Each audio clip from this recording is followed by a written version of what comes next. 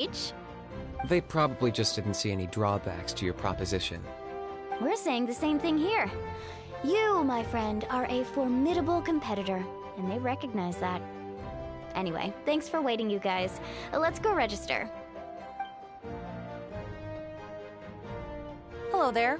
Here to register for the pilgrimage? That's right. I wanted to ask, though.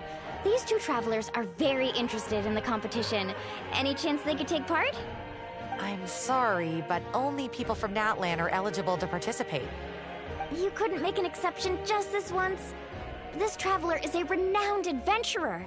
She's more than skilled enough to participate, and I'm sure the audience would be interested in seeing what she can do. It's not that simple, Miss Mualani. Even a single exception sets a dangerous precedent for countless interested parties in the future. The purpose of the pilgrimage is not only to select strong warriors, but also to collect contending fire from the battles. This is the fire that fuels the sacred flame. Natlan is only safe from the invasion of the Abyss, while the sacred flame burns eternal. Oh, so there's another purpose for the tournament. That was the initial purpose, actually. Every participant, whether they win or lose, contributes to the defense of our nation. That's what makes it such an honor to take part. Exactly right, Mr. Kanich. Contending fire can only be produced in battles between people of Natlan. Outlander participation would inhibit the production of this fire, which could in turn jeopardize the sacred flame. Oh, so it all comes down to the contending fire. Well, you can still enjoy the event from the stands. I'll try to get you some good seats. That would be great! Tourists like us are better suited to being spectators anyway. Still, there's something Paimon was wondering, actually. You read Paimon's mind, Traveler. Why doesn't everyone just fight together? You know, since you can bring them back to life. The power of resurrection has its limits. For starters, the Ode only works on those who bear an ancient name. That's also why ordinary people who emerge victorious in the pilgrimage aren't sent to fight the Abyss. It's for their own protection. Although, they're still afforded the same honor as those who triumph over the Abyss in battle. That brings us to the other condition for resurrection. Not much to this one, actually. Just one word: victory. Victory? The victors shall burn bright, while the losers must turn to ash. Only those who triumph over the Abyss earn the right to be revived. Defeat in battle not only means death, but also the destruction of your ancient name, preventing it from ever being inherited again. The tales of the vanquished are eventually forgotten, and an ancient name cannot survive when the stories of its bearers are lost to time. Yeah, they won, right? Isn't it the defeated ones who need reviving? You have to think about it at the team level. For example, 5 representatives will be sent to repel the Abyss this time. Even if 4 of them were to perish, the Ode of Resurrection would still take effect. All you need is for 1 person to return victorious.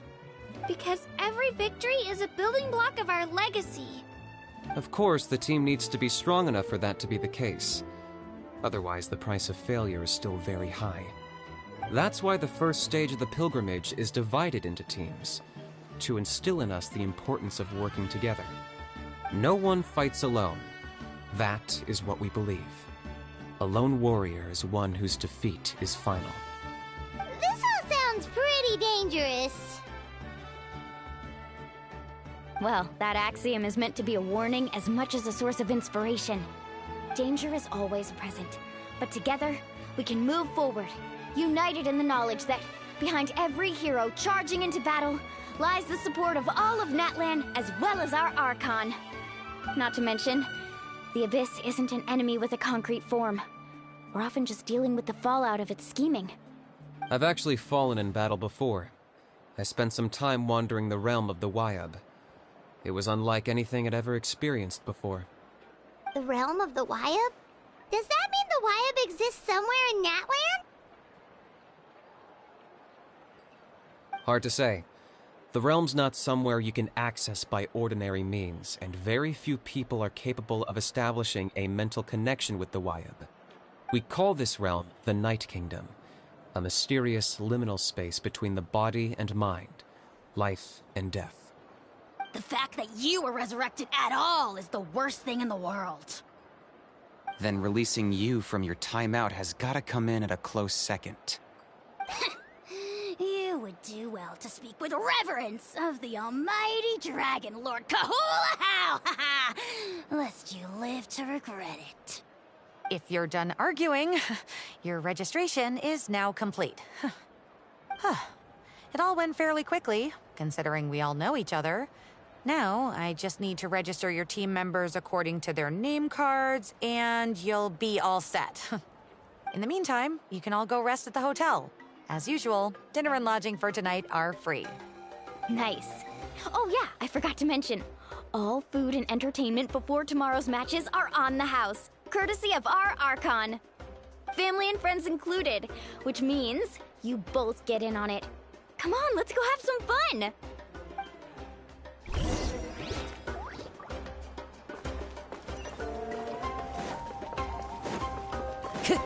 Time to go.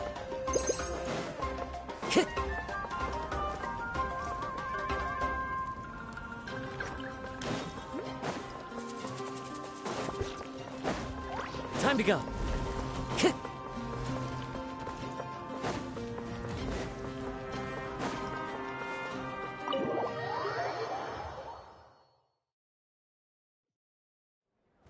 Dig in, you guys. Eat as much as you want.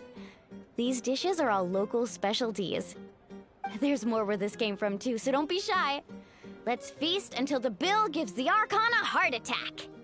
Don't be dramatic. The Pyro Archon is very generous, even if it does cause some trouble for all the hotel workers and volunteers. Speaking of trouble, I've locked a How away for now, so you don't have to worry about him being a nuisance. Wait, isn't that a little harsh? Nah, Kanich and a How are always like that. Everyone has their own unique way of getting along with their Saurian companion. What's got you all down in the dumps, Kachina? You don't have to worry about tomorrow. I'll be with you every step of the way. I know. Everything's fine, really. I'm just nervous. I can't keep using my age as an excuse. I have to get stronger. I have to prove to people that I'm not trying to avoid the Night Warden Wars. You don't have to prove anything to anyone. You know your own heart. So stop beating yourself up over other people's opinions. If they don't think you deserve to bear your ancient name, they can take it up with the Wayab. Trust me, Kachina. The Wayab see something special in you. I just hope it's not the fact that I can take a few punches. Yeah, I'm on a 7 or 8 pilgrimage losing streak. My ranking has been improving little by little, but still no wins. To be honest, losing 7 or 8 times isn't even a lot. Maybe other people can't see your improvement, but your performance still isn't something to scoff at. Yeah, didn't you say you got really close before? It's just... what if I don't even make it through the team stage this time? Hey, have a little faith, will you? You've got me on your team. Stumble, and I'll be there to get you back on your feet. Run into someone you can't beat, and we'll face them together. I know you've never tasted victory, but you trust me, don't you? Mililani, you're the best. I trust you. I definitely do. And you're right. I've got to pull myself together. I still don't know why the Wayab chose me to inherit an ancient name. But I can't be the only bear who's ever felt this way. If they can keep at it, so can I. Not to mention, the fact that your ancient name has survived until now means all your forebears managed to honor its meaning. Otherwise, it would be lost to us by now, shattered by defeat in battle. That's right! And you'll have us rooting for you too! No. It should be the other way around. I was clearly the one who asked to learn from you. But still... Thanks, you guys. Jeez, now I'm crying again. Everyone has been so nice to me today. I'll win this time for sure. I won't let your support go to waste.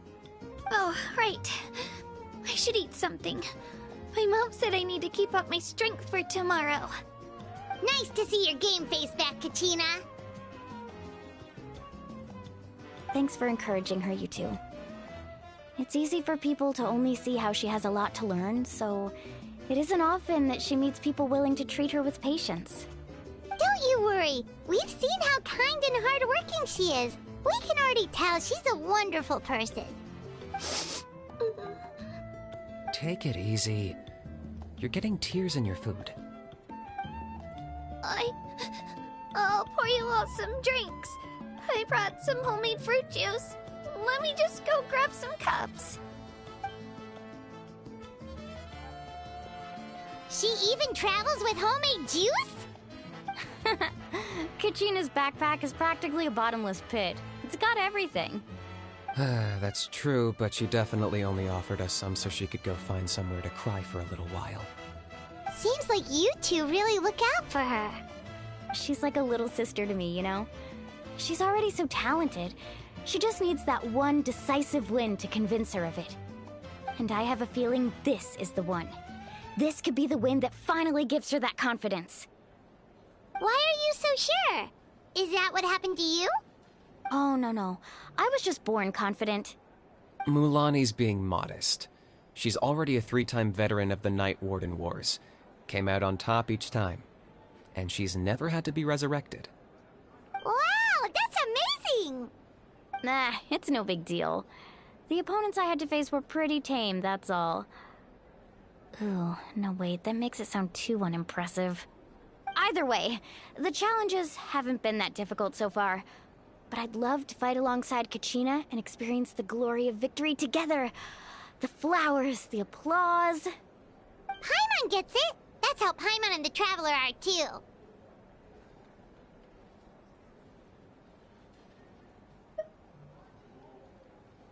Of course! Just think about it, Traveler! Where would you be without your guide? Drinks are here. Better try them while they're still fresh. Feeling better now, Kachina? Me? I'm totally fine. Really, I promise. That was just nerves earlier. I'm gonna get some meat in my system, then head out to get some exercise. Want to be nice and loose for the tournament tomorrow. I'll come with you. Just don't go overboard, okay? The last thing we need is for someone to oversleep. We've got an early day tomorrow. If only we had a friend who never oversleeps. Alright, fine. I'll make sure you guys are up on time. Attaboy. I knew you'd catch on. So full. I'm so sleepy. We should get a good night's sleep before the competition tomorrow.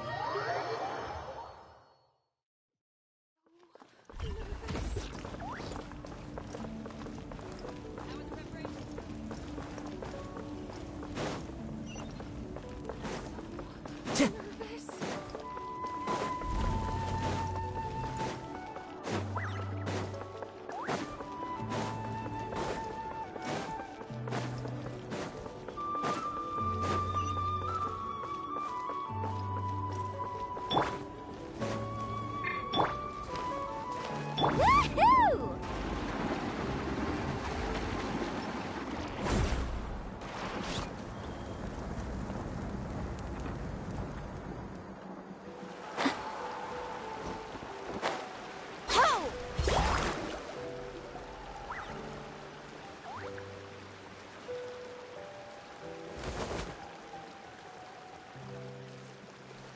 Kachina! Oh, it's you two. I just finished training with Mualani. What's up? Well, you worked so hard to introduce us to Natlan, we wanted to return the favor. Wow, you guys are exactly like Kachina described. No wonder she's already your biggest fan. Guess I should make myself scarce, though. Kachina was the one who helped you out all day, so I don't want to intrude on your secret teachings. Huh? What do you mean? Observation? Yeah, the person who hits the hardest isn't always the one who wins. Oh, I think I get it. You're saying, fight smarter, not harder. Having the strength to win is just as important as knowing the right strategy. Atta girl, Kachina! Exploit your opponent's weaknesses while maximizing your own strengths, and you're sure to find opportunities to turn the tides in your favor. You're right. I just need to focus. When I get nervous, I forget to assess the situation, and end up rushing in without a plan. Mind sticking around a little longer, Mualani? I want to try out some new moves. Sure. Thanks for taking the time to teach me, you two. I won't let you down. Just give it your best shot.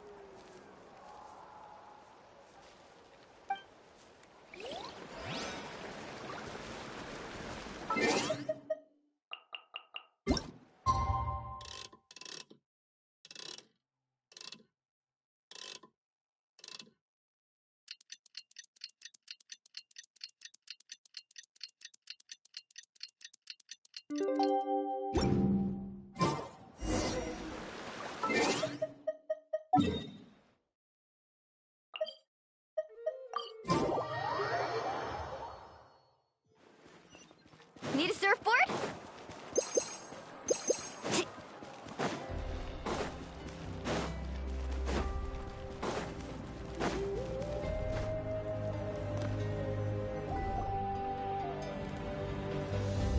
Morning, Traveler. Morning, Paimon. Looks like everyone's here right on time. Good to see that no one overslept. Says the one who only made it because I was there to get you! How? Not so loud. You're gonna give me a headache. Well, if you don't do well today, we know who to blame now, don't we? See how your friends talk to me, Kanich? I help you wake them up, make sure everyone's on time, and do I get a thank you, how? No! I get told off! Mualani's right, though. Hopeless. Every last one of you. All right, moving on. How did you sleep last night, Kachina? I had some nerves at first, but my bed was great. I fell asleep the minute my head hit the pillow. That's good to hear. Maybe you handle stress better than you know. The competition's about to start. Did everyone eat something? A little. Didn't want to overdo it. Oh no! We were so busy focusing on the tournament we forgot to buy something! I thought that might happen. Here, I brought you some. No thanks necessary. I'll treat you to something even better once... Attention everyone! The tournament is about to begin. All contestants proceed to the venue. I repeat, all contestants proceed to the venue. Well, I'd say more, but that's our cue. The opening ceremony is what kicks everything off. You should be able to see Kachina and me from the stands. We're counting on you to cheer us on. Don't you worry! Paimon's gonna cheer so loud, you'll hear it across the stadium! Thanks, you two. I'll be sure to keep an ear out. Well, we should get going. See you later. Okay, bye-bye!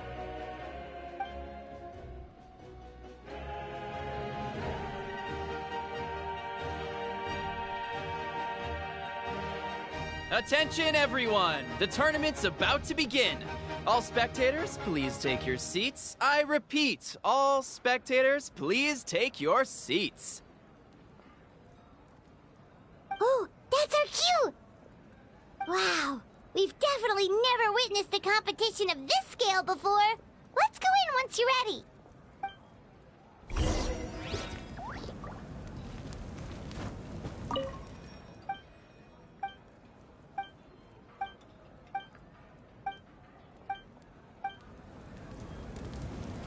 Entering the Stadium of the Sacred Flame, you won't be able to leave the arena once the tournament begins.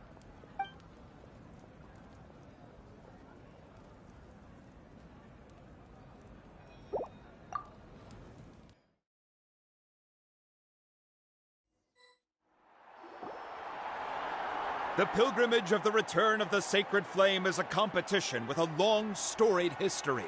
Countless hopefuls have gathered here today, each vying for the same prize, the right to serve their homeland in the Night Warden Wars. Before we begin, allow me to remind everyone of the rules. Today's tournament begins with the team stage, before advancing into individual competition.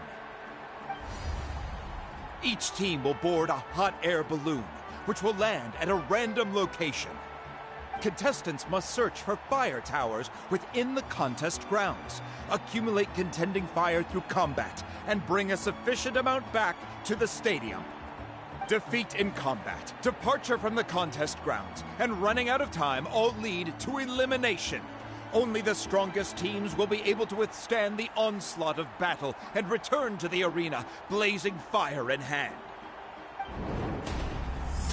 Only those who emerge triumphant in the team stage earn the right to take part in the individual battles. The outcome of these one-on-one matches not only affects the contestants' individual scores, but also determines their next opponent. After many rounds of battle, the contestants with the top 5 rankings will get the chance to take part in the Night Warden Wars. Now, let us welcome our Archon as she delivers the opening address.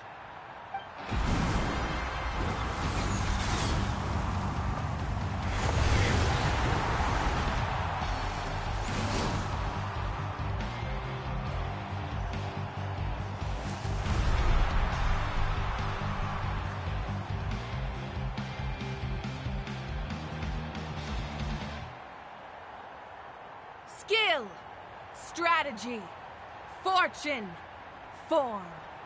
Many factors influence strength, but victory never lies. The pilgrimage is not merely a trial to determine the strongest among us, but also a stage upon which to showcase your individual growth. Today marks the beginning of yet another legendary saga. One written in the triumphs of the victors. So, without further ado, let the games begin! So that's the Pyro Archon? Is it just Paimon, or does she seem kind of intimidating? Kachina said she was friendly and welcoming, but, how did she come to that conclusion? Didn't Kachina say she was just an ordinary person before becoming the Archon? Sure doesn't seem like it. She doesn't seem ordinary at all. Oh, look! It's Kachina and the others! Well, folks, it's clear the contestants are already raring to go. The teams will now board their hot air balloons and make their way to the competition grounds. Shasta! Shasta! Yeah, cool girl! Do it! Kick their butts, Itzna! Go, Mualani, go! You can do it, Kachina! And the crowd goes wild! The hot air balloons are about to ascend. Contestants, prepare yourselves to take flight! Remember the rules. The balloons will take you to random locations, and your battle starts the moment you land. Best your competition, collect sacred fire, and bring it back to the stadium. Good luck, everyone!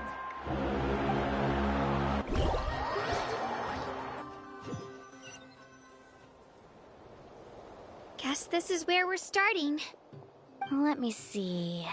It seems pretty quiet around here. Looks like we get to ease ourselves into combat today. Let's head that way. We don't need to worry about avoiding other teams. Anyone that crosses our path can kiss their chances goodbye. Okay, I'll follow your lead. Just remember, don't hesitate. The team matches are all about keeping the energy up. So let's do it! And with that, the pilgrimage is now underway. Time for the contestants to give it their all!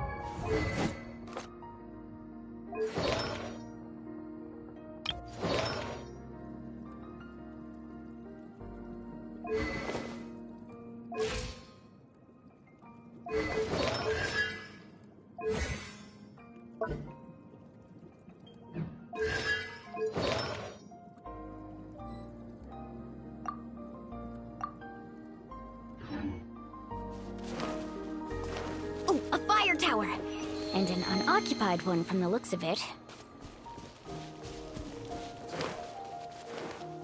Be on the lookout for an ambush. Careful, we've got company! All right, Kachina. Let's finish this fast. Looks like we've got ourselves an easy start. Perfect timing. We've got to fight to generate contended fire in the first place. So let's go. Winner takes all, loser gets lost.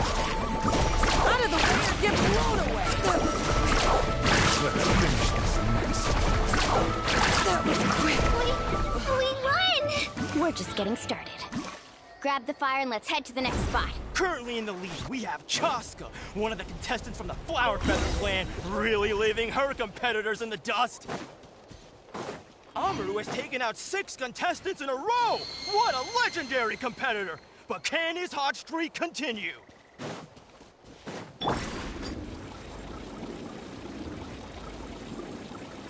Oh, well, aren't you two an interesting duo? How did these monsters make it onto the grounds? It's part of the tournament. If you can't handle a few monsters, how are you supposed to repel the abyss? Look, why don't we handle these monsters first? Then we can battle it out between ourselves.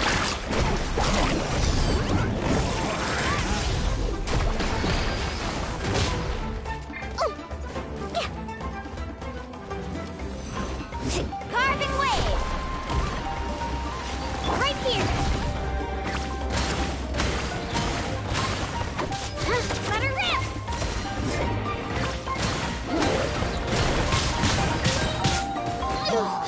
I'm fine, clear the area!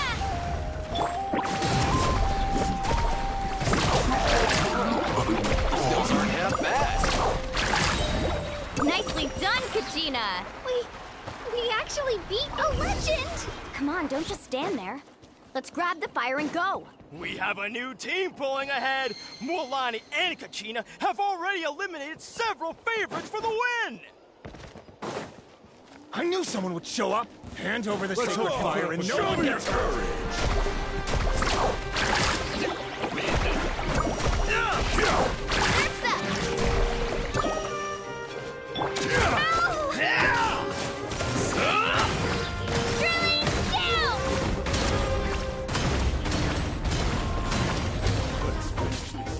Let's ride! Would you look at this? 2 favorites for the win. Itzna and Unkunga have run into each other. Looks like it's gonna be an early goodbye for one of these formidable competitors. All right, let's finish. Carving wave!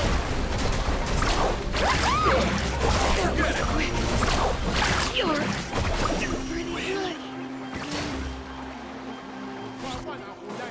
Attention contestants, Mualani and Kachina. You're currently heading out of bounds. Please return to the This mountain is huge. Is the next tower... It's going to take forever to make it to the top. Just leave it to me. I'll get us up there.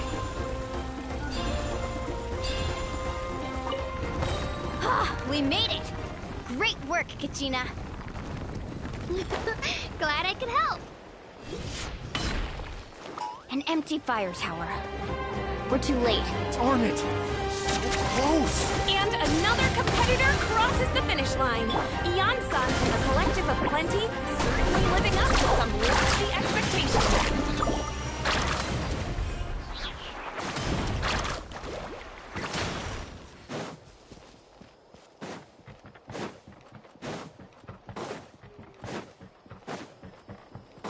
Kachina, is that you?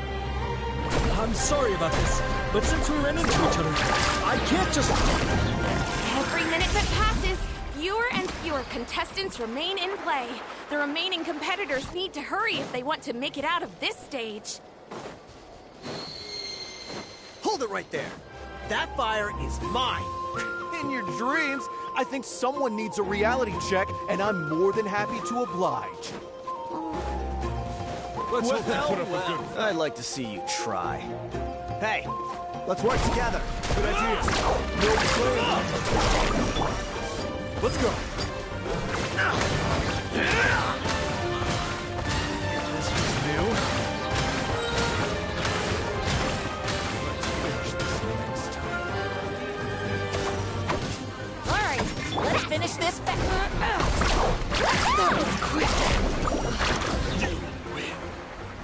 collected enough sacred fire. Still doing all right, Kachina? Let's finish this fast. We'll be running out of time. There's a spirit way over there. We can ride it back. Let's ride!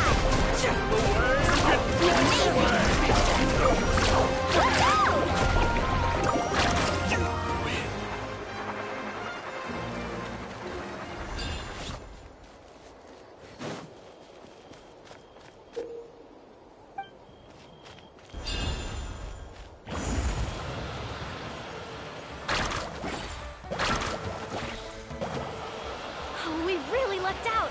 Just grab onto me, Kachina. I'm not sure if you remember, but people from my tribe can ride spiritways over great distances. It's all smooth sailing from here. Thanks, Milani. Hey, what are you thanking me for? We won as a team. There's no way I could have taken on that many people without you. Have a little faith in yourself. You're already a great warrior.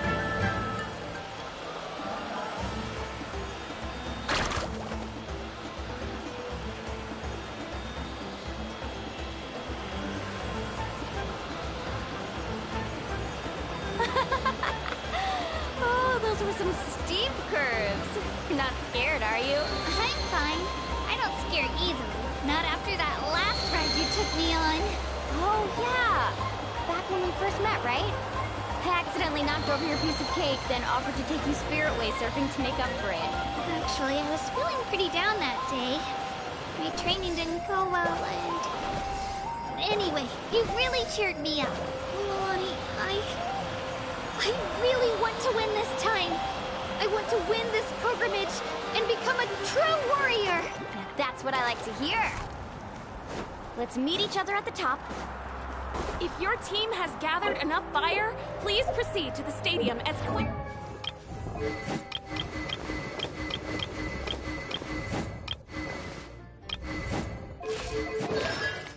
quickly as possible. I repeat, as...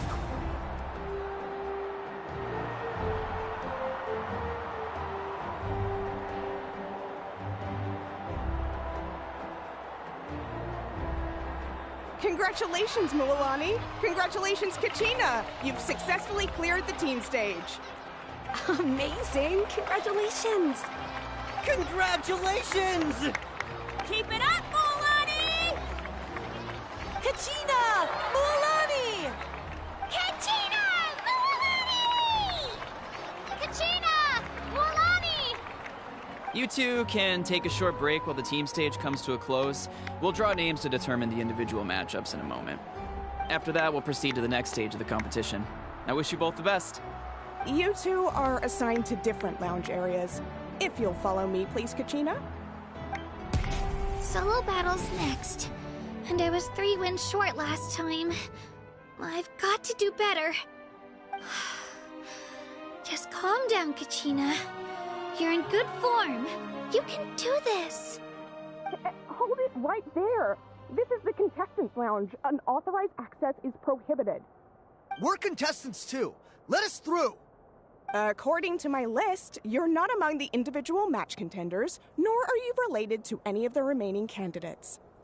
Well, we'd still be candidates if it was just based on strength. We only lost because 2 other contestants snuck up on us like cowards. If you could just go contact the referee, we'll wait right here for you to...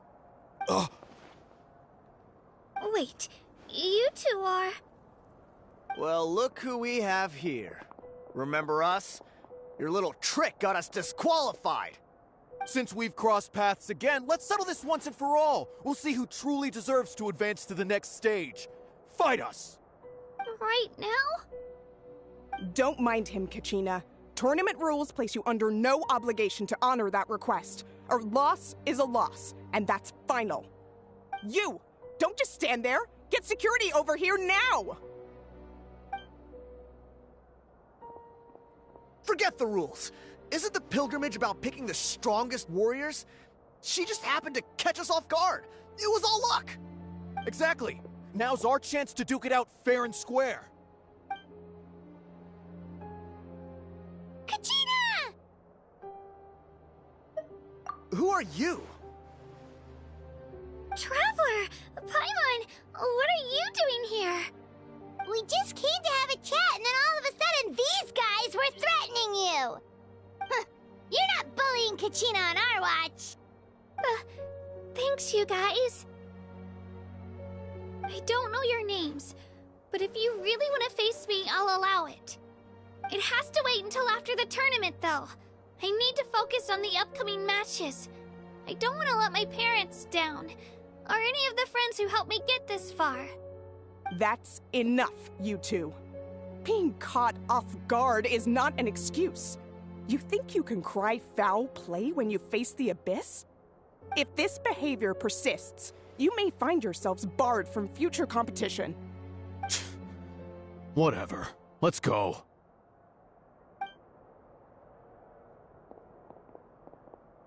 Are you alright?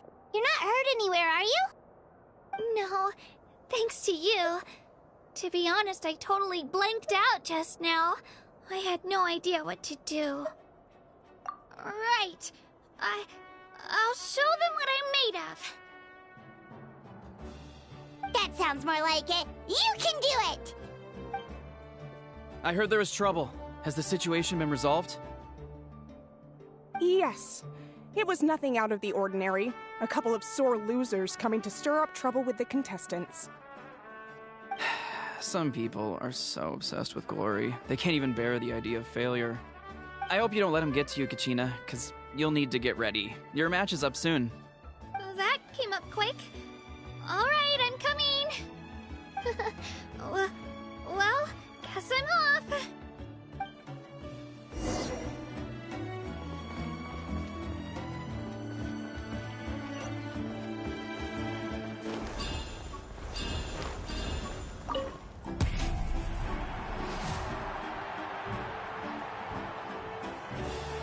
You must be Kachina.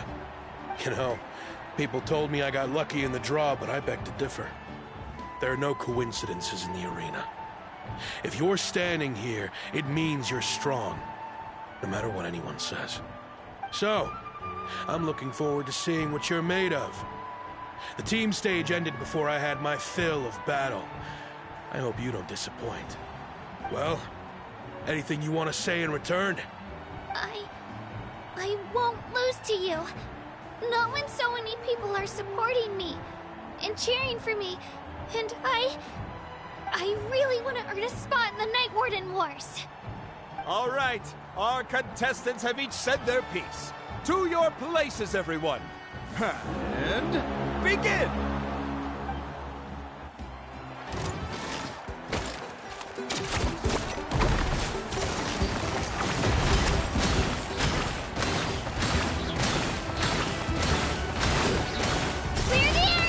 You can do better!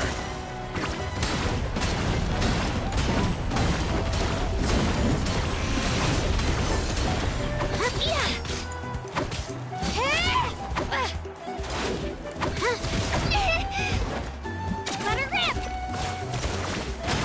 That's more like it. Again!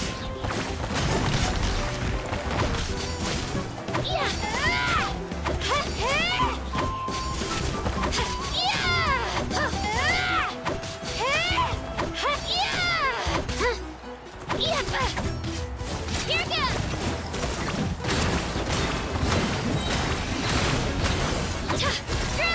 down!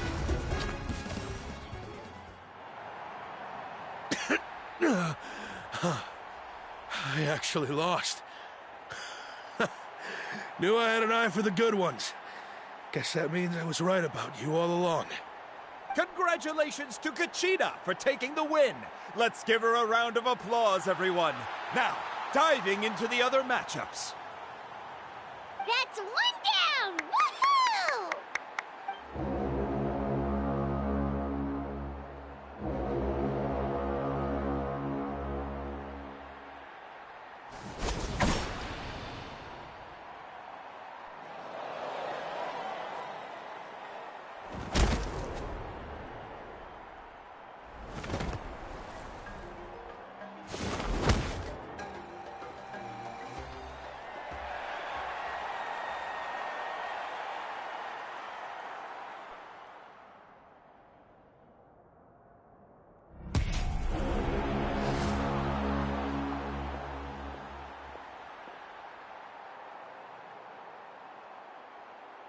Where do you come from, kid? Think you've got what it takes to go to war? I hate to break it to you, but it won't be easy to get through me. And you are... You don't recognize me? Figures. Our generation's been in decline ever since Ateya and the others retired from the front lines. Either way, once we face off, you won't forget my name anytime soon. Let's do this! Hear that? The exhilarating cheers of the crowd. That's why I'm...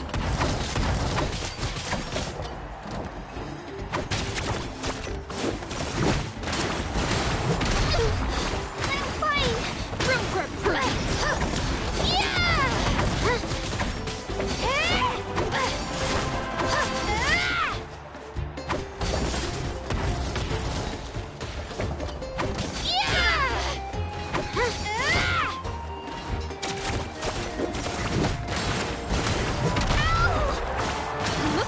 Time to get serious!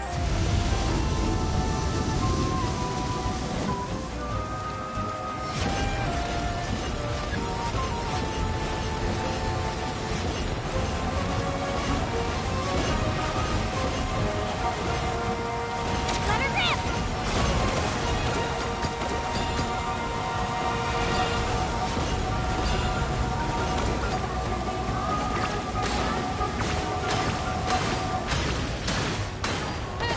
An impressive blow.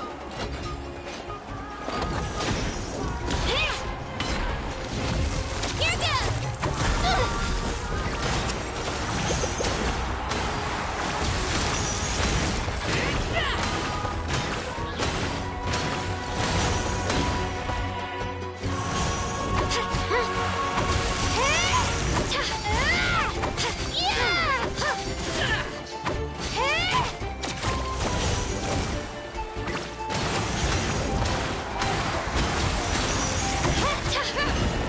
It's just a scratch.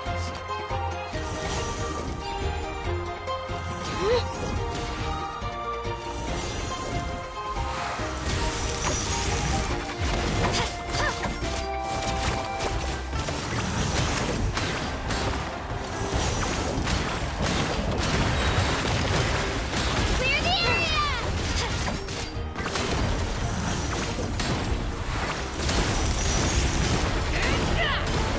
Try this on for size.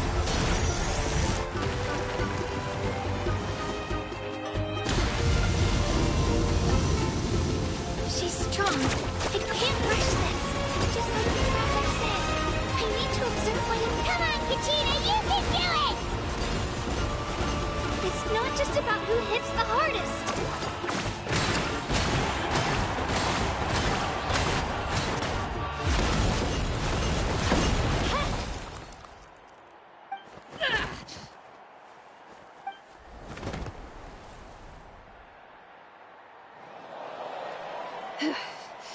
Gotta hand it to you, kid. You really impressed me. I take back what I said before our match. You've got what it takes, Kachina. Youngsters like you, you'll forge your own miracles. And it's Kachina for the win! We'll now head into a short break as our contestants prepare for the final round of competition.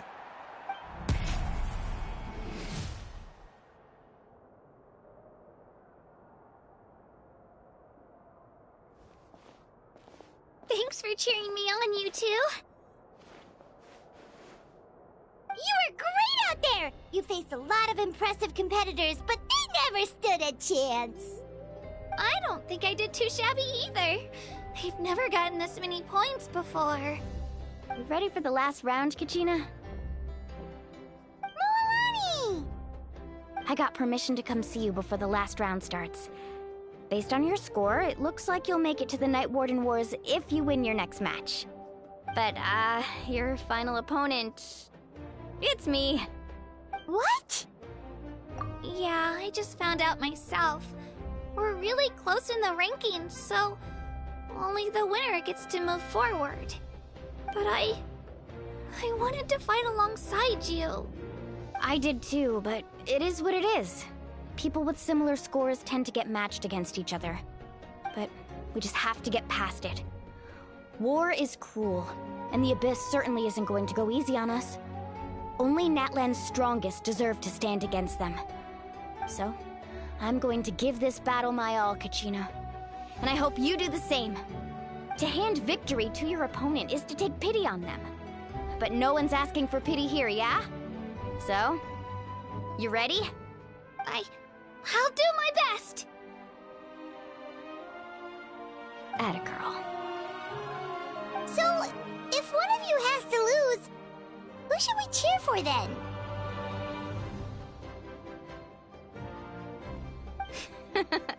You mean one of us is destined to win?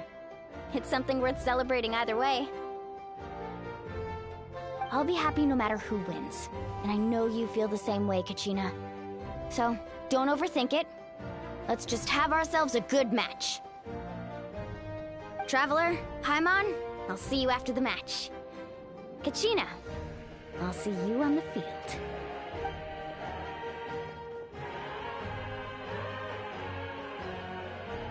I've been training so long for this, and Mualani's helped so much.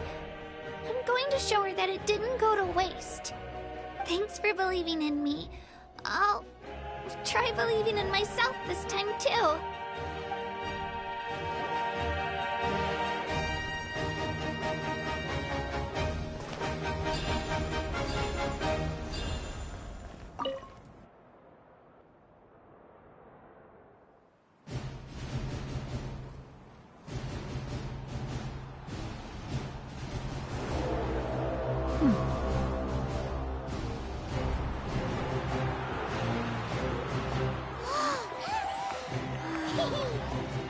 We've arrived at the final phase. The winner of this match will take the final spot among the victors.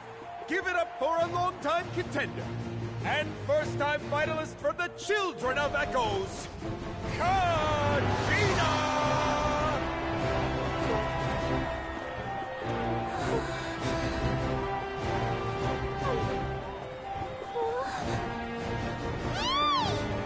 You get this, Kachina! And her opponent from the people of the Springs, a young prodigy and Night Warden Wars veteran, Mualani! This face-off between old friends promises to be an explosive showdown. May the best warrior win! You've come so far. Still nervous? Why does it have to be you? Still, I'm glad in a way. Even if I lose, I won't have any regrets. Come on! Kachina, this is no time to be modest. I know you want this more than me. And it's about time you start sounding like it, okay? I want to win. Mualani, this one's mine!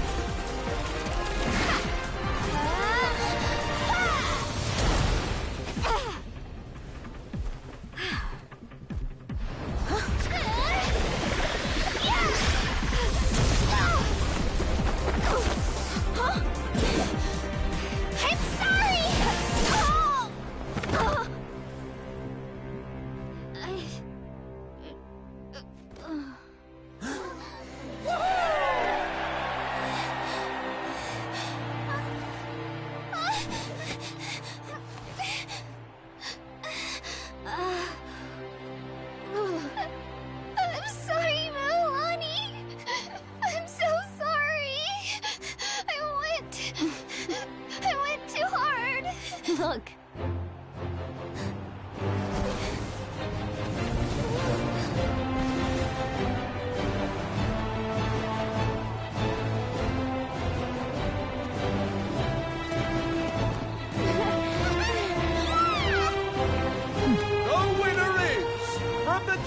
of Echoes, Genshin!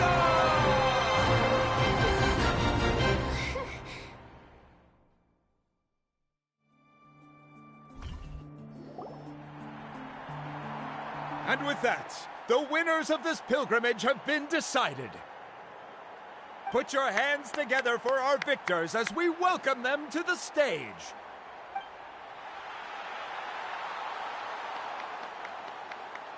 With her 6th consecutive win, Cheska of the Flower Feather Clan.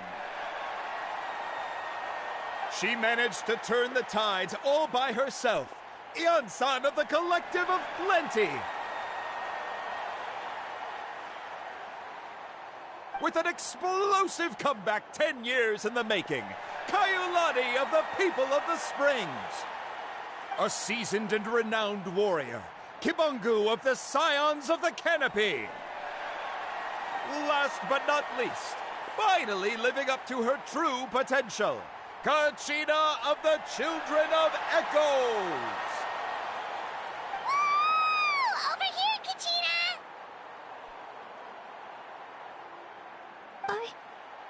I made it. Feels like a dream. This is no dream. Your strength is what got you here. We'll be going to war together. It's an honor to fight alongside you, Kachina. No matter how many pilgrimages I witness, I'm always overwhelmed with pride in this moment. Pride for you, my brave warriors. You give me faith that our innumerable sacrifices are not in vain, that the future of Natlan shall burn with the brilliance of a blazing fire. Brave warriors, the following is an order, and also a personal request. Go forth and crush the abyss! Seize victory and glory for Natlan! As you command. As you command.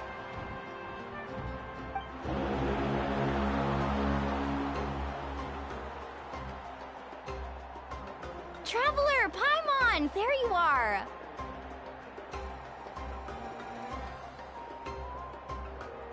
I wanted to thank you for supporting Kachina back there. She really has grown into a formidable competitor. She deserved that win. Not that it feels good to lose, but I'm happy for her. It's definitely bittersweet, though. Hey, wanna go for a walk? Kachina and the others will be busy fighting the Abyss, so why don't I show you around Natlan for a while? Sure. What do you say, Traveler?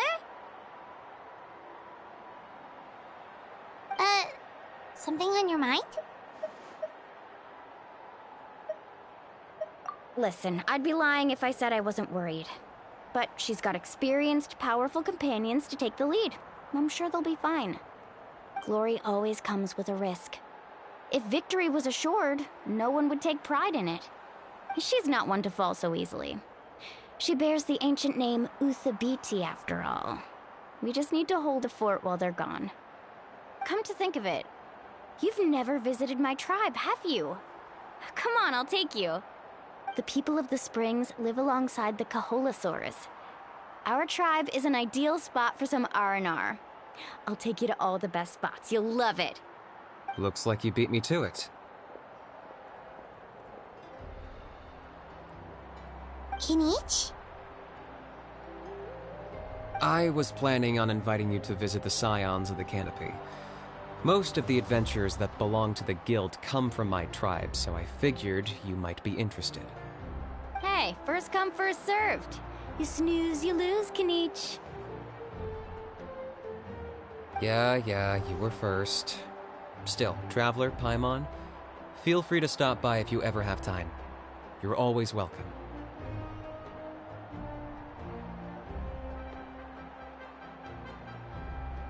Yeah, thanks for inviting us.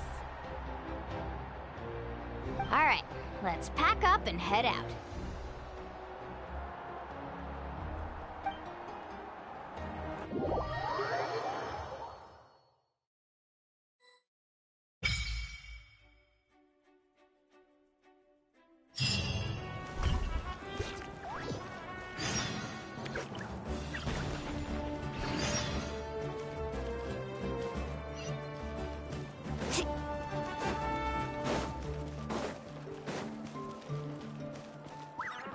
surfboard?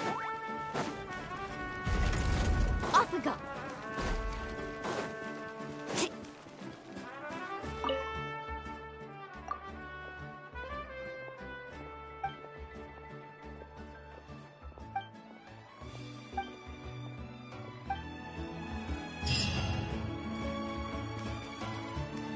Add astro...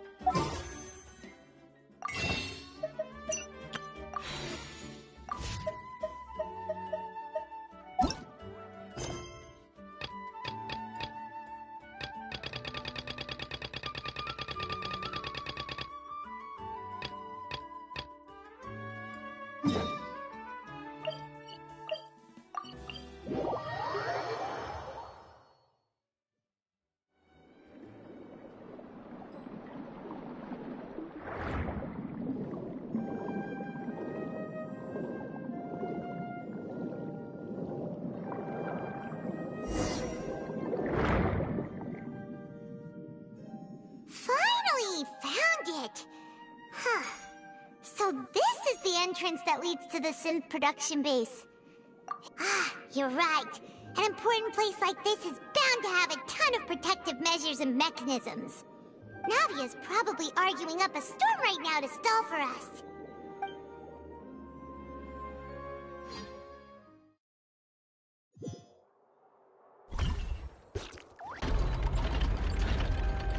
It would appear that I must repeat my question again, Mr. Tartaglia. Do you accept the charge that you are the true culprit behind the serial disappearances case? To be perfectly honest, I don't understand your country's complicated court system, or the reason why I'm being charged with something I've never even heard of.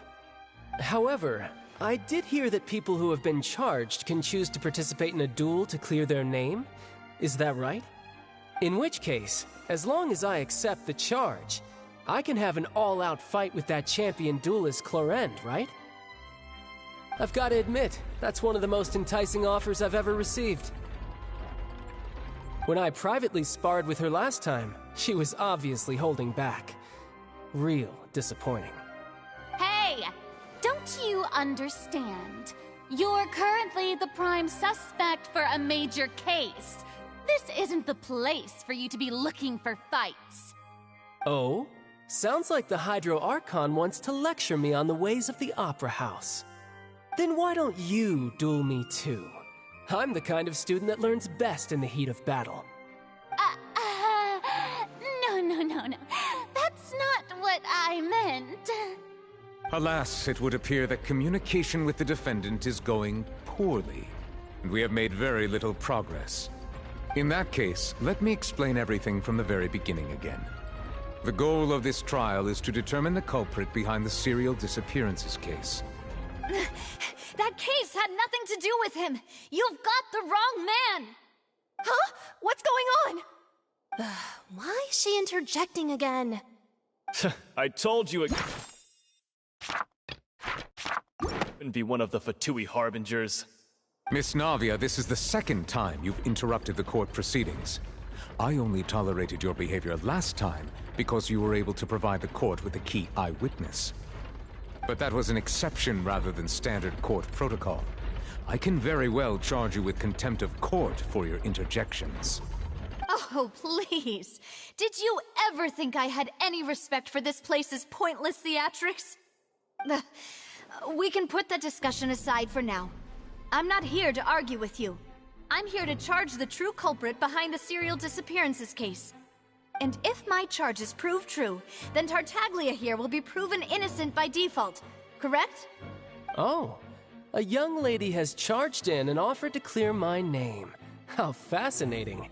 Well, I'd gotten half bored to death by all these rules and procedures anyway, so I'll take you up on that offer. So, Your Honor, is there nothing else for me to do now? You may take a seat for now in the audience, but that doesn't mean the suspicions against you have been lifted. Now then, Miss Navia, Who is the person you would like to charge instead? That person is...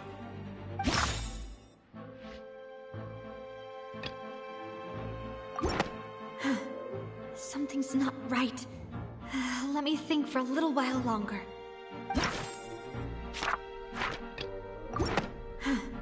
Something's not right. Let me think for a little while longer. Something...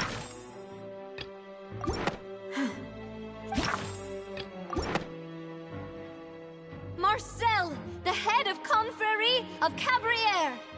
Huh? What confrérie? Never heard of them in my life. I've heard of them, but weren't they Spina di Rosula's sister organization? Oh, is this going to be a friends to enemies type situation? Please let me remind you, Miss Navia, that charging someone is an incredibly serious matter. Committing to the charge also means taking on the legal responsibilities associated with it. And if the charge fails, depending on the circumstances, you may also be charged with the crime of making a false accusation. Knowing this, do you still wish to charge this man? Yes, I do. In that case, I declare the charge to be valid. Miss Navia and attorneys, please take your places on the court. Members of the guards, please contact Mr. Marcel right away so that he may stand trial.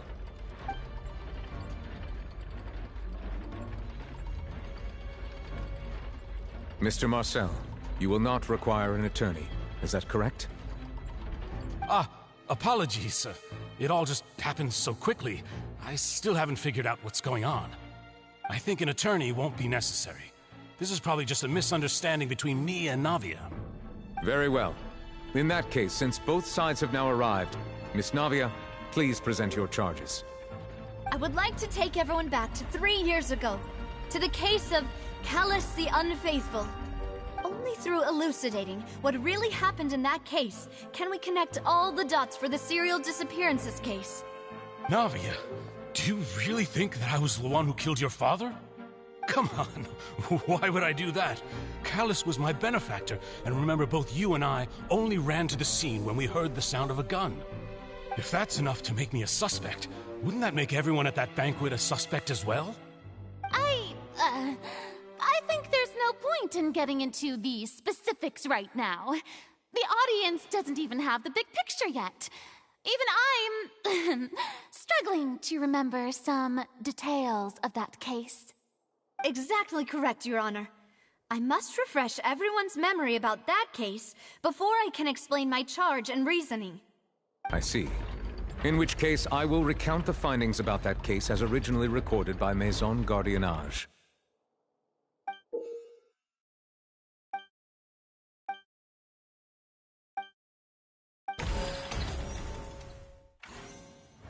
On the day of the murder, Spina di Rosula hosted a large banquet in a countryside estate owned by the Confrérie of Cabrières. During the banquet, all attending guests heard 2 gunshots from the courtyard. When the guests arrived at the scene, they found the primary suspect, Callus, holding a gun, while his acquaintance, Jacques, lay dead from a gunshot wound. The guards' investigation did not recover any other firearms from the scene. As a result, they concluded that the suspect's first shot must have missed, while the second must have taken Jacques' life. The suspect did not dispute this conclusion, and also declined to defend himself in court. Instead, he chose to prove his innocence through a duel. Callus was defeated by champion duelist Clarande in the ensuing duel, and soon succumbed to the injuries. These are the known facts about the case.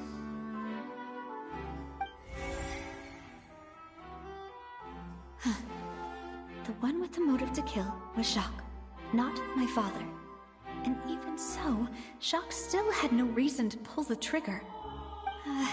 In truth, the third person shot Jacques first, and was shot in turn by my father when my father seized the gun from him. After that, the true culprit turned the third person into water, erasing all traces of him from the scene. Thank you for the summary, Your Honor. Of course, the guard's conclusion appeared quite sensible to us at the time. However, we should revisit the case now that we've gained new information about the abilities of water from the primordial sea.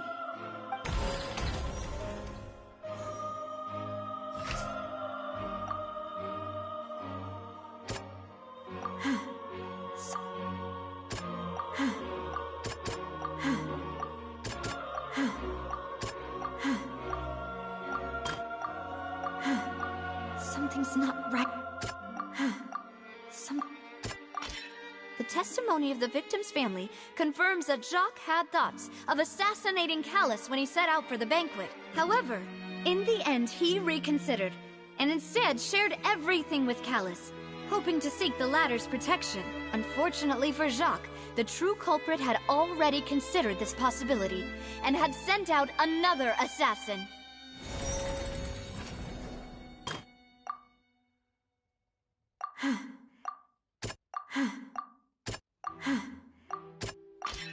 A pile of clothing was found at the scene.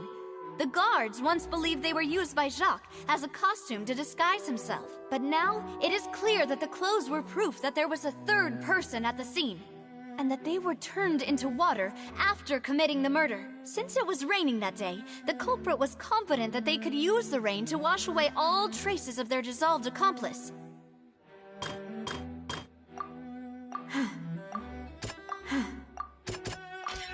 This assassin first shot Jacques, then turned to shoot Callus, only for Callus to wrestle the gun from him and kill him instead. Realizing this, the true culprit caused the hired assassin to dissolve into water, leading everyone to believe Callus was responsible for Jacques' murder. This is the true version of events.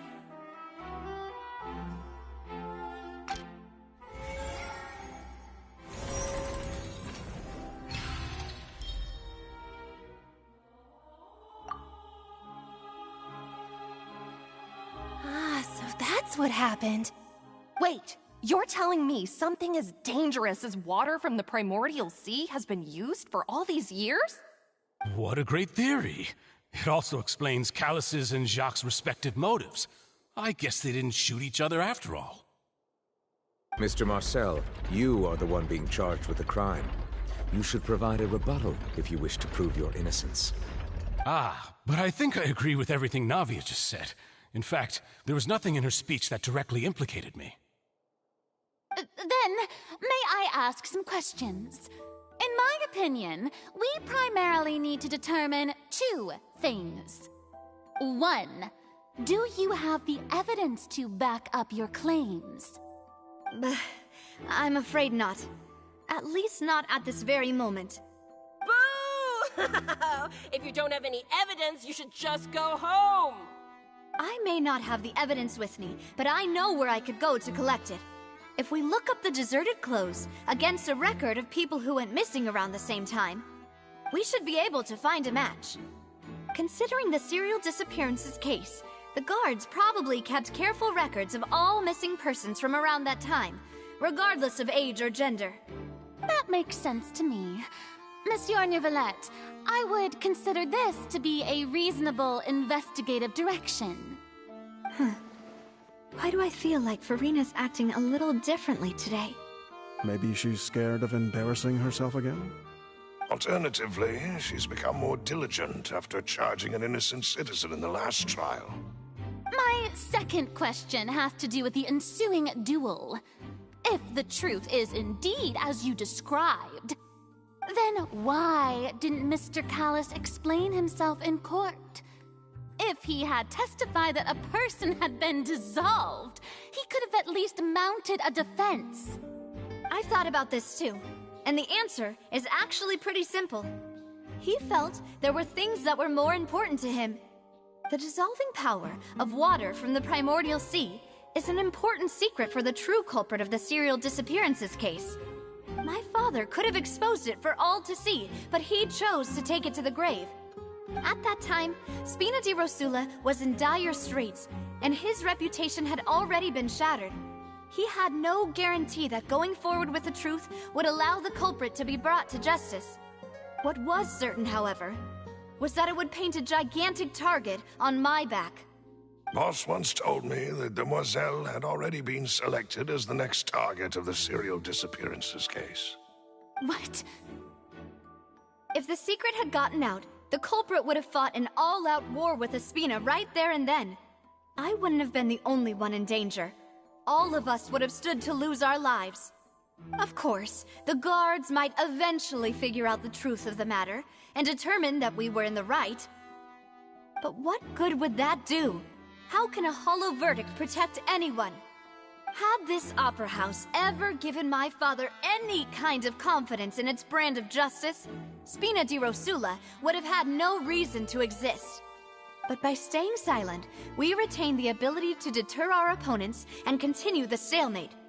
I was able to become Spina di Rosula's president, which made me harder to target, as well as giving me more time to grow and learn. And once I have figured out the truth and stepped up to the challenge, I will do what this opera house cannot, and restore my father's truth and honor back to him. So, you mean to say, your father intended to die in the duelist's ring? That's right. Do you have any proof? Of course. All you need is to ask his opponent, Clarand. I don't need your apology, your guilt, or your support from the shadows. You don't have to do anything for my sake. But since he entrusted his will to you, Clarand, you should tell us the truth about his sacrifice. So, during the duel, did you believe that Callus was intending to die? Yes, I did. As a champion duelist, I've fought many battles and taken a countless number of dishonored lives. In my line of work, I've seen all kinds of people give their all for the faintest hope to continue living. Some were determined, others passionate, and some even manic and twisted. Just one look and I can tell if a duelist is hoping to live or if they're looking to die. I hereby swear on my name and honor as a champion duelist that Mr. Callus never intended to leave the ring alive. Since that's your testimony, I have no more questions. It appears there really are good grounds to reopen this case. I concur. However, Miss Navia, you still have not explained the link between your father's case and the serial disappearances case. Right? What she said was fascinating, but kind of beside the point.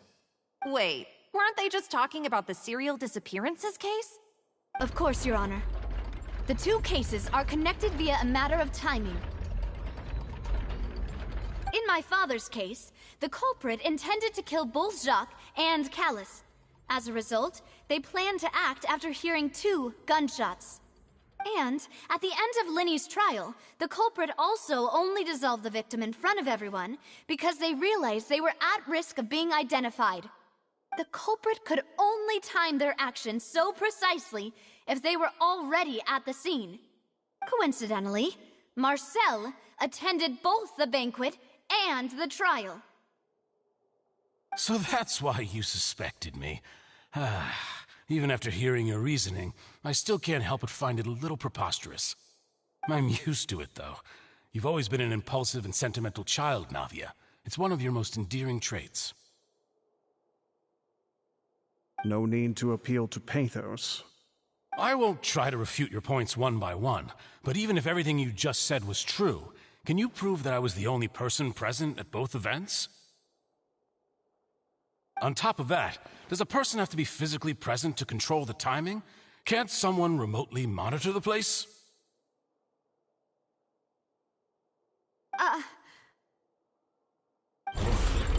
Know what she can say to that.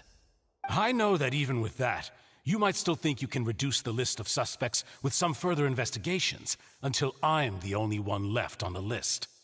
Alas, who won't feel at least a little hurt by an accusation of murder from a girl you see as your own daughter? But if I were to dismiss this completely, you'd also think I'm not being considerate of your feelings. Ah well, let Uncle Marcel teach you another lesson. Do you know what the biggest flaw in your reasoning is? I suppose you're gonna tell me anyways. It's timing again. I'm a businessman by trade. From that standpoint, there's no reason for me to kidnap young women. It's a high-risk action with nothing to gain. In addition, I left my home in Snezhnaya when I was young to come to Poisson and work in some trade. My business only thrived when I received Callus's patronage. But the disappearances began before I ever stepped foot in Fontaine. I do apologize, Demoiselle. This was my mistake. No, it's not your fault. I'm sure he had come prepared. Is there anything else you'd like to say? Would you like to check the date of my first business license against the first known case of the serial disappearances? You can also take a look at my border entry records, or ask my friends and family when I left Snezhnaya for the first time. Could those records and testimonies do something to appease the unspeakable anguish in your heart? Seems like she got the wrong guy. At this rate, Navi will be convicted for falsely accusing him. I think you've done a superb job of dissecting your father's feelings as he neared the end of his life. But aren't you going against all of his wishes and expectations right now? He wished for you to become more rational, collected, and conscientious, instead of dwelling only on your own feelings. Once you've learned to be more considerate of others' feelings, and to stop rushing headlong into things, you'd have met most of his expectations. This isn't just about me, and it never has been. The biggest difference between me and the rest of the victims is that I still have the ability to search for the truth, while that same agency has long been taken from them. The people whose families were destroyed by synth abuse, the people who lost their loved ones to the serial disappearances, and the people who suffered tragic ends due to their sense of justice. Many people's images are flashing before my eyes. I'm sure some are coming to those of you in the audience as well. And whose image do you see, Marcel? Is it a man named Vacher? Oh, so you do know that name. I'm merely surprised you'd suddenly say the name of someone I've never even heard of. I was waiting for you to say that.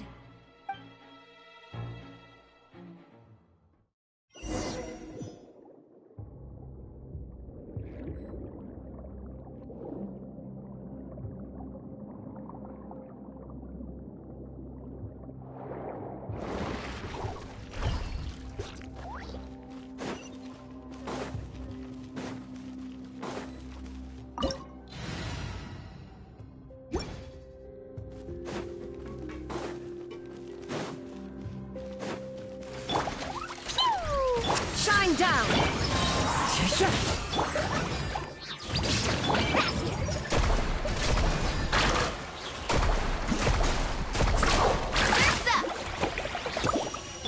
There is no escape!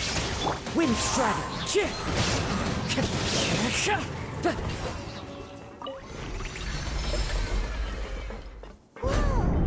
The floor is going up! Is it because of this mechanism in the middle? That guy really prepared a lot of stuff for this place.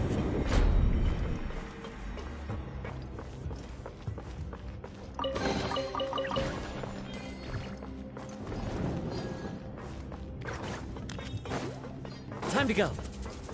Paimon thinks we need to go up, but Paimon doesn't see a way. Let's take a look around. Maybe we'll find a hidden mechanism that'll show us the way up.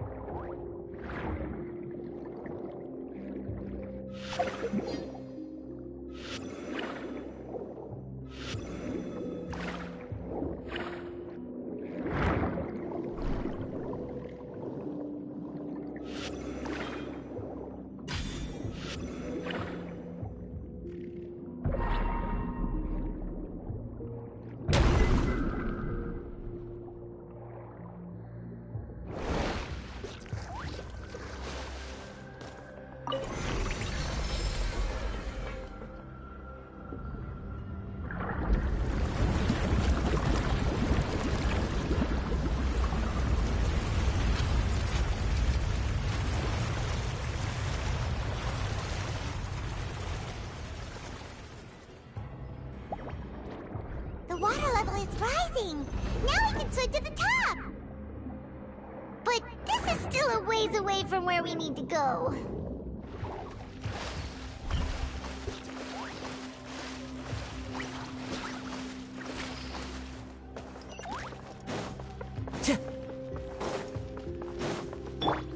Illusion shattered!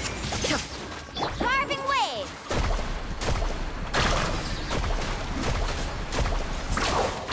Amazing! Shine down!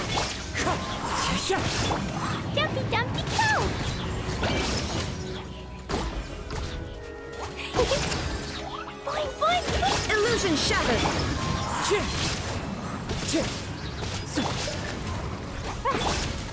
Wind strike! Shine down! That hurt!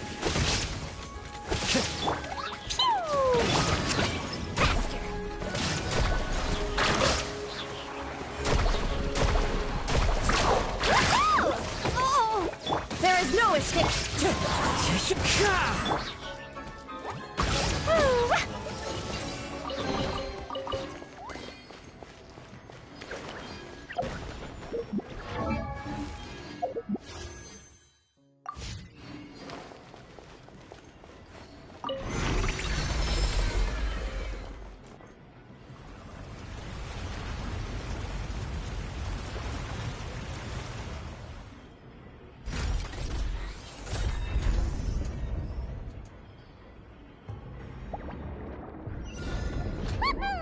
Now the path is clear! Let's go!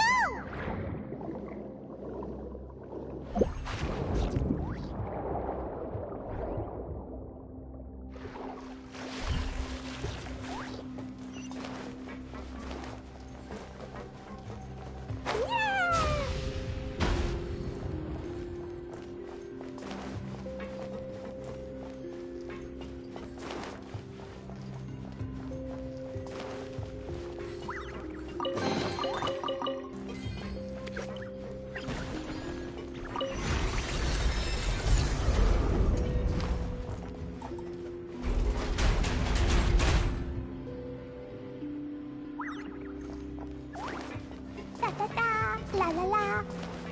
Woo!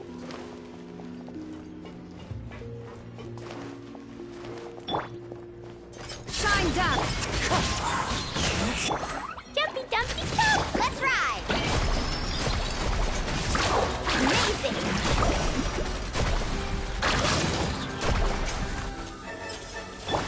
Boing, boing, boing! Wind strike!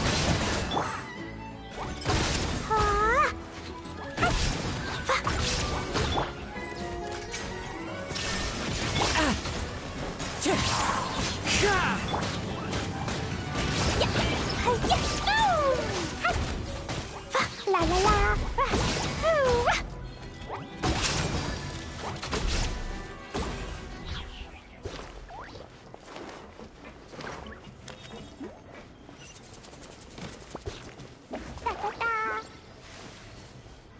La la la.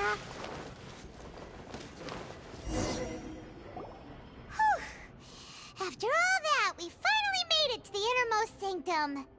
Though, as expected, the mastermind isn't here. That's right. Then let's hurry up and find some evidence so we can get back to the Opera House and help Navia.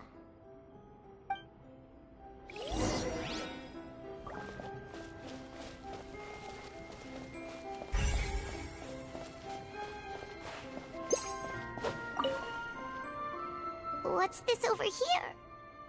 Looks like some kind of place for research. Experiment number 16 aims to verify Jacob Ingold's research conclusions on the primordial sea and use his theory as a foundation to achieve a breakthrough. The experiment was a failure. No individual managed to resurface from the water from the primordial sea. Female specimens 22, 23, and 24 were dissolved. Sorry, Traveler. Paimon will try her best. It's just that Paimon's never read something so scary before. How can someone write something that terrible in such a matter-of-fact tone? You read the rest. Paimon's too scared to keep going. So that's why he did all of these experiments. But did he really think he'd be able to find a way just by dissolving people over and over? That's just insane! Huh? Isn't that the name you heard by the fountain? Paimon thought he was an eyewitness in the serial disappearances case. Vache is the one who did all of these... experiments? So that's it! Vache was no victim, but personally took his lover and... No, that's not it either! If that's the case, why would he want people to resurface from the water? In any case, Paimon will write it all down.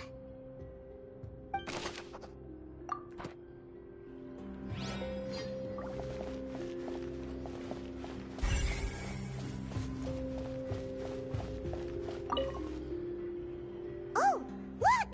There's an important-looking basin over here, and it's full of water! That means this is where they make all the synth! And that special water is the main ingredient! If you dilute it with normal water, you'll get synth, but the pure stuff can dissolve a human! Paimon will take notes on this incriminating evidence.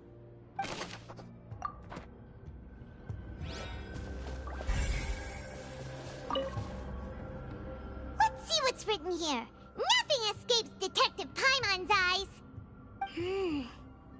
Callus. Navia's father. Oh, this seems to be an investigation report on him.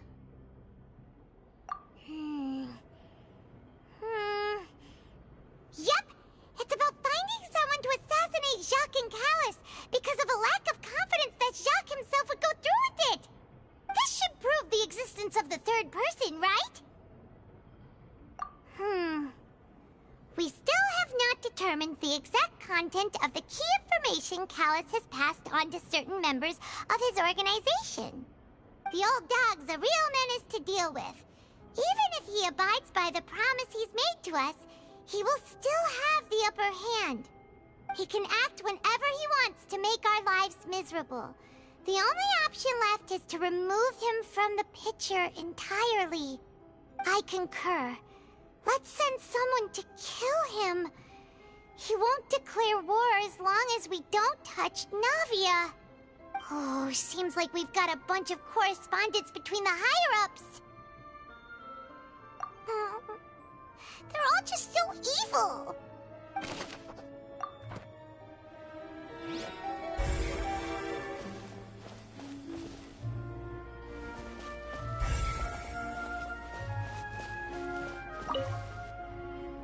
What's all this? Aw, it's a bunch of really cute things! Pink accessories, a hair tie, a necklace, even a makeup box! Oh, Paimon sees it too, but why are all these cute things labeled with different girls' names? Huh? You mean the girls from the serial disappearances? They were brought here? And then they were turned into water. And all the boxes of things.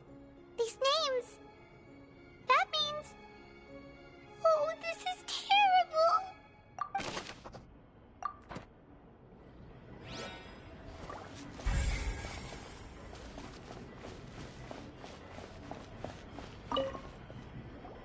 Whoa. There's so much synth here. And so many bottles of ingredients that probably just contain the waters of the primordial sea. Mixing in progress. Ready to drink? Stock sample? Huh. They've also got all the synth pretty clearly labeled. Whoa, there's even fruit-flavored synth?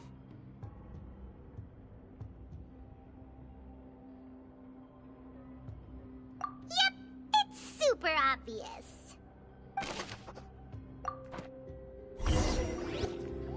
We've looked at almost everything here, and it seems like our theories were spot on, but...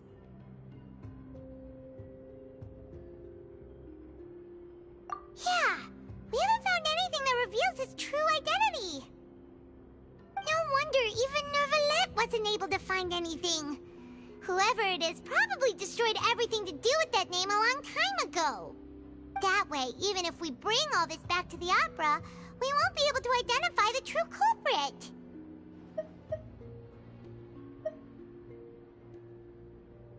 Sure thing.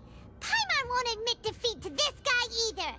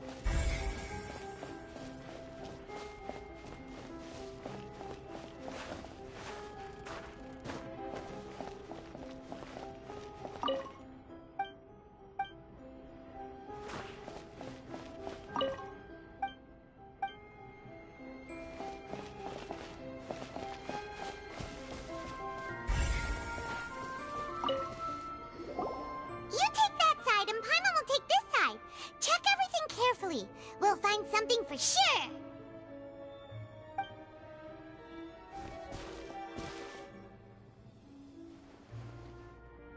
Ugh.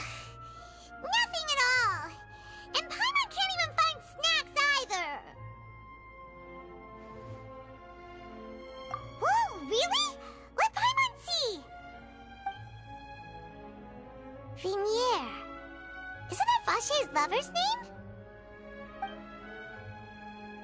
Then you found her diary. Let's see. Aw, it's just a normal diary chronicling their love story. She was so sweet too. Oh, Paimon feels even worse for her now. So many!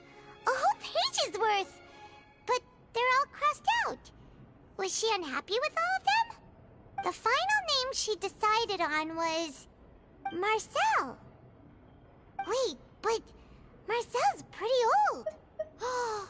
Has this case been going on for so long that he's Vache and Vinier's grown son? Hey! Paimon still hasn't figured it out yet.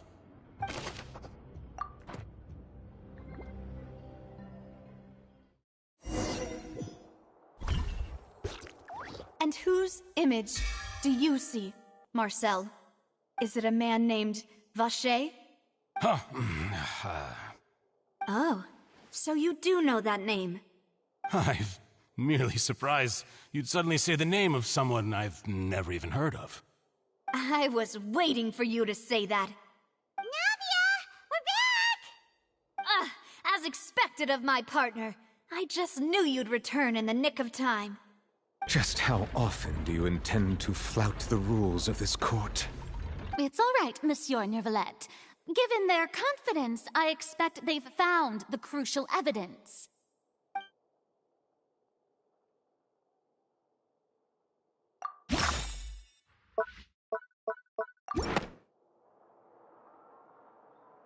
But the truth of it, Marcel, is that you've always been Vache. Huh? We've investigated your lair and we already know everything! After your lover, Vinier, was dissolved, you kept abducting young women to experiment on the hopes of bringing her back to you! You even created Marcel as a new identity and destroyed all records of your past as Vache! So that's it. Even the villains in opera performances rarely go that far. And with that, Marcel's motive has now been established. This information regarding your past also dismantles your prior timing defense. Well, Marcel, do you know where you went wrong? You fixated your gaze on the lover that passed away, instead of paying attention to the living people around you. So, you never noticed how we changed, or how we grew as individuals. You also never understood Boss's real expectations for his daughter. Or our determination to see things through. Your determination. Mr. Marcel, please speak up now if you would like to defend yourself. Otherwise, the trial will move on to the next stage. Do you really think I wanted to do any of this? Pay attention to you? What for?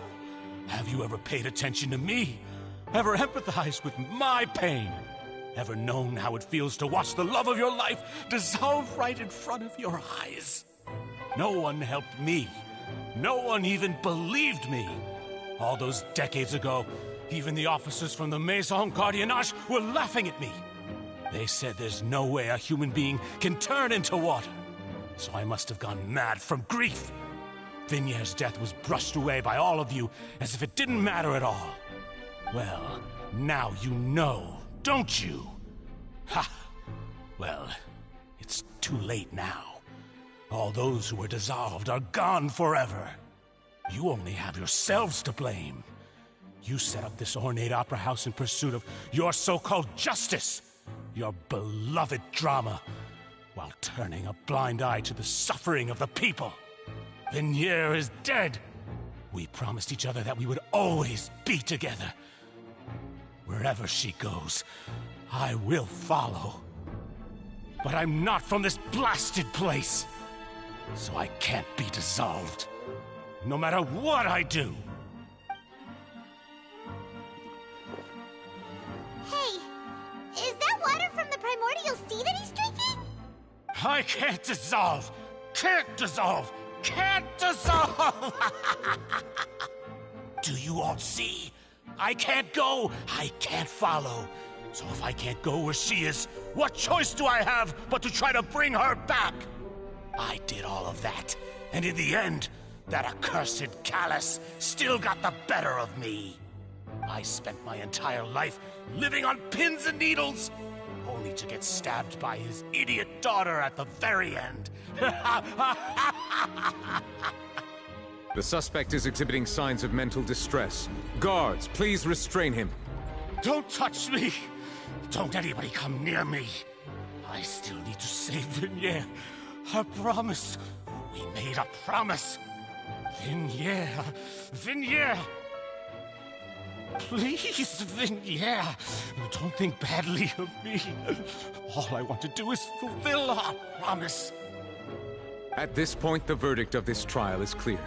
With Mr. Marcel's conviction, the charges against Mr. Tartaglia no longer have any basis. Fine by me. I was in a bad mood, but after a show like that, I'm actually feeling pretty good. Traveler, please submit all the evidence you have collected to the guards, so that I might review and summarize the truth behind the serial disappearances case. The man now known as Marcel was originally named Vacher and worked as an adventurer with his partner and lover Vignier. During an underwater expedition, Vignier accidentally came into contact with water from the primordial sea and was dissolved in front of Vacher as a result. Vacher learned of the primordial water's existence through the work of others and began to kidnap young women for research, with the goal of discovering a method to restore Vignier back to life. To cover his tracks, he invented the new alias of Marcel and began to operate a business in Poisson. During the course of his research, Vacher discovered that a diluted concoction of water from the primordial sea can induce feelings of euphoria, and began to manufacture and market synth. However, as he accumulated wealth to fund his continued research and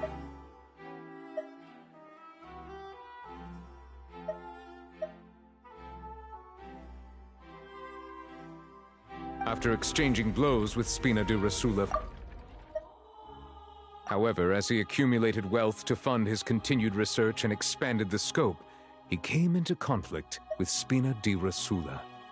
After exchanging blows with Spina di Rosula for many years, Vacher decided to assassinate their president Callus at a banquet.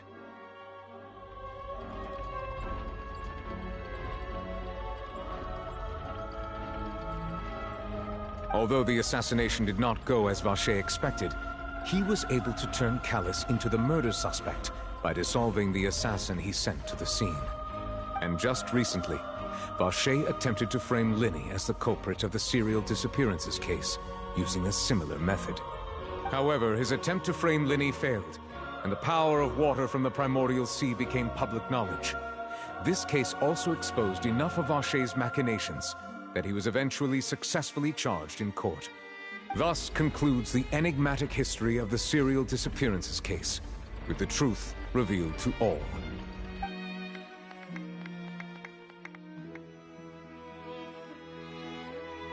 The Oratrice will now deliver the final verdict regarding the charges against Mr. Vacher.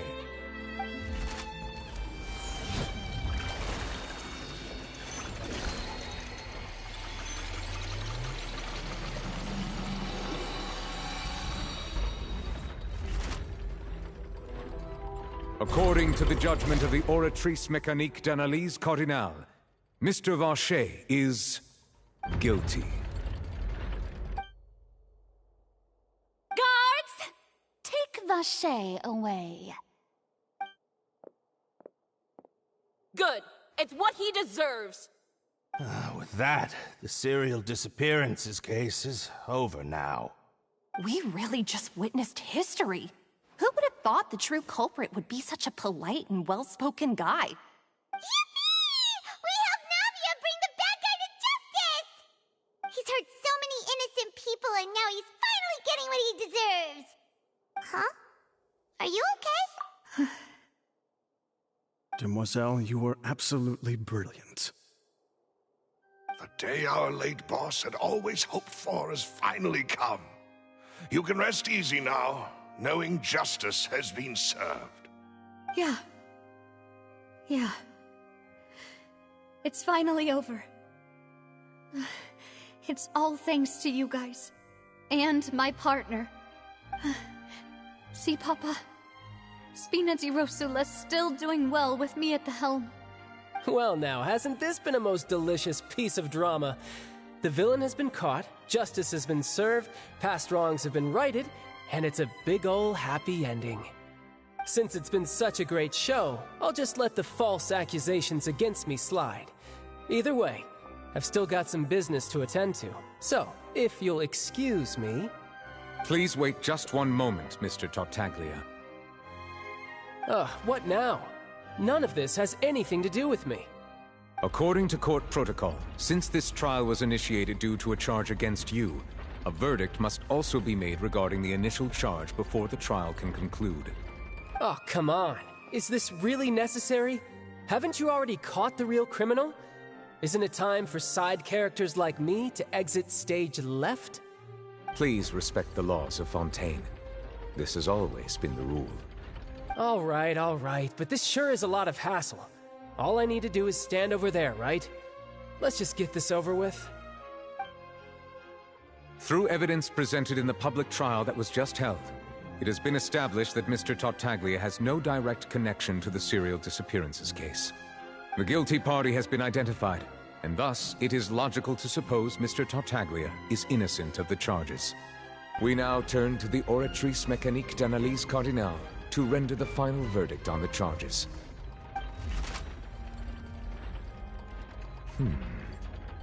According to the judgment of the Oratrice Mécanique d'Analyse Cardinale, Mr. Tartaglia is guilty. What? Hey! That's not funny! Didn't you just say I'm supposed to be innocent? What's with this verdict? Is your justice machine malfunctioning? Huh? This has never happened before. The Oratrice actually returned a different verdict from the Chief Justice. I mean, have you ever heard of an innocent Fatui Harbinger? Do you think the Oratrice might have just convicted him on general principle? But weren't the charges about the serial disappearances case? No matter what else he's guilty of, it shouldn't affect the verdict in this case, right? The judgment of the Oratrice Mécanique d'Analyse Cardinale is, by law, the final verdict of the court.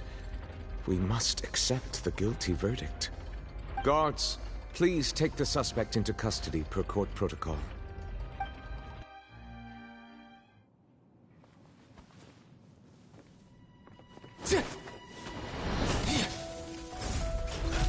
So this is how justice is done in Fontaine. What a joke. You've got your rules. Well, I've got mine too!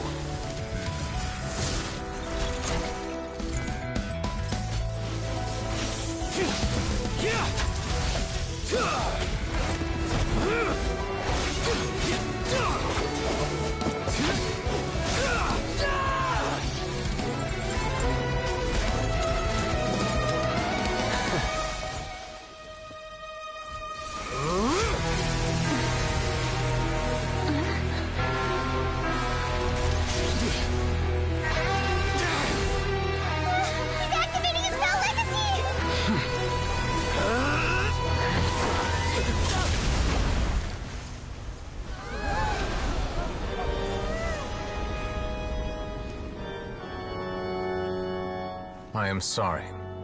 If you have been wronged, we will find the truth. But the rules of the court must be upheld.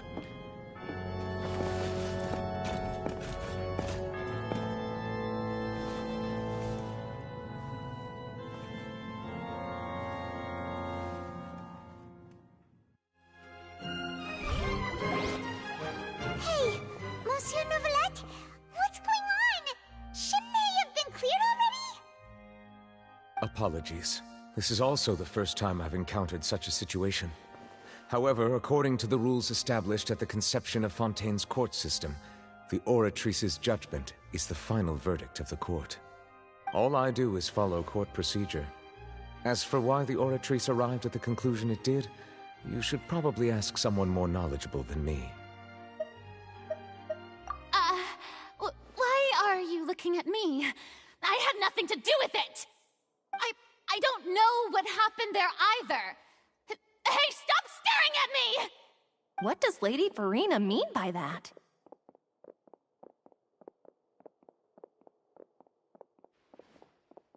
She says she has no idea either? But that's impossible. Didn't she create the Oratrice herself? Yeah, so are the verdicts reliable or not? Can results like this really be called justice?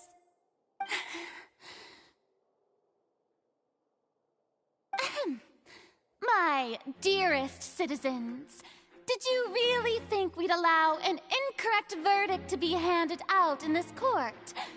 Did you really believe that the judgment could be mistaken or be the result of some sort of random mishap? Don't tell me you thought even I had been blindsided by the Oratrice's result. But the way she looked just now, it was pretty obvious she had no idea what was going on. However, given the state of things, I shall give you an explanation. Everything that just took place, including my supposed shock and bafflement, was a part of an elaborate performance, with every action meant to stir up drama and excitement. And, of course, for every performance there is a script. Everything has unfolded exactly as I expected from the very beginning. As the embodiment of the very concept of justice, the Oratrice shall never render an arbitrary judgment! If you thought Child had nothing to do with the serial disappearances case, it is only because you've been blinded by the superficial appearance of innocence. Everything he's done, not to mention the danger he poses, are beyond ordinary comprehension and completely unforgivable! All shall be revealed in time. You will come to understand my noble intentions, as well as the absolute correctness of the Oratrice's verdict.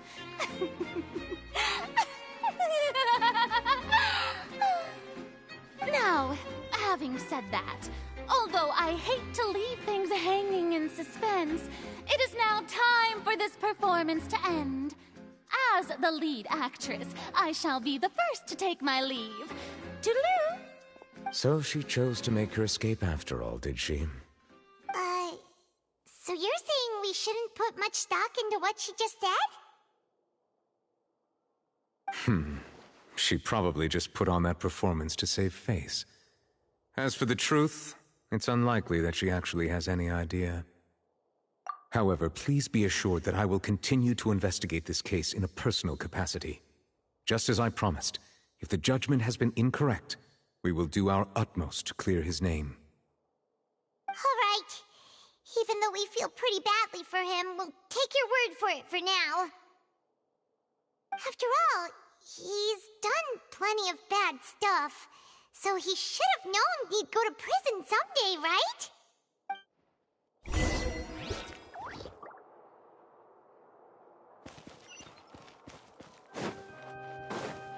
Faster!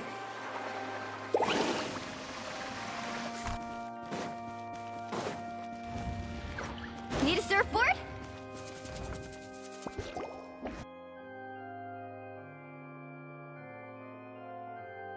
Hey, what are you doing? Quick, stop him! Traveler! Hey! Traveler! Marcel! What are you doing over here? Stop resisting arrest! Cease, or we'll add another charge to the list! No, wait! I just want to ask the Traveler something. I'm not looking to run away. Please, just let me ask this one small thing. Go on. Thank you. I was being led away when I finally realized something. Where did you first hear the name Vacher? I erased all records of that name. So, unless... Are you still trying to prove your innocence? Give it up. You've already been convicted. Really? You did? You're sure? You met her? But how could that be? How did you manage to do it? The Fountain of Lucine? Then she's been so close to me all along. And I just never... Please give me a chance to talk to her again. Just let the Traveler take me to the fountain to see her one last time. This is the last request I'll ever make in my life. You can do whatever you want to me afterwards. I don't care. What? Give an inch and you want to take a mile? Do you think serial killers get to make requests like that? Paimon agrees. Why should we give him what he wants when he's only done a ton of super terrible things? This request, is it worth as much to you as your life? Of course! Wait, no. It's worth even more than my life. Humans. Will they betray the instinct to live just to satisfy spiritual needs? Very well. I will grant your request. Your Honor, I fear that... I will go with him. You do not need to worry about any escape. In that case, I shall leave him in your most capable hands, Chief Justice. Thank you, Your Honor.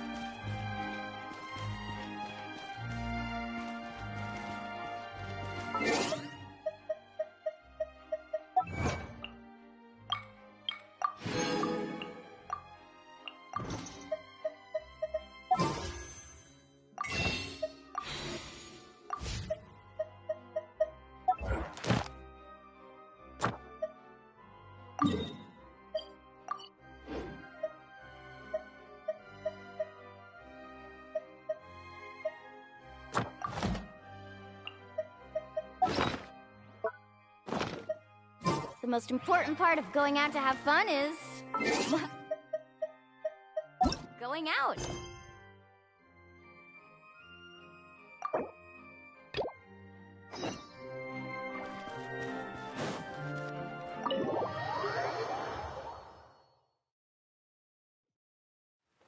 Off we go.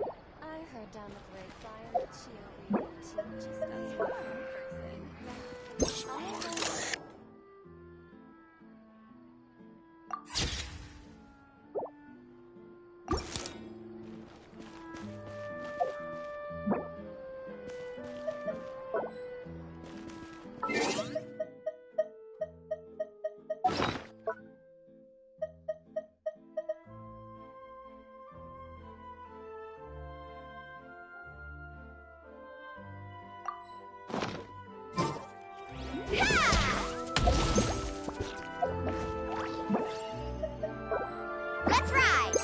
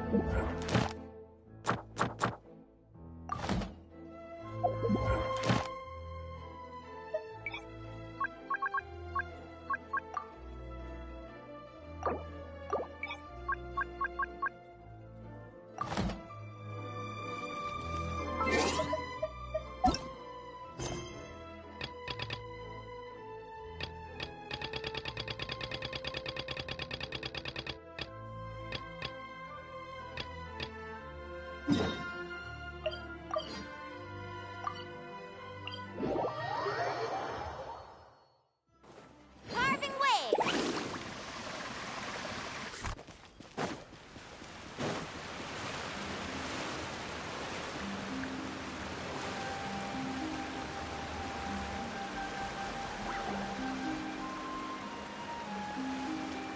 Is this the place? You said she's here, but what do I need to do to see her? Yeah, and even Paimon could hear her after drinking that thing. Didn't you just drink a lot of it on the stage as well?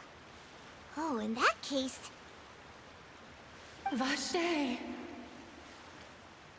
Ah! Yes, that's it! So you heard it too! Vinier, it's me! It's me, Vache! Vache? Vache! I'm here! I'm here! Where are you, Vinier? I'm coming for you. I'm finally here for you.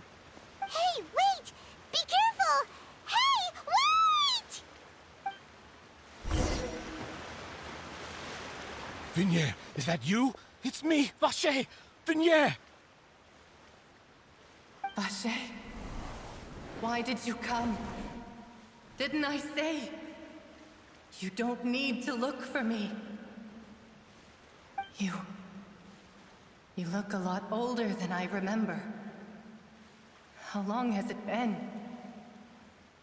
It's been more than 20 years. I've suffered for over 20 years since the day you left. All this time, only the thought of bringing you back has kept me alive. Nothing else mattered to me. I must be dreaming. Who would have thought I'd get the chance to tell you all of my feelings like this? Vinier, you are my everything. I really don't know how I could live without you. But Vache, if you ask me, this world would be better off without you. What are you saying? If not for you, I would have finished my law degree and probably become a top-tier attorney one day. If not for you, I would have continued to pursue my love of the arts, and my works would have been displayed in the Palais Mermonia itself. If not for you, I would at least have been able to take care of my mother. And she would not have grown old and died alone, with nothing but the tears on her cheeks. It's all because of your selfishness, Vache. It's all because of you. You... Wait, you are not Vinier. Who are you?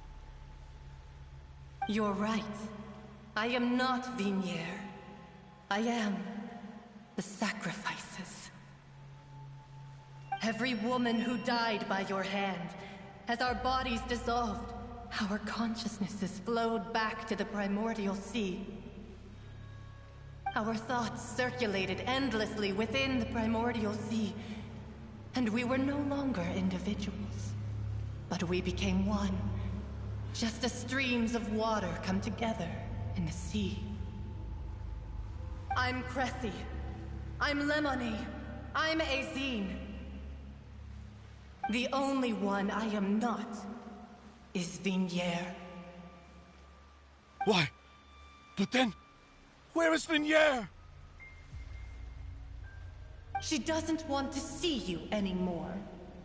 Every tendril of her consciousness is avoiding you. This is what you get for your selfishness. Your selfishness robbed us of our lives and our futures. You said time and time again that you'd do any and everything for her. But did you ever consider whether she'd want to see you do the things that you did? If she would despise you for what you became?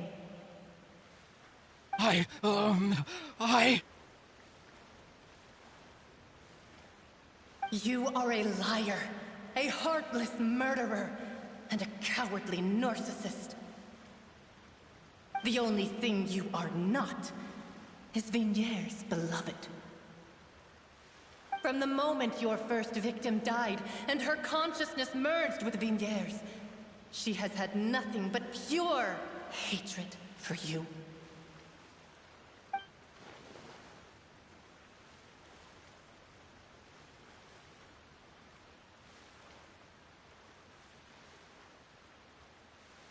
No!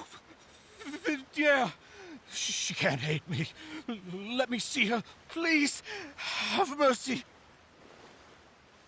You still don't understand. When I said don't look for me, that came from the real Vignier. She really doesn't want to see you anymore. But on top of that, she also said that because it's her final drop of pity for you. She said that because she knew that if you did come here, we will show no mercy to you. Vache. Vache? Vache. Vache. Vache. Vache.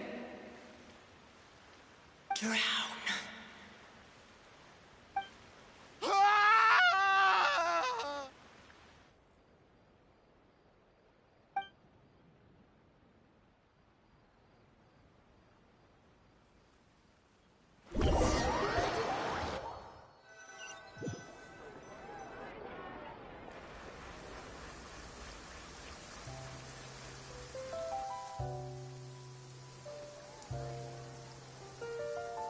Finally, we have some time to do shopping. Gosh, it's really been a long time since we've been able to relax. Well met, partner. I knew something great was going to happen when I woke up in such a good mood today. Even this weather can't put a damper on the demoiselle's mood. It's a pleasure to see you both again. Oh, hey, Navia! It's been a few days. Paimon's already started to miss you. Oh, now that I believe.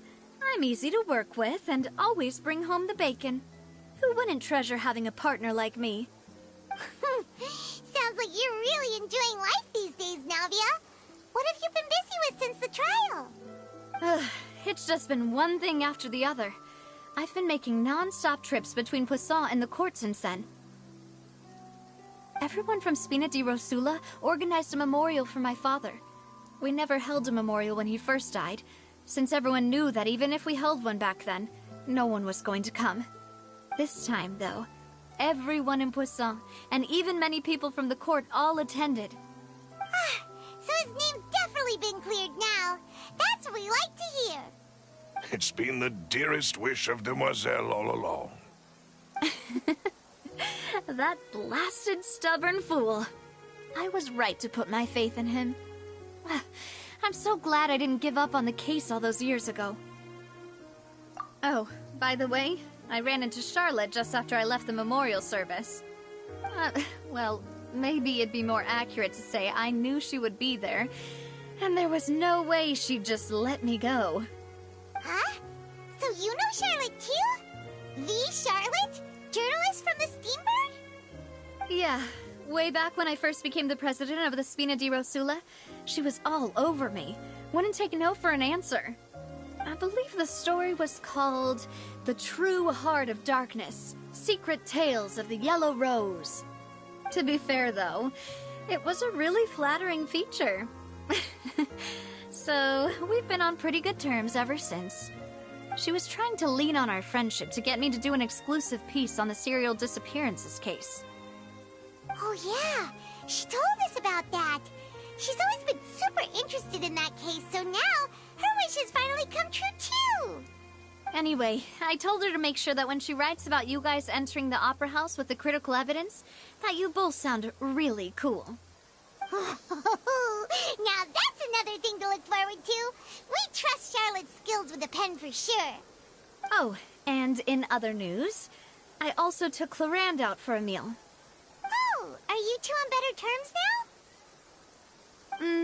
now? While you were investigating Vaché's headquarters, Clorand gave testimony on my father's behalf. It was thanks to her that we were able to turn the tide. I wanted to thank her. I mean, there's also no point in being awkward all the time, so we took the chance to reconcile with each other. Oh, that's great! Paimon also thought Clorand wasn't actually a bad person. It's always good to have more friends. Anyway, now that the case has finally been solved, perhaps it will slowly begin to fade from the public consciousness. Oh, actually, there's still one last thing I need to do. What is it? I should pay a visit to my father's grave, and tell him the truth of what happened, as well as how it all ended. And on top of that, just how much people still look up to him, to this day. That includes me, too. Miss Navia. Indeed.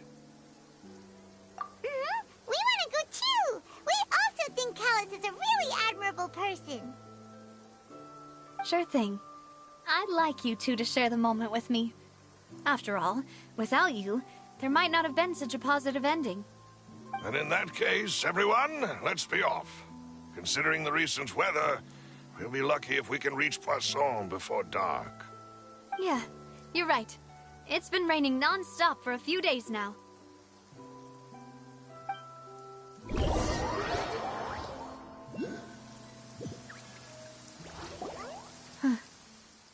This is where my father's grave is. To be perfectly honest, even I haven't been back here for a long time. Huh? There's someone there already. Wait, that figure. It can't be. Hmm? Isn't that Neuvillette? Why would the Chief Justice be here? Huh? Navia?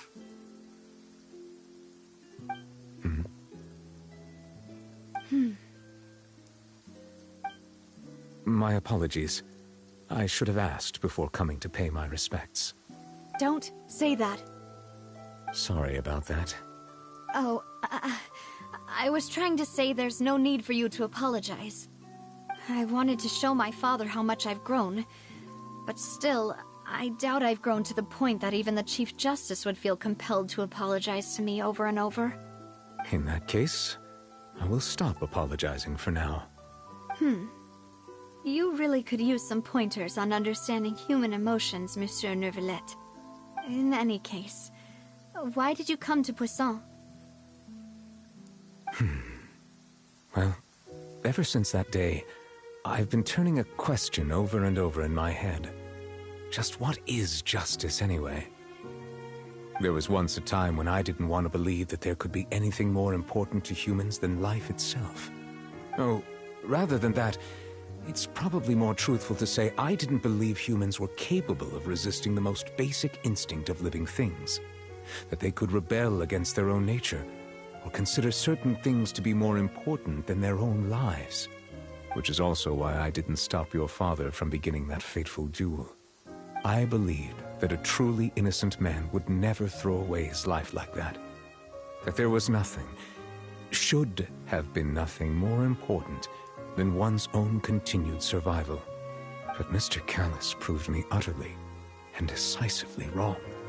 If not for his sacrifice, the serial disappearances case would have remained unsolved to this day. Mr. Callus made the choice he did for his daughter, for his associates, and for many people completely unrelated to him. And in the end, from a certain perspective, one could say that he did it all for the sake of justice. A justice that's higher than life itself. So, you asked me why I came here. I just wanted to say my apologies to Mr. Callus in person. I should have noticed all of this much sooner. This regret has filled me with a sadness that has haunted me for days. That high and mighty chair in the Opera Epiclese indeed insulates one from many important things. Spina di Rosula, thank you so much for your hard work and perseverance. I'm sorry for being mad at you before. So, you're actually one of those types that's cold on the outside, but pretty thoughtful on the inside, huh? That reminds me of Silver, one of my guys. Sorry about that. Self-expression is not one of my strong suits. Didn't I just say you don't need to apologize? Ah, so Navia and Neuvillette seem to have made their peace as well. Let's not disturb them for now. We can wait till after they're done.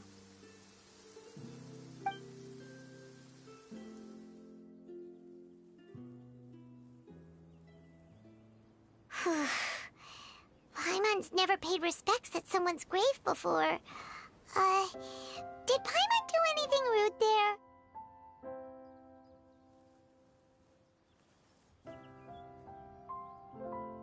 Huh?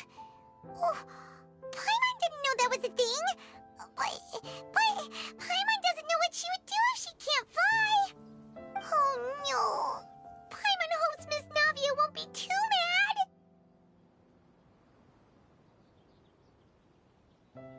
Anyway, Neuvillette is still standing around there.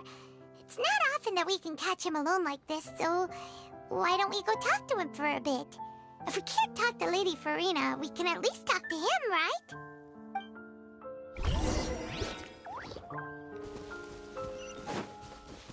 Need a surfboard? Oh, it's you two. Did Miss Navia invite you to come pay your respects to her father? Mm-hmm. We ran into Navia on the streets today, so we just followed her here. I see. Then is there something that I can help you with? Well, it's pretty hard to run into you like this, since you're usually super busy. So we figured we could try to ask you a few questions, if that's okay. Please feel free. Though outsiders, you helped us solve one of the greatest mysteries in Fontaine, and it would be my pleasure to return the favor. So, at court, the bad guys referred to that special water as water from the primordial sea, but what is it really? Truthfully, that name is already quite accurate. I can only surmise that Vacher and his ilk only learned of its nature and existence after extensive research. There used to be a special sea on the surface of this planet. The nature of its seawater was rather different from that of the sea we know today. Most of Tevat's life forms were first born in that special sea. You could say it nurtured much of the life on this planet. Huh. So it really was where everything began. It makes sense to call it primordial then. But today, the primordial sea no longer exists on the planet's surface. What Vacher discovered must have been some kind of special case, or a remnant from a truly ancient age. Huh. So that's how it is. Oh, you really know everything, Monsieur Neuvillette. But if that's the case, then why would people, at least people from Fontaine, dissolve in that kind of water? Indeed. Why would the primordial sea, which was known to engender and nurture life, suddenly reverse itself and devour life instead. To be frank, that also doesn't match my understanding of this world and its laws. There must still be some unknown secrets around the people of this land. Is there anything else you'd like to ask me about? That the sea levels will rise and everyone will be dissolved in water, leaving Farina crying alone on her throne, but the sins of the people will be finally washed away for good. Does that appropriately summarize the version you've heard? That's right! It was Lenny that told us back then. And that about covers all the main points. Yes, up to the present, I think we reached a point where we have no choice but to confront this prophecy directly. Rumors have it that this prophecy is rooted in the last words the former Hydro Archon left to the world before she passed away. A prophecy? Of the former Hydro Archon? Wow. This is the first time that we've ever heard of it. 2 parts of the prophecy have already proven correct. The rising sea levels and the ability of the people of Fontaine to be dissolved. We should be more vigilant and stay on the watch for further signs. Speaking of the prophecy, Farina has also always taken it quite seriously. Indeed, she has been collecting information and intelligence from across Tevat for this purpose. If the rumors were true, then perhaps this prophecy is the conundrum left to Farina by her predecessor. But with Farina being the way she is, can we really trust her to solve it? Is there anything else you'd like to ask me about? My apologies. My investigation has still not reached its conclusion. However, I still believe the judgment of the Oratrice was not rendered arbitrarily. But you also said you thought he was innocent. For many years, I have been quite aware that the Oratrice does not simply mechanically repeat the verdict that I give on each case. As a divinely created mechanism, the people's unified faith in the concept of justice is integrated into it. Not only can it produce the incredible power of indemnitium, but it likely also possesses other traits, such as self-awareness. Which is all to say, I have been prepared for a situation like this for a long time. So when Lenny told us that he heard a human voice from the room where the Oratrice's core is stored... I was not aware such a thing had occurred. Perhaps that could serve to prove my conjecture. I will add that to the list of items to investigate. In any case, I am inclined to believe that the Oratrice does have a methodology all its own. We just do not have enough information. Based on Farina's reaction, I doubt even she had any idea what was going on. She managed to bluff her way through it, though, with her time-tested twin tricks of bravado and drama. While we do intend to get to the bottom of this, for now, we regret to say that the Fatui Harbinger will just have to bide his time in the fortress of Meripede. If we did incorrectly convict him of crimes he did not commit, we will most certainly compensate him to the fullest extent allowed by the law. If you ask Paimon, the only compensation he'll want is a no-holds-barred fight with you. Is there anything else you'd like to ask me about? Your sibling, another blonde-haired traveler. I'm sorry, but I've never seen anyone who matches that description. If he ever stepped foot in Fontaine, I'm sure he followed our laws to the letter, and had no reason to appear on the stage of the opera Epicles. Is there anything else you'd like to ask me about? Very well. It was my honor to provide you with what answers I could. I very much enjoyed conversing with you. It will soon be time for me to leave this blissful tranquility behind and return to Palais Memornia. You really are super busy, Monsieur Neuvillette. Paimon thought you only came here to pay your respects today because you had the day off. Crime and villainy do not have the day off, and so justice must work around the clock as well. This is merely the nature of a justice's work. All right. You've got a point.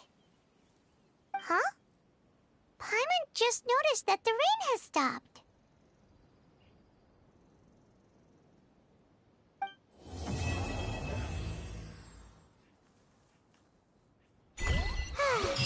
You know, we've been walking around for a while now.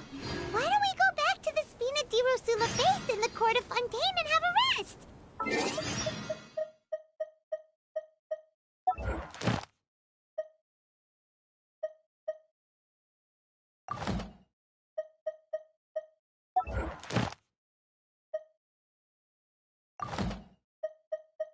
Navia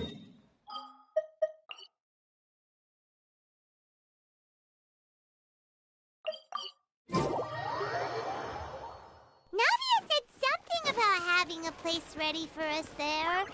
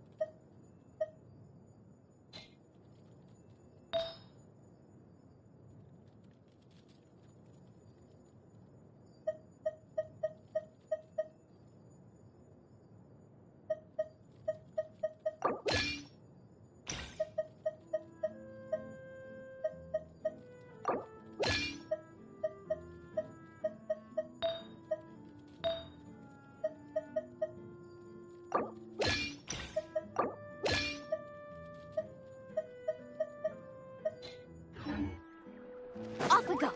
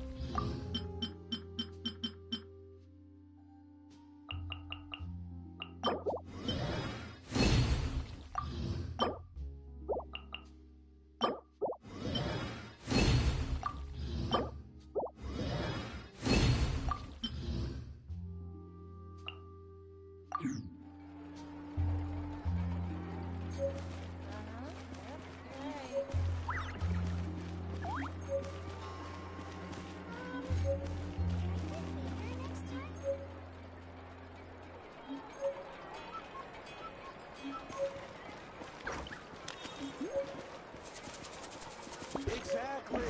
None of them believe me. Is a silence.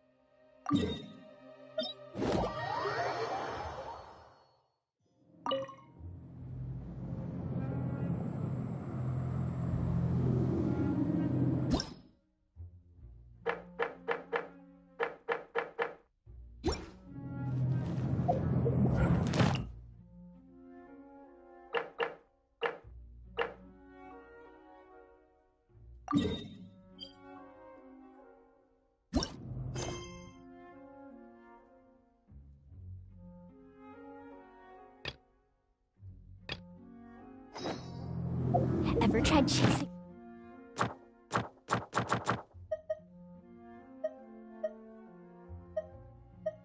waves before? You wanna try? Well,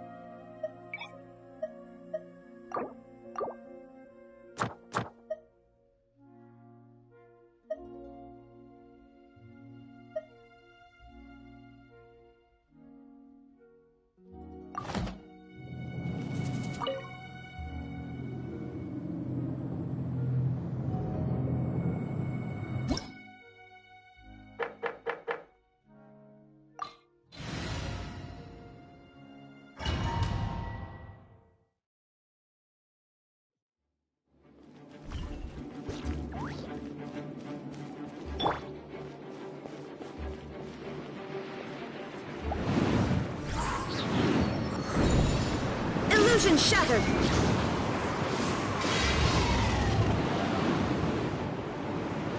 Ha!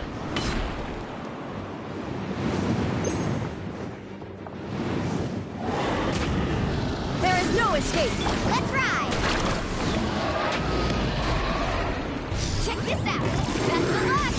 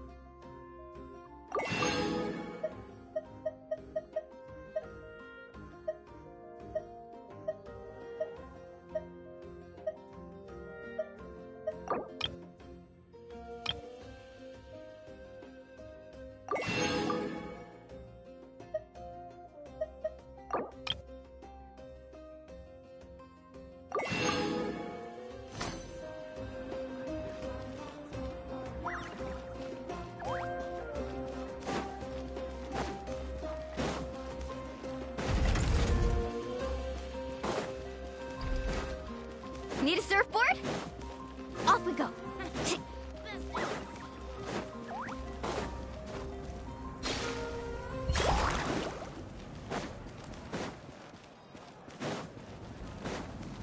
Need a surfboard? Off we go.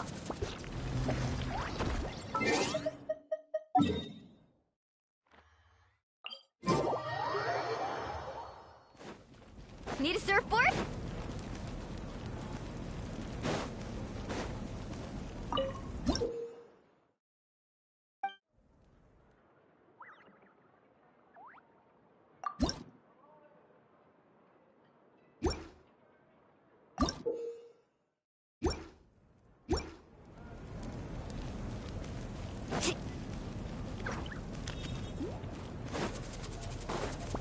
Need a surfboard?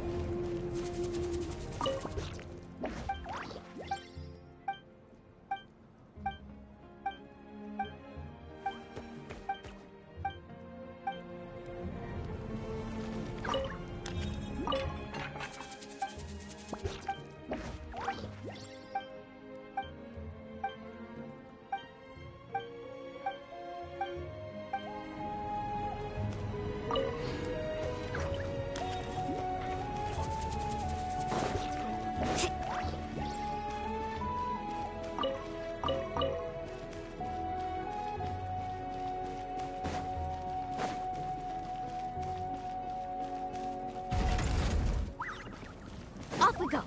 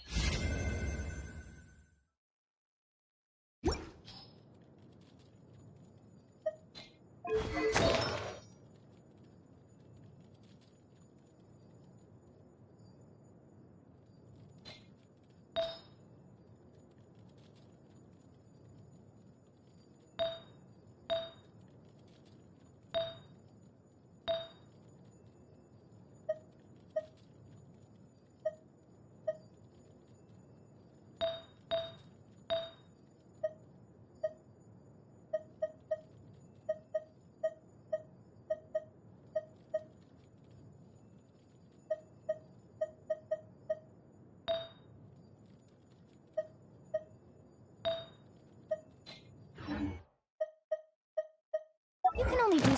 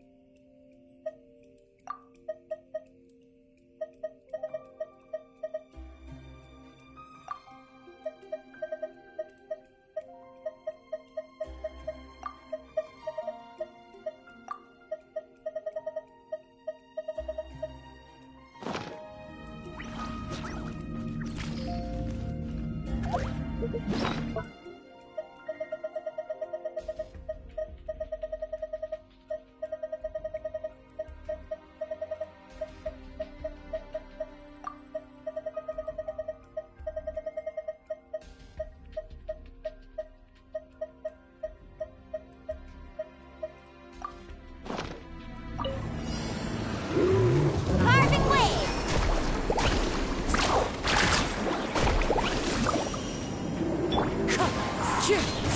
Shine down! Clouds high.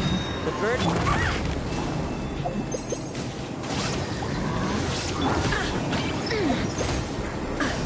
Illusion shattered! Torn to oblivion!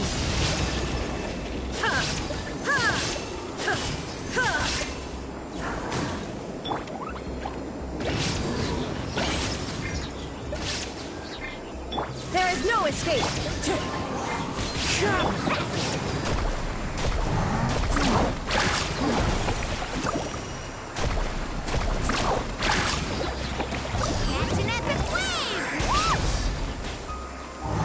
Illusion shattered! Jumpy Dumpty Go! Yahoo! Carving waves!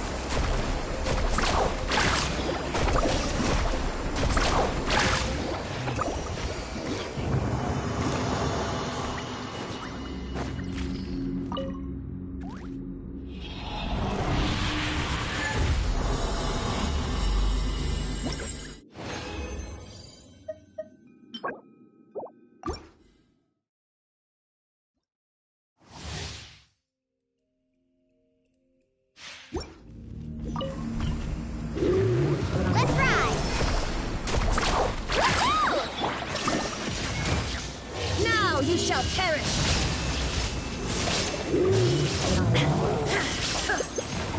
There is no escape! Wind strike! That really hurt! Blazing delight! Boing, boing, boing!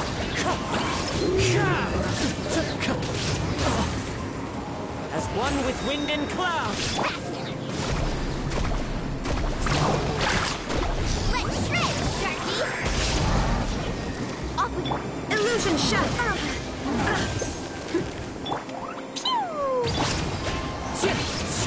Let's ride!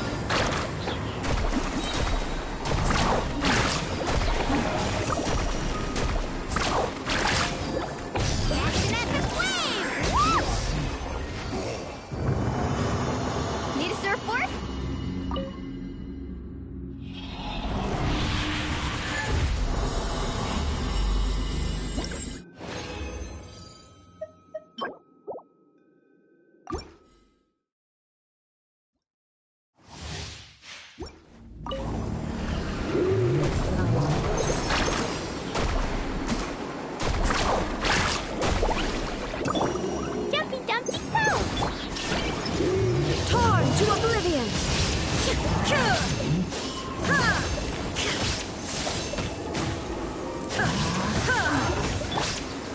That hurts!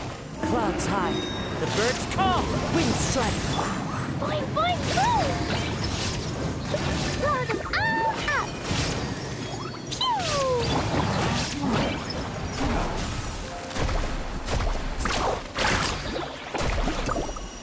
Check this out! Best of luck!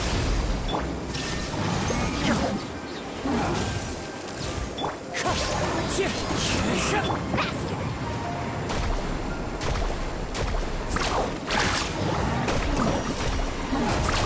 Amazing! Boing, boing, boing! Wind strike.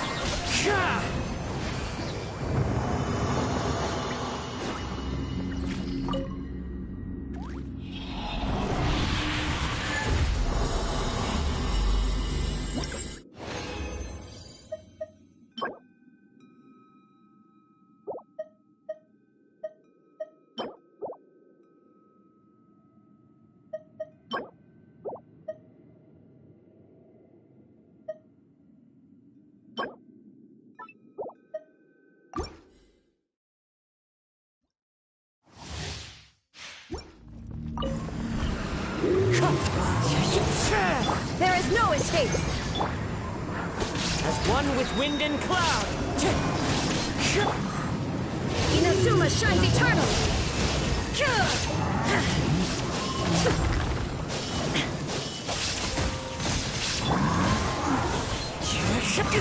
Fine.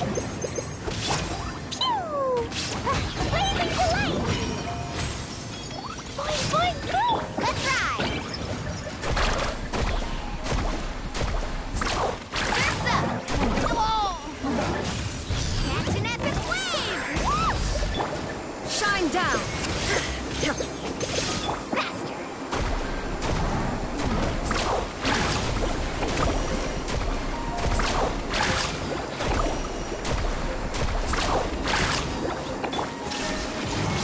Now you shall perish!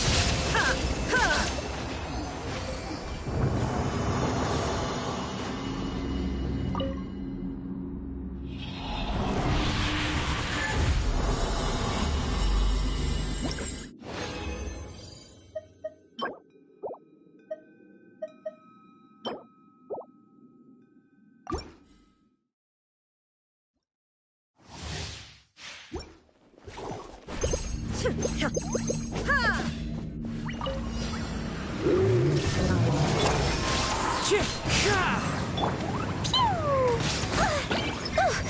Let's ride!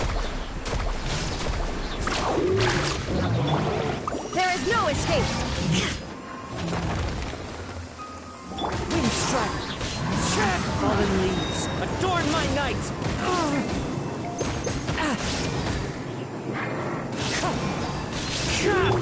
Jumpy, jumpy! Blow them all up! Pew! Faster!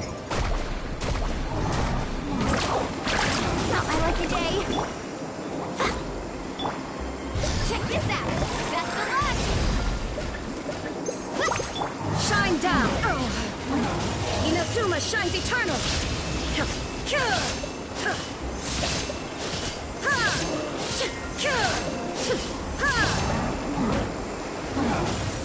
Let's ride!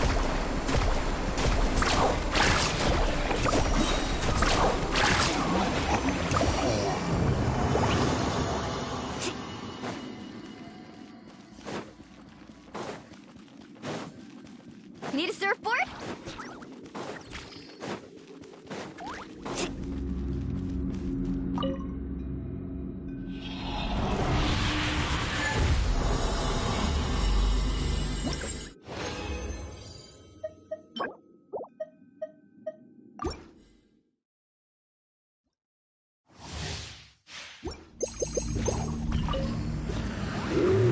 Illusion shattered! Boing, boing, boom! Blazing delight! Woo!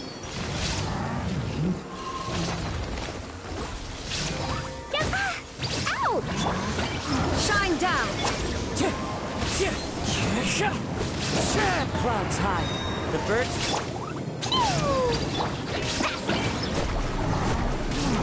I must protect my clients. Let's shred, Sharky! Woohoo!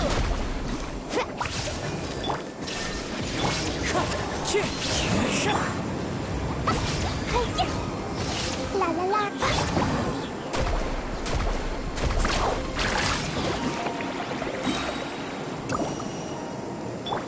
Illusion shattered! Wind strike!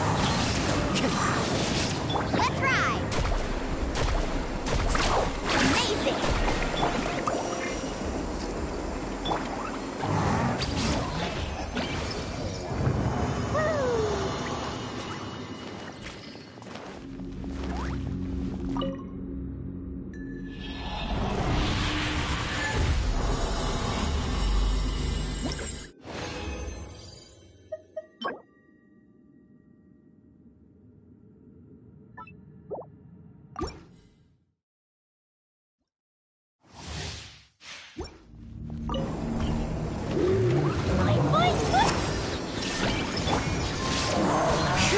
As one with wind and cloud! Torn to oblivion! Blow them all up! La la la! Pew! Action at the flame! Whoosh! There is no escape!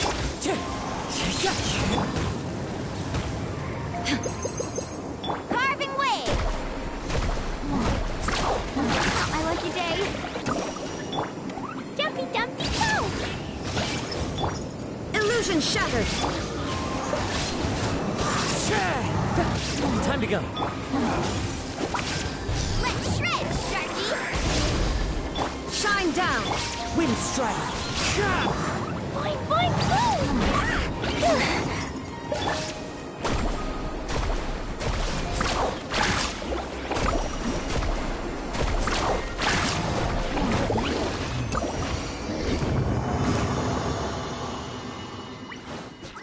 Need a surfboard?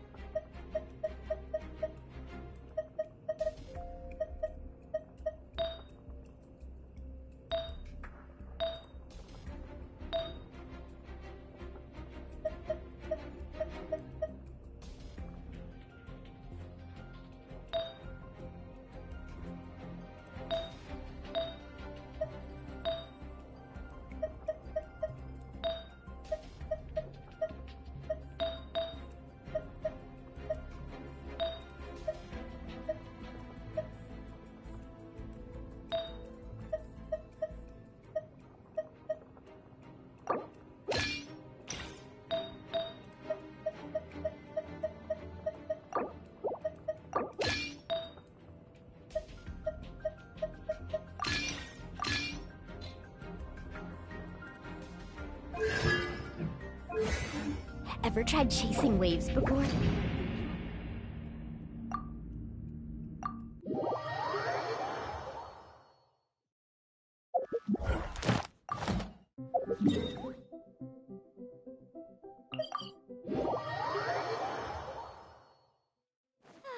This weather makes me want to lay down and catch some rays. Perfect.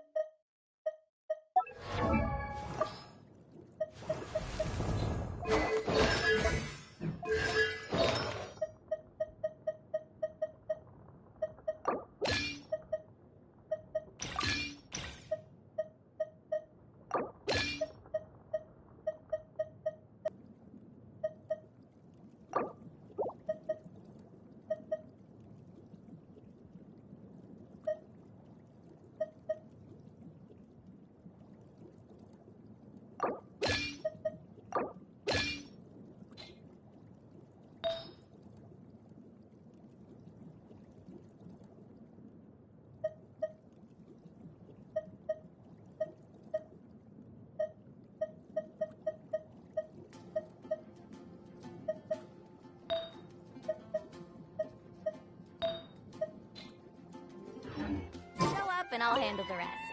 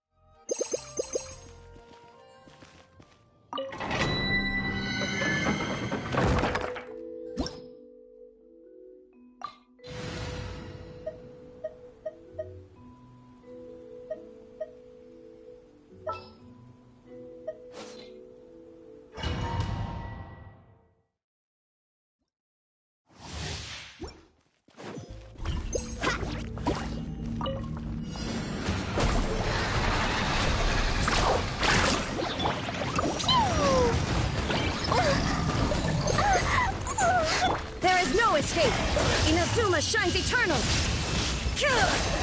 Let's ride!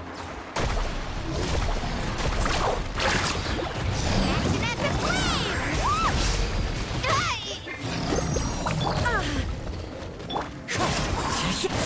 Fallen leaves, adorn my night! It's fine. Boing, boing, boom! Sparks and blast!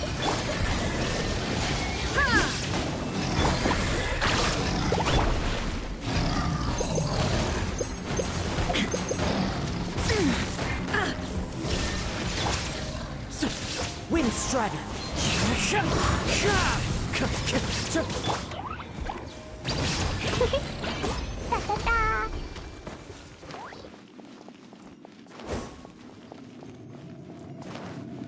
La la la.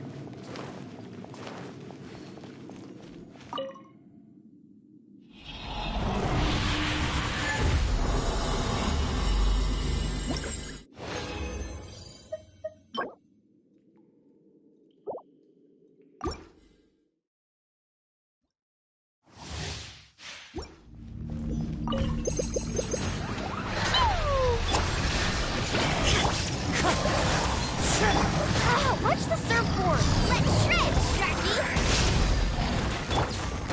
Illusion shattered! Wind Strider.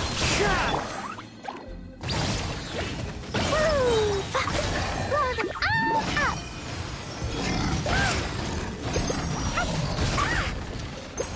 There is no escape! Now you shall perish!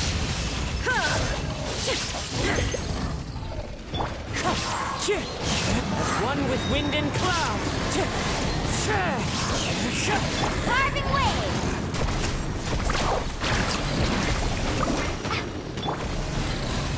Illusion shattered!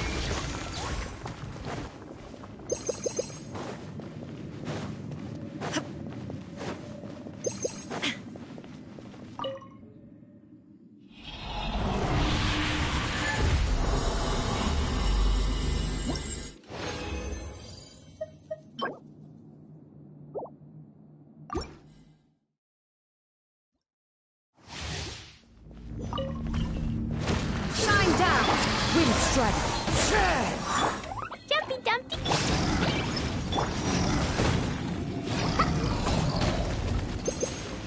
There is no escape!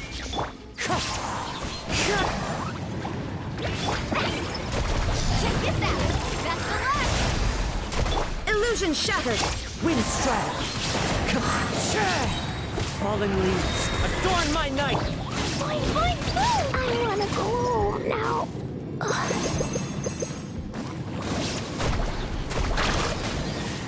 Shine down!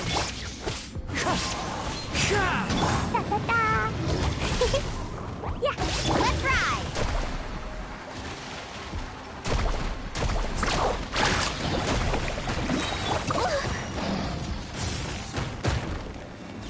Jumpy Dumpty, carving waves!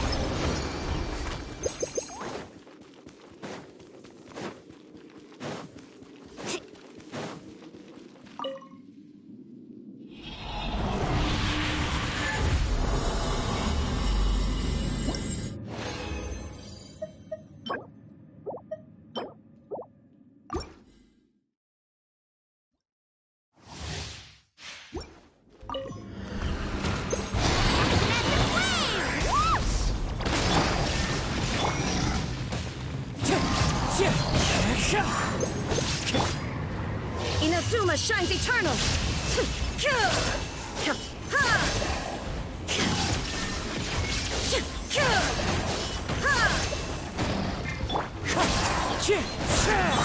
Boing, boing, boom!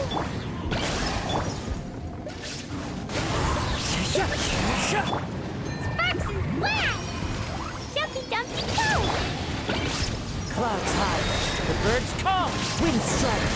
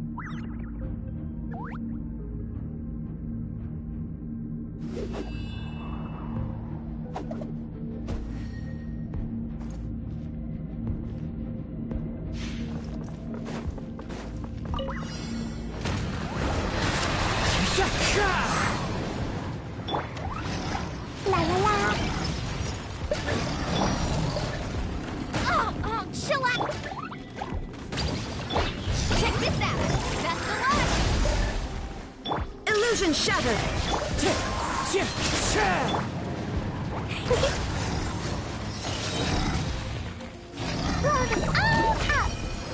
Boing, boing, boing! Fallen leaves, adorn my night! There is no escape! Now you shall perish!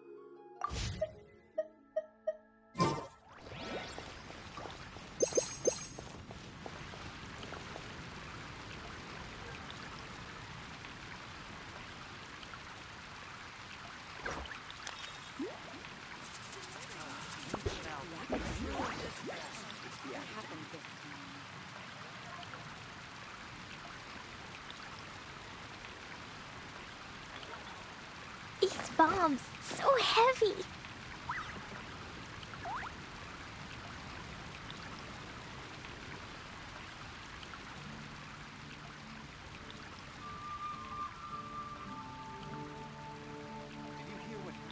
Dodoko? Dodoko, where are you? What happened this time?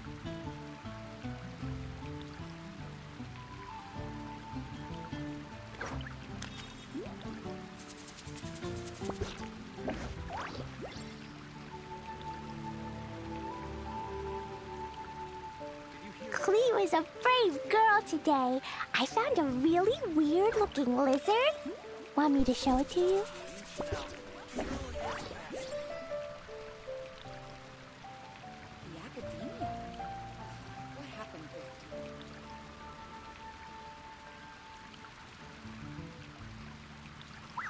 Dodoko?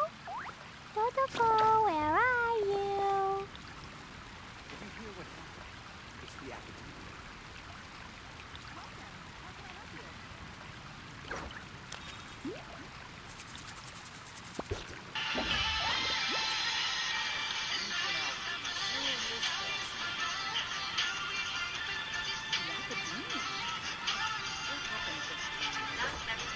Explosion inside city wall.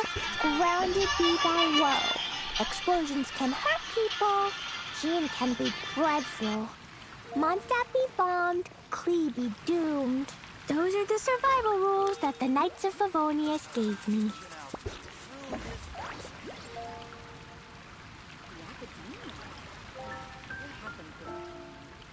Dodoko? Dodoko, where are you?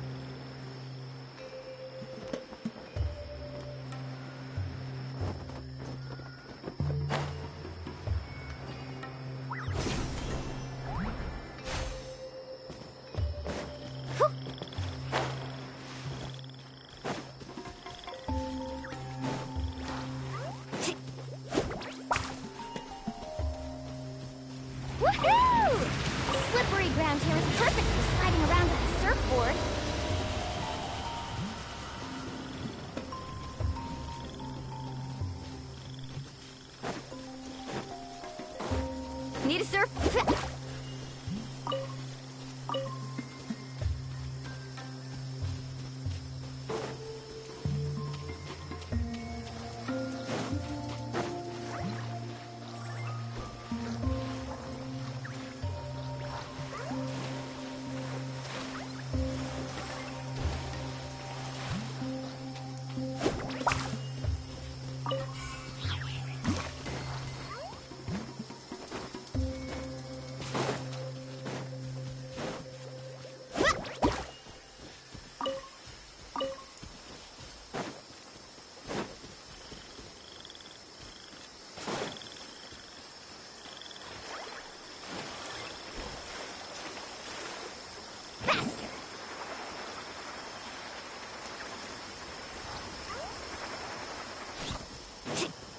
Off we go.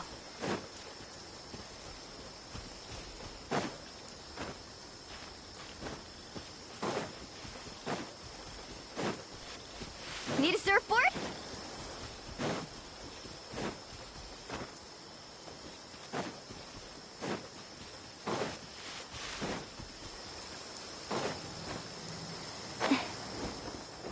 Ho! Off we go.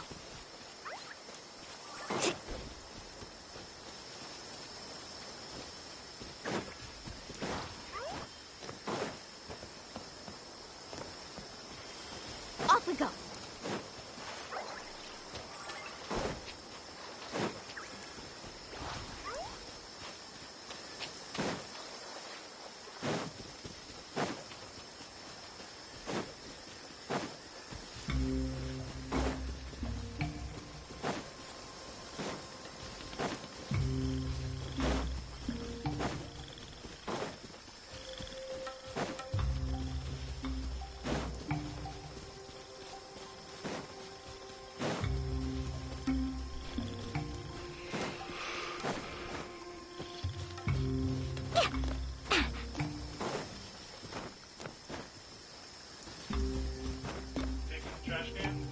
I will soon.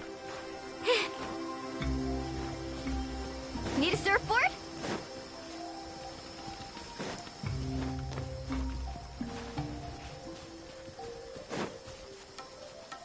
Off we go.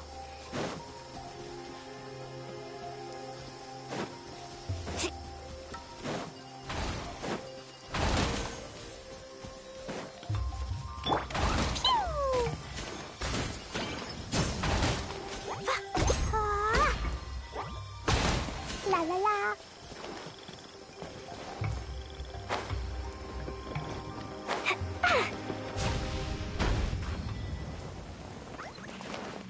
Woo.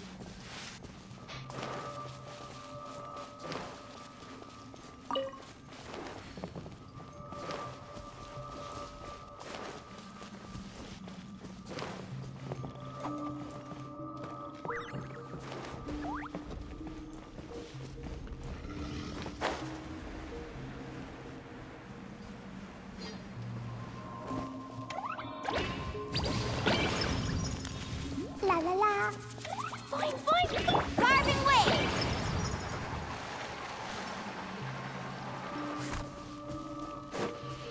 Off we go.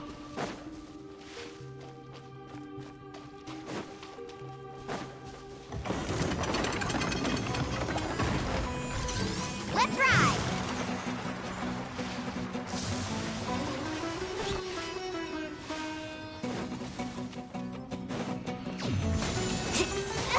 Carving waves.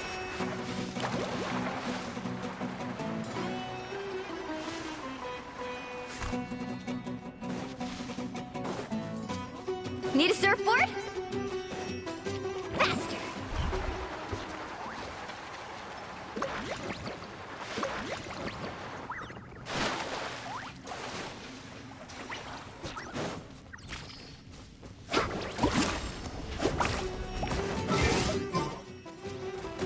Illusion shattered!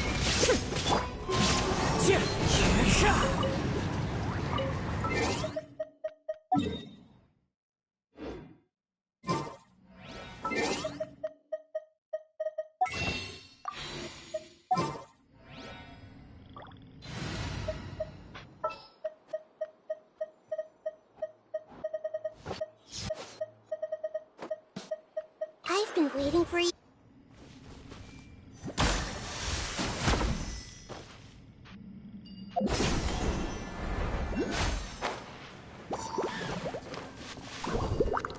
Commit it to memory.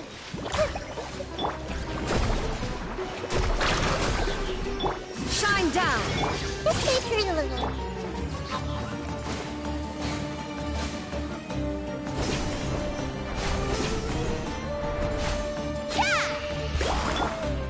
Commit it to memory.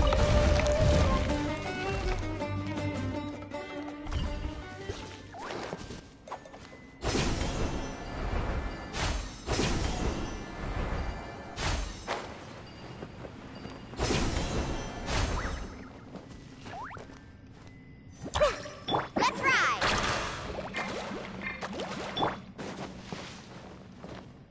Ha!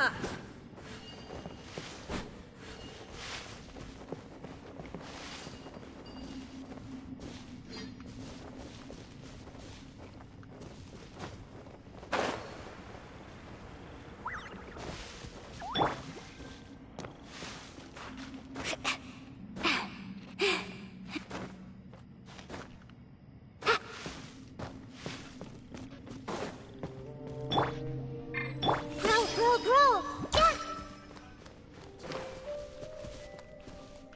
Yeah.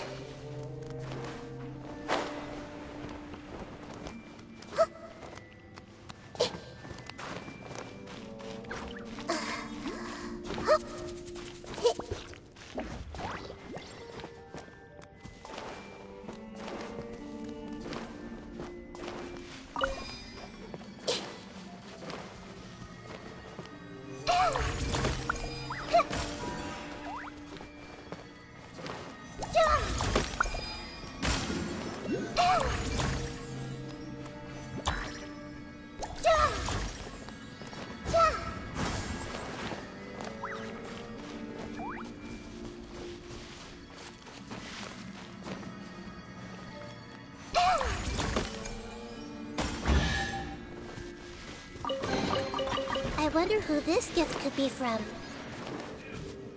Yeah.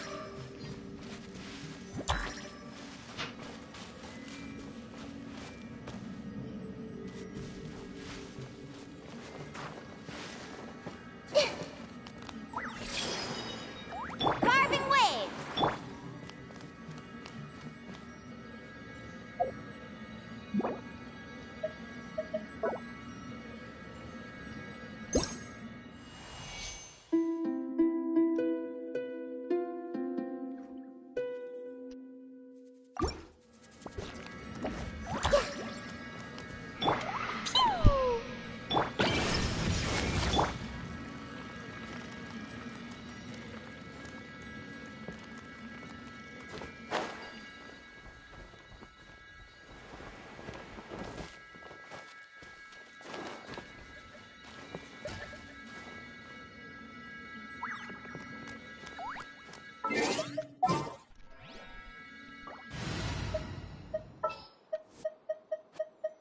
What are my orders?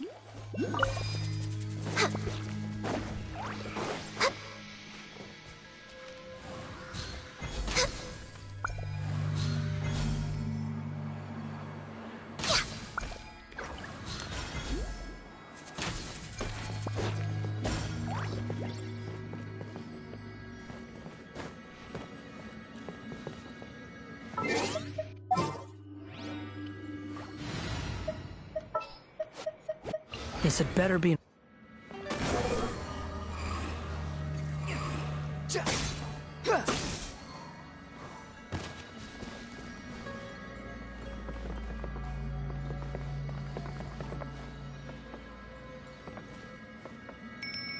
The wind rises. Ha!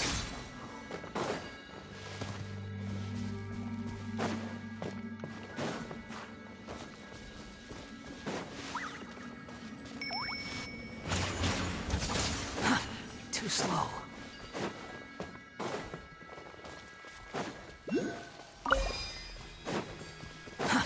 Too slow.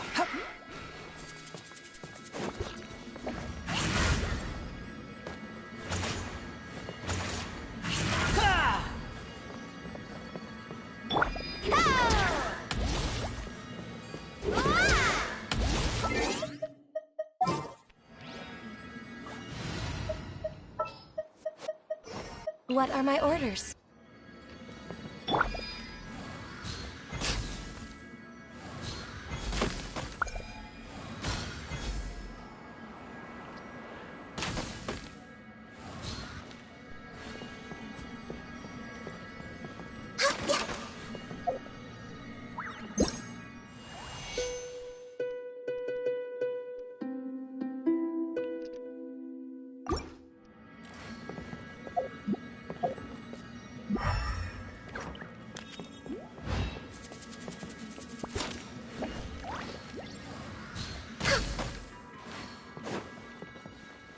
We're way behind schedule.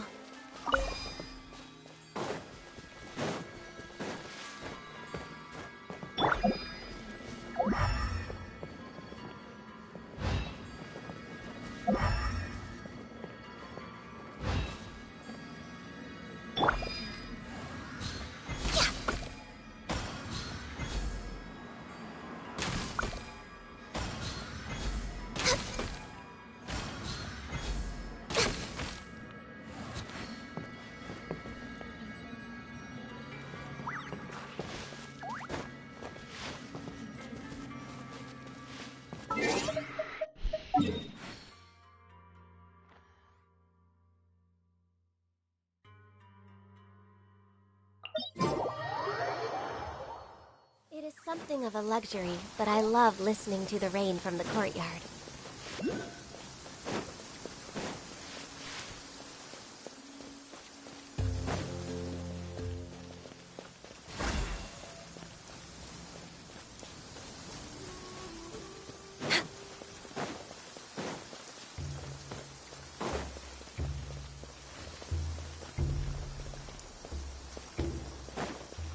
We're way behind schedule.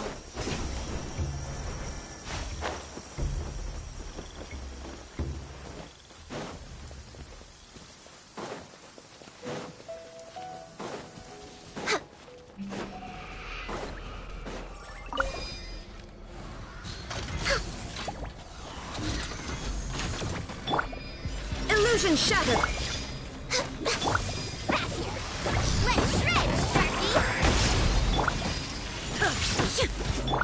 All hail! Let's ride!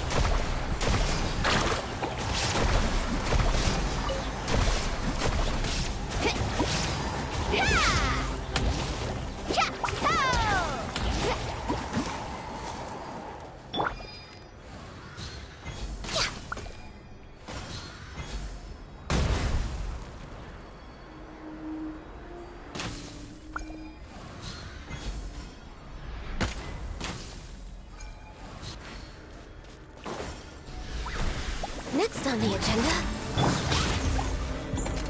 Fine, fine!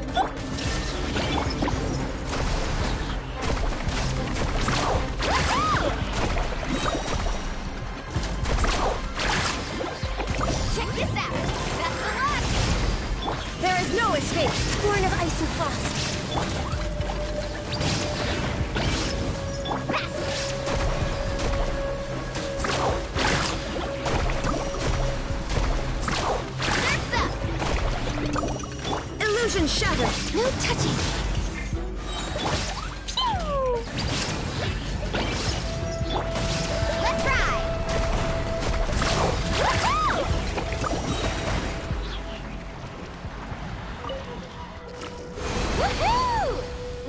ground here is perfect for sliding around on a surfboard.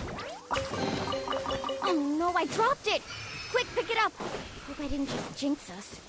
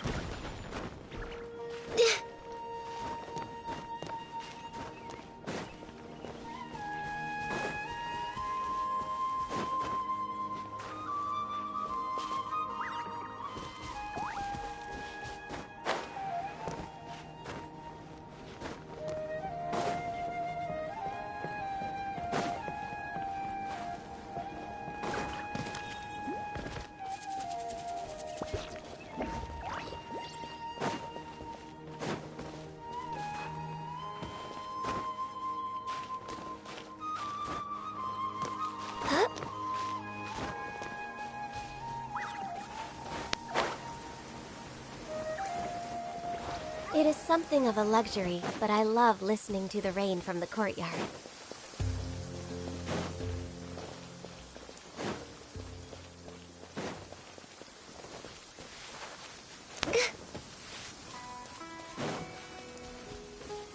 We're way behind schedule.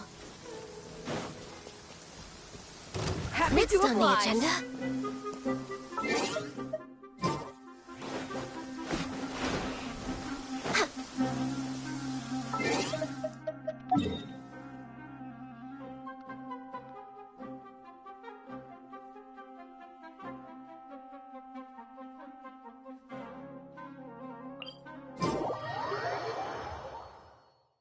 Oh, the sun's out.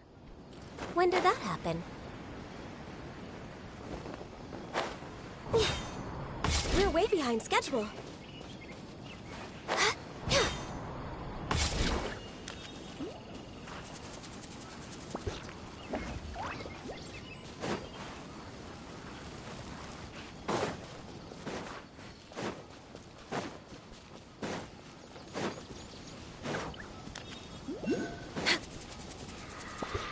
Next on the agenda.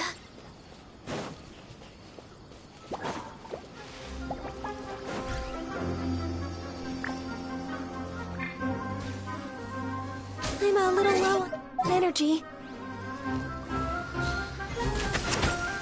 There is no escape!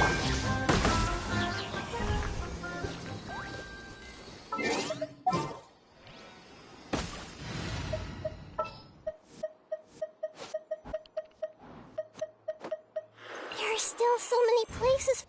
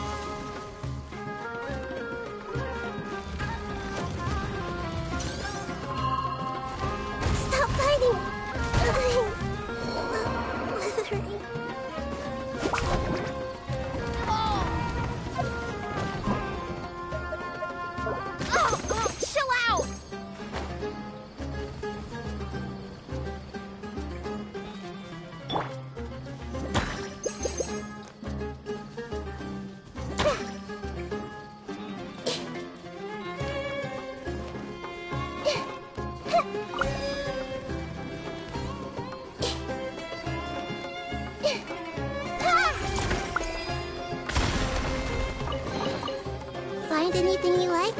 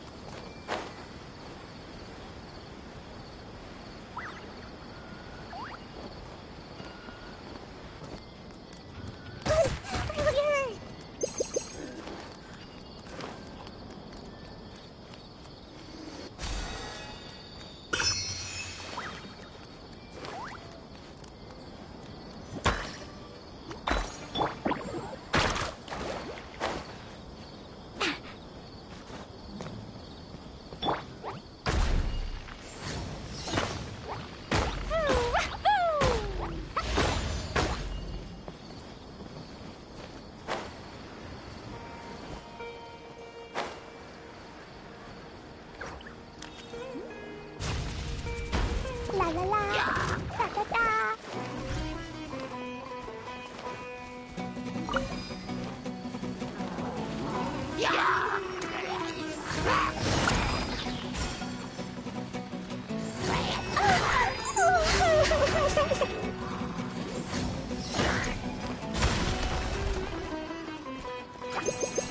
La la la. Nice. Illusion shattered. Everyone hold hands. Torn to oblivion.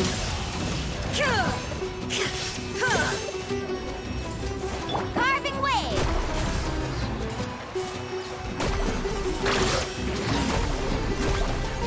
Action epic wave. Shine down. This may hurt a little. Jumpy, jumpy, go!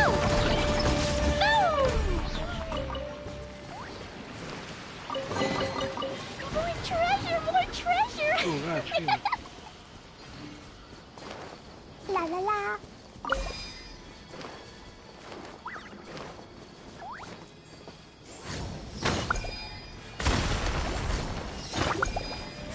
Illusion shattered.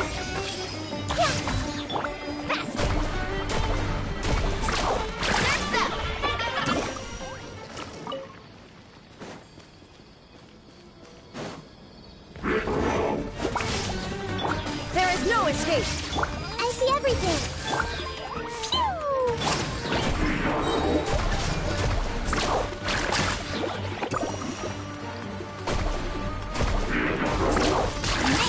What's the surfboard?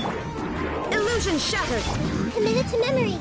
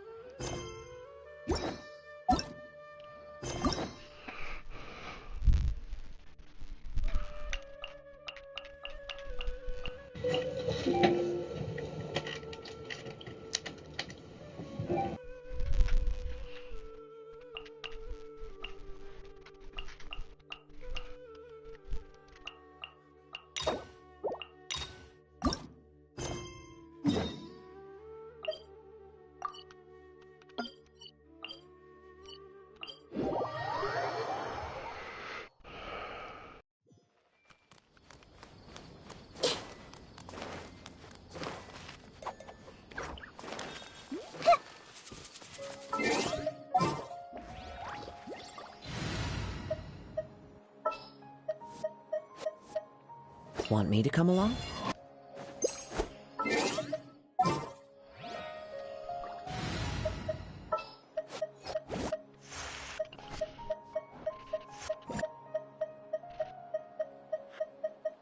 All is accounted for.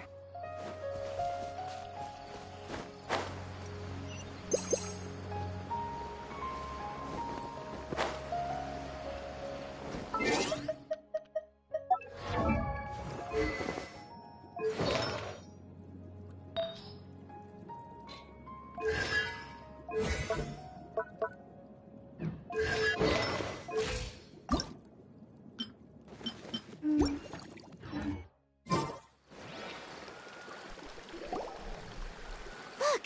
She's sitting over there! And surrounded by monsters! Come on, let's rescue her!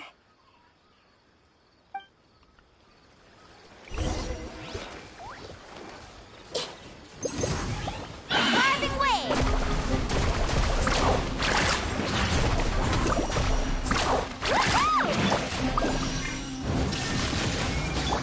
Dumpy Dumpty go! Let's leave her a little. Faster! Surf's up!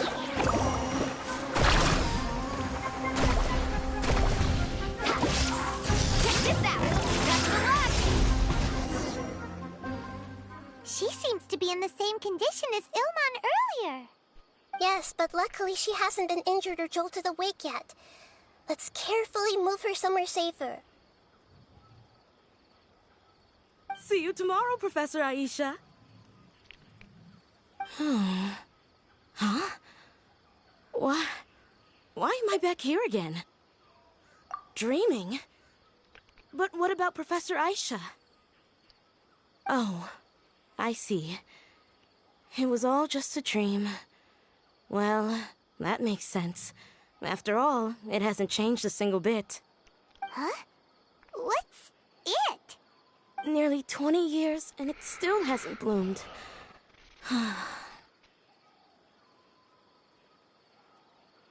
Does it have something to do with your dream? Please, tell us what you mean. Sorry. I'm still feeling a little groggy. Please give me a moment here. Alright, where to start? Right, this plant. So, Professor Aisha gave me this plant just before she left. She was a good friend of my parents, and my first real tutor. She was also an outstanding Amorta researcher. In addition to her extraordinary academic talents, she was also skilled in combat, and would accept lots of work from the Adventurers Guild. Oh, so you mean she's left on an adventure? Yes. When I was about 10 years old, she told me that she must go look for the secrets of the Abyss, and that she would be gone for a long time. I grabbed hold of her and wouldn't let go. I didn't know what the Abyss was. I just knew that she was like family to me. She hugged me, and we cried for some time until I fell asleep. When I woke up, I was already back home. She still decided to leave, but had left behind a letter for me saying that I was the person she cared for most in this world. She claimed that investigating the Abyss could help more ordinary people protect the people and things they care about. She had obtained some important evidence during her past adventures. If she didn't set off right away, she might miss the perfect opportunity. Guess Ad Astra Abyssosque isn't just a slogan. She left a seed in the letter, telling me that if it sprouted and bloomed, then she'd come back no matter what sort of risky situation she was in. She said she looked forward to seeing me all grown up. But strangely, I've tried watering it, feeding it, everything I could think of. But I've never been able to get it to bloom. I even went to ask the Amorta researchers, and they couldn't explain it either. May I have a look at the plant? Of course. I was hoping the great Dendro Archon could help me solve this problem. Let me see.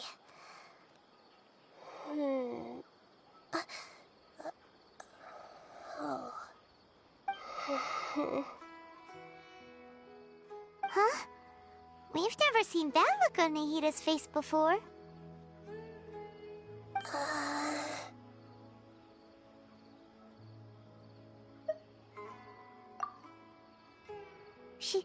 She looks a little unwell. Hold on, we'll be right back.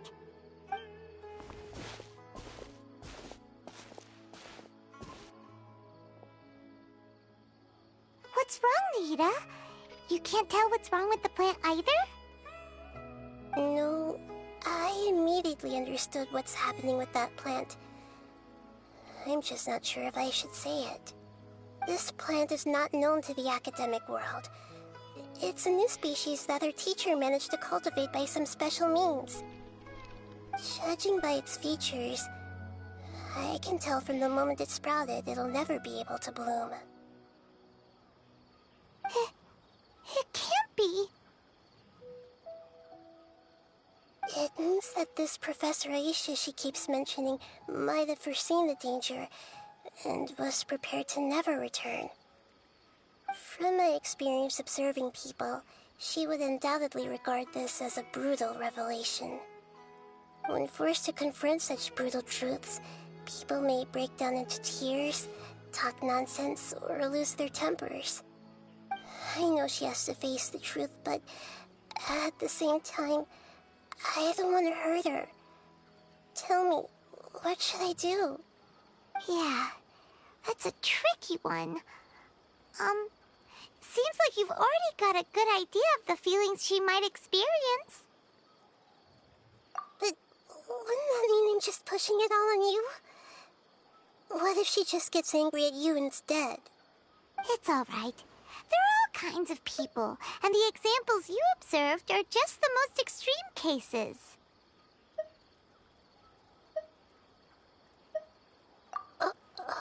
Okay. Thank you. Let's go back and tell her.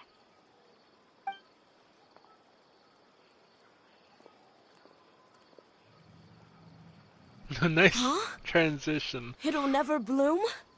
But how's that possible? If a plant is unable to bloom, doesn't that mean it can't reproduce either? All that's left for it to do is slowly wither away.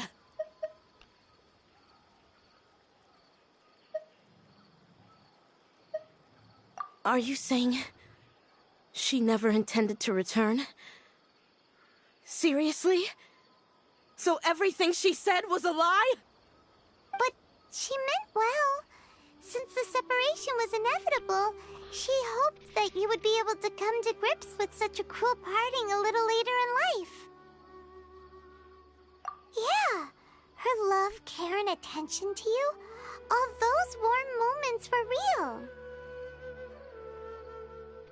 I guess she had hoped that you could understand and respect her choice after learning the truth. I see. Sorry, I don't want to sound ungrateful, but it's just so much to take in. The dreams are so beautiful. Yet reality is heartlessly cold. I really thought she had come back. I had so much to tell her. These dreams may not be as pure and beautiful as they seem. Some kind of power may be exploiting your feelings. Really? Yes. So with that in mind, until our investigation is completed, please return to the event and ignore any further temptations from your dreams. I see. Thank you for rescuing me, and sorry for the trouble. Luckily, the plant didn't get hurt either. Otherwise, I wouldn't have anything left to remember her by. Thanks, Traveler in Paimon. She seems to have finally accepted the truth, but I think she'll still need a long time to come to terms with her feelings. I saw her waver the moment you mentioned love. It was almost like a gentle rain, arriving just in time to put out a fire that was about to spread. It's because people have something called empathy. Empathy? I see. This is valuable knowledge indeed. By the way, you said there may be something that's trying to exploit their feelings. Any idea what that might be? Yes. What's common between Ilmon and Katya's cases is that they've both lost someone dear to them. And now, they get to meet the people they cherish in their dreams again, and the people feel more real than anything a regular dream could hope to create. Instead of interpreting it as a result of their longing, I have to consider a more antagonistic explanation. Someone is taking advantage of their longing. Yeah, they're just causing these people to dream. What are they after? This is exactly what we need to investigate. Anyway, let's pay another visit to a moment of dreams. I have a bad feeling about all this. I hope things haven't gotten any worse.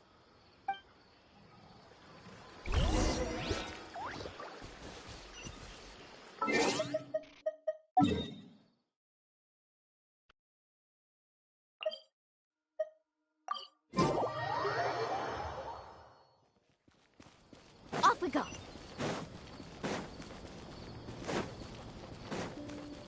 Need a surfboard?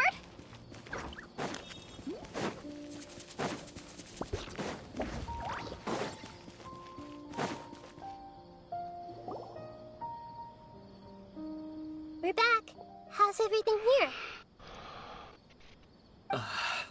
I am so sorry, Great Dendro Archon. We're still trying to figure out how to explain the whole thing to everyone. Because of your warning, we've brought dreamers here even if they were completely unaware of the danger. But some of them have already fallen asleep, and they haven't woken up for a long time. I fear there's nothing we can do about it. A moment of dreams is just a small interest group. We don't have enough staff members to handle this. Just as I expected. It seems my guess was correct. It's the Dendro Archon. She's back. What happened? Why have we been gathered here? Many of you here have been experiencing some beautiful dreams. But I'm sorry to tell you that based on our investigation, there's some kind of conspiracy behind them. Before we learn the truth, please don't try to recreate the scenes in your dreams. Whatever you see, don't be tempted by them. Huh? But... I don't think it's a big deal. Aren't we just dreaming? It's not like dreams will have an effect on others. We've already met 2 people who ran off to the countryside alone and got caught in dangerous situations by falling to the temptations in their dreams. That's right! These aren't just dreams! It's serious! Alright, I get it. So does that mean once we have some conclusive results from the investigation, we can continue to enjoy these dreams? Yeah, I still want to visit my sister in my dreams.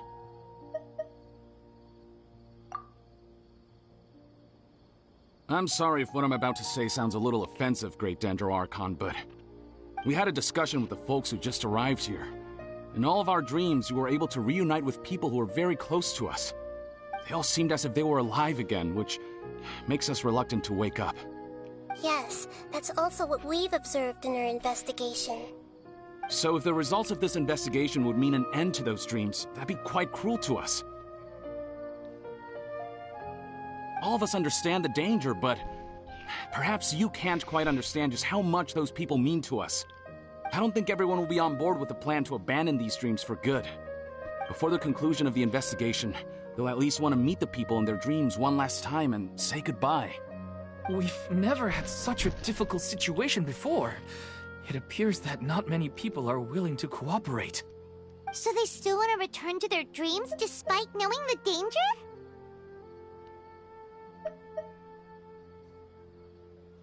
That's right.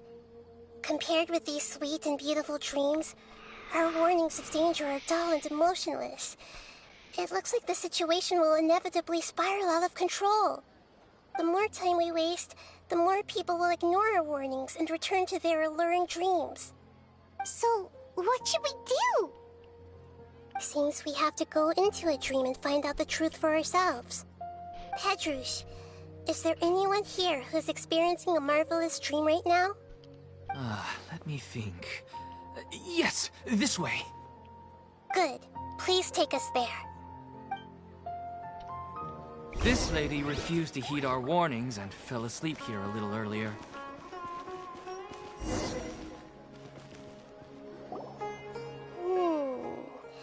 She's only asleep and hasn't started sleepwalking. It seems she hasn't sunk too deep into her dream yet. Do we also need to fall asleep if we want to go into her dream? Don't worry about that. I'm Lesser Lord Kusanali after all. Now, don't be nervous. Just close your eyes. Imagine yourselves as waves gradually rolling onto the beach. You slowly wash over the shore and sink into the sand.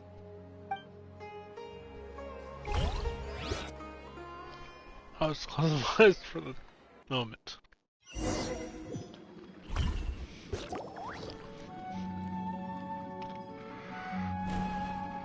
What's wrong, Traveler? You look a little disoriented.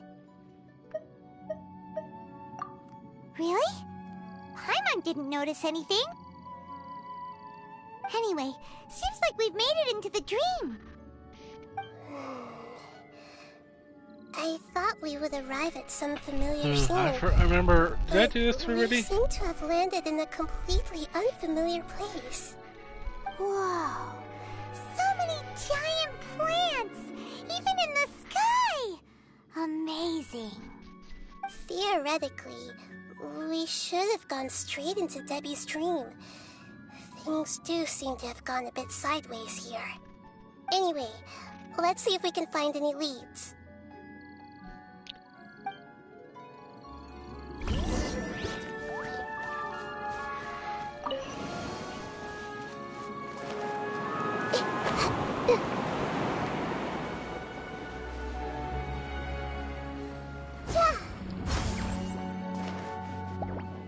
Everyone hold hands!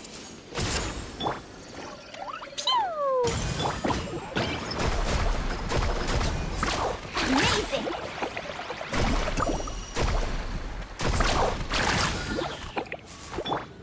Jumpy Dumpty Go! Carving waves!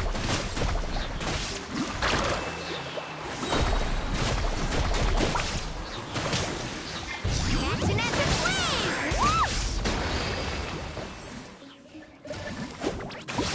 Ah!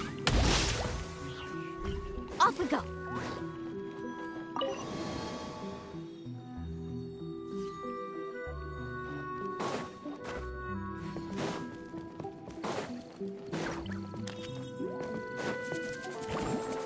Huh? A door?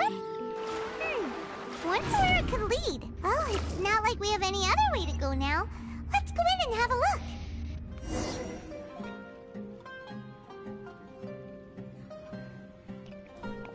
Sounds like we're in a tavern. Oh, we are. This place looks familiar. Isn't it Puspa Cafe? Oh, Paimon sees Debbie. She's right over there. Looks like we've come to the right place. These alluring dreams often portray a scene from real life, which concurs with our previous findings. Really? But what about that space we were in just now? You can't mean this is another collective dream? Yes. Given that so many people have been experiencing these beautiful dreams, I would say it's very likely that they're interconnected. Compared to an interconnected dream, independent individual dreams would be much harder to manage and manipulate. Ah, Paimon gets it now. Well, let's go talk with Debbie. Oh, but there are some other people next to her. Are they dreaming too? If this space is exclusive to Debbie's dream, then the others beside her are most likely the people she cherishes. Anyway, we should confirm that first, just to be sure. Huh. How do we do that? Just leave it to me.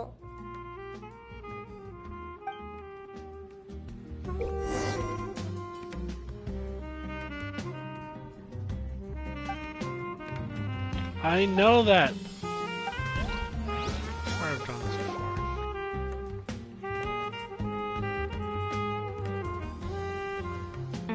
The coffee here still tastes the same as ever. You two have traveled all around Tibet. Surely you've all tasted better coffee than this. I suppose so, but no matter how good things may be elsewhere, nothing beats the taste of home. That's right. It's hard to change your tastes. Anyway, here's to your return home. Welcome back, everyone.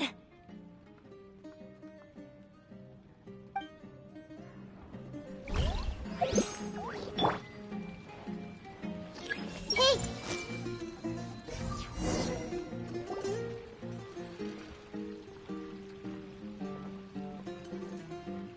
Huh. How could they be? Well, I guess it doesn't matter. Huh? She sounds a little hesitant. I've confirmed that this dream belongs only to Debbie, because I'm unable to hear the thoughts of the other two people with her. So, this is the power of the Dendro Archon? Paimon, I better watch her thoughts from now on. Don't worry. I don't often use my powers like this. It's rather impolite. Alright, I need to get myself ready. It won't be easy to break it to her, but there's no avoiding it now. The Great Dendro Archon! What brings you here? I'm sorry to interrupt your celebration, but have you noticed that what's happening here doesn't quite match up with your memories? I don't quite understand. Great Dendro Archon. What do you mean? I get it. The Dendro Archon is trying to say that it's a once-in-a-lifetime opportunity that we're able to gather here. Hey, how about a cup of coffee for all of you? My treat. We just returned from a fruitful adventure. Memories? A once-in-a-lifetime opportunity? Think carefully. You of all people should know what really happened to them. Are you sure that meeting here and chatting the day away like this isn't just a product of your own wishful thinking? Yes. The reports from the Steambird were true. The ship they were on struck a reef and sank. And I never heard from Basima and Gaspar again. Hey, come on now. What are you talking about, Debbie? Yeah, trust your memories. Nothing you see here is real. I get it now. This is a dream, isn't it? But since it's my dream, it doesn't matter if this is real or not. I enjoy the way things are here. I no longer have to face the tragedies of real life. These friends mean the world to me. Nobody else can understand me like they do. There's nothing wrong with continuing this dream. Is there? I'm worried that if you were to continue dreaming like this, the lines between dreams and reality will gradually become too blurred for you. These dreams will always give you what you want, while reality remains full of pain and difficult situations. If you're not careful, you can get hurt. Don't worry. I still have control. I won't let it go that far. Are you sure? Hey, how about we put all this troublesome stuff aside and get back to our coffee and snacks, Whether it's just a dream or real life, you should be happy.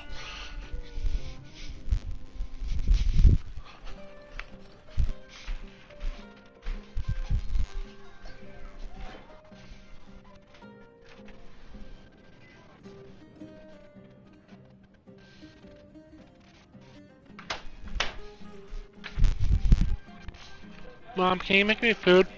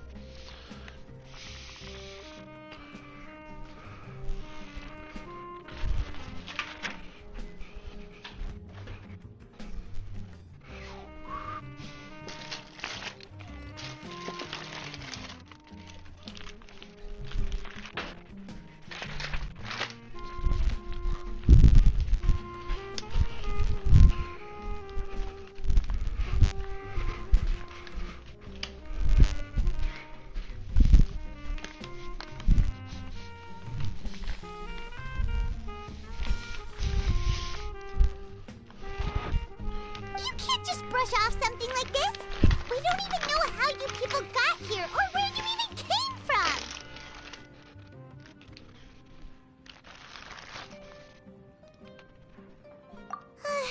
Sorry.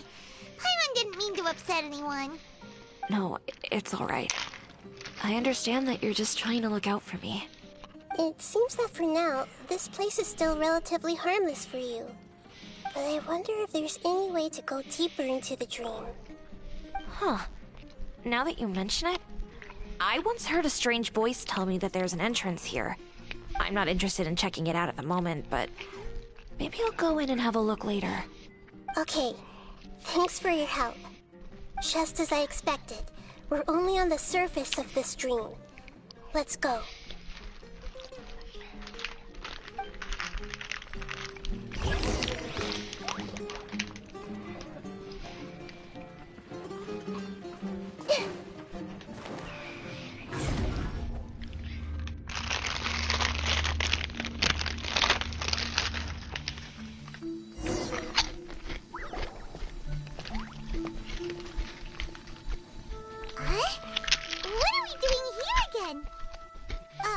Wait a second.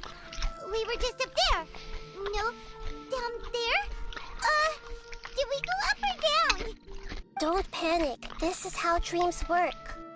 We've left Debbie's dream, but the dream is still continuing onward. I'm not sure where it'll lead us. This dream has the ability to create imaginary people, which is why people are so unwilling to wake up.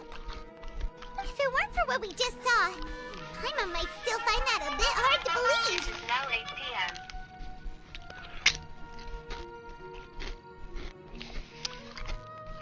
I have a guess. If these dreams are connected, then there should be some sort of order to them. The fact that Debbie was able to realize that she was dreaming means that she is not very deep in the dream yet. But the space we're in has been turned upside down. Do you remember the characteristics of dreams that I mentioned earlier? Oh, right! Dreams are chaotic. That's right. It's possible that we're heading deeper into this dream now. And the deeper we go, the closer we'll get to the essence of the dream. Right! So the answers might be waiting for us deeper in the dream! Yes, and we should get ready for whatever we may encounter.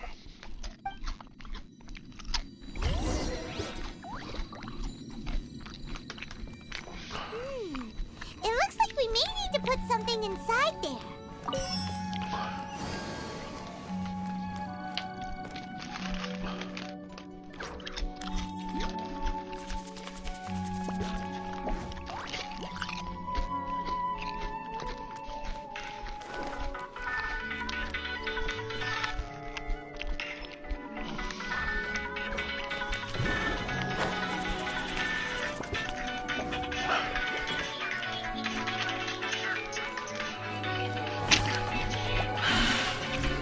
To memory.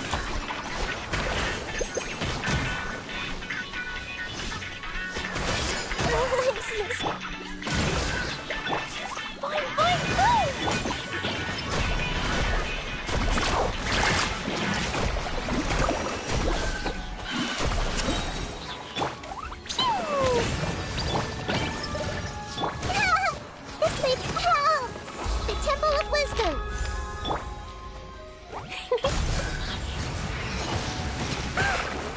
Shine down!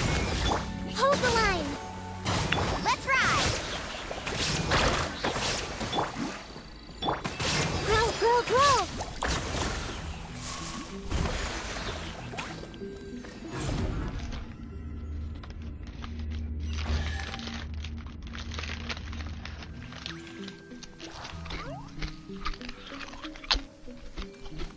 Whoa! When it rains, it seems to disappear slowly. Yes, and it appears again as soon as the rain stops. It's less like a flower, and more like a dendral slime that's trying to keep out of sight. Here we go again with Nahida's analogy. Rest and rebuild!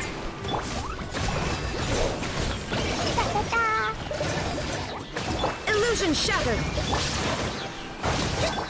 Boing, boing, boom!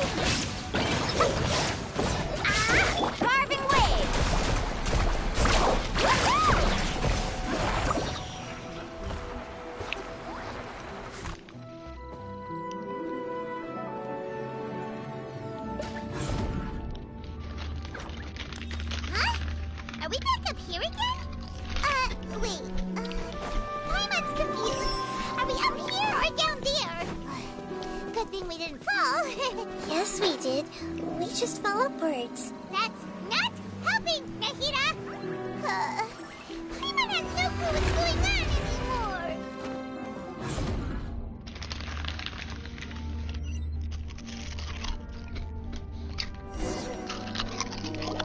Wait, weren't we already here a little earlier?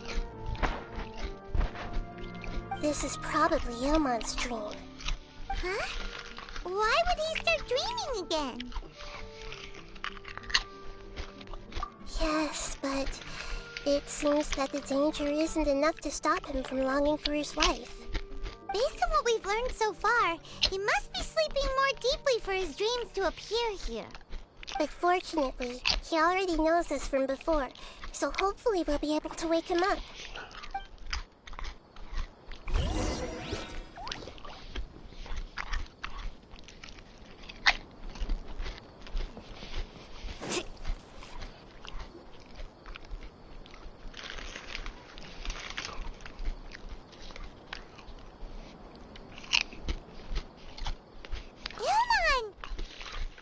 Oh, it's you!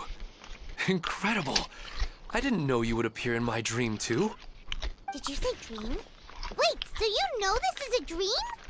Of course. Such good things rarely happen to me in real life these days. Here, let me introduce everyone.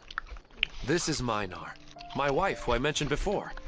And this is our daughter, Hydar. Hello. It's a great honor to meet the Dendro Archon. Whoa, Dad! You know the Dendro Archon? That's amazing! And what's this? Is it a new toy? No, it's Paimon, not a toy! Anyway, now's not the time for that! Nahida, this doesn't seem to add up with what we were expecting. You're right. Let me think for a bit here.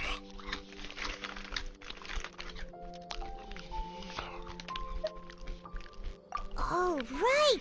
We didn't see him in a moment of dreams earlier. Paimon thought he'd gone home. Sorry. I just had to make sure that Hydar could get a chance to see her mother. I had gotten pretty familiar with the hike, so I brought Hydar with me. I'm just glad we didn't meet any monsters along the way. Yes, I'm glad too. I didn't expect her to grow up so fast. It must have been very hard for him. I regret not being able to fulfill my role as a wife and a mother. No, don't talk like that. Let's leave all that unhappy stuff behind for now. Even if we're in a dream, it's still a blessing that we've been able to reunite in this way. What should we do now? Should we tell him the truth? You can let me break the news. I should be the one to do it. I'm sorry, but I should tell you that your dream did not create us. We are real people with our own consciousness. Like the last time we met, we are still investigating this dream, and we've already learned some things about it. So you mean there's something nefarious with this dream as well? Ilmon, what's going on? It seems the reunion of our family is destined to only be temporary. Huh? Is Mom leaving? Maybe. But in all likelihood, that is indeed how things will end. Oh. No, Mom, you can't leave!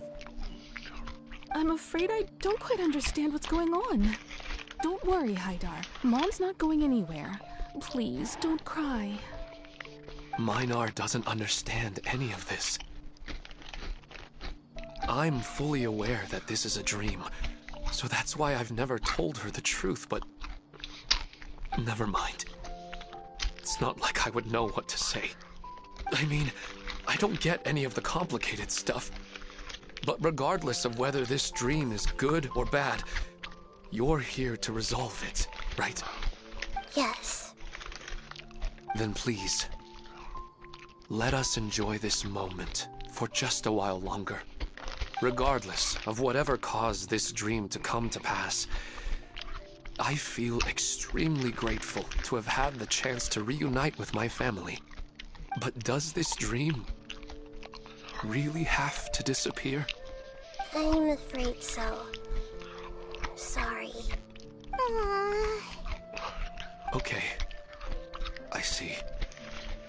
Please, come this way. You can go even deeper into the dream by heading in this direction. I have heard that the further down you go, the more pleasant the dreams become. And the more you want to stay. The answer you're looking for may also be found there. Go ahead. Thank you for helping us. And I'm truly sorry. You're welcome. It's not like I have any say in the matter. I'm just an ordinary person, after all. Who am I to interfere with the work of a god? I'll be right behind you. I should at least let Minar and Hydar know what's going on here. Otherwise, my daughter might be mad at her mother after we wake up. We're not doing something bad, are we, Nahida? That depends on how you define good and bad.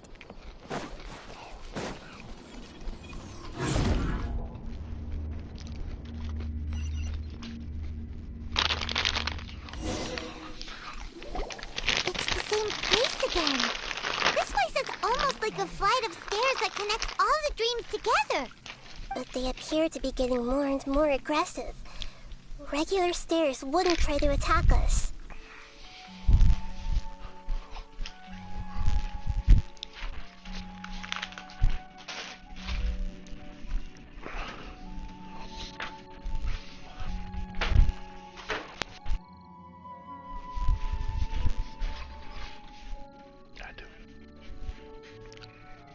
I will do that soon.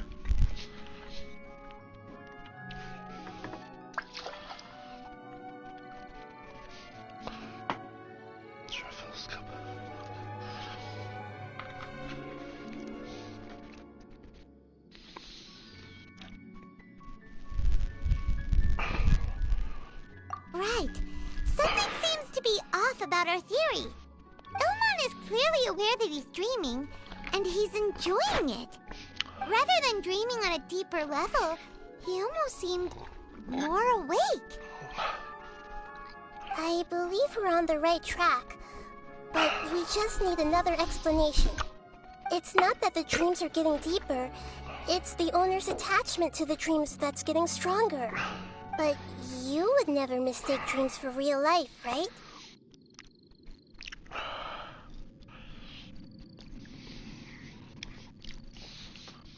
Sometimes, Paimon almost wishes her dreams could be real.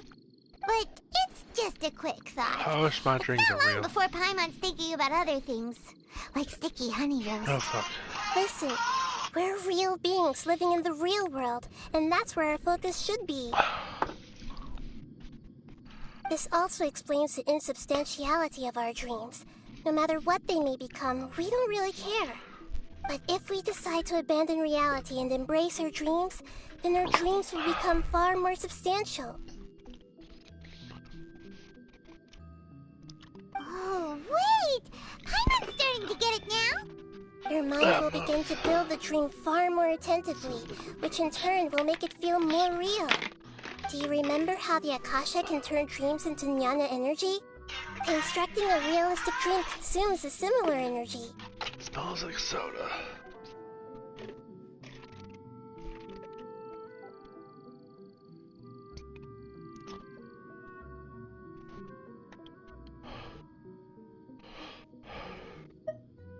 Does that mean there's a host of these dreams here like Milu during the Subzero's festival? If we wake that person up, this collective dream will end, right? It's gonna taste like Pepsi. Mm-hmm. Most likely. But the collective dream in Sumeru City was created by the Akasha, and now the Akasha has been turned off. This has nothing to do with the Aranara, and humans are not capable of creating a collective dream, which means...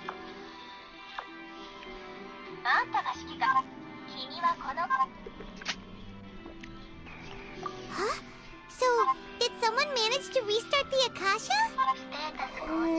That's impossible. But they are probably a scholar of the Academia who had a close connection with the Akasha. Even so, how did they manage to do it? And how did they choose the host? Yeah, we haven't gotten to the end yet. Once we know their motive, all the questions will resolve themselves.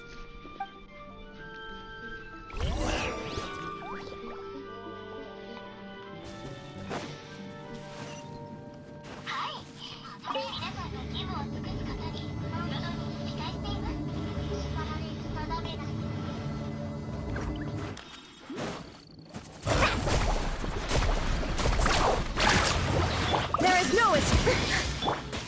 Committed to memory. Make yourselves at home. Check this out. Best of luck. Carving waves.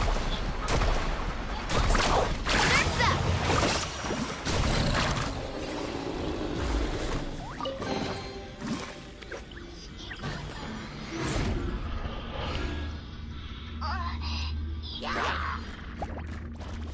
Let's ride.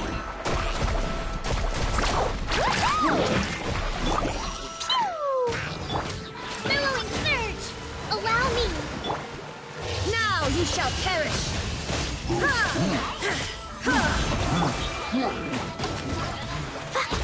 Boing, boing, boing!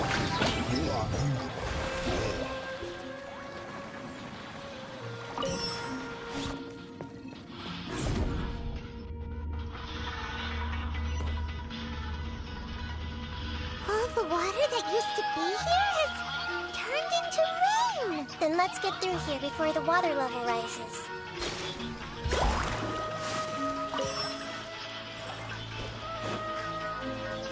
Carving waves.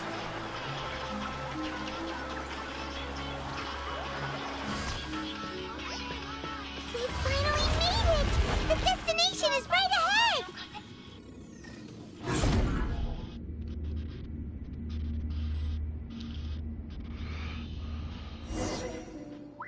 Wow! A new place!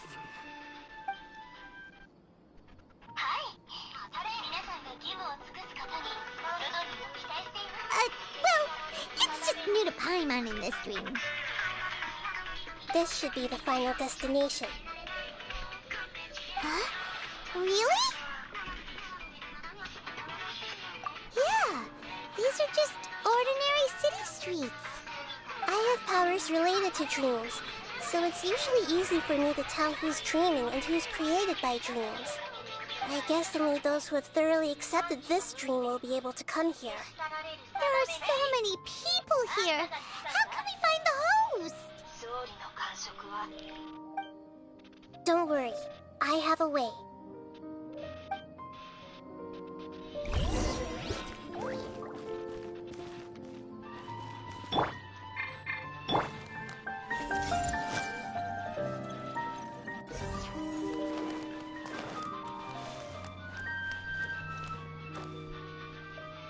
I see everything. Anissa's always so calm. I wish I were the same.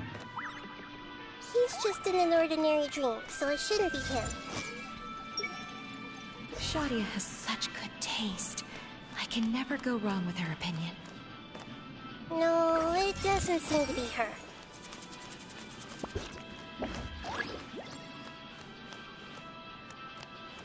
Everyone hold hands! Sometimes I wish Rakesh could be more assertive, but I guess I'm also happy enough with the way things are. No, it's not her, unfortunately. Who doesn't want a dream to last forever? He's just entered the dream recently. It's definitely not him. However... You know, I've heard that plants grow better if you play music for them. And on that note, it's been a while since I last heard you play. Sorry, I've been a little busy these last couple days.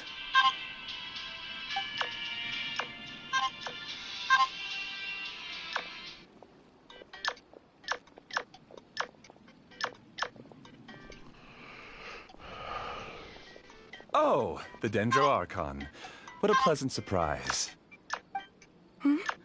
Oh, welcome, Great Dendro Archon. And your companions, too. Welcome. I'm Amira. I run the flower shop here. And this is my husband, Moses. Yes, how may we help you? You already know all about me. There's no need for all the pleasantries. Perhaps I should call you the dream's owner? As expected of the Dendro Archon. I'm sorry, Amira. It seems my research has attracted the Dendro Archon's attention. Why don't you go back to the flower shop? I'll come help you a little later. Okay, of course, dear. I'll see you later.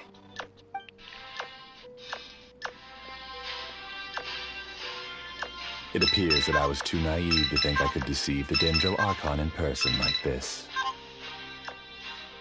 To avoid looking like too much of a fool, allow me to ask the first question. How well would you say you understand this dream? This dream was built by the Akasha, and it has the power to create imaginary people who no longer exist in the real world. As for you, you found the unique way to become the owner of this dream, going so far as to have even given up the ability to wake up again. Given up the ability to wake up? Impressive! You truly are the embodiment of wisdom.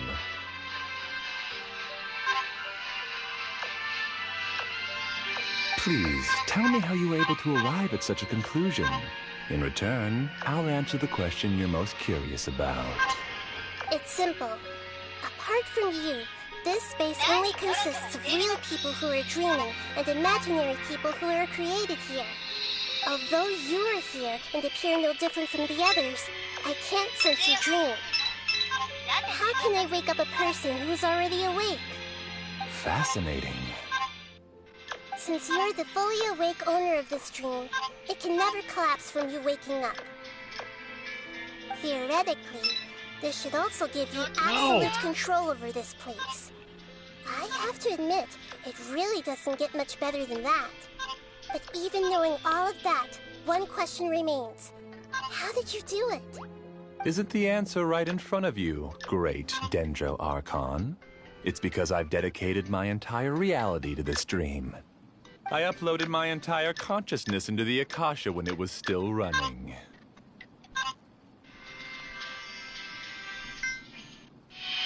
Actually, this all started because of an accident. My original goal was not about the Akasha or a collective dream. No. You were motivated above all to create a hyper-realistic person. The desire to reconnect with a real loved one is the one shared sentiment between all our dreamers. That's right. However, human models are too complicated. Only the Akasha has a jnana energy supply powerful enough for me to generate and sustain my models. The Akasha is truly magnificent. If I siphoned a minuscule amount of its energy, nobody would even notice. And even this minuscule amount of energy was already more than enough for my purposes. Even using just crude methods, I was still able to train a fairly realistic person. I named my first work Amira. Huh? You mean the girl we just saw? She and I entered the academia on the same day. Starting with admission procedures, we bumped into each other 6 times on just that first day. And because of that one day, we eventually went on to fall in love. We studied, conducted research, and made breakthroughs together. Our rhythm was always in step. I felt like we were 2 separate bodies that shared the same heart. However, Elazarita took her from me.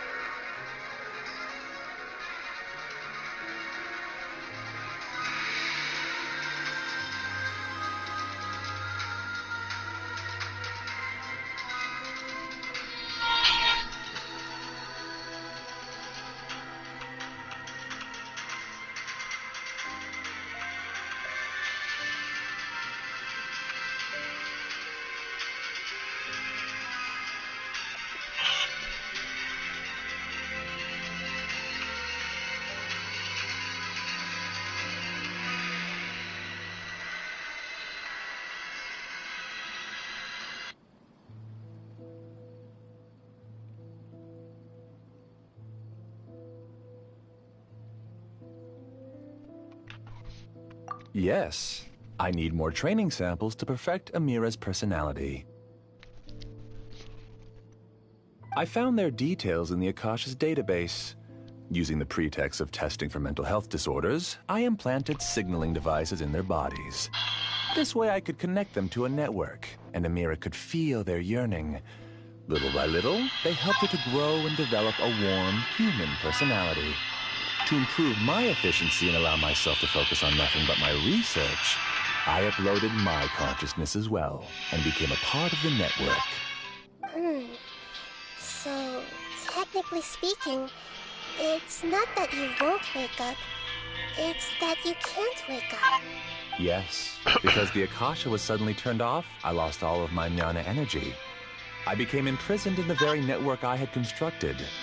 At first, I panicked. But, after coming to grips with the situation, I realized that I could restart this world as long as I could find a replacement source of jnana energy. That means everyone in the network is providing you with jnana energy! That's all there really is to it. I don't think I'm doing anything wrong. I'm just saving them as well as myself. I provide a beautiful dream, and in return, I harvest their jnana energy as fuel for the dream. They can wake up anytime they wish. People need to sleep anyway, so why not have some beautiful dreams while they rest? I agree. This is the home we spent a great deal of effort on to build for ourselves. Yeah, she's right. We're staying here of our own free will. I don't understand this at all, but I just want to spend some more time with my family. I don't want them to be sad. Thank you, dear. Great Dendro Archon, I hope you can understand. You don't need to gather around here. It's all right. The Great Dendro Archon is nothing if not kind and considerate towards her people. She won't interfere with what we're doing here. Uh-oh. Now he's playing dirty.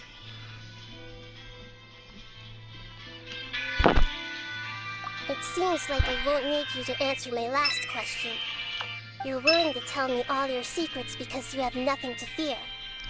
If you use real people as your weapon and turn them against their Archon, then there's nothing the Archon can do. They just want to be with the people they cherish. I don't think there's anything wrong with me providing them with that opportunity. They don't wish to eternally part with their spouses and friends. What's so wrong about that? If you understood humans a little better, or had also experienced firsthand the absolute devastation of loss, then perhaps you wouldn't be so cold towards us.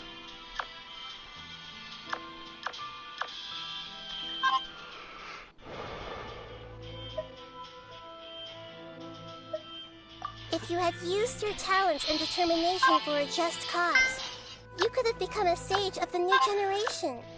Unfortunately, you've committed one of the 6 cardinal sins of the Academia by attempting the forbidden and fearing none.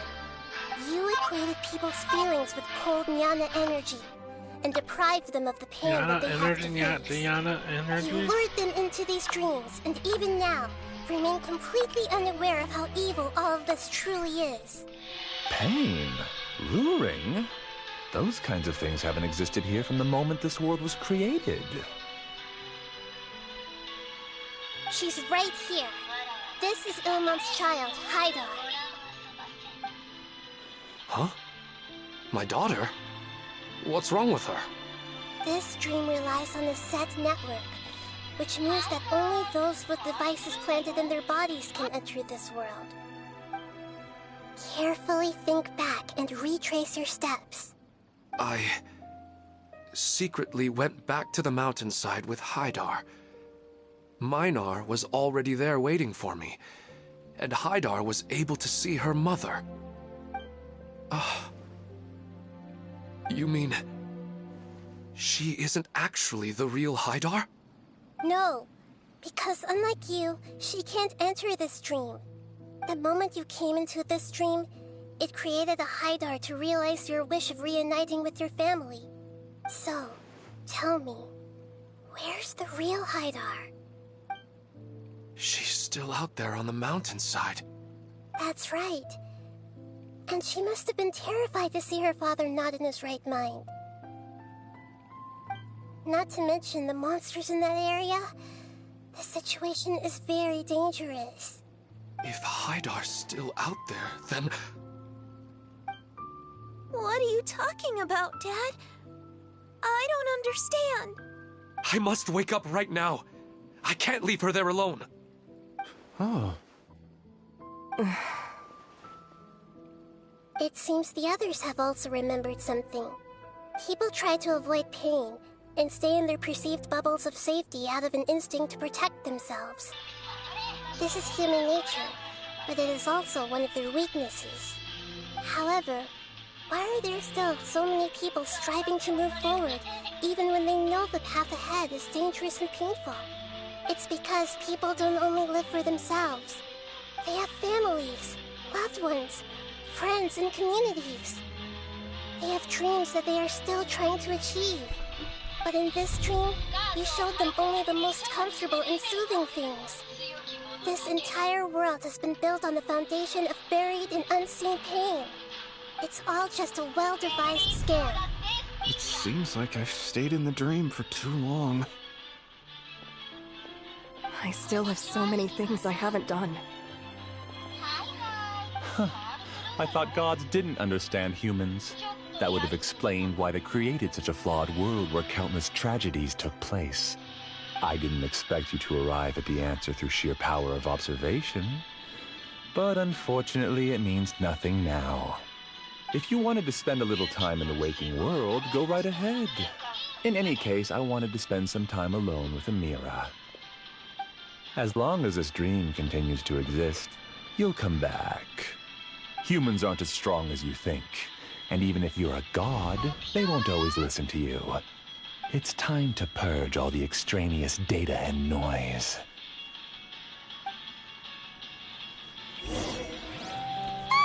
Monsters, be careful! All of you, please get out of here and find somewhere safe. I am the master of this dream. I can create endless waves of monsters with the snap of a finger. Don't worry, they'll wake up before they get hurt. Amira doesn't like to see others in pain. If you know what's good for you, leave now!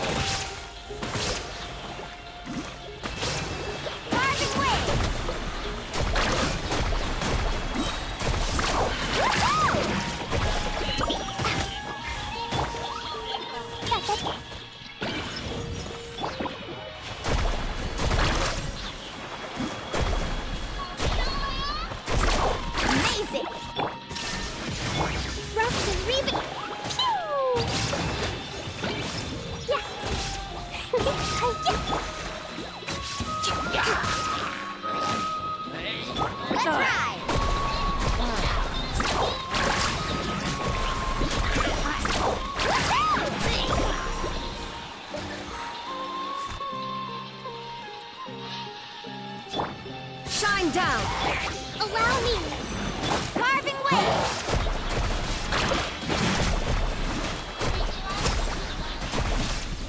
Check this out! Best of luck!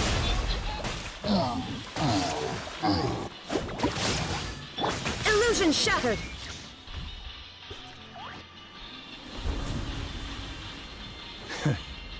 You haven't won just yet.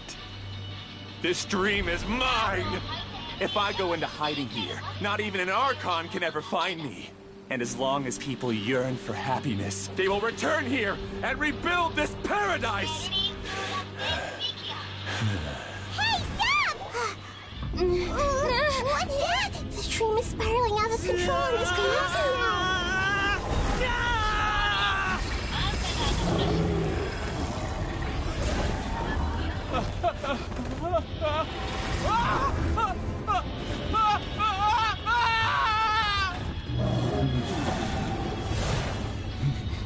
Oh no. Amira. Amira. Amira!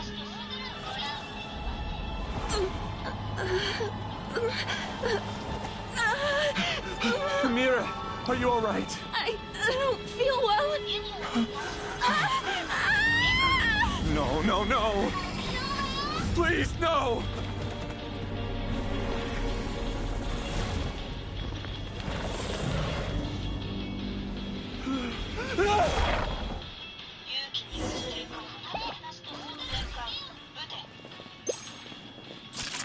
from there. Don't ruin my flowers. What should I do? Where did he go? He doesn't want you anymore.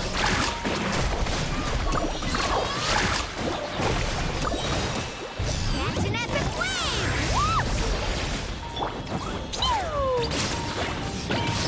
Carving wave!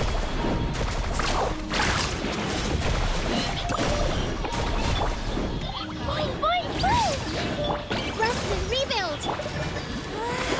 Just shut up! Just take 5 minutes.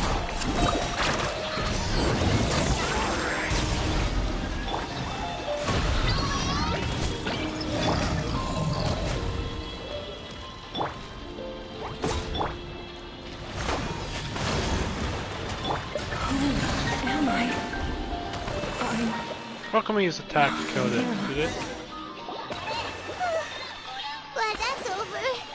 But what happened just now? He's not very proficient in using the Akasha's technology, and he spent a lot of Nyana energy creating monsters. Now the system is out of control. All the people he created also turned into monsters, including Amira. It's terrible, even for a dream. Even Paimon's Paimon... The good news is that the chaos seems to have subsided. Now we only need to wake up the people here and let them return to their real lives. Amira. My dear Amira. They're all gone. It was just a big dream after all. I couldn't change my fate. And my knowledge turned out to be useless. What a cruel world.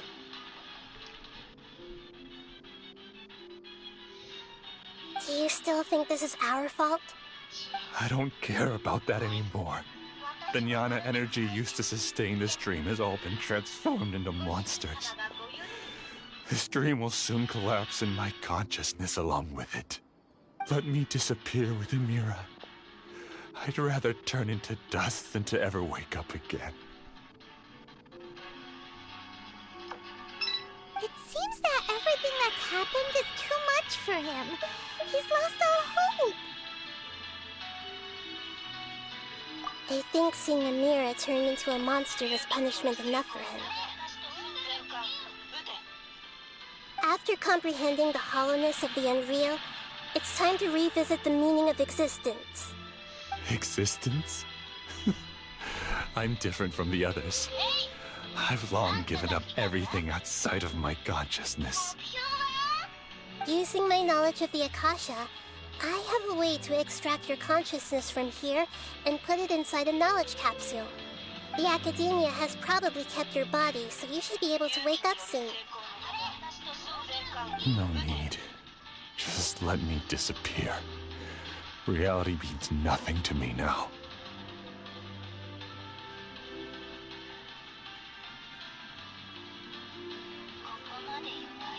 This isn't compassion.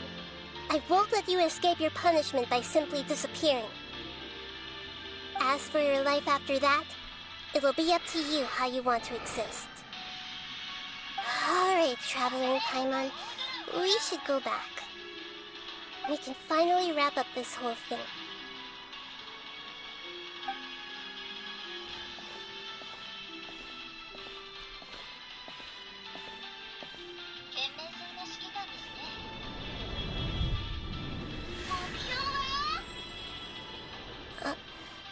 Uh-huh.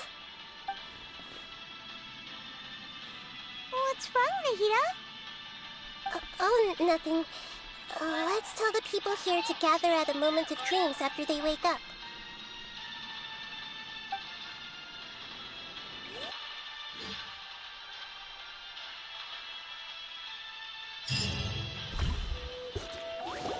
Oh, great!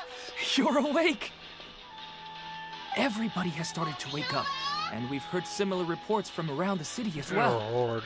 From the looks of it, you were able to successfully resolve the issue. Yes, though it took us a good deal of effort. There will be many people gathering here shortly, so please do your best to maintain order. I need to go to the Academia with them now, but we'll be back soon.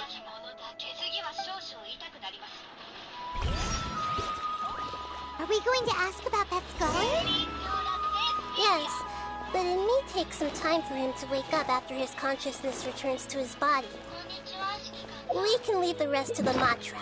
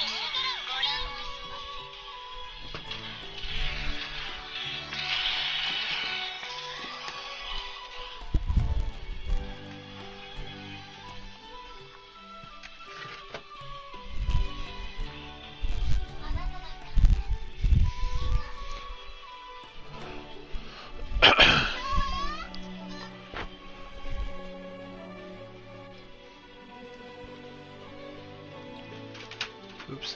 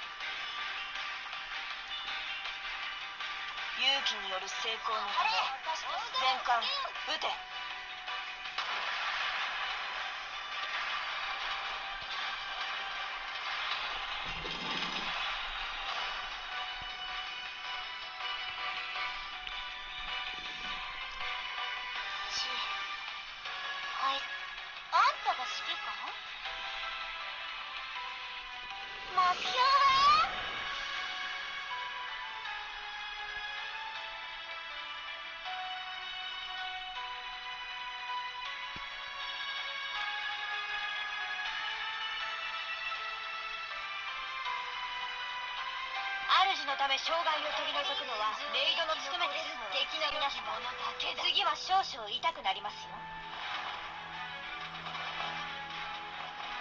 ベルリー・ドゥ・ラ・デスピキア。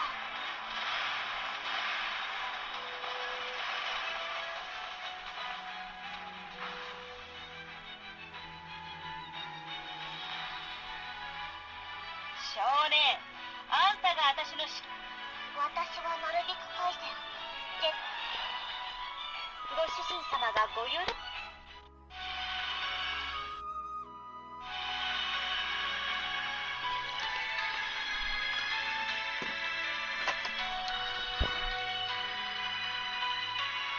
気による成功のため全艦撃て。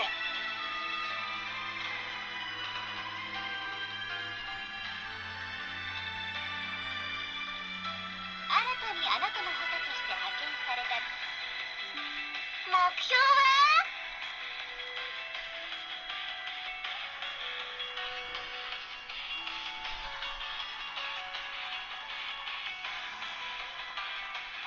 勇気による成功のため全艦撃て。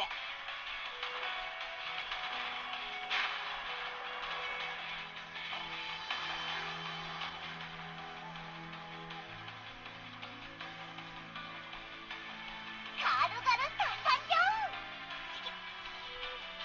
目標は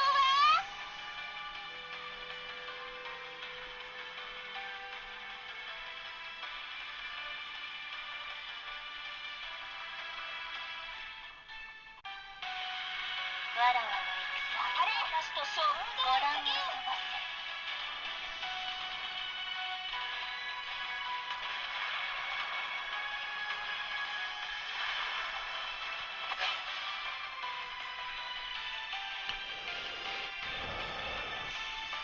目標は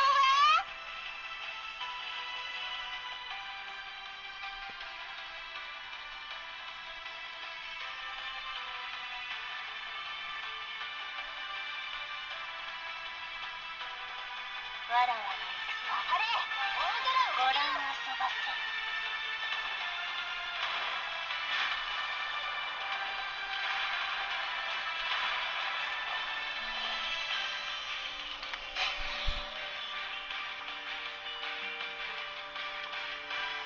栄光をカードに魂はここまで弱い。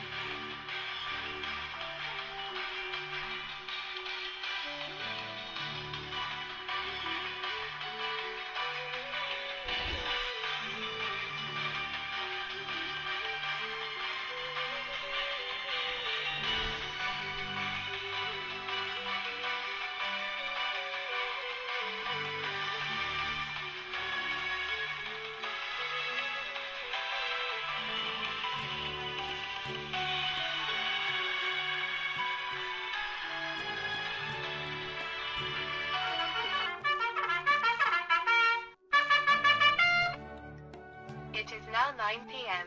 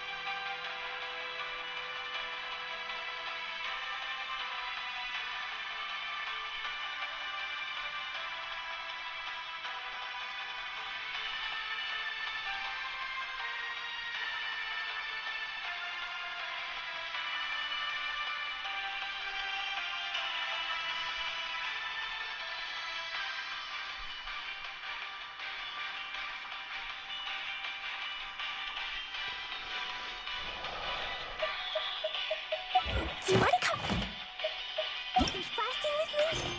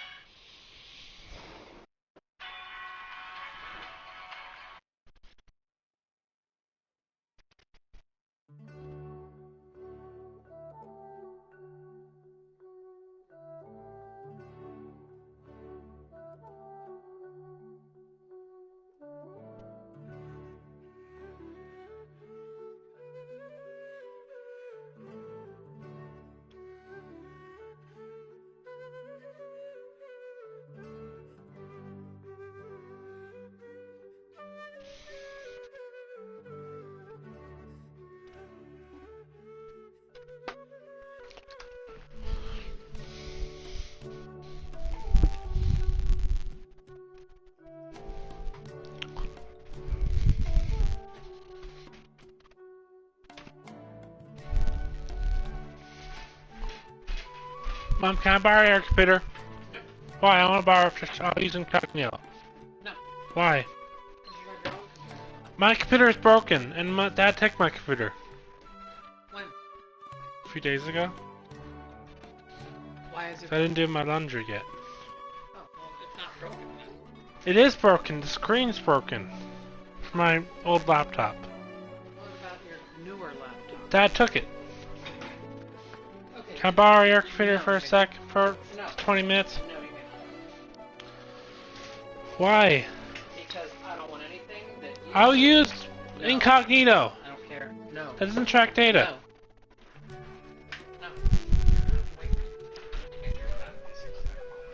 I can get my back.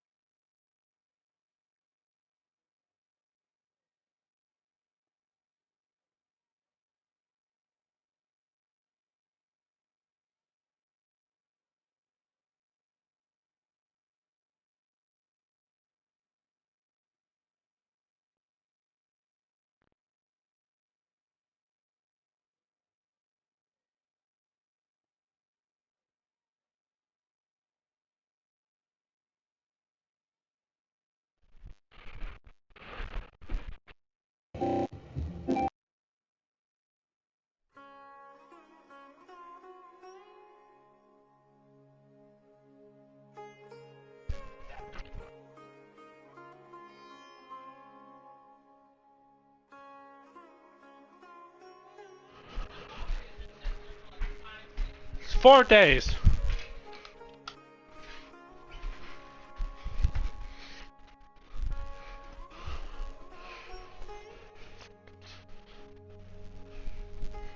No. What? Your shirt and bring the trash cans. What? No. No, you do not do this. I want my computer. I need it to Google something. Then you fold your shirts. You have 14 shirts to fold, that's it. Fine. You do this, you bring them upstairs, put them away, and then I'll give you your computer. You hear me? Okay. The screen's broken.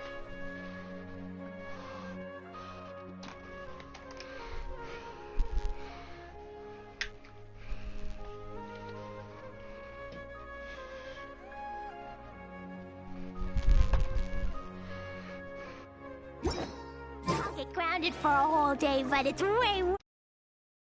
Oh, good.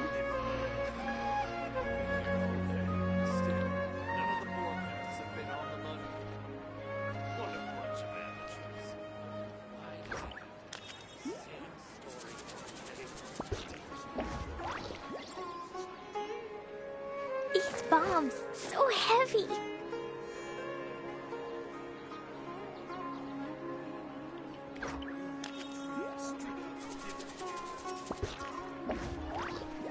Dodoko?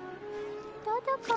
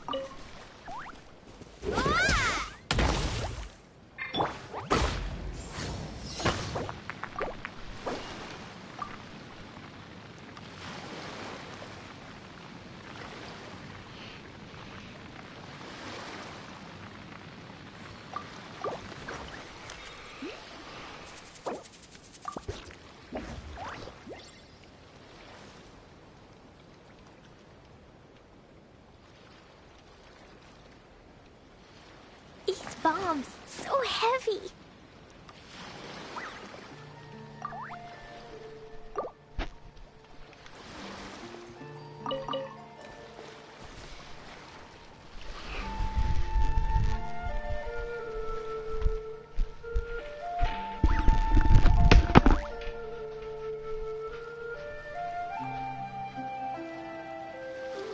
Totoko? Totoko, where are you?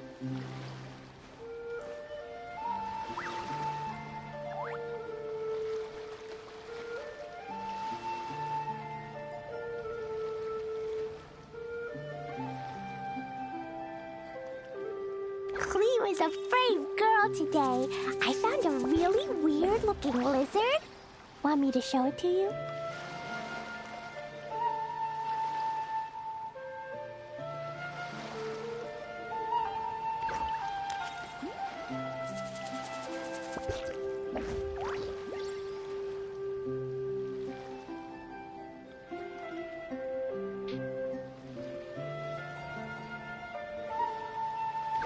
Totoko? Totoko, where are you?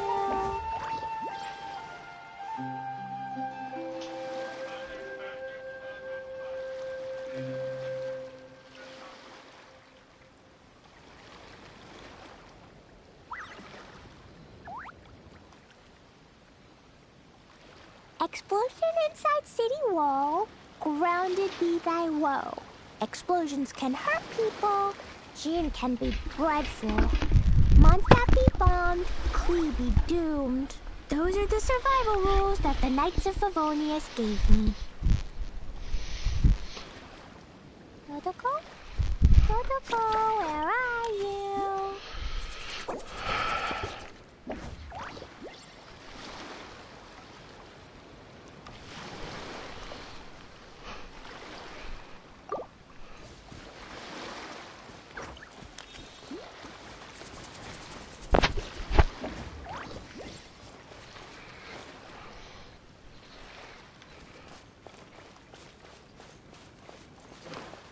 Ta-ta-ta. La la la.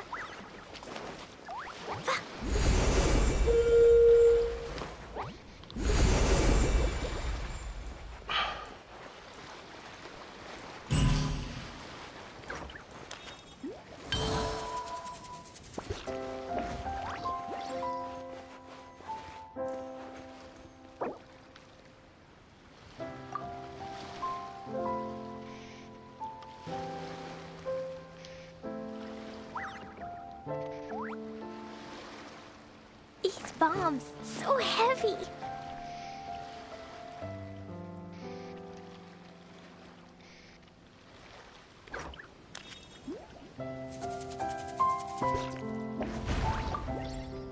Do you want to come fish blasting with me? I'll get grounded for a whole day, but it's way worth it because the fish tastes so good.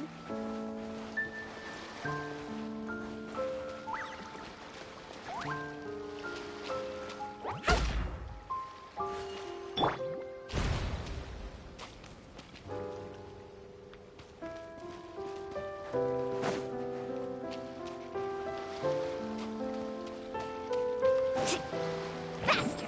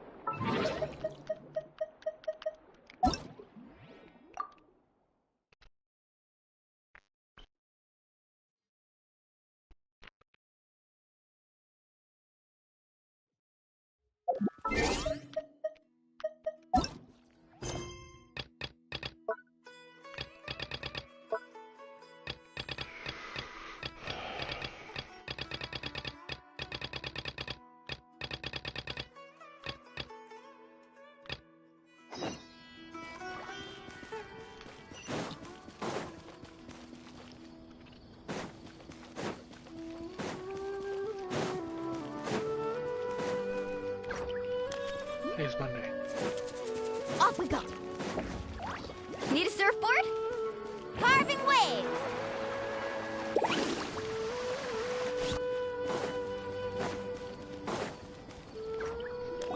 Oh, it's the great Dendro Archon.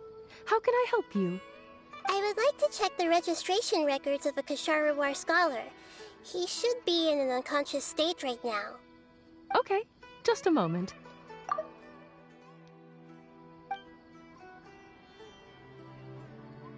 Sorry to keep you waiting, Dendro Archon. We have confirmed that there's a scholar named Beinuni who's been unconscious for a while. The cause was improper operation of the Akasha. He hasn't regained consciousness yet, and is still receiving treatment at Bimarstan. Huh? Isn't his name Mosace? I guess he didn't want to be recognized or bothered by anyone. Please, give the knowledge stored in this to the Matra and ask them to import it into Beinuni's brain. Understood. But for safety reasons, I need to know why. It's simple. This contains his consciousness. It's long been trapped inside of a dream. He's committed an act that affected the safety of Sumeru. After he wakes up, I'll inform the General Mahamatra of all the details. I see. I'll take care of this right away. Thank you, great Dendro Archon. No problem. Alright. Everyone should have gathered at a moment of dreams by now. Let's head back.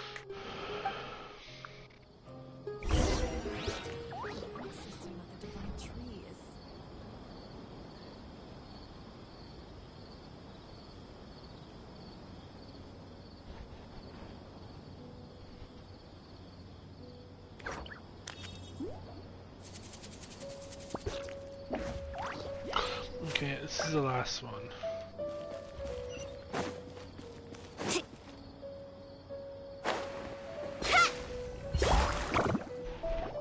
Let's be quiet and just listen in. I wonder what she's going to say. Hello, all of you who have just woken up. I'm sorry for interrupting your beautiful dreams. I may have acted a little cold when handling things in the dream. I sincerely apologize for that. Dreams have amazing power. They inspire us to remain resolute in the face of adversity and help those with aspirations achieve their desires. But dreams also have the potential to exploit people, confuse the senses, and distort the truth. Unfortunately, you are all chosen as prey for an elaborate scheme. As I've said before, I am still learning and cannot fully empathize with the pain of all the loss you've experienced. But just take a good look around you, and you'll see many other people who have had similar experiences. You should be proud that you've been able to gather here and look toward the future together. The path of life is long, and it's hard for us to see the destination. This leads us to ask a lot of difficult questions. What's the meaning of life? What's the purpose of my existence? Why do I keep experiencing pain and loss?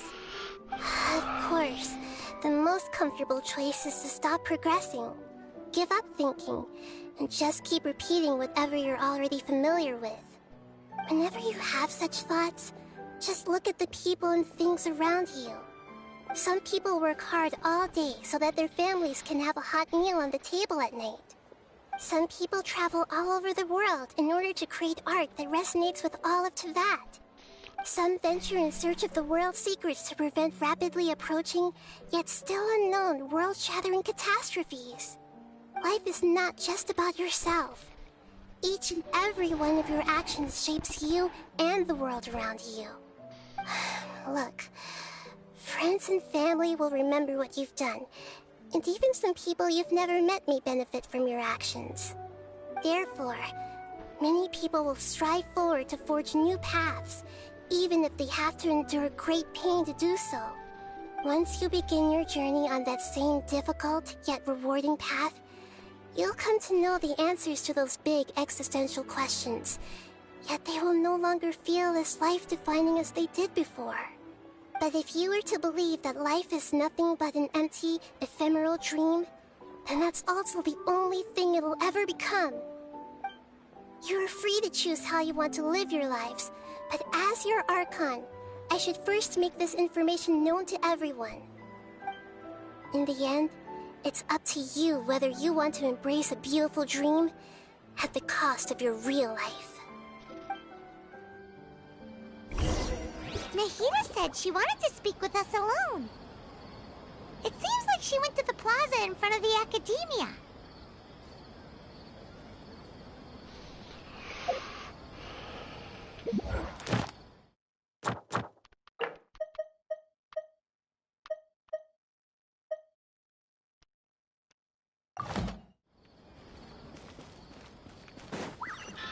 Need a surfboard?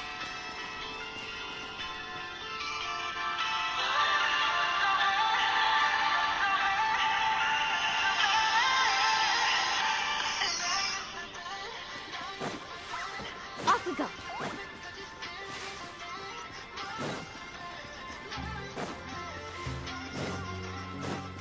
Need a surfboard?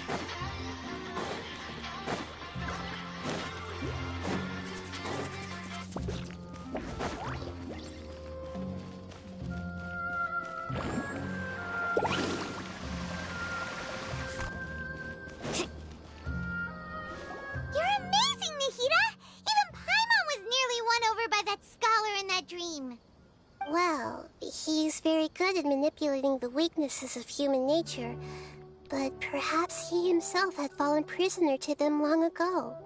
That dream was incredibly beautiful and enticing. Ordinary people couldn't see through it and easily lost themselves within it.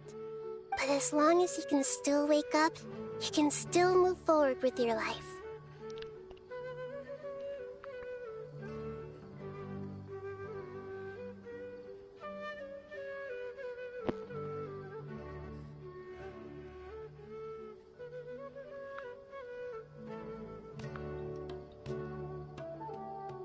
Huh? What makes you say that?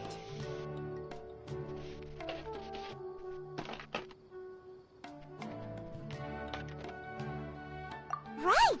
You said that you didn't understand human feelings, but we saw how considerate you were with all these people. Your speech just now really connected with everyone. You did a good job! Thank you. I've heard a lot of sad stories along this journey, and several of them have touched my heart. You can't say that the victims of the dream really did anything wrong, and what they wanted was also not unreasonable. That's why I could understand them when they tried to resist us and protect the dream. But all of my understanding and stirred feelings probably can't even account for even 1% of the pain they've experienced. I don't think this 1% can be seen as an example of what you call empathy.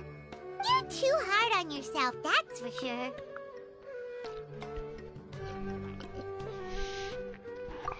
Alright. I suppose going out into the world will help my confidence grow.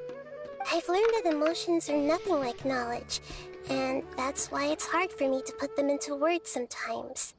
Benuni, or Mercedes, said that I had never personally felt the pain of loss. But I have a vague feeling that this isn't true. The moment I entered the dream, I felt like I was wrapped in a blanket of warm feelings.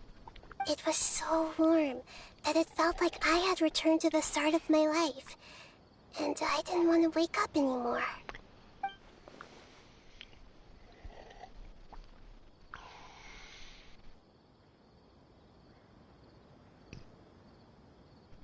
But when I opened my eyes, the feeling was gone without a trace. If I have to make an analogy for it, I would say I can no longer see words on a piece of paper after they have been erased, but I can still see the slight indentations of where the words had been written. But now that I've experienced this dream, I think I can say with confidence that I won't dwell too much on the meaning of that warmth. It's enough that I can tell I was once supported by that warmth, and its existence has allowed me to get to where I am today. If I dwell too much on its exact nature, I would be putting the cart before the horse.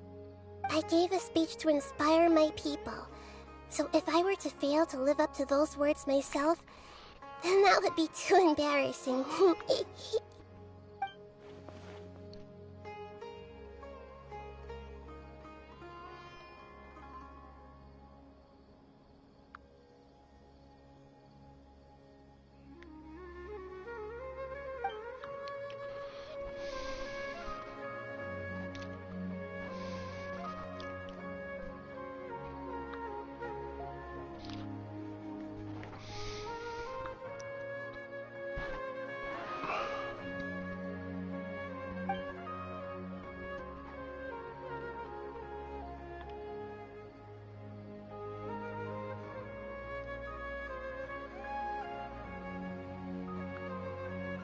Hey, what's with that serious look? You keep looking like there's something you want to say. Is there anything you want to tell me?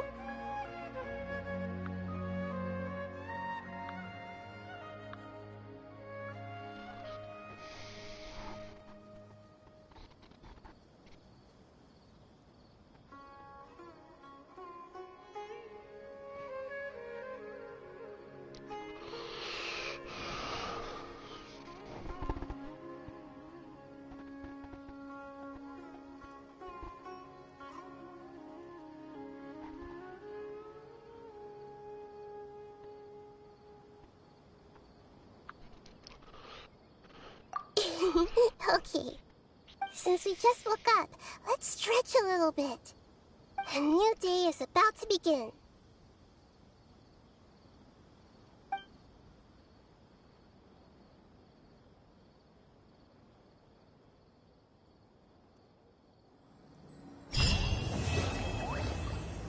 Yes.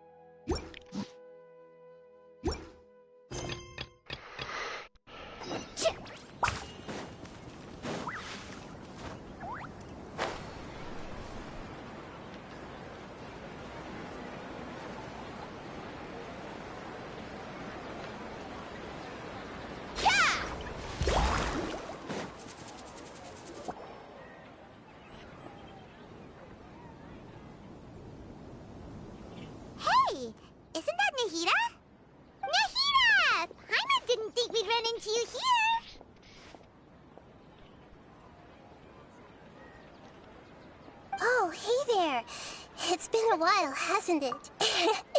Seems... How about you? I'm just looking... I noticed that I have some blurry memories after saving Irminsul. I almost feel like there's still something extremely important I need to do. But I can't remember what it is. What is that? Don't worry, we'll help you remember. Thank you so much. Since you're willing to help, I have something I'd like to show you.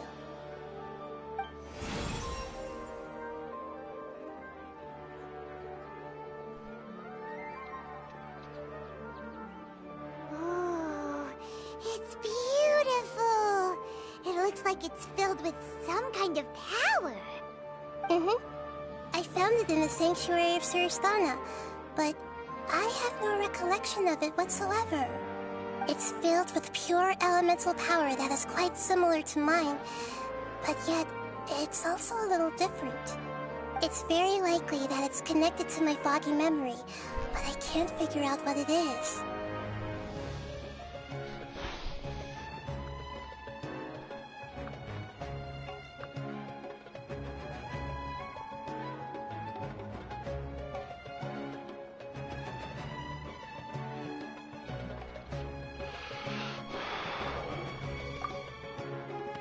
Traveler, do you have any ideas?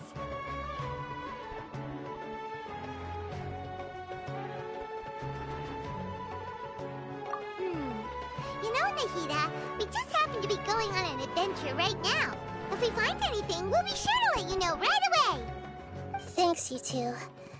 I didn't mean to trouble you again. Don't mention it. Besides, it seems you've got a lot on your mind, and we'd like to help.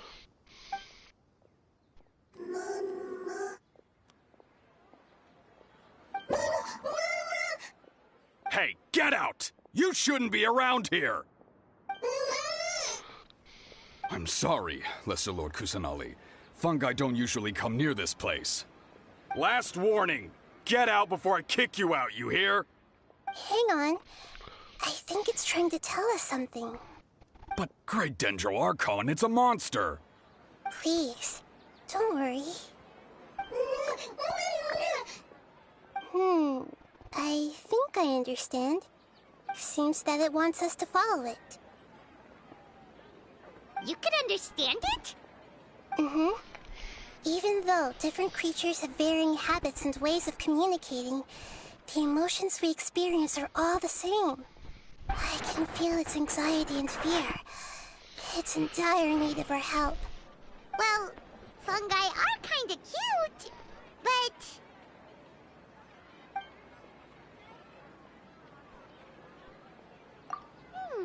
that's true. Okay, let's go take a look. Alright, lead the way, little fungus.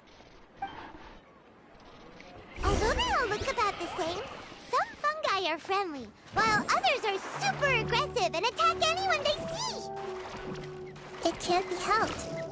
Perhaps in their eyes, humans are like fierce monsters as well.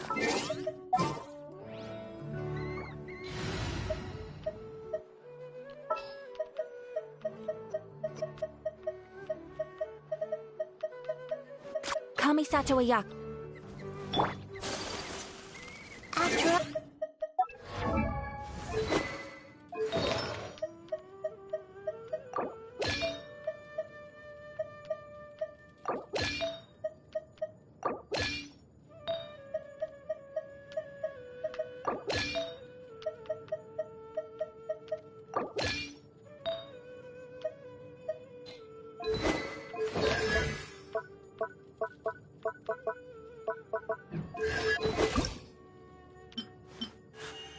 A blade and break. Hence why they tend to strike first, rather than waiting.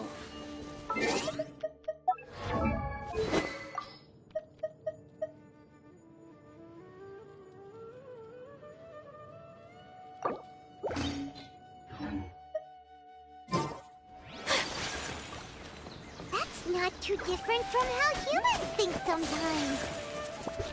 That's what I meant by shared emotions.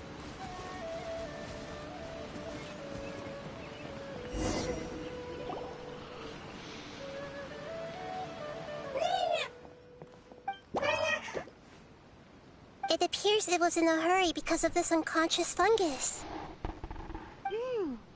Seems like they might be family. So maybe this fungus wanted to bring Nahida here to help its family member. Probably. Although fungi are simple creatures, they're very sensitive to elemental power. Maybe it noticed me on my way back and thought I'd be able to help. I'll take a look. I should be able to help if it's just a common illness.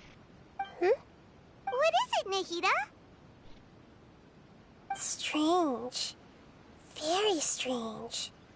This fungus didn't develop from a spore. It's an elemental life form. Huh? An elemental life form? Yes. Although the fungi you normally see are capable of using elemental powers, they're merely borrowing elemental power from nature around them. As for this fungus, it has elemental power flowing through it. Definitely not anything like your typical fungus.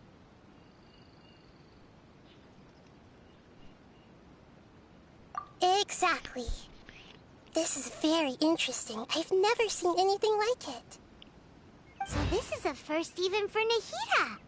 But that's not all. There's a large void within its elemental power. The void is stopping the elemental power from flowing normally, which must be why it fainted. So do you think it'll wake up if we can fill the void? Yes, and I just so happen to be good at this sort of thing. I'll see what I can do right away.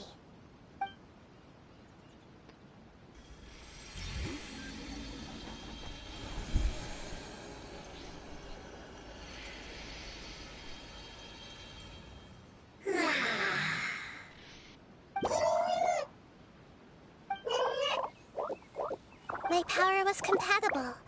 Looks like everything is fine now. Lord of Dendro? Is it really Great the talking. Lord of Dendro? Oh, I can't believe the Lord of Dendro saved me.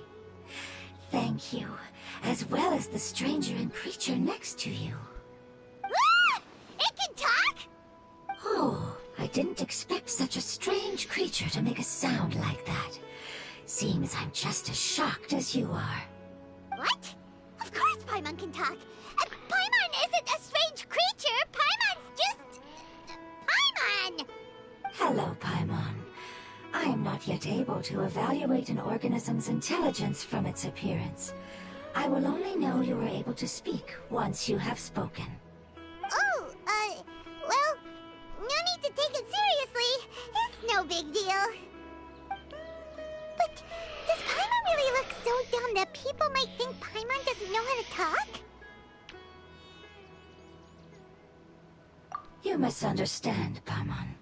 A mouth is used for eating, breathing, and other functions that are more important than speaking. So a creature may not speak, even if it has a mouth.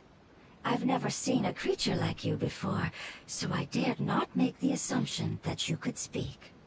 Even if you do possess a number of human traits, it is still very common for creatures to have similar external forms but completely different interiors, just like fungi and slimes. Did this fungus study at the academia? It seems even more talkative than Paimon. You're not a fungus, are you? That's correct. This might be surprising to you, and I'm sure that you must have questions. Let's find somewhere else to talk. It might startle my fellow family members if I speak too much using this strange voice. Me, me, me, me, me. It says that it's very thankful for your help.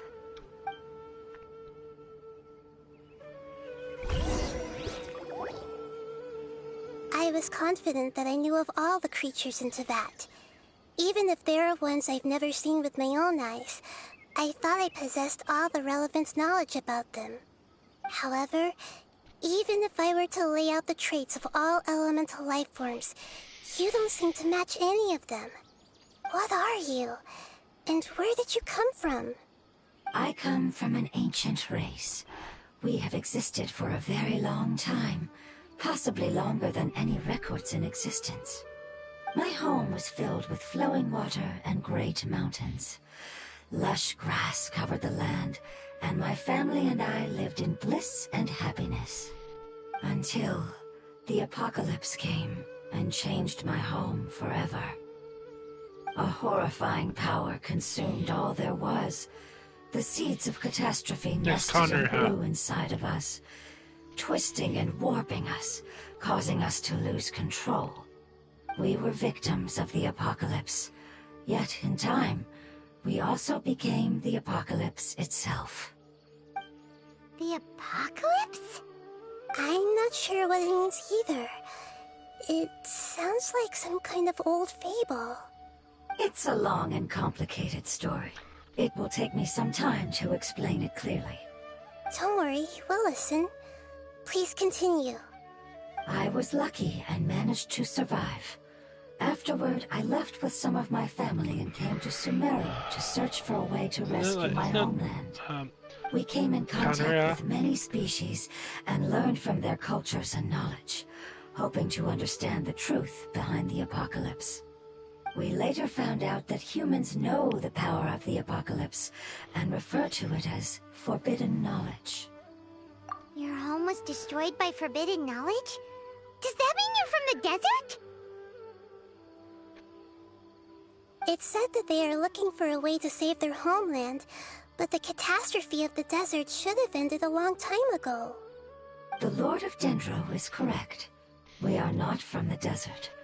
I would very much like to tell you the location of my homeland, but unfortunately, I've forgotten. That may sound a little odd, as it is very important to both me and my family. Yes, how could you forget? I am a life form that was contaminated by the apocalypse. A part of my knowledge and memory was taken away as the contamination inside of me was purged. Ah, I get it now. So the void of elemental power was left behind from when the forbidden knowledge was purged. I'm sorry. I hadn't considered that kind of possibility. That's okay. Lord of Dendro, there is no need to apologize. Without your help, I would have lost more than just my knowledge and memory. And not only did you save me, but you've also already rid the world of the remaining forbidden knowledge, right? That's right. The forbidden knowledge is no more, and your homeland should be safe now. My home should be safe now. I see a challenge. We can go home. For the longest time, this moment has only seemed like a dream. Sweet flower. I never knew it would become a reality so quickly. I was unable to fulfill our calling. I never found a way to save my homeland. And I have even forgotten where it is. It's not your fault. You've already done everything you can. Every species paid a grave price in the fight against forbidden knowledge. This is not a responsibility you should carry on your own. You mentioned that there were other survivors besides yourself. Where are they? Maybe they'll remember. The apocalypse put us through immense pain. Many of my family members have already met their end. I'm not sure who else is still alive. Don't worry, I should be able to find them. Just leave it to me. I'll leave the rainforest to the Aranara. And as for the city, there are a few nice kids that should be willing to help. Oh yeah, they'll give us a hand. Give me a moment. I'll contact them right now. She's an AirPods.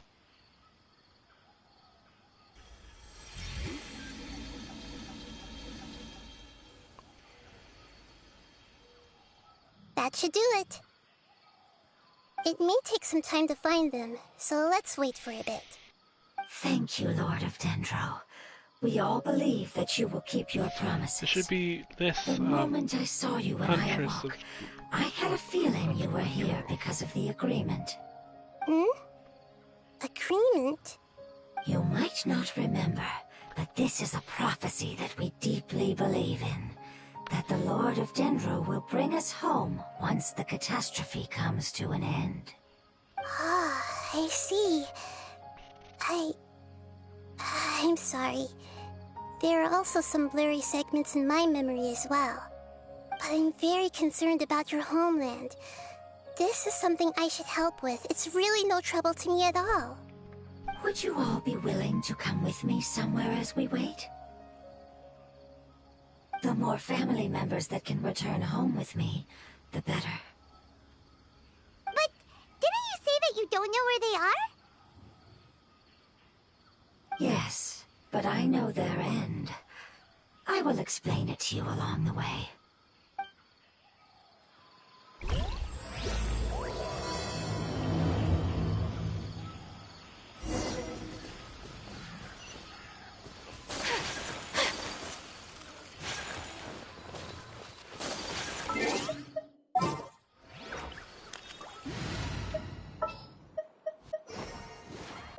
Klee can help.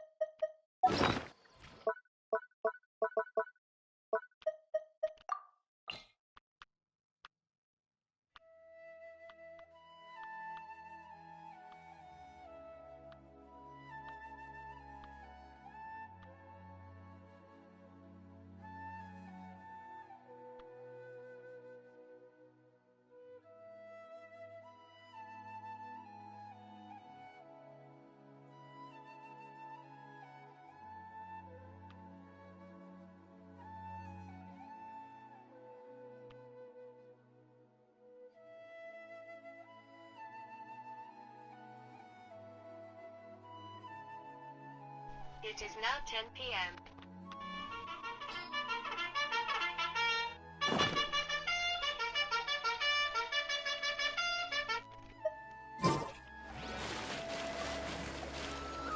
Let's ride!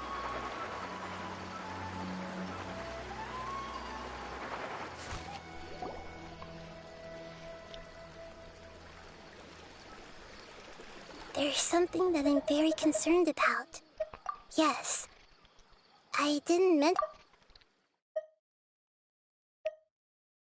power in the crystal is very similar to mine, yet also different. The elemental power inside the crystal is completely identical to that of the fungus. What? Exactly. The prophecy that it mentioned was probably an agreement that I made with an elemental life form that once represented its race. I had to deal with the forbidden knowledge to save their homeland. The process, however, took away some of my memories. That sequence of events would explain the persistent feeling that I had unfinished business. Makes sense. Too bad it's unable to tell us more. Yeah, I've been trying to think of a place that fits the description of its homeland, but I'm unable to come up with anything. Agreed. I really want to send them home, so they won't have to wander around anymore.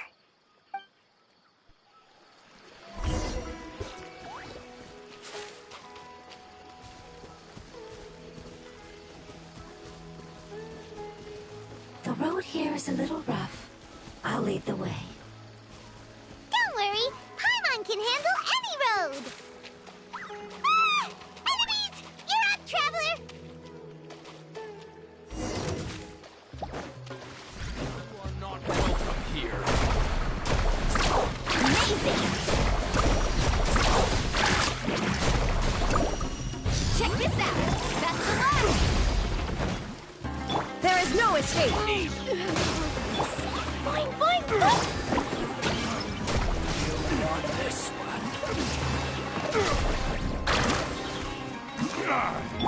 Jumpy, jumpy! Illusion shattered! Ha! Ha! Amazing. With such skills, you all would have definitely been able to find a way to survive the apocalypse. Hey, Paimon has been meaning to ask. You all didn't originally look like this, did you? No, we didn't. The appearance of our kind will change according to the environment. After communicating with various living organisms in Sumeru, we discovered that fungi are the life form most adapted to live in these lands. Thus, we gradually took the form of fungi and became a part of their group. It's hard to believe that's even possible. The most important instinct any life form possesses is adapting to the environment. I don't think that should surprise you, Paimon. Your hand is shaped like that for a reason, so you are able to grip and use tools more easily. The reason why fungi absorb elemental power is to blend with the environment and fend off natural predators. We are dendro life forms, one of the most ancient life forms in this land. That is why we are so adaptable.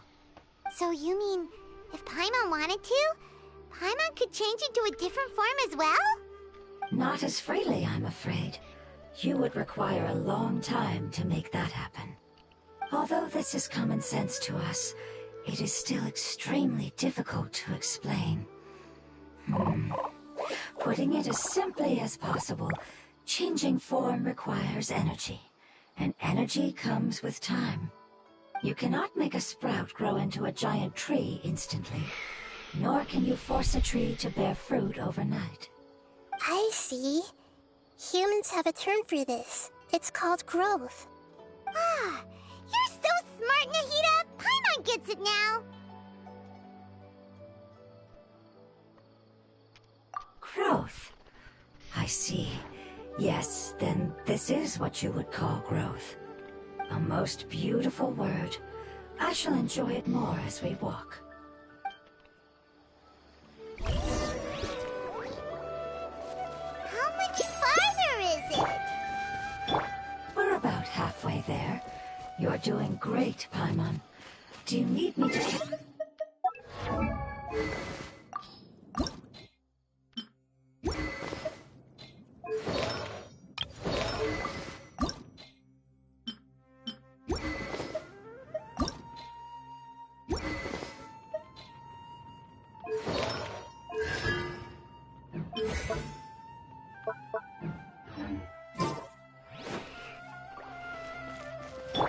Huh? Oh no, Paimon was just curious. Paimon isn't that tired. You seem to enjoy taking care of others. You think so? Does the Lord of Dendro need to be carried? That would be awkward, wouldn't it? Why don't you fly up and sit on top of your head? We can figure out who will carry who later! We have monsters here!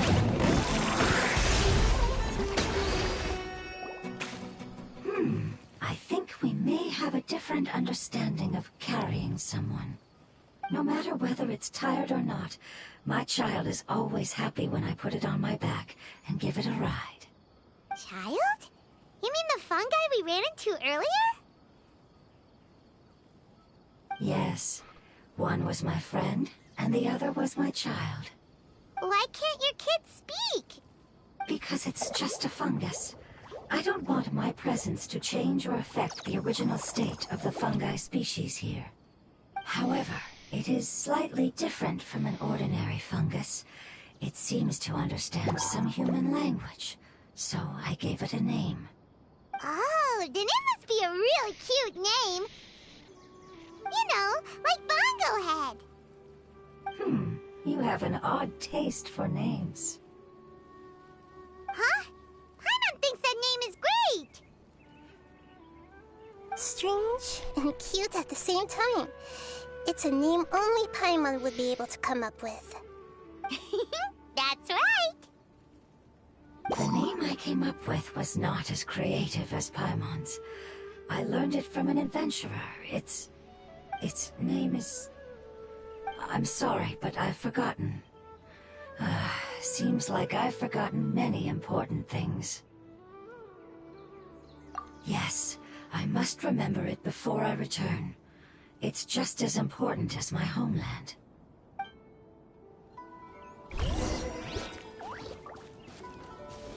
Yes.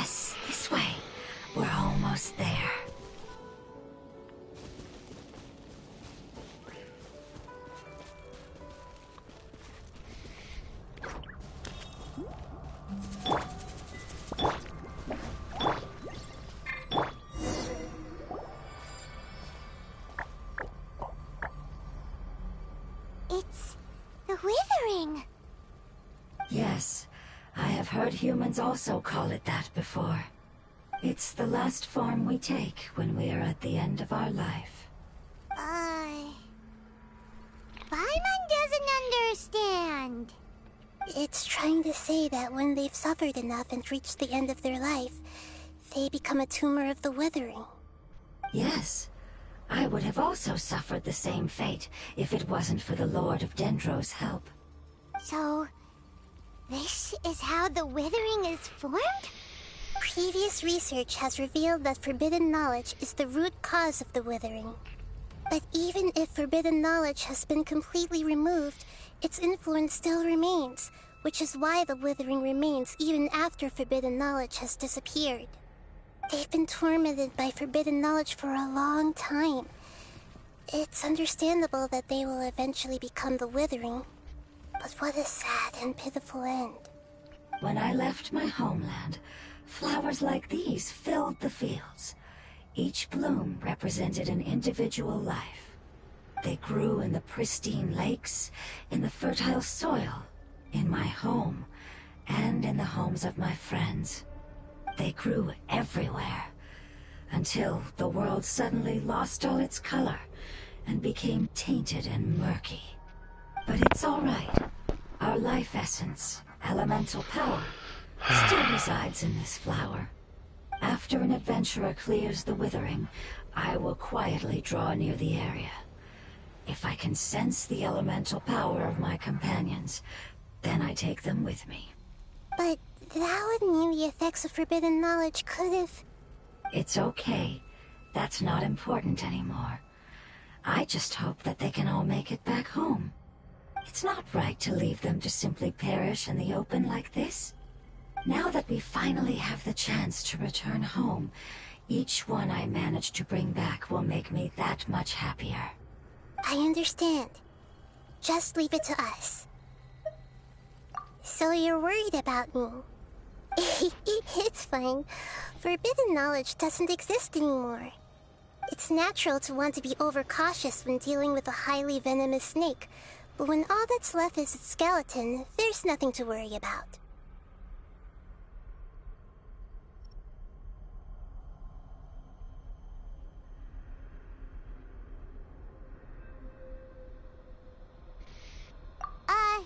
Paimon doesn't get what you two are talking about, but we're all ready to go now, right?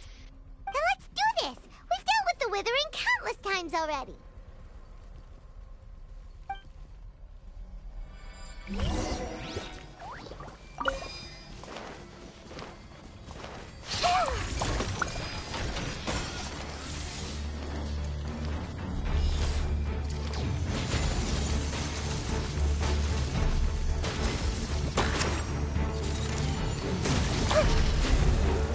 This may hurt a little. Shine down! Rest and rebuild! Boing, boing, boom! Let's ride!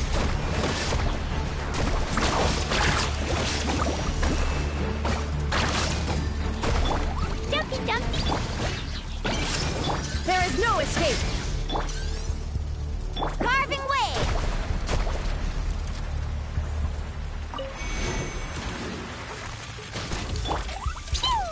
Blazing delight! Check this out! Best of luck!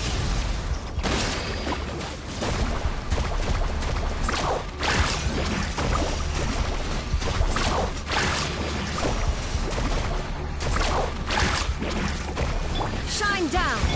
Allow me!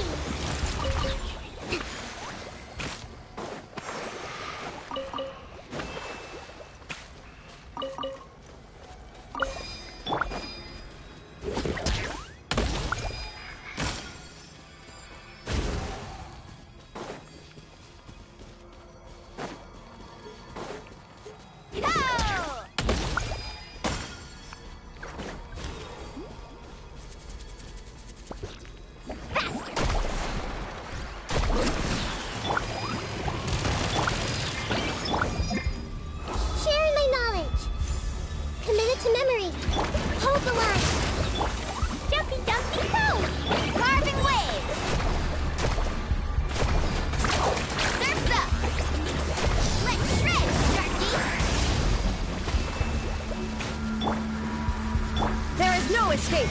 Inazuma shines eternal!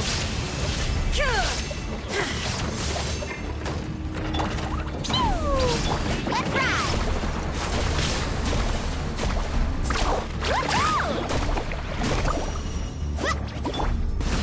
First blast!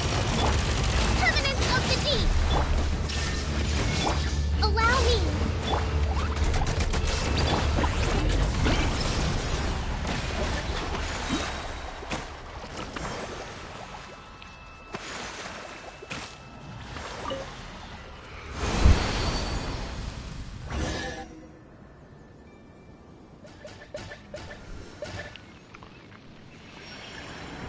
As I expected, it's the last of my kind that I'm aware of.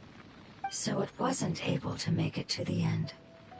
If only it could have held on just a little longer. I hope that you will be free of this pain after returning home. Just thinking about how many elemental life forms have turned into tumors of the withering makes Paimon sad. It's okay. As long as elemental power still exists, then we will still be around. An external form is but a gift of time. Through growth comes change, and even abandonment of previous forms. However, our true nature is not so easily affected. It wouldn't have come to this if we were able to cure them earlier. But I will cure all of them. Even if it's just for the sake of the rainforest and all the life forms that live in it. Thank you, Lord of Dendro. It was a wise choice for us to place our trust in you and wait. Hold on. I think I got something.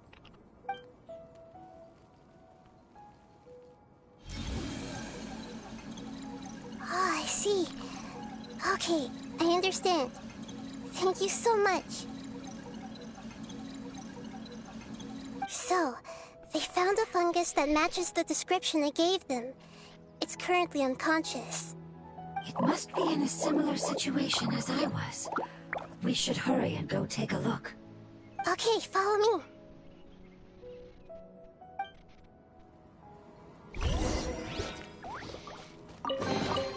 I told you today's our lucky day.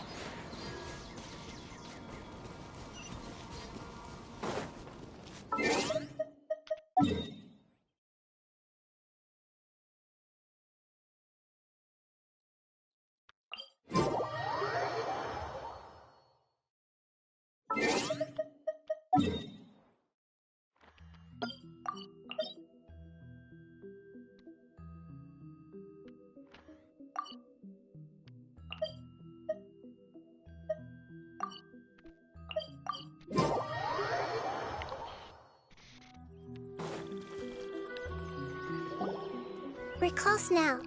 It's just a little further inside. But there are so many fungi here.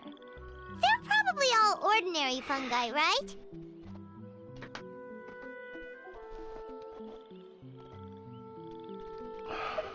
Yeah, they won't be happy to see us. No fighting. These are all its family. Although we belong to different species, we've spent a long time living among the fungi. They are very important to us. They can be reasonable, as long as we try to communicate. What should we do? You're the only one who can make it through, right? But you'll need Nahita's power if you want to save that fungus. I've got an idea. Can you teach me how to change into a fungus? You want to transform into a fungus? But we don't have time for growth. Nahita is a god. Changing into a fungus should be a piece of cake for her. Even gods can't bend the laws of time so easily. Then we'll have to enter with the risk of being noticed. We may not be able to avoid a fight. But if spending some of my power will guarantee the safety of you and its family, then I'm willing to try. All right. You have great elemental power, so you may be able to do it. You will have to use power equal to that which is required to break through the limitations of time. I will lend you the relevant knowledge that I have. It should make your transformation process a little easier. Alright, I'm ready. Changing into a fungus should be quite an interesting experience. Lord of Dendro, this is nothing to joke about. I am extremely serious about this. As am I. I'm not joking at all. Alright! Let's not get hung up here. If it's really possible to turn into a fungus, then why don't we give it a try now? Okay. Good luck, Lord of Dendro.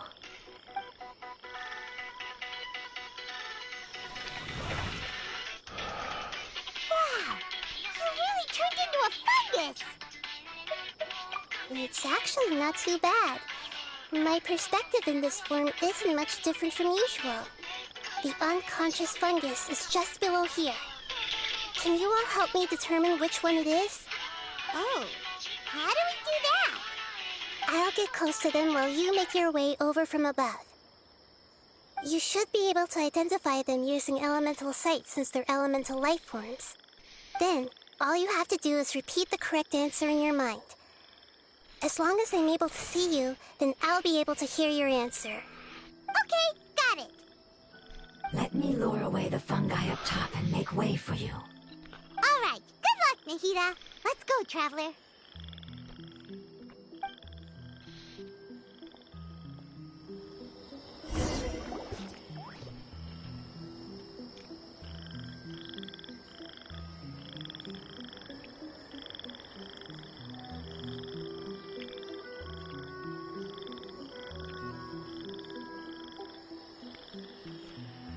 There's a fungus on patrol in the center there. It looks pretty vigilant, so I'd better go.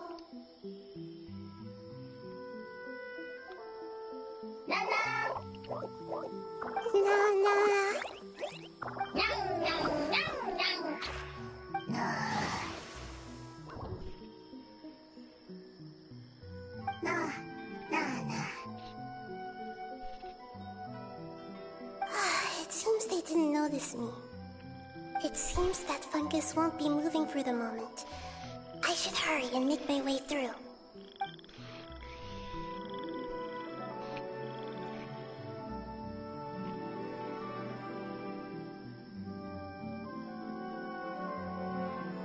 This is the spot. There are several fungi here. I'll hide and wait for the traveler to catch up.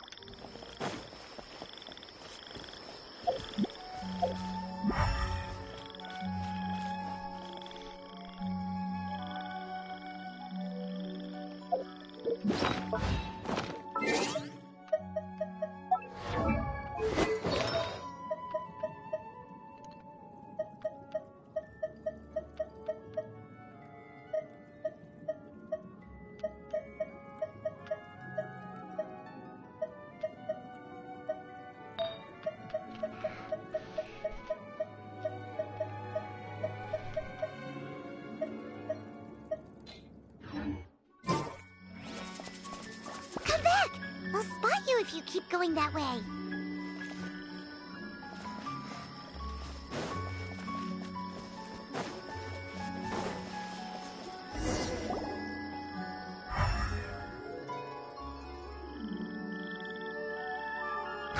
So this is the one. Understood.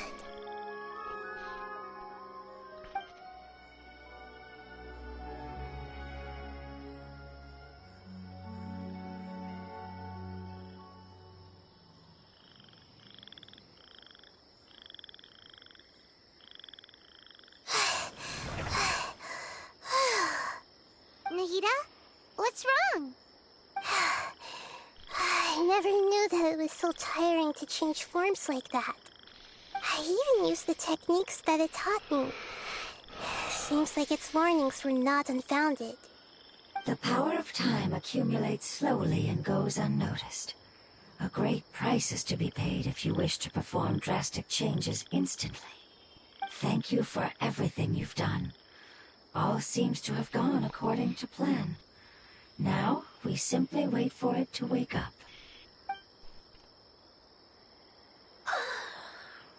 Who are you? I apologize. Language is not easy. Need long time. It's okay, I have good news. Let me explain it to you the fungi way.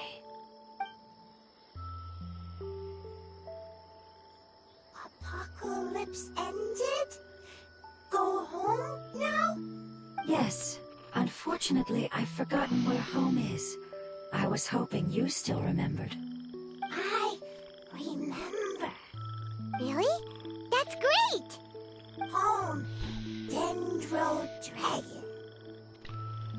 Dendro Dragon. Ah, yes! The Dendro Dragon! I'm sorry, I just got so excited. I've probably never expressed such emotions before. But yes, our home is the Dendro Dragon. Oh, wait a minute. Paimon's confused. Do you mean the Dendro Dragon as in an elemental dragon? Like Dvalin? Yes, they're both dragons, but Apep, the Dendro Dragon, has been around for longer and has accumulated dense elemental power. But I don't quite understand. Why would you say that your homeland is a dragon?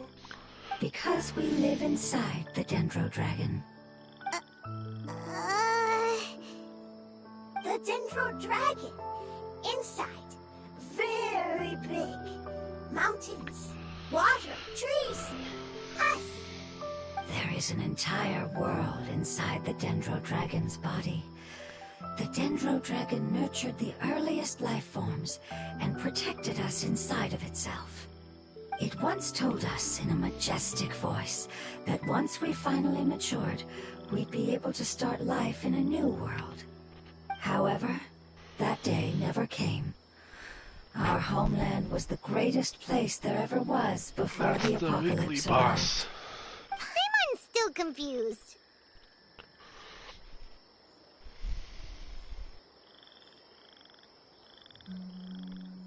Yes, a very good example. It appears that you're much smarter than Paimon. The only difference is that the Dendro Dragon is much, much larger than any Dendro slime. Wait, then if that's the case, doesn't that imply that Apep has also been contaminated by forbidden knowledge? Yes, that is correct. What has suddenly made you look so worried, Lord of Dendro? I haven't seen this expression on you before. Apep is the most adaptable life form in the world. The forbidden knowledge should have become a part of its body a long time ago. Which means that if all the forbidden knowledge has been eliminated, then a big void will also form inside the dragon! I'm afraid so.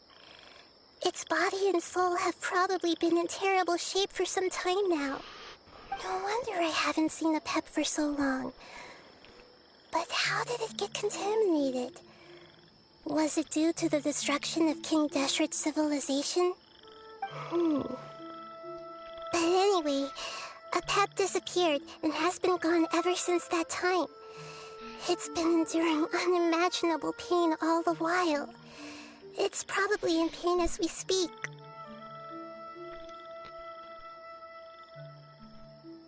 Yes! How could I have forgotten? If the Dendro Dragon fails to hang on, the elemental power inside it will no longer be able to maintain its form and will all be dispersed. Dendro elemental power of that concentration will cause the rainforest to overgrow. Giant trees will completely block out the sun. Plants and humans will fight over oxygen. Sumeru will no longer be suitable for sustaining life. Hey, what about the crystal? Why don't you show it to them and see if they know anything about it? Yes, I'm sorry. You're right. We don't have time to panic. Have you two ever seen anything like this before? No. Its power feels very familiar. Like something from our homeland, but I don't know what it is. I'm sorry our memories aren't very reliable. It's okay. I'll contact my helpers just as I did before and see if they can locate your other family members.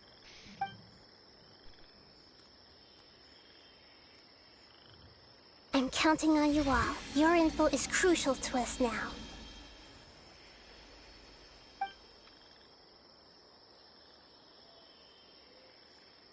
Let's wait for their reply again, though I know waiting can feel unbearable at a time like this. Thank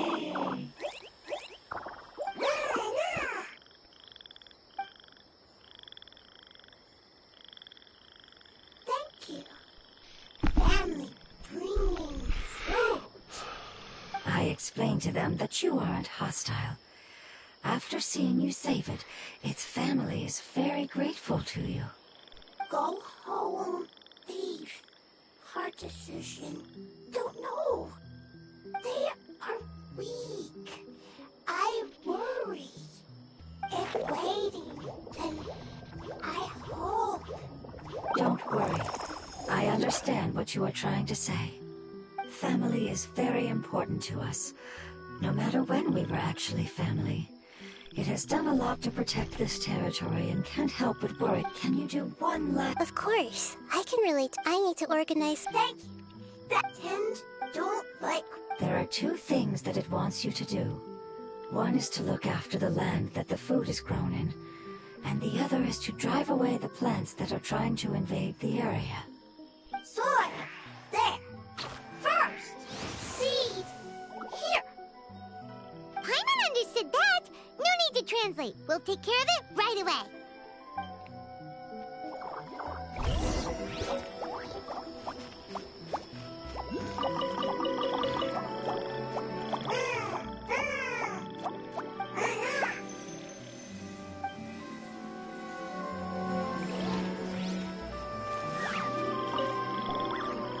Thank you so much for your willingness to help. In the meantime, I'd like to tell it the things we experienced on the way here. Sharing knowledge is a habit of ours.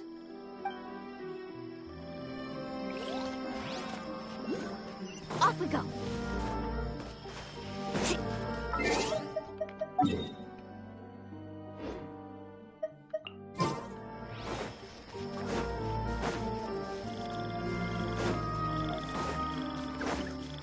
Off we go! Faster!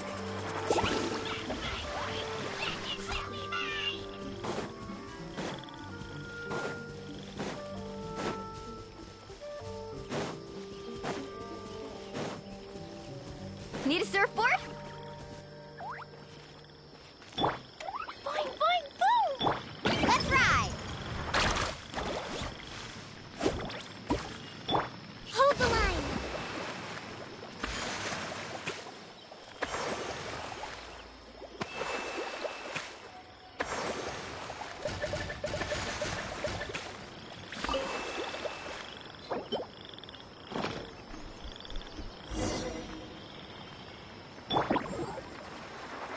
You planted all the seeds! It's time to handle the invading plant life!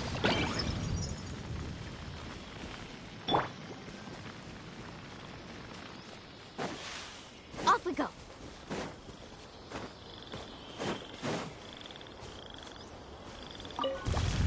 Ah! Wildflowers! It wasn't kidding when it said plants were invading!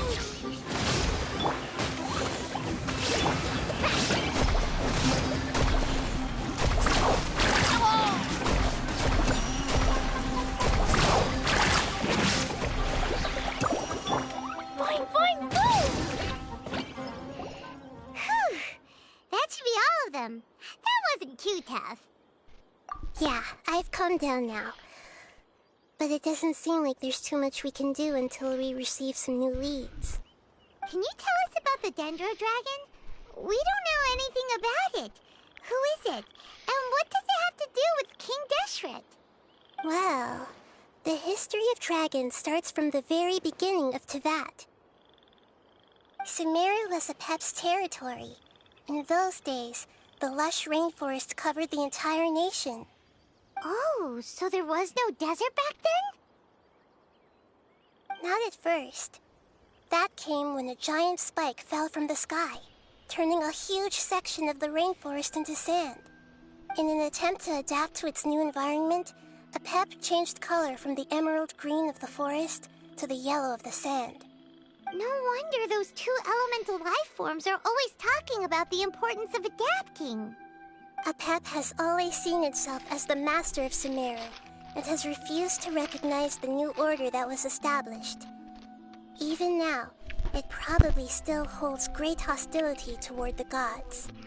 However, powerless against the power in the sky, and then the forbidden knowledge many millennia later, it's been unable to stir up any trouble. Conflicts between the two sides are destined to continue until a balance can be found. As far as I know, Apep had been slumbering in the desert, and King Deshret had taken a great interest in it. Maybe this is why Apep was contaminated. I'm not sure what may have led it to become involved, but rescuing it is definitely our top priority right now. The crystal that I have in my possession is probably the key that links the two matters together.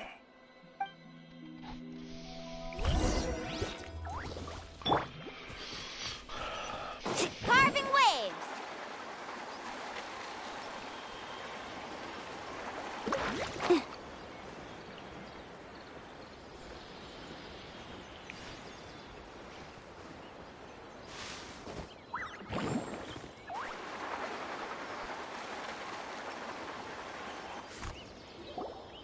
Thank you, Lord of Dendro.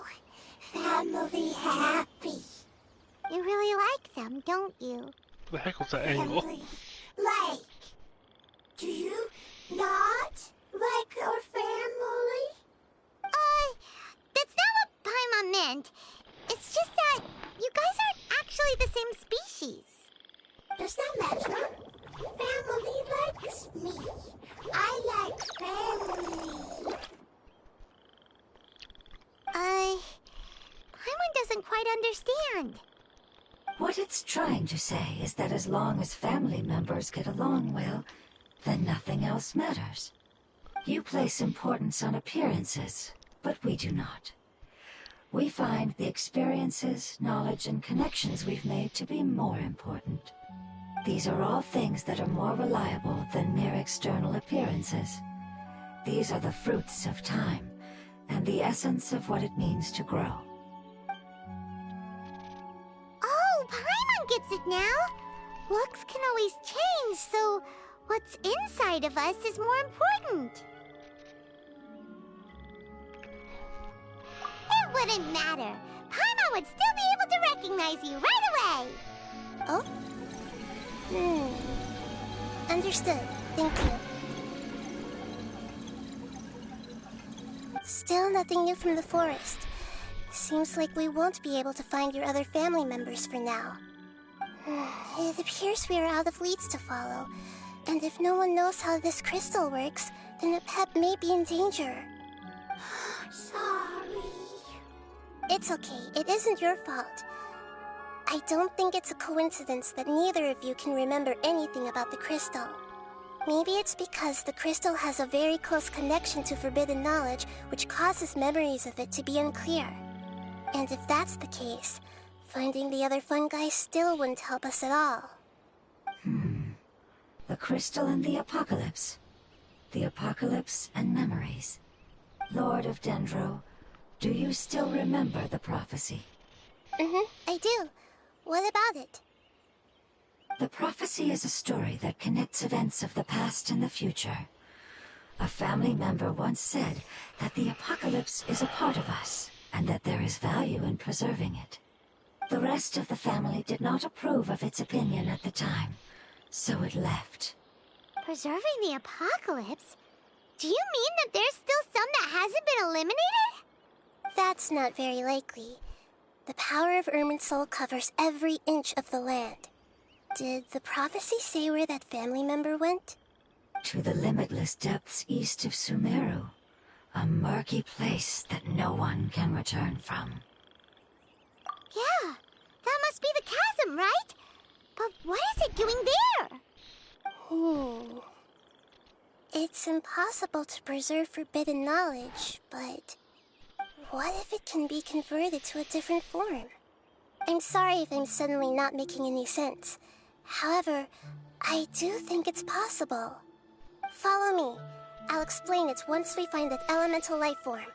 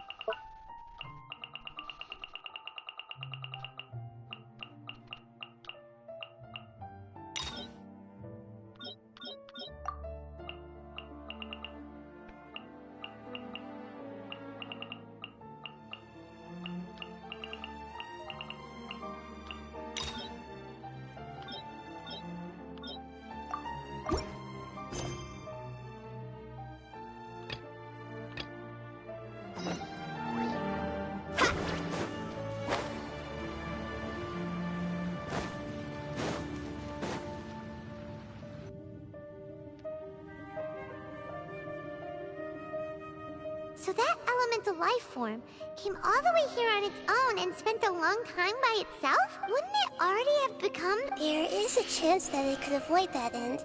I'm referring to what was used to... It has the forbidden knowledge that its light has... Yep. Enough... What the Lord of Den... Yes, and it should...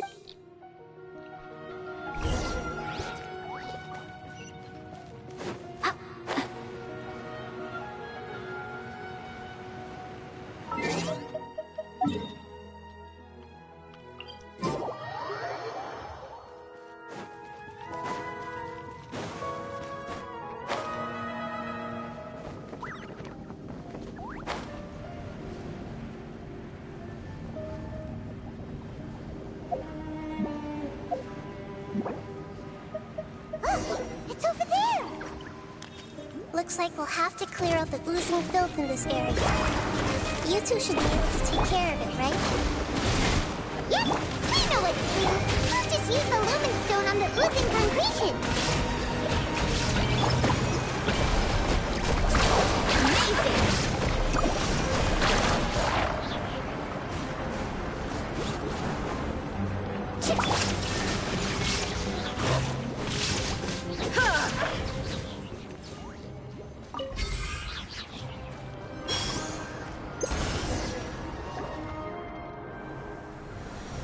Oh, we finally managed to It should be the light. that light. Wait, what's going on? Didn't they? Maybe it's because, although the power of the oozing filth is more stable than that, it might have. Oh no! I should be able to purge it with my elemental power.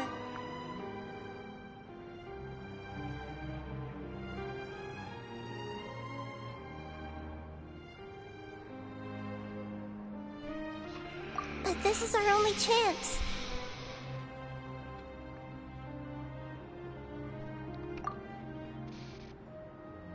Traveler. It's okay. I trust your judgment. I was being a little hasty myself. Let's see if we can think of another way.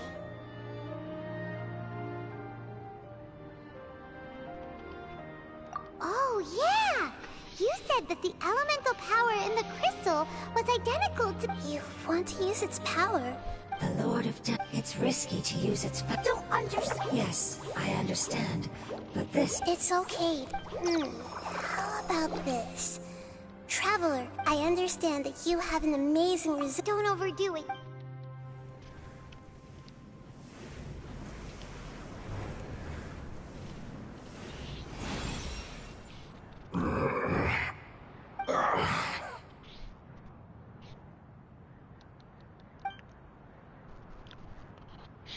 Lord of Dendro. Yay! Lord of... Wait. I'm sorry. That you once... Even you... However... You and I... Yes. You used your power to protect me. That is the reason why, to be honest. No one can... In order to... Only the job is the moment, but enough about... I understand. Can you please... This... The Lord of the Dendro... However... And as a result... Oh, no wonder the crystal was in... What? You used... That's... The fire sea... It is not... Since I am... Alright. In other words... But you should hurry. Forget about me. Everyone... As I told you, Lord of Dendro, I thank you for coming to find me, and for being willing to save the Dendro Dragon. Our past, it's enough. Hey! Wait! It turned into... oozing filth. Can you use the lumen stone once more? I can still feel its elemental power. Please, of all of us, it deserves the chance to return home the most.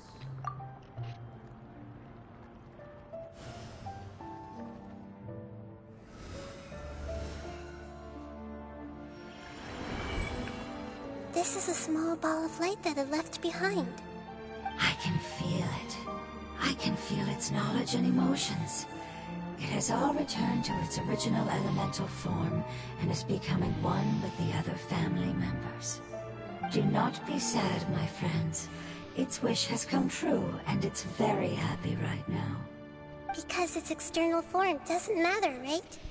Yes, because our external form does not matter, and our home has been saved. There is nothing more important than being together with family. Let's go!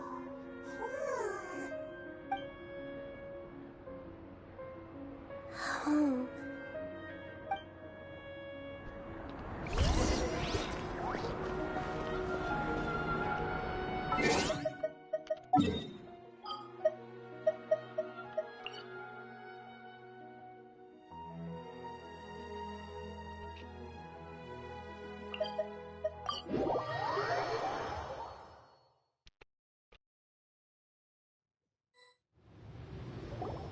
It's not much further. Follow me. We're close now.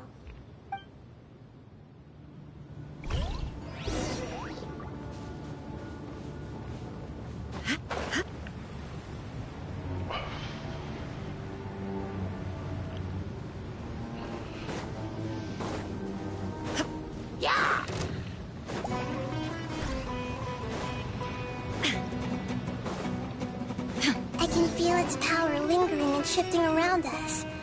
Sometimes it feels distant, but other times it seems close. This is its way of warning us. It has already noticed our presence.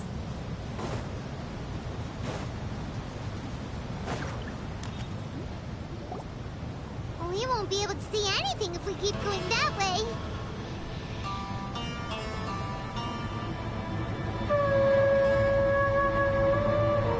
Hey, look! Something's over there!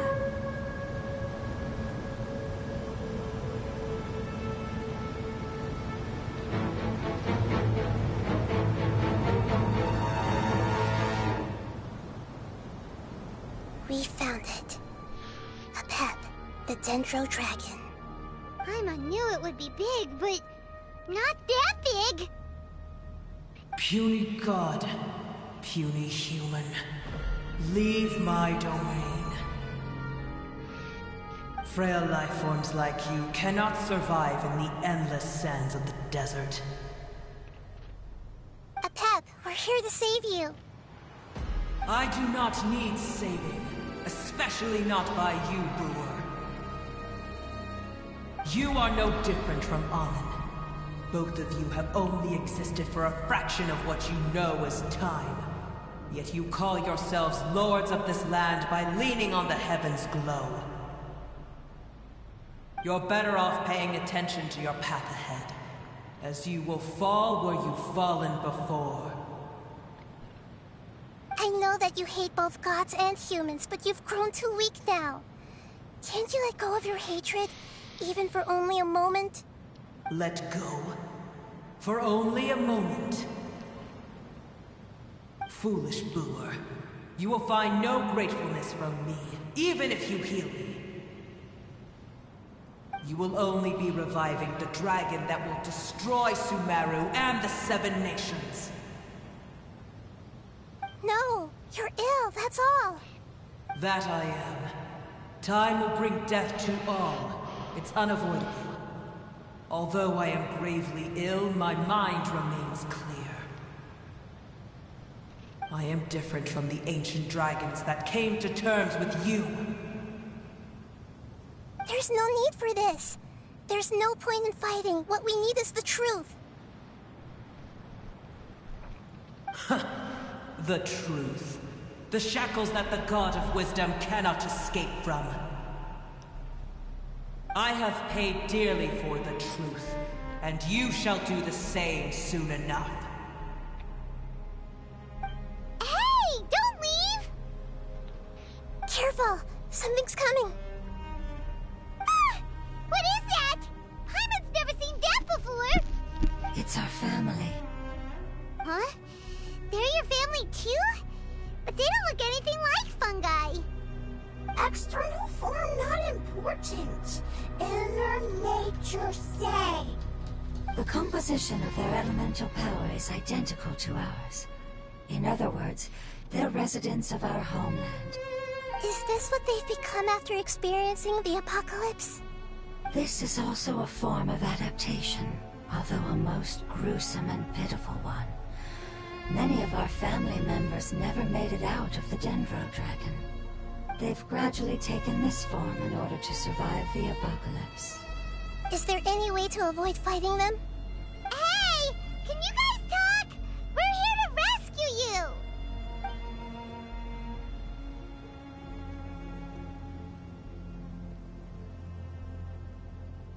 They've given it their all just to survive. They're being drawn by the Fire Seed. Only its power can temporarily free them from their pain. All that remains are the instincts to survive and search for energy needed to do so. Everything else has been discarded in the process of adaptation. So this is the result of forbidden knowledge. Would our world become the same if forbidden knowledge was allowed to rampage across Teyvat? Like fish struggling on land, unable to find a single puddle of fresh water in the entire world. Yes, but please try to be gentle with them. They are not evil in nature. All they want to do is survive.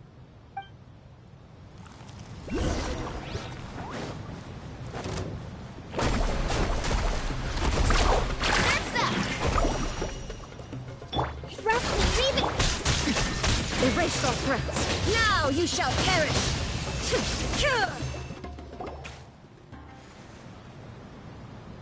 Paimon thinks they used up all their strength. They don't seem aggressive anymore.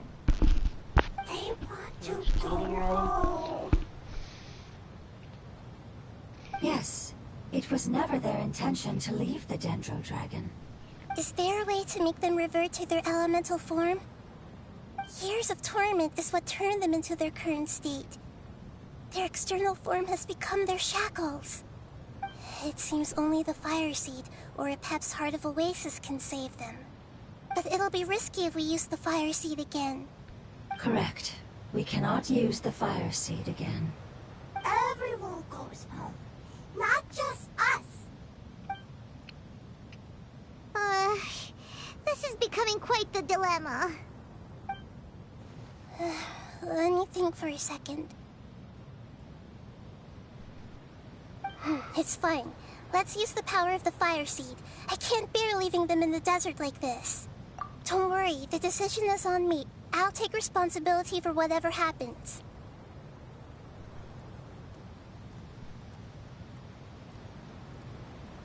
It won't require much elemental power. I'm just worried that it'll become unstable. But as long as I use my elemental power to stabilize it a little, it shouldn't be a problem. Thank you. Sorry. Stubborn. Thank you, Lord of Dendro. Returning home is the most important thing to you. I've come to understand that during our travels. I'm not doing this just to protect you, but also because I hope to use you and your experience and try speaking to Apep again. After all, that giant Dendro Dragon is also your family. Maybe it would listen. I will stand with you, Lord of Dendro. I will never forget your kindness. Yes! Thank you. Alright, here it goes. Family. We will all be able to go home soon.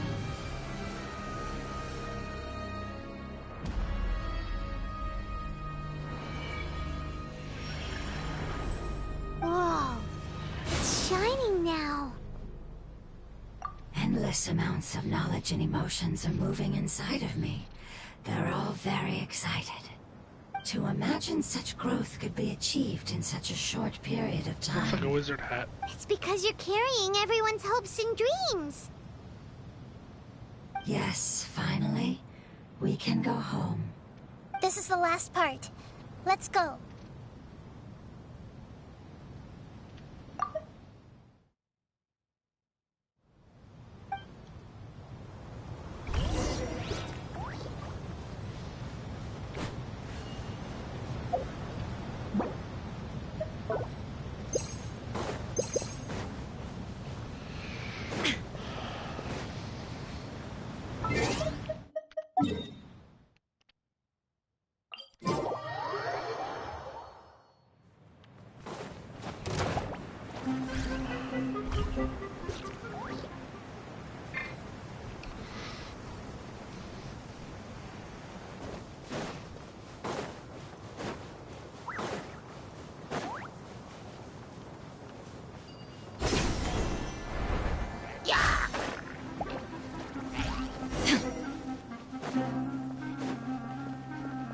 Let's ride! Off we go. Need a surfboard? Carving waves!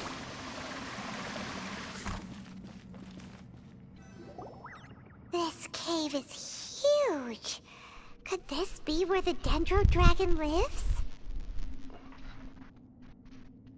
Yeah. Who knows what's inside that cave? Our goal is not only to find the dragon, but to also enter the world inside of it. That will be impossible if we can't get it to cooperate with us. But how are we gonna do that? It doesn't seem to want to help at all. I'll see what I can do. Apep, I know we don't see eye to eye, and that we have a very different understanding of the world and its orders. However, We are both born of elemental power, and both suffered the torment of forbidden knowledge. We are not that different. And right now, we share a common enemy. We should not let our differences get in the way. Wonder if the Dendro Dragon's even willing to listen. I don't care about what you believe in, who you hate, or what you've done in the name of hatred. Nor do I expect you to be grateful. I'm here to save both you and your people. My people.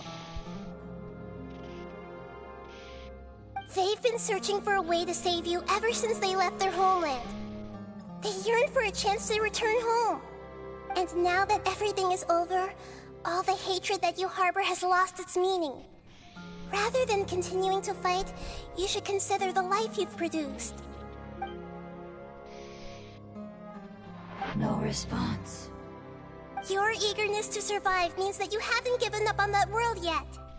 If you claim to know so much more than I, then why don't you truly think about why you want to survive? And why you're so vengeful?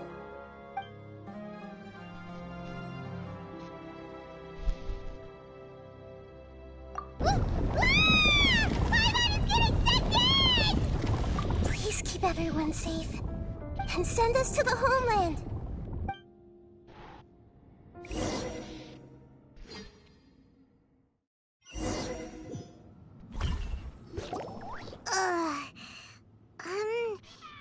Nahida, where are we? It is now 11 p.m. Huh? And what about the Traveler? Where'd she go? I was only able to ensure that we made it here safely. It's possible we arrived at different locations. Well, then let's go have a look up ahead. Paimon's feeling really worried. Yep, let's go. I wouldn't worry too much. The Traveler's no pushover. Paimon knows that. It's just that Paimon isn't used to not having the Traveler around. From Sky News at 10:47 Let's hurry. p.m. today. She might be just up ahead. Centre at 2. We're told tomorrow's budget will end the neglect of the NHS, but improvements will take time.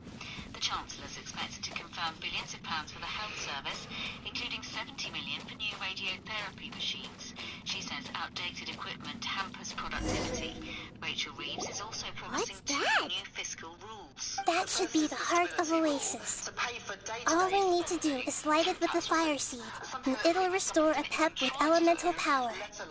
The damage it suffered internally will also slowly begin to heal. Then let's hurry and light it! We still need to find the Traveler! Alright, hang on. Kamala Harris and Donald Trump have headed to swing states with just days to go until the election. Wait!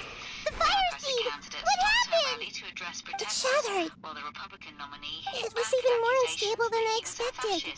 But Israel's why?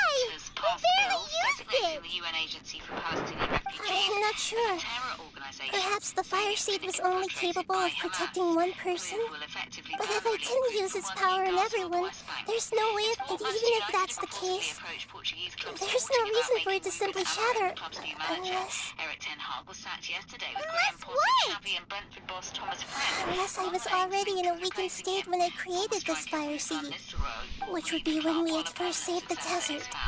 Oh no. Old Trafford say who they want to see in the role. Wait, let's put that aside for a moment. If the fire seed has shattered, wouldn't that mean we came all this way for nothing? Oh. Do you know what we should do now, Nahida? Oh, come on, Paimon, think! Don't worry, Paimon. This is my responsibility. The fire seed is technically just a ball of highly concentrated elemental power. Although my elemental power is slightly different than that of elemental life forms, I gained a better understanding of it when it turned into a fungus. So, all I have to do is imitate that power, while adding some of my own. And I'll be able to do what the fire seed was supposed to. You're gonna become the fire seed? UN agency for Palestinian refugees known as Yes. from operating inside It'll take a lot of power from me, but it still won't be anything compared to when I was in the desert. I might, however, become even smaller. What happens if you keep getting smaller? I'll become a blade of grass or a twig. Basically, I'll return to how I was first born. I will be able to unleash power beyond my limits if I can reverse the process of growth. But you'll lose everything. You'll not only lose your appearance, but you'll lose your emotions, memories, and who knows what else? That's alright. None of that matters compared to the dangers that a pep is facing right now. No, wait! There has to be another way. Besides, what will Sumeru do if you turn into a twig? Maybe you and the Traveler can plant me in the soil of Sumeru once it is all over. I can still communicate with the world through the forest. It's just that you won't be able to see me for some time. You can't be serious. If the Traveler were here, she definitely wouldn't let you go through with it. If we knew this was how you were going to take responsibility, then we never would have agreed in the first place. I'm sorry, Paimon, but we're out of options. Not all eagles who have fallen to the ground can soar in the sky once again. But if no risks are taken, then the eagle will be grounded forever. No. Please, no, Nahida!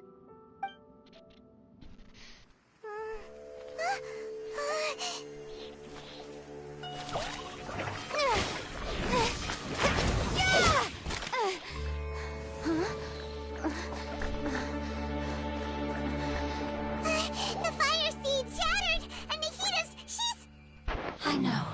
A sacrifice must be made, but not by the Lord of Dendro. We've all grown on this long journey. If the purpose of that growth was to return home, then our wishes have come true.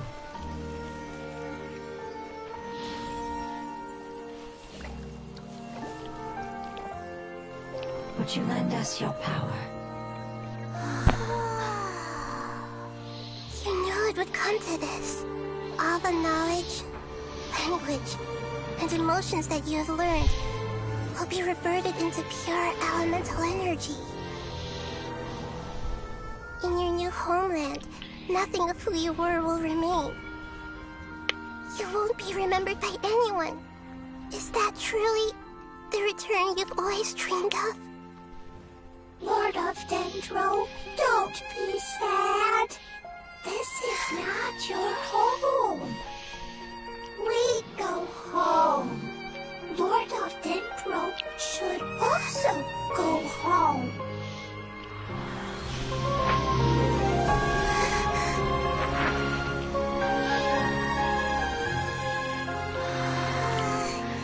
Hear us, please. Feel our heartfelt desires. Awaken!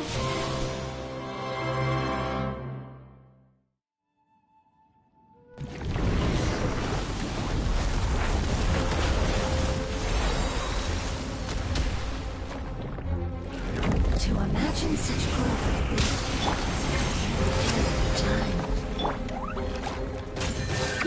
It's because you're carrying everyone else's dreams.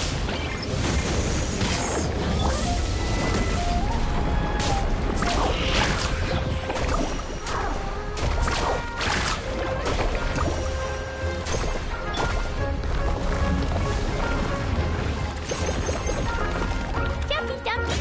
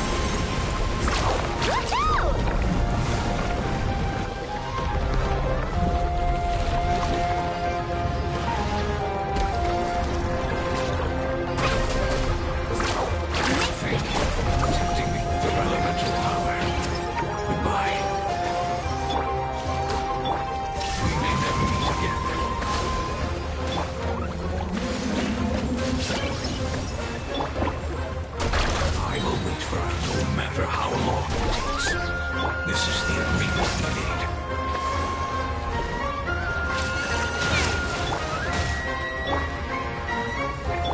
Inazuma shines eternal! Ha! Ha!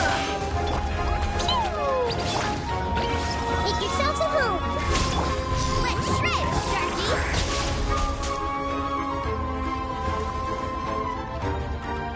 Carving waves!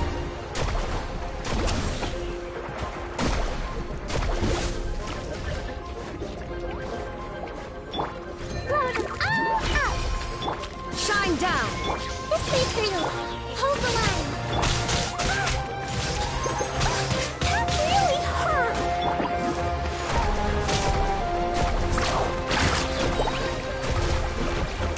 Catch an epic wave! There is no escape! Covenant of the deep! Boing, boing, boing!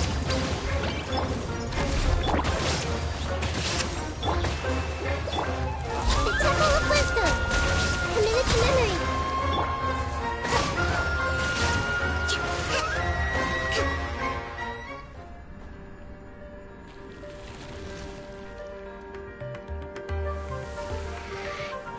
Good.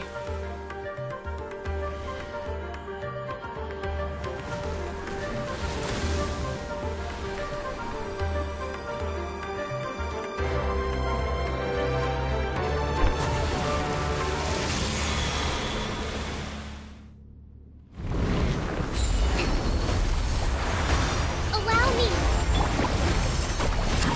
Wonderful word. To me, which means light. It will be mine.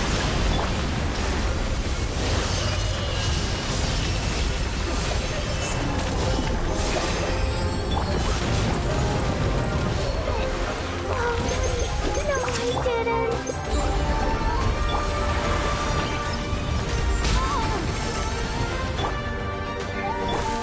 Hold the line.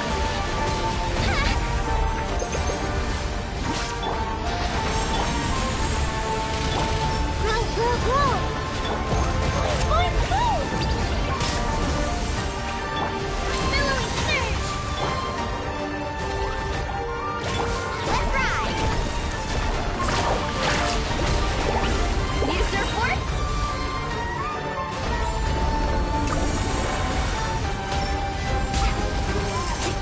Let's shred, Sharky!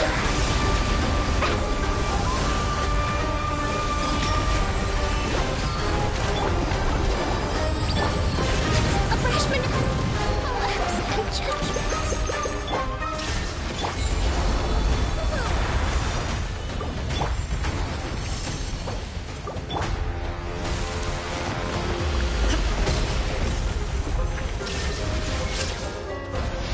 Carving waves!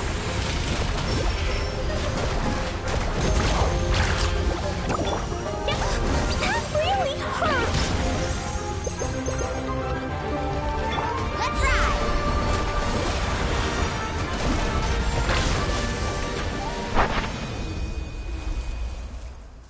Hey! Can you hear Paimon? Say something! You fungi said that your form didn't matter, right? Then let us know that you're alright! Their knowledge, memories, and emotions have been reverted to elemental power and released. They are no longer able to respond to you. The guardians that have accompanied me for countless eras have also transformed into my elemental power, just as they did. They will be born once again now that they're one. There's nothing to be sad about. That's different! They won't ever be the same. Paimon, we will never understand it, and it will never understand us. That's how it's destined to be. But as long as you can be healthy again, then nothing else matters to me, Apep.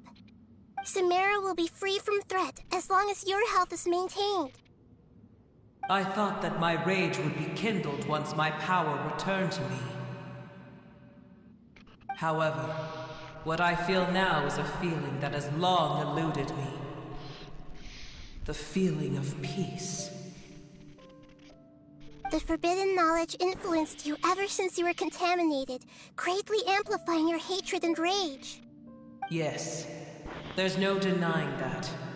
Although my hatred for that usurper from beyond the heavens still stirs deep within me, destroying you and your people serves me no purpose. Be that as it may, my position still stands, and I will have nothing to do with you. When you inevitably perish due to your ever-expanding curiosity, I will still sneer and mock you in my heart. Sheesh, who can put up with you? I respect your decision, and with time, I will prove to you that we will not repeat our mistakes. Before you begin resting, there is one last thing I would like to know. How did you become affected by forbidden knowledge? It's a long story. We all once believed in the distant past that only forbidden knowledge could give us enough power to defeat the heavenly principles. The Dragon King acquired the power of darkness from outside of this world, and led us in a fight against the order established by the outsiders. Dragon King? An unimaginable war took place into that, causing destruction on an unprecedented scale. The world itself was on the verge of collapse. In war, the victor would inherit the right to shape the world, while the losers must turn into ash. But I didn't give up on searching for a way to turn the tides, even after the death of the Dragon King. As I attempted to collect more forbidden knowledge from the corners of the world, as it was on the verge of collapse, I was stopped by the giant spike that fell from the sky. Sand dunes arose where there was only forest, and it was as if even Sumeru itself was trying to tell me that the era of the dragons was over. But you still didn't give up, did you? Because of Amun Al-Ahmar. Yes. Al-Ahmar eventually obtained this power with the help of Nabu Malikata. His ambitions continued to grow, and he planned to establish a powerful kingdom in my domain. Although I didn't think much of him, I allowed his actions under one condition. The condition was that after his death, all the knowledge he came to accumulate would belong to me. At that time, I still harbored deep regrets. By the time the Dragon King finally returned, the world had irrevocably changed. Some of the dragons have grown close to your kind, and have forgotten all about our hatred from when the world was taken from us. And some died, leaving behind nothing but their bones, while others chose to flee after experiencing pain and agony. But for me, the scales and will of the Dragon King still shine bright in my heart, even to this day. I will follow them until the end of my time. You really are insane. When Al-Ahmar's proud kingdom collapsed, I swallowed him whole as I agreed, and absorbed his elemental power. However, what I gained was no benefit. No. I gained the apocalypse. I used up all my strength just trying to keep the pain under control. I had no energy to analyze the knowledge he had accumulated. But even then, I still believed that his insanity was far greater than that of my own. So that's how the apocalypse started. I admit that I fell for his trap, I was like a final failsafe in his plan. Tiny Booer, and the rest of you, continue forward. I shall keep a watchful eye. How far will a life so dear and precious to the heavenly principles be able to go? I wonder.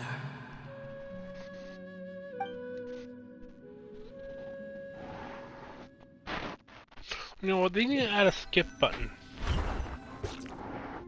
Hey! Looks like we've been sent back out! Still in one piece, too! The dragon will need to rest for a very long time before it is fully healthy again. It's not as ruthless as it was before. Curing the dragon of its illness has seemingly made it more open to reason. Nobody's in a good mood when they're feeling sick. Even though we accomplished something really important, Paimon still doesn't Why is it so goddamn long? Indeed. Although they'll still have the chance to be born again, they've lost their memories of their journey and their feelings for their homeland. Each opportunity for growth is unique in its own way. Perhaps the immense power we released was the pouring out of all these irreplaceable emotions that had built up over time. Can you really call a place with no family your home? Family. Right! The Hydra fungus left behind its family. Those two fungi might be waiting for it to return. Oh yeah!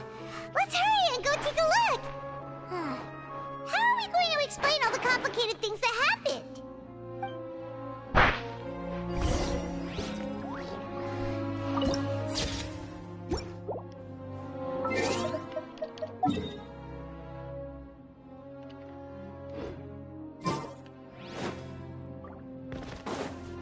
Need a surfboard? Off we go.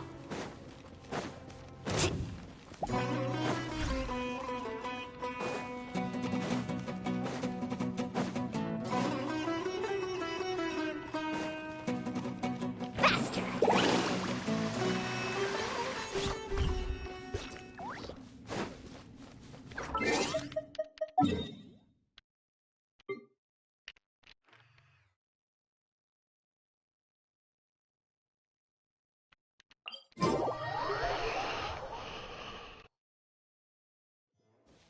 Need a surfboard?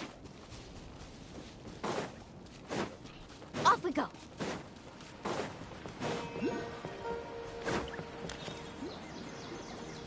They're still here! We're back. I'm sorry. I really am. But it's gone home and won't be able to return for a very long time. Don't be sad. It did it to protect you. Your happiness is more important to it than anything else in the world. It's said that Newer is its most important family member. That's your name, isn't it?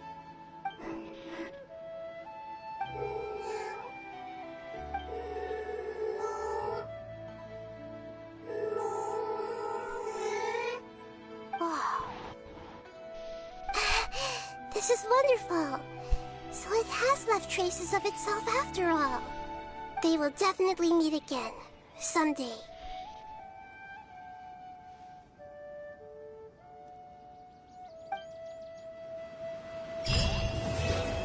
Yes!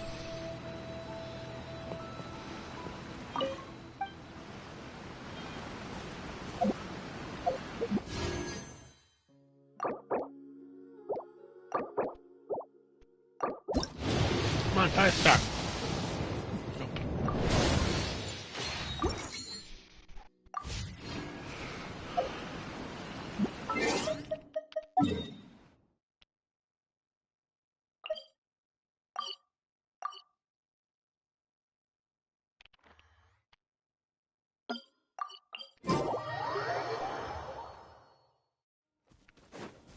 Need a surfboard? You are not welcome here. Carving waves! How about we explore the area ahead of us later?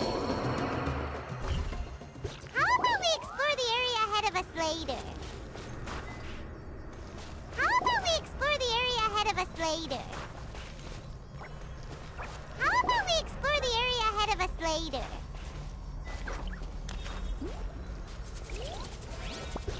How about we explore the area ahead of us later? How about we explore the area ahead of us later? How about we explore the area ahead of us later? How about we explore the area ahead of us later?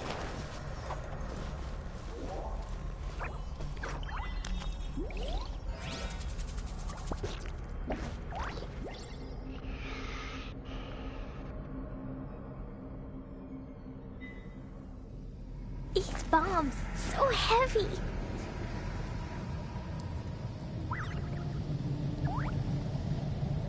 I wanna go home now.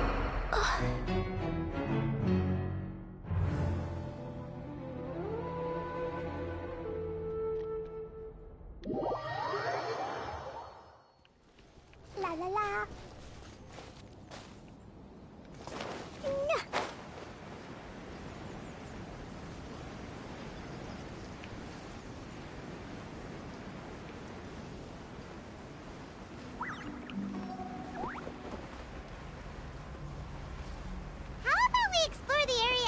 Later.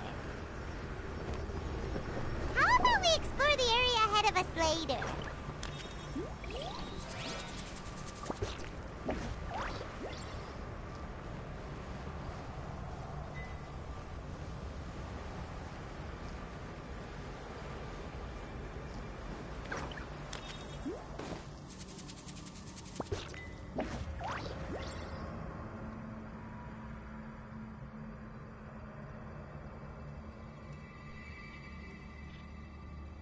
Dodoko? Dodoko, where are you?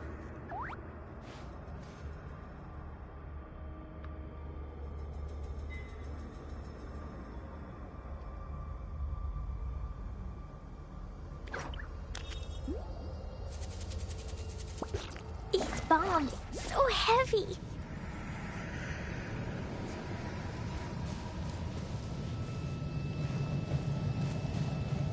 It was an accident.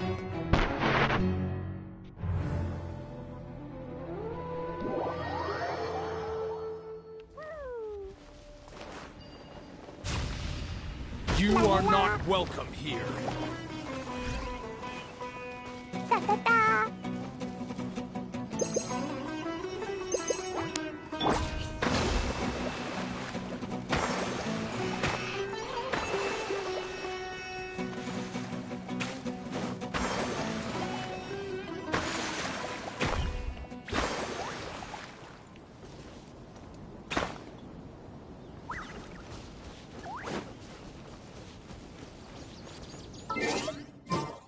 Later.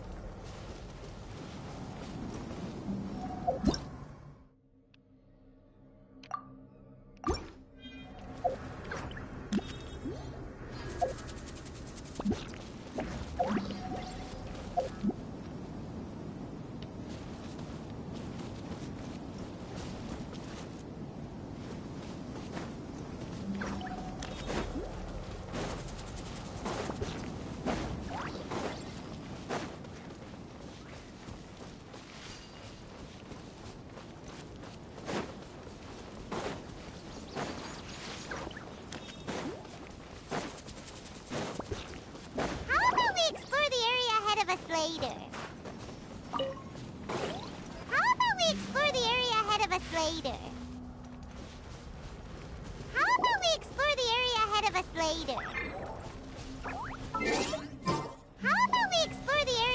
us later? How about we explore the area ahead of us later?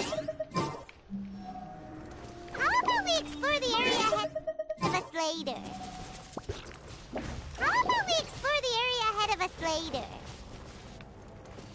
How about we explore the area ahead? later.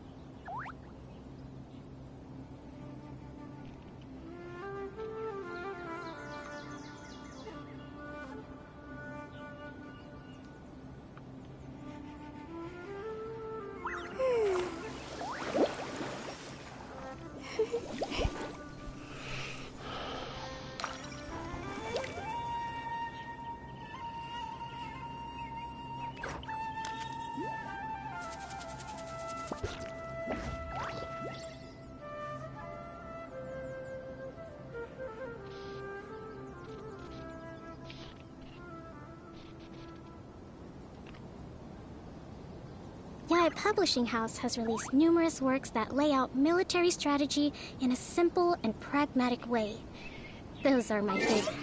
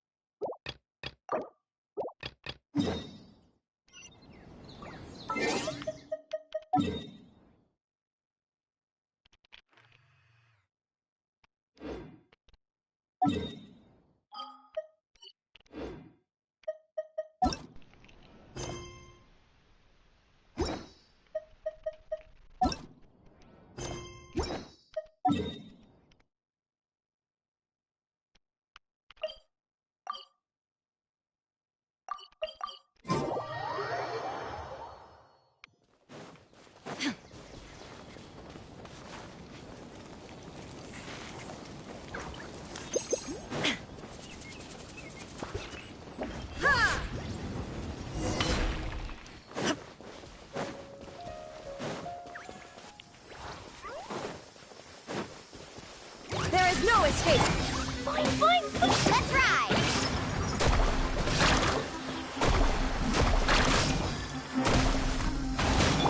Pew! Illusion shut.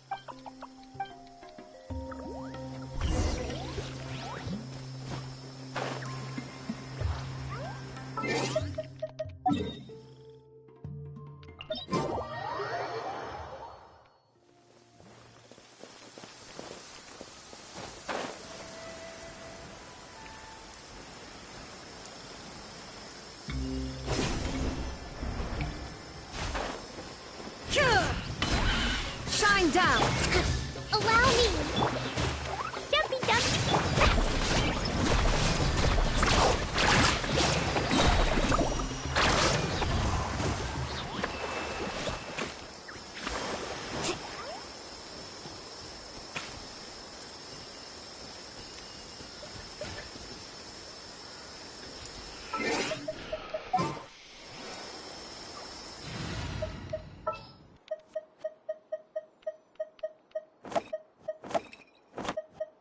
I've been waiting for you. It's memory.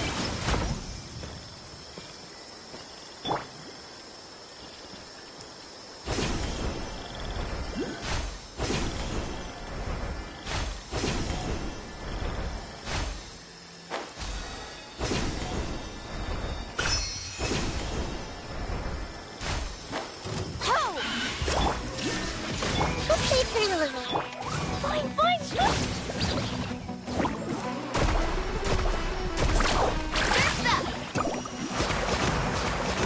Illusion shattered!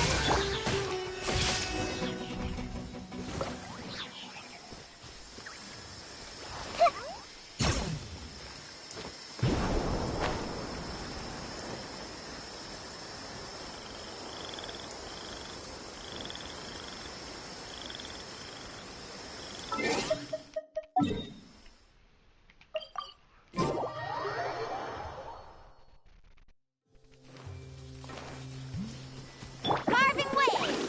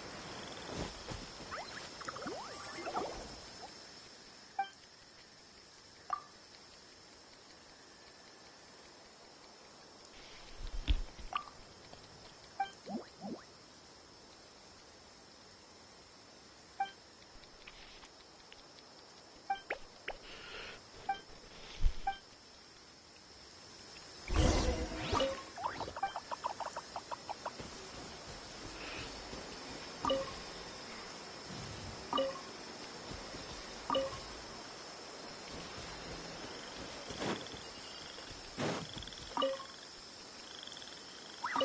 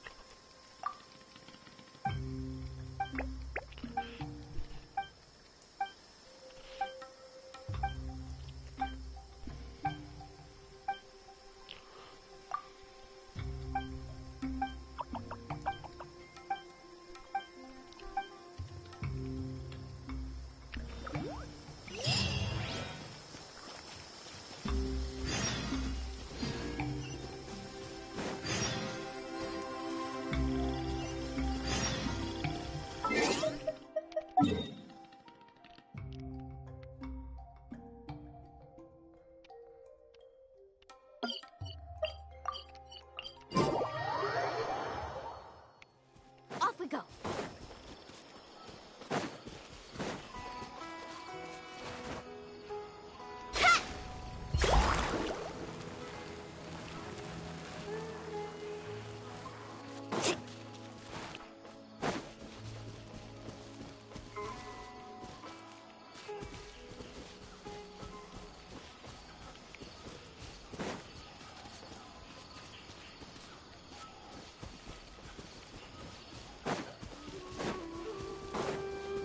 Off we go. Need a surf? Let's ride.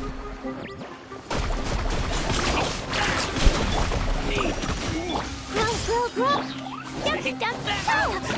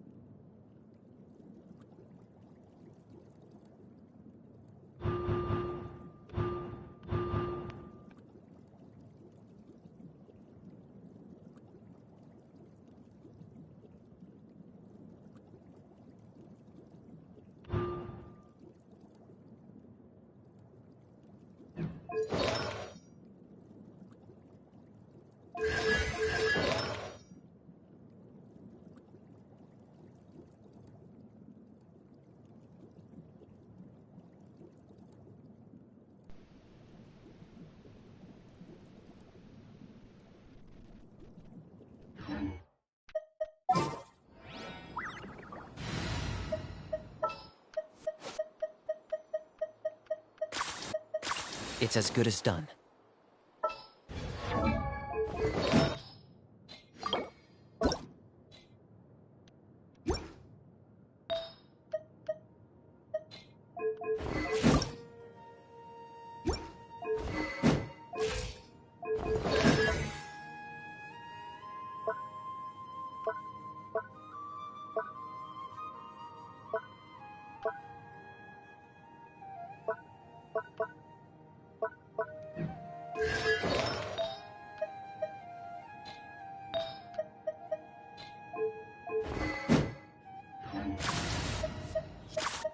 All right, let's head off.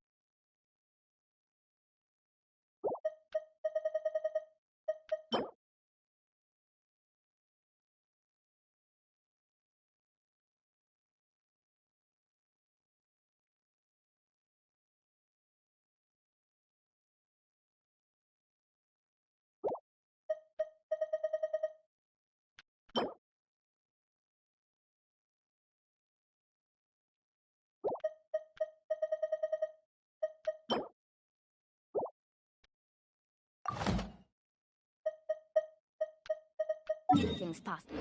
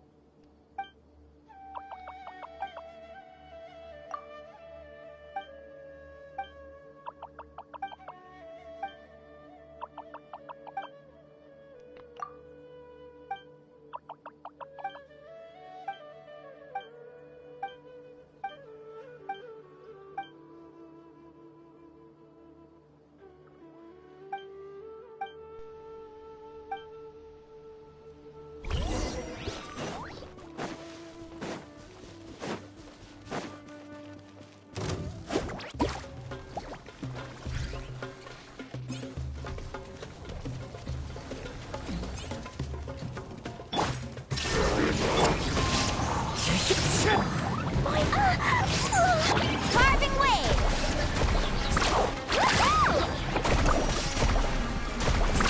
Amazing!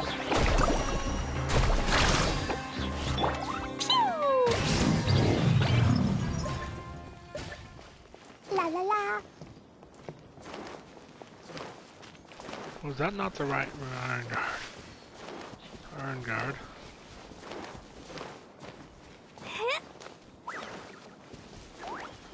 Woo!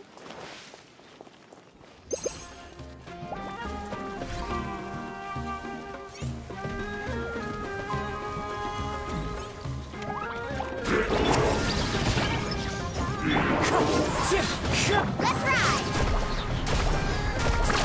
Surf's up!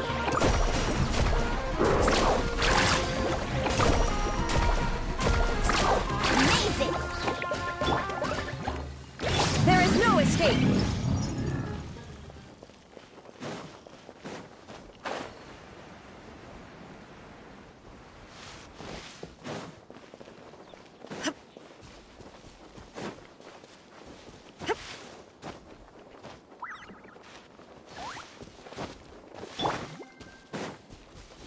Off we go.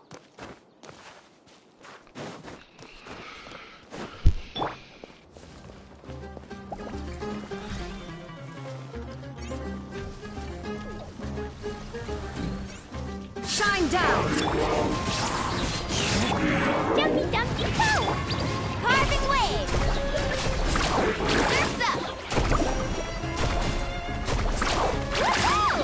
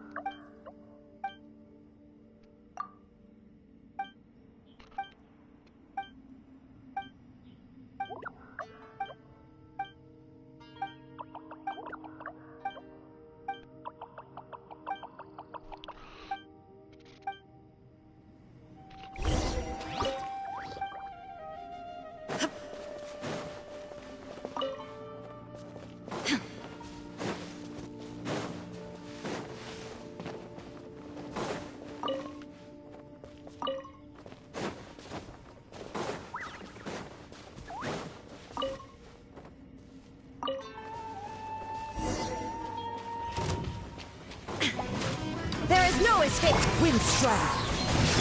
Boing, boing, boom! La la la, pew! Let's ride! Amazing! Shine down!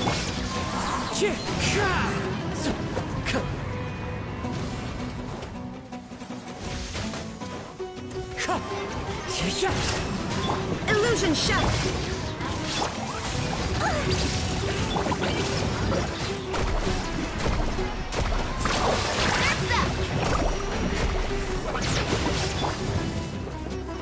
Shine down!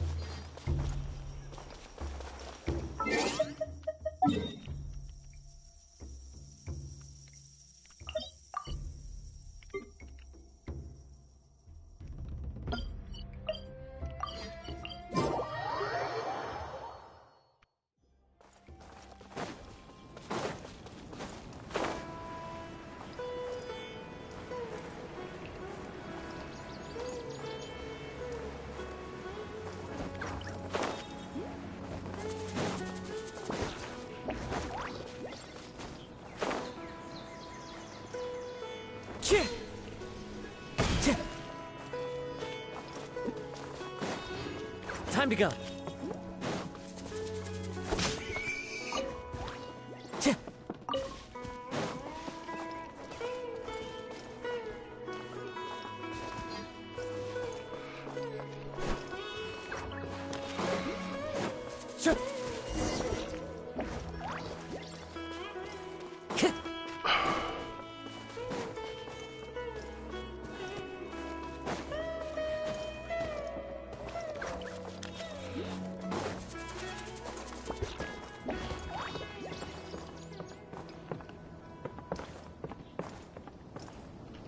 Into the wind.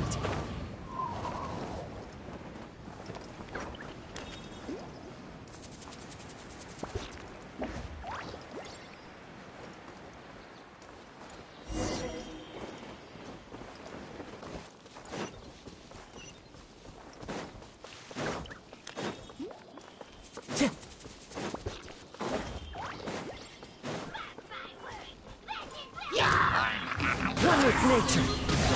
Illusion shattered!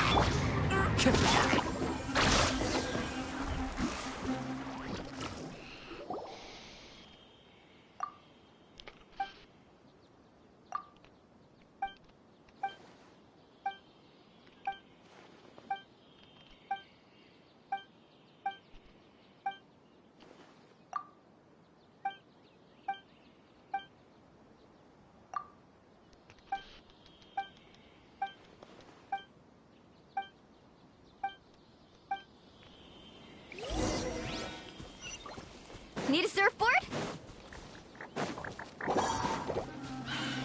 Carving wave! Amazing!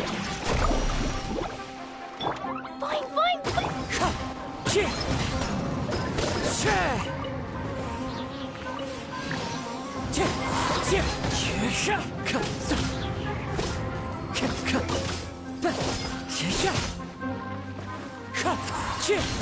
There is no escape! Let's ride!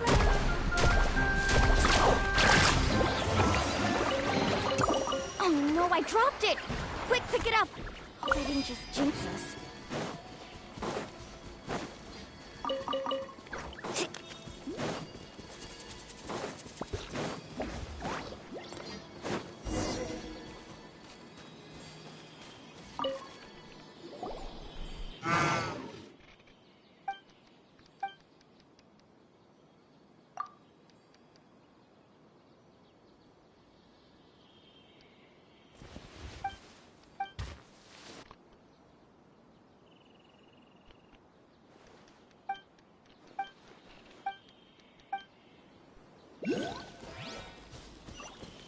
Off we go! Faster!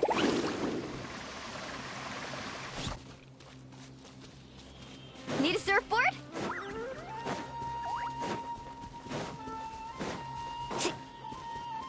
Need a surfboard? Oh, where's the surfboard? Surf's up! Jumpy Dumpty! Illusion shattered! Amazing! There is no escape! Wind strider!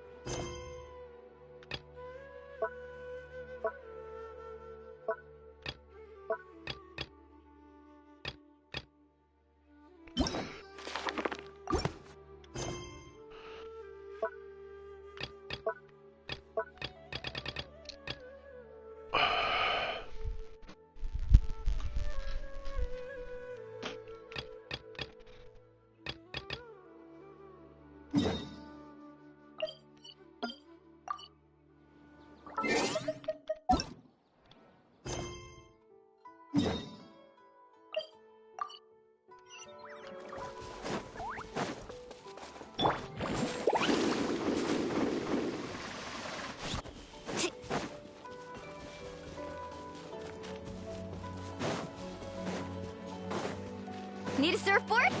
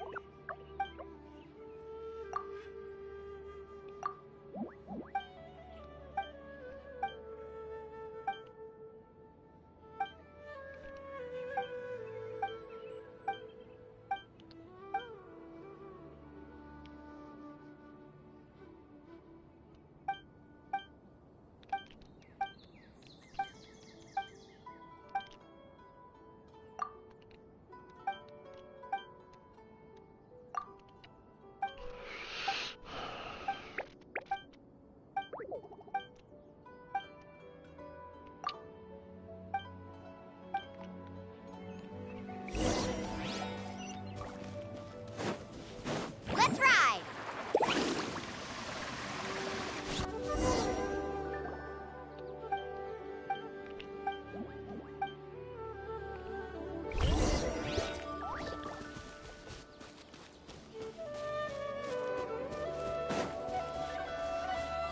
Off we go!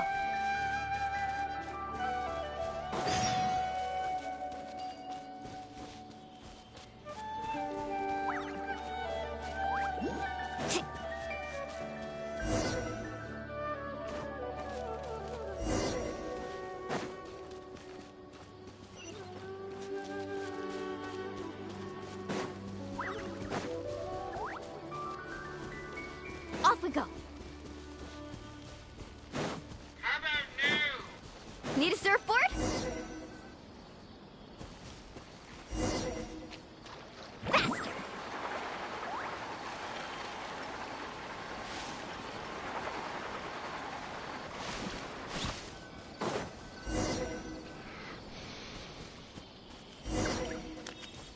Off we go!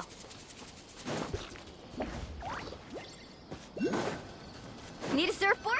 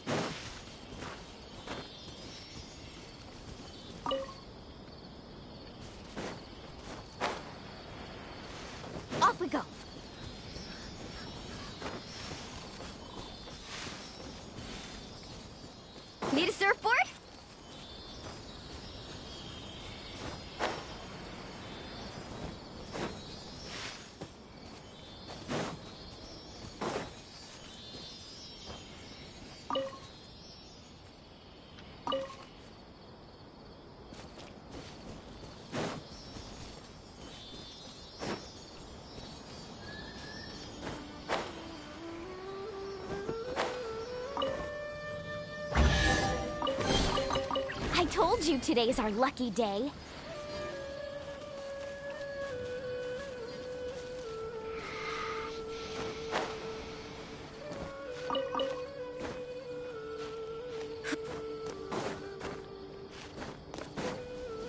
Off we go.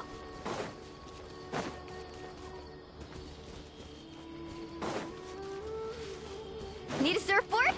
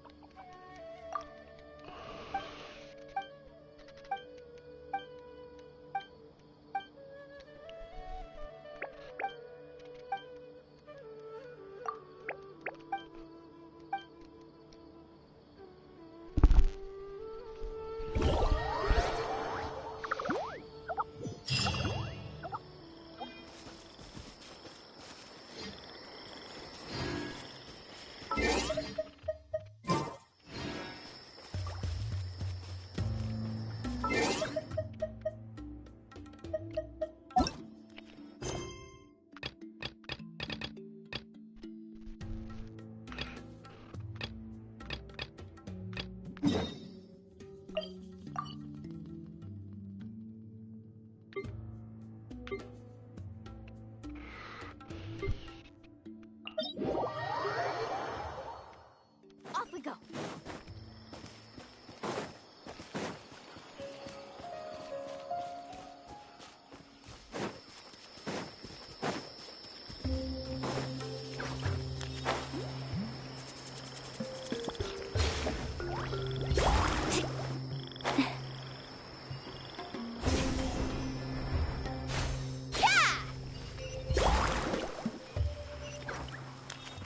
Off we go.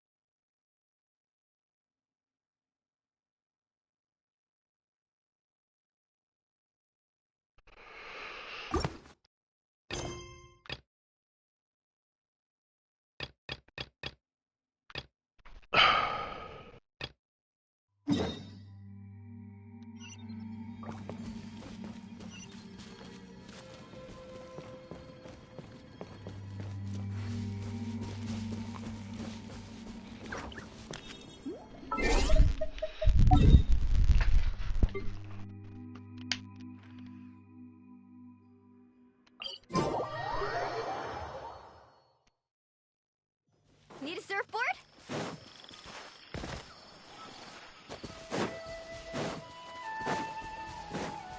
Off we go.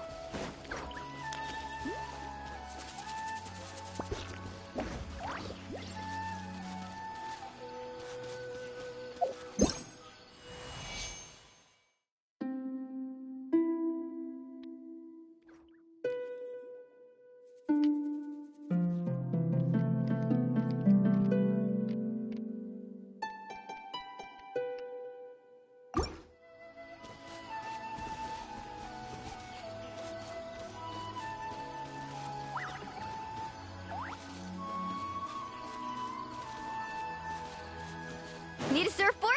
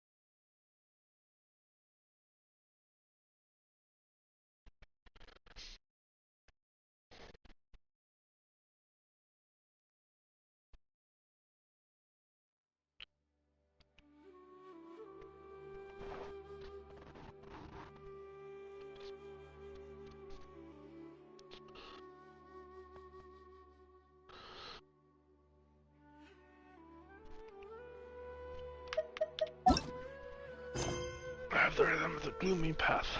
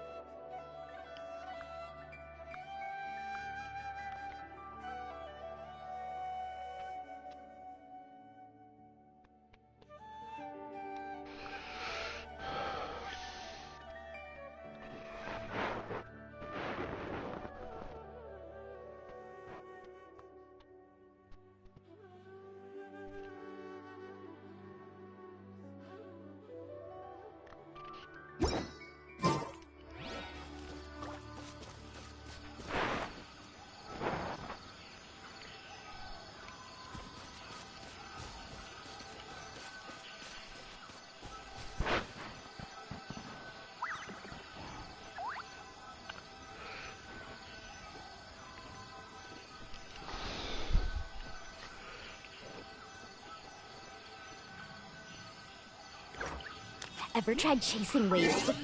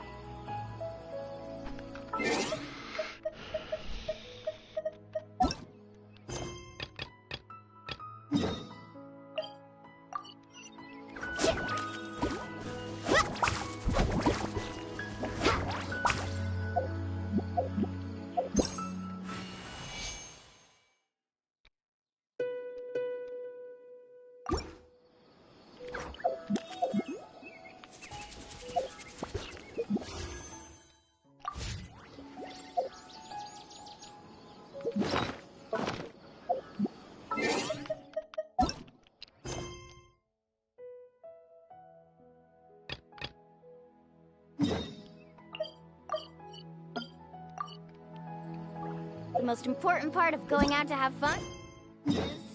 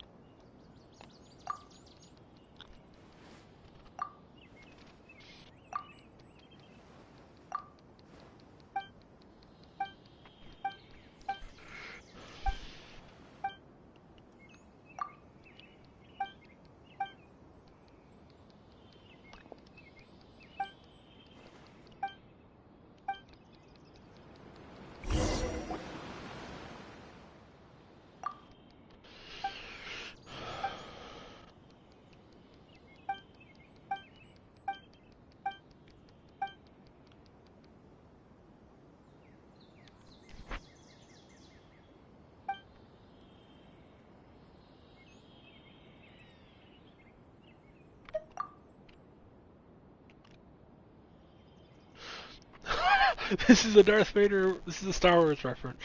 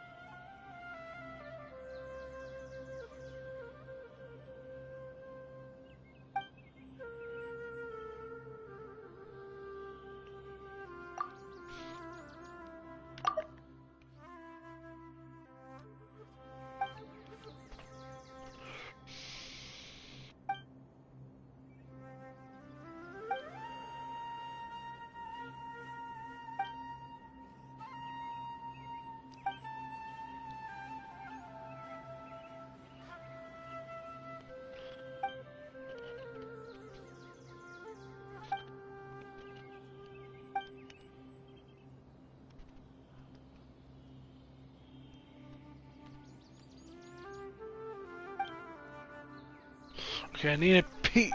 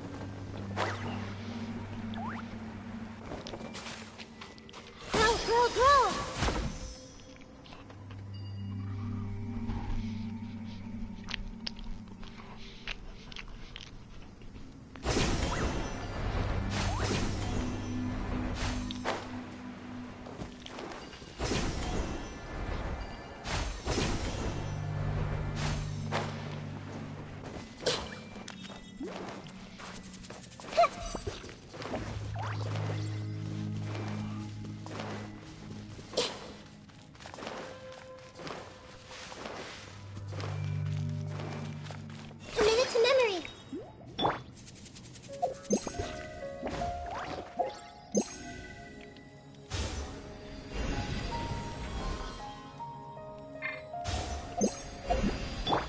Grow.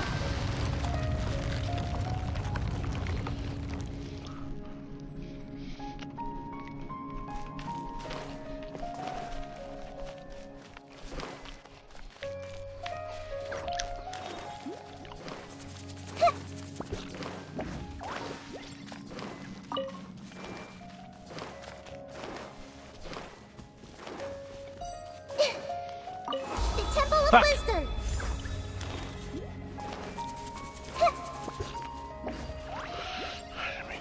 First.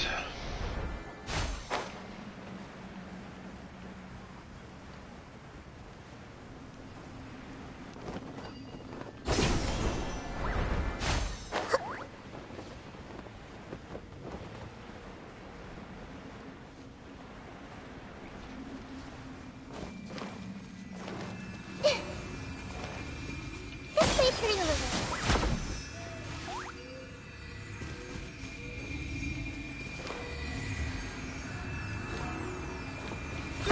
Grow.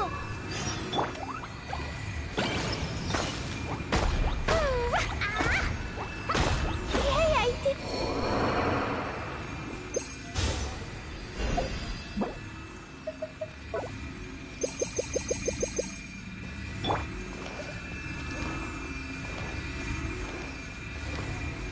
Jumpy, go!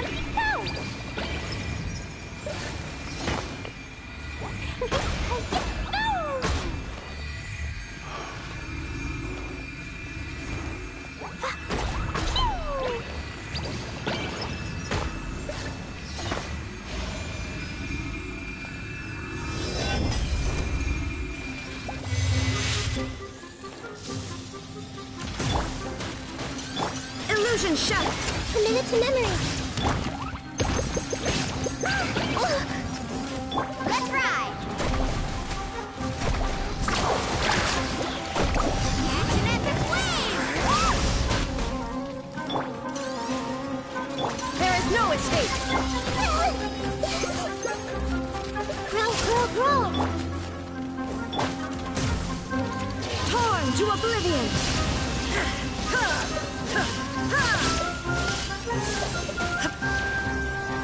Illusion shut! Make yourselves at home. Committed to memory. Jumpy, go! Fast!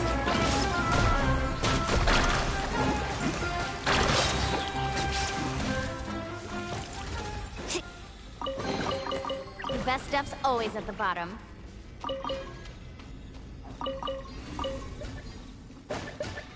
Need a surfboard?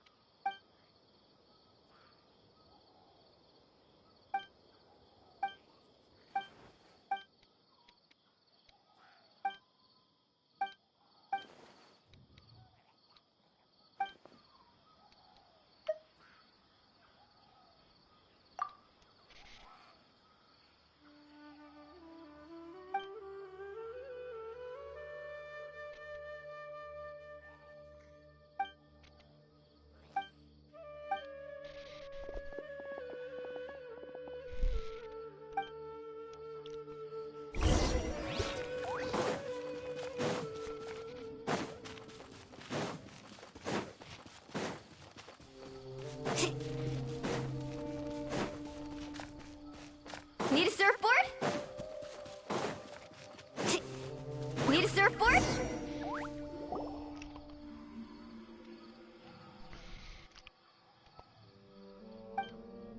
White floaty, he's calling 5-1.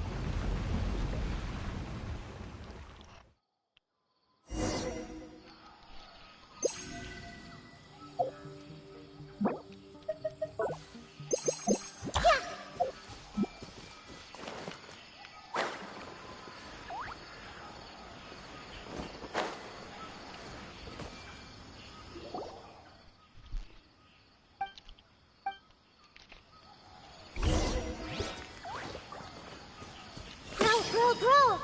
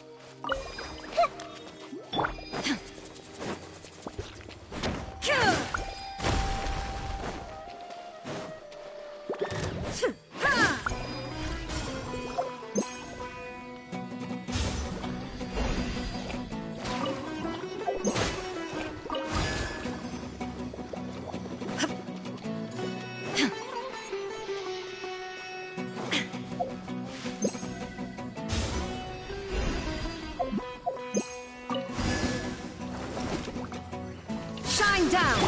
Commit to memory! Carving wave!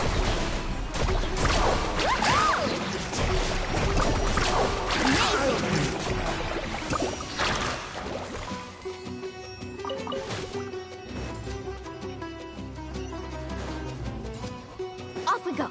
Need a surfboard? Off we go. Whew.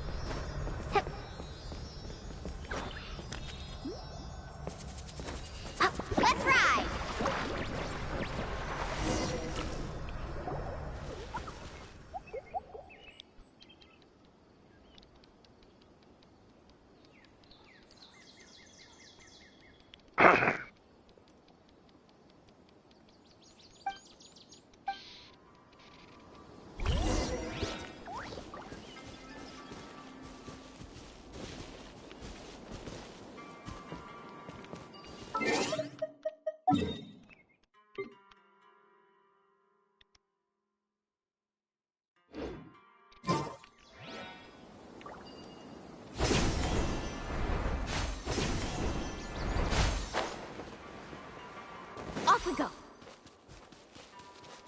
Carving waves!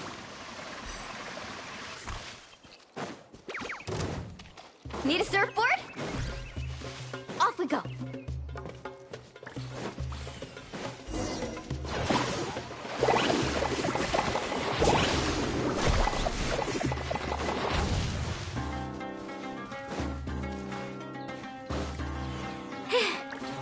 Need a surfboard?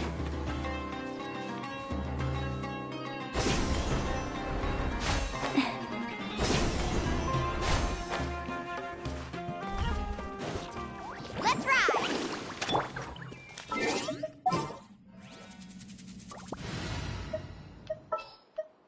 As per our contract.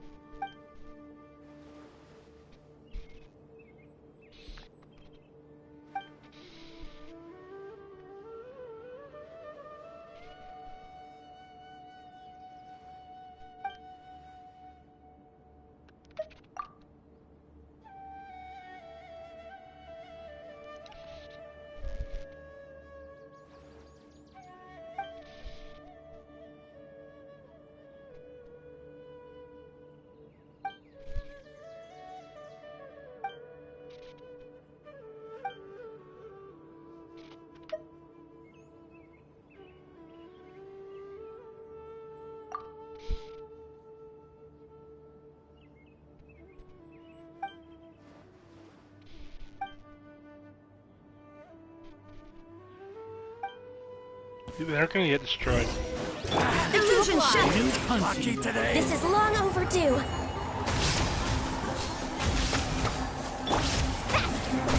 Check this out! That's the line! Neat. Access denied. Shine down.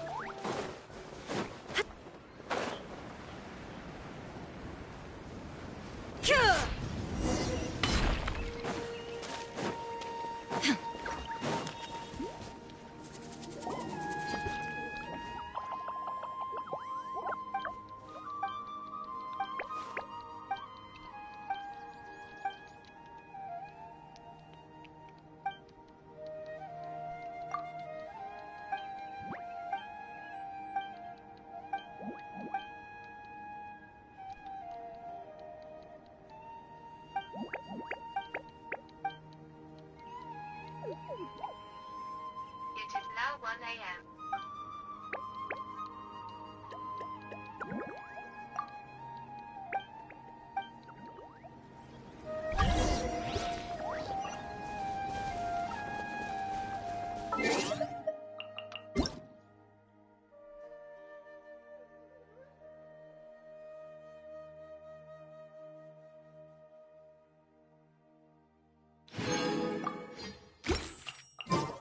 Just got mail.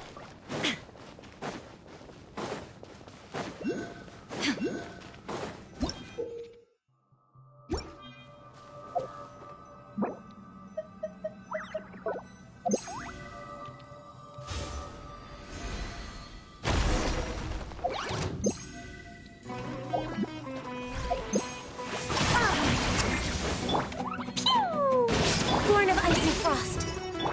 Jumpy Dumpty go! Let's ride!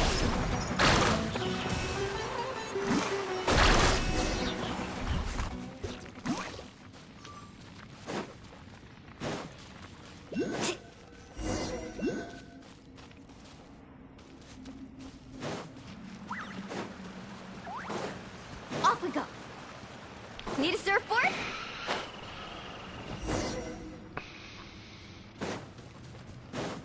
Carving waves! Surf's up! There is no escape. No touching.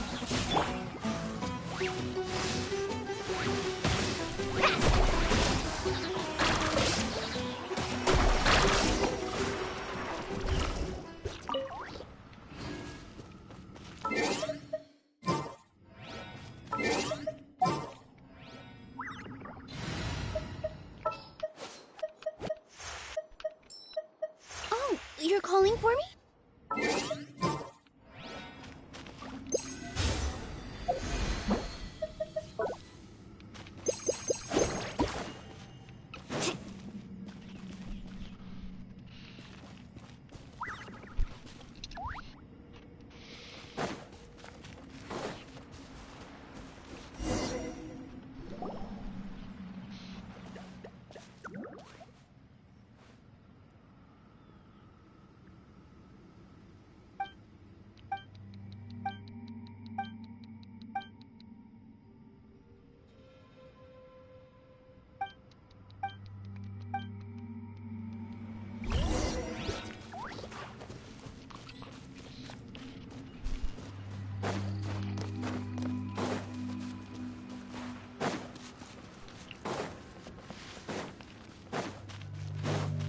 Off we go. Need a surfboard? Carving waves! Woohoo! Boing, boing, boom!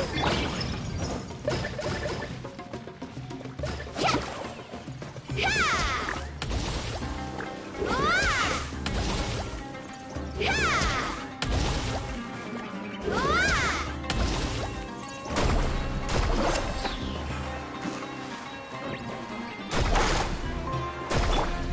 Shine down. Jumpy Dumpty go!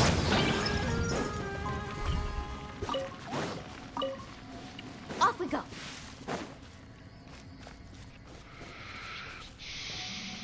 Need a surfboard?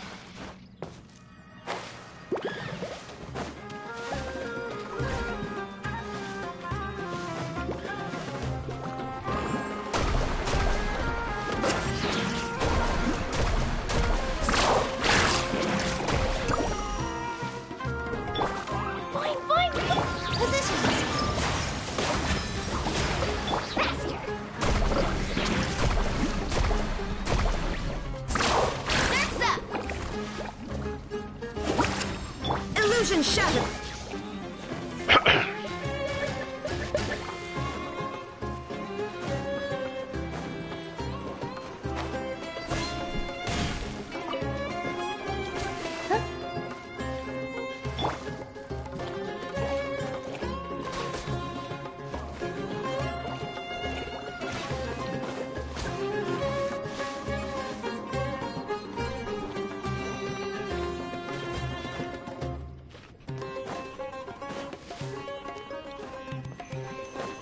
Let's ride. Amazing.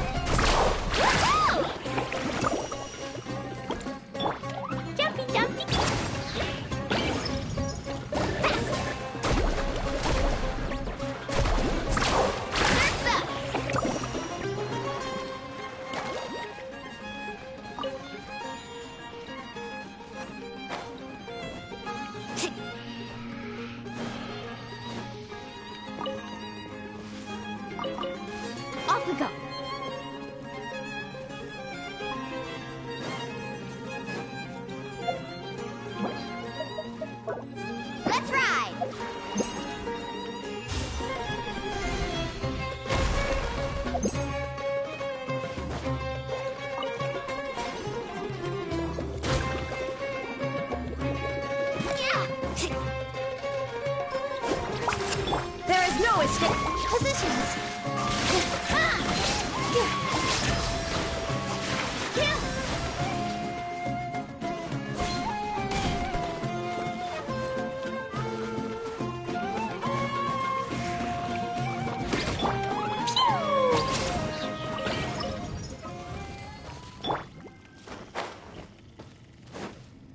Need a surfboard?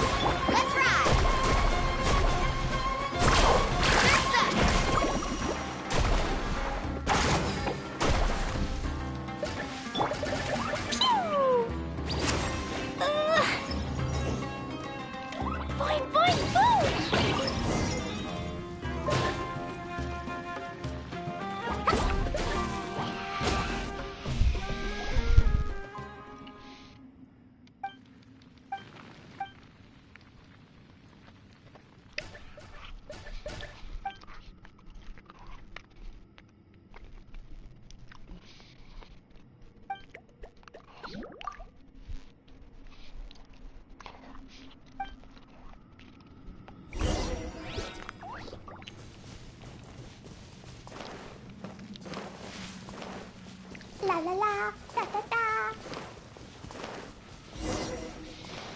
La la la. Carving wave.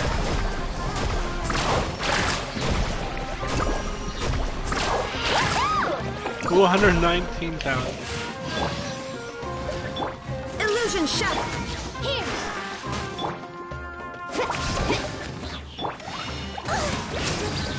Let's ride.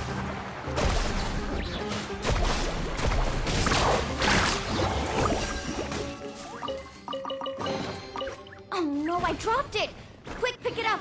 Hope I didn't just jinx us. She's talking about the chest I got.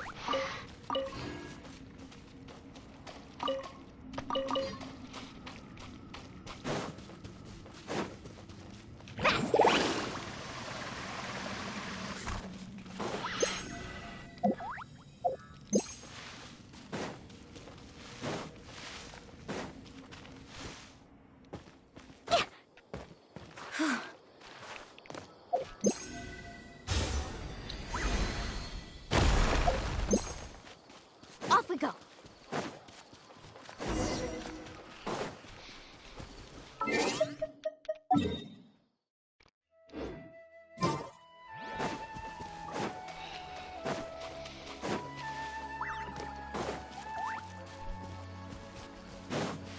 Need a surfboard?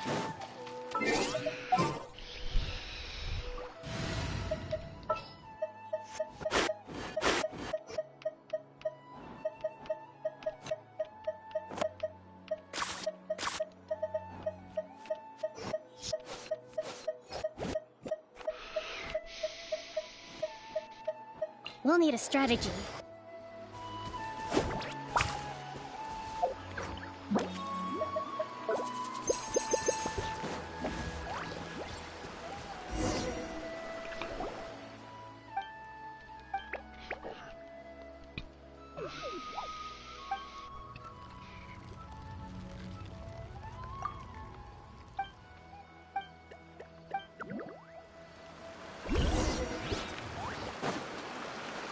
Ho!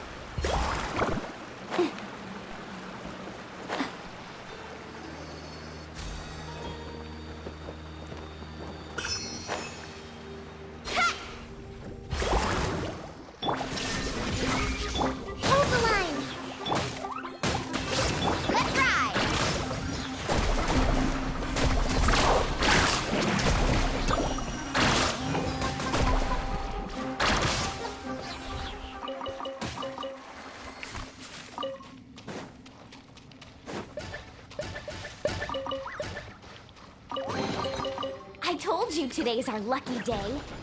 Need a surfboard?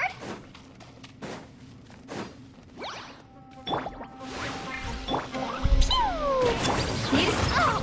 carving wave! Amazing!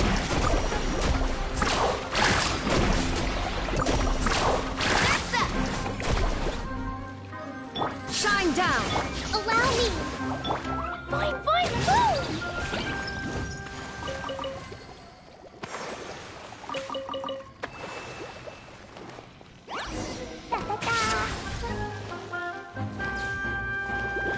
Jumpy dumpy! Let's ride!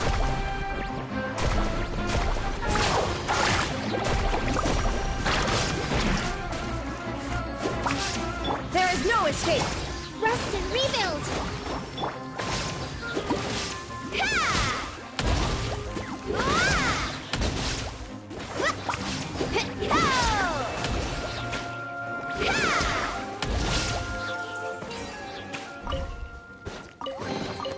Oh no, I dropped it!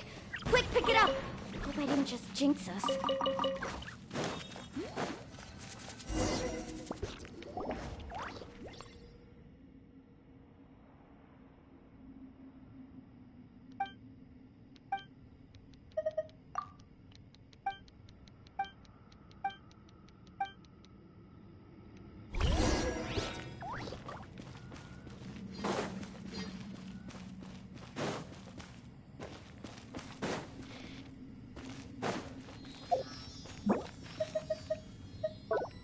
Off we go!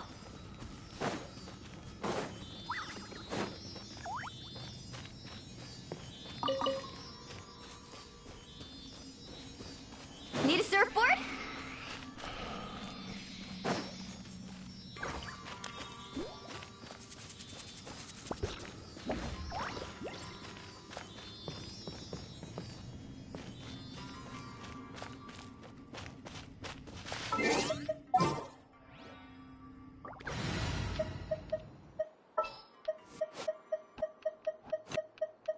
Time to broaden the her.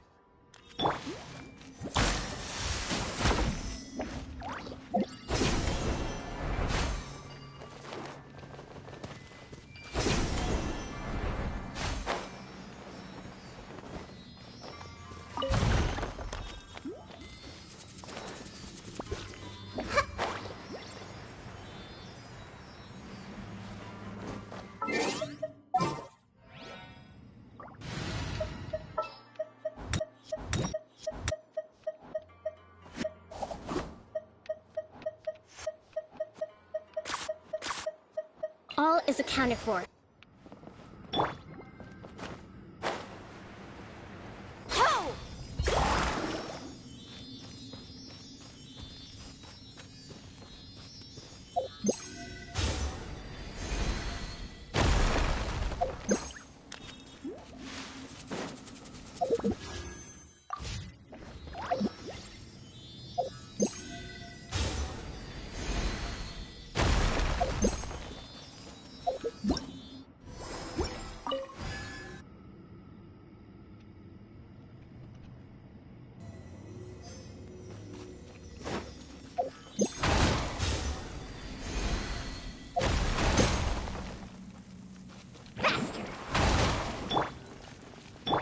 Shine down!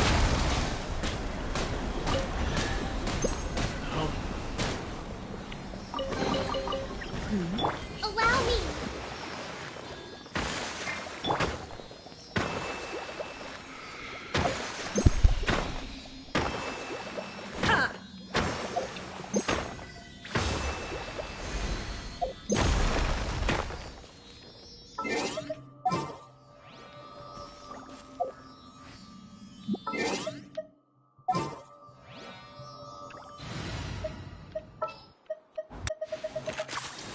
I've been waiting for you.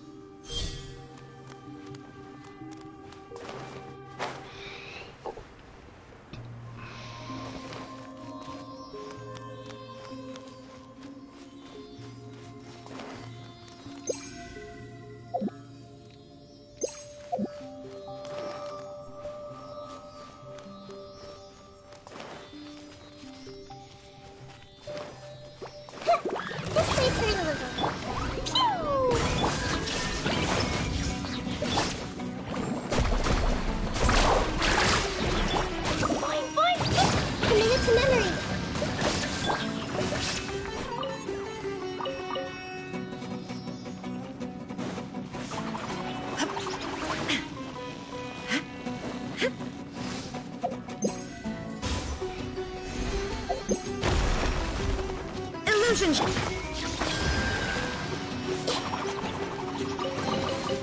Curiosity deserves growth.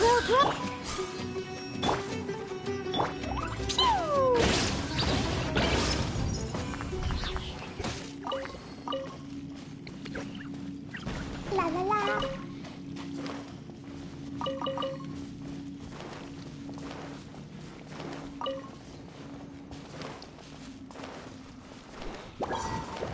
Let's wait for it a little.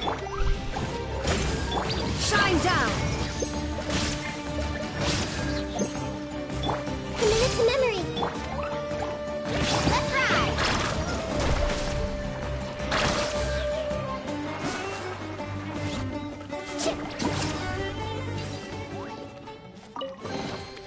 Oh no, I dropped it! Quick, pick it up! Hope I didn't just jinx us. Why did she say that? Every time she opens the chest.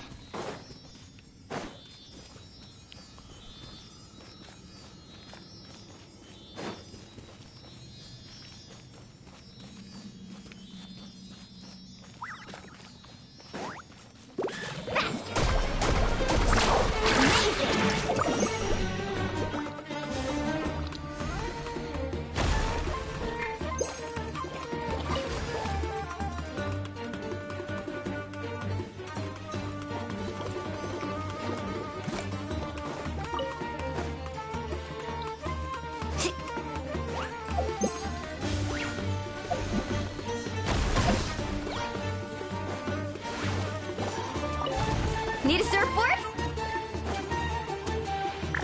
Off we go!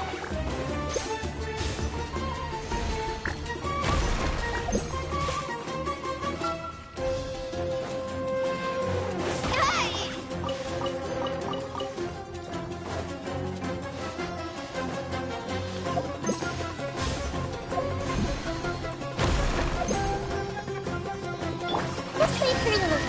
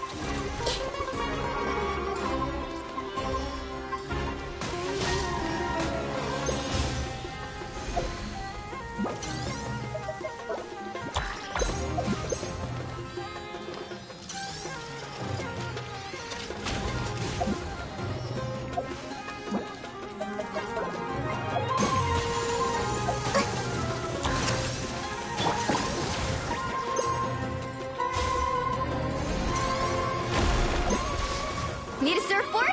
Committed to memory.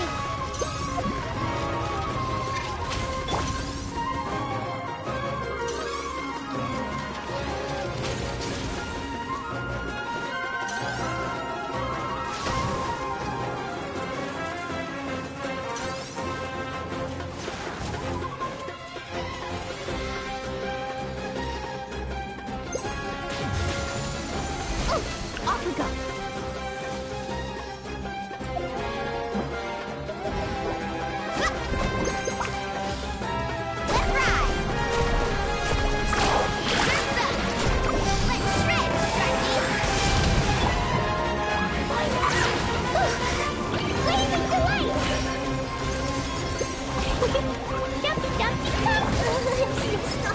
Share my knowledge.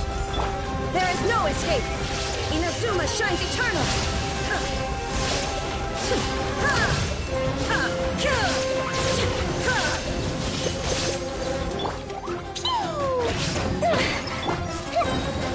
Make yourselves at home. Let's wait for a little. Illusion shout!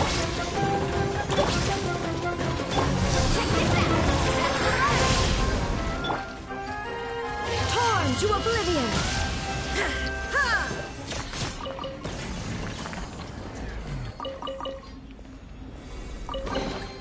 Take them.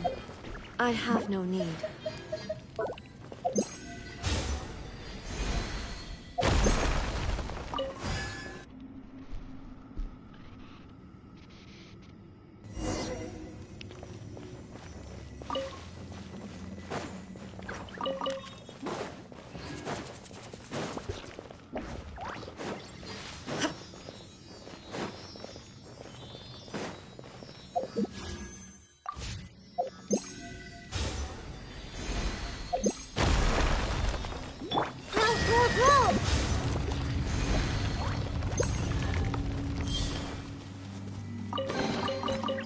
wonder who this gift could be from.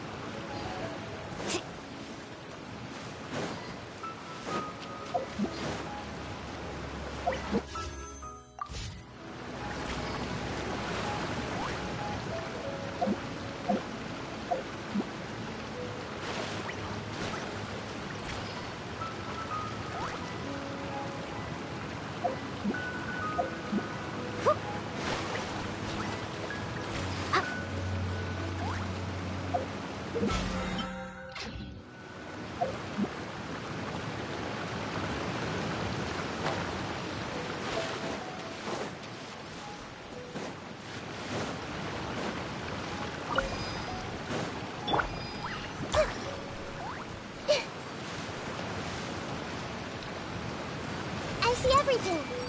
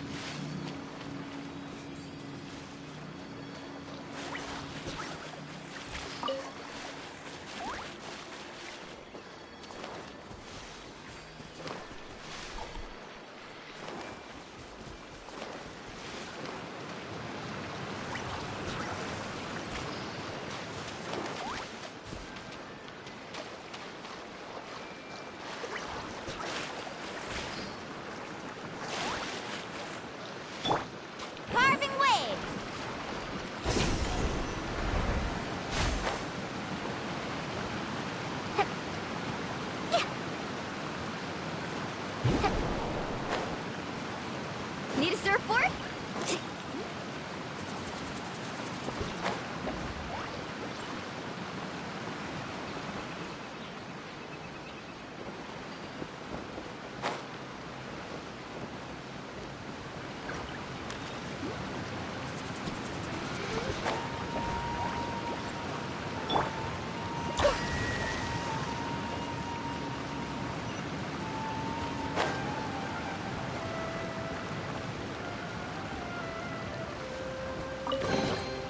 I wonder who this gift could be from.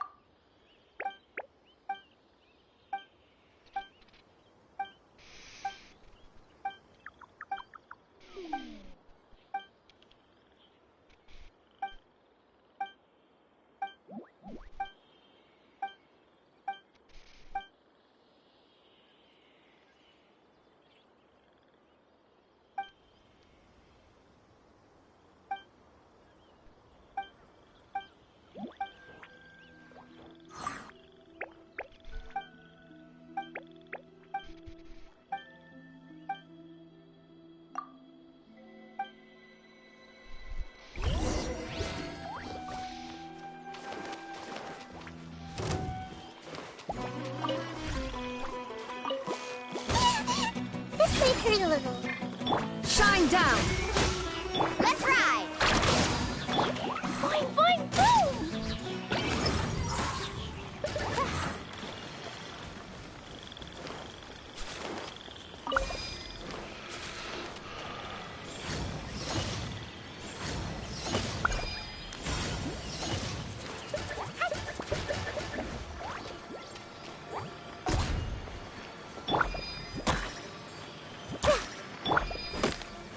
There is no escape!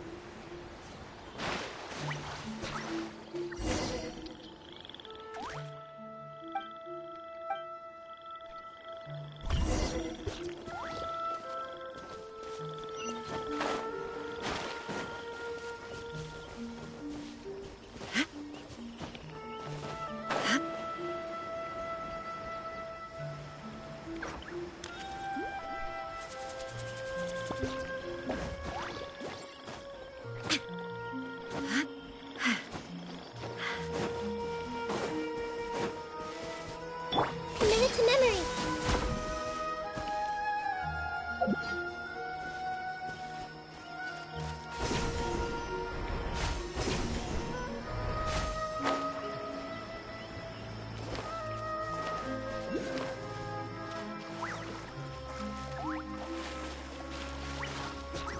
Everyone hold hands.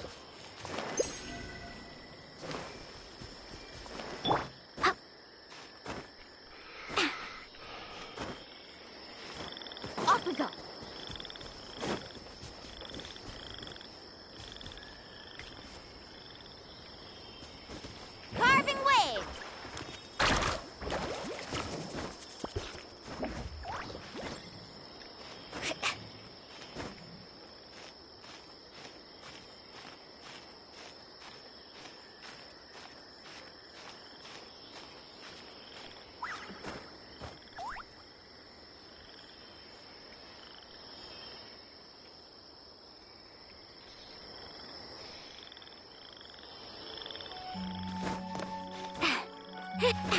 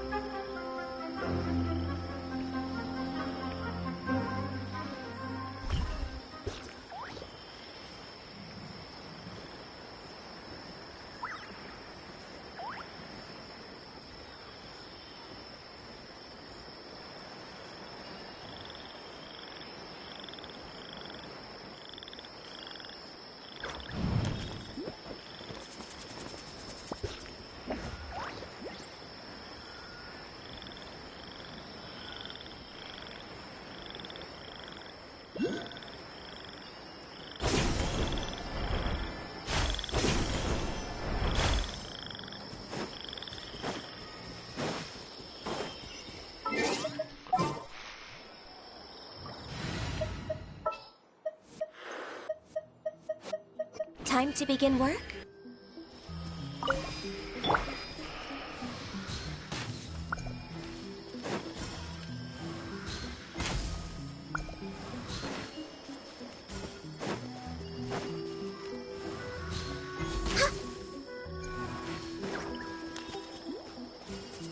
We're way behind schedule.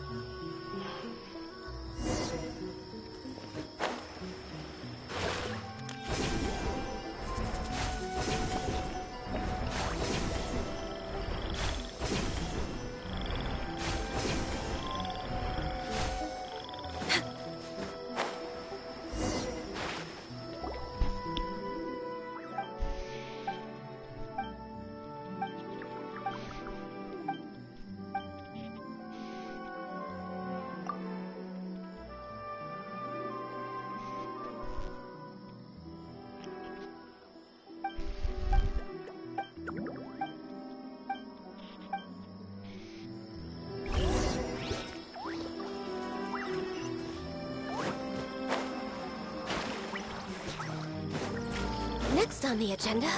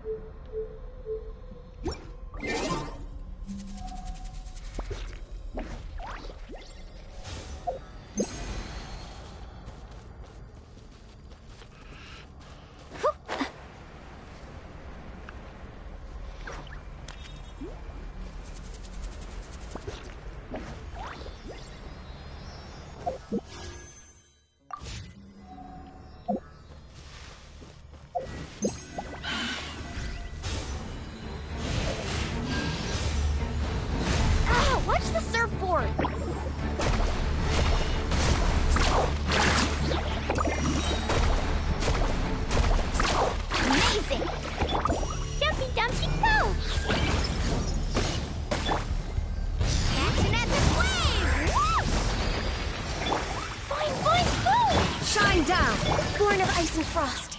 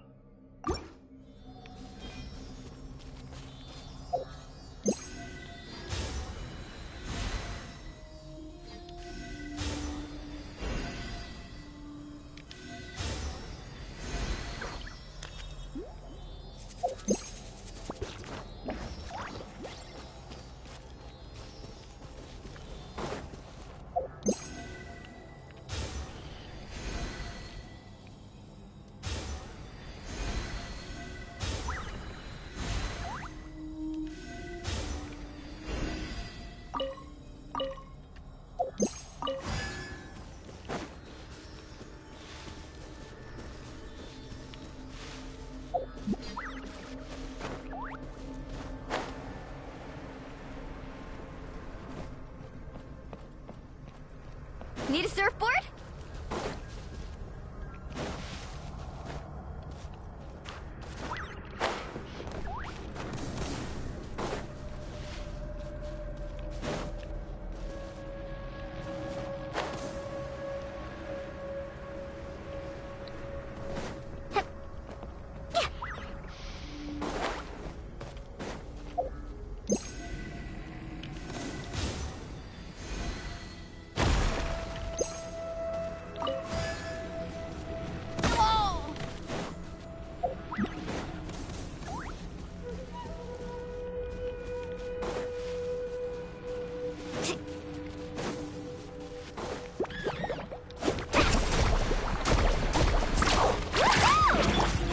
Illusion shattered! No touching!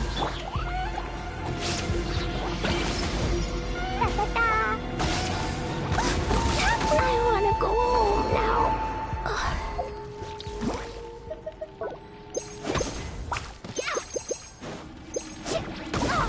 Chill out!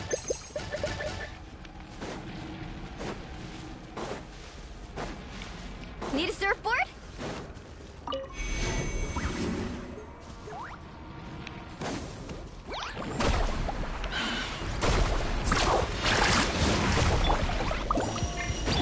Blaze over! Born of ice and frost. Shine down! I can fix this!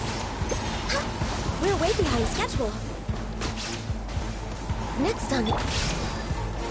Illusion shattered! No touching! We're way behind... Jumpy Dumpty Go!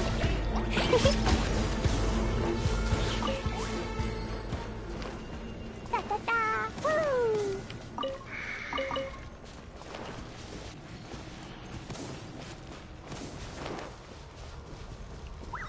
Da-da-da! La la la!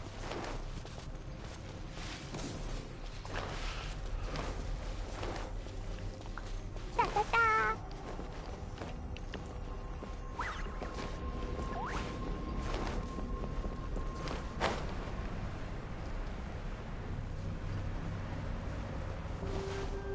La la la, da da da.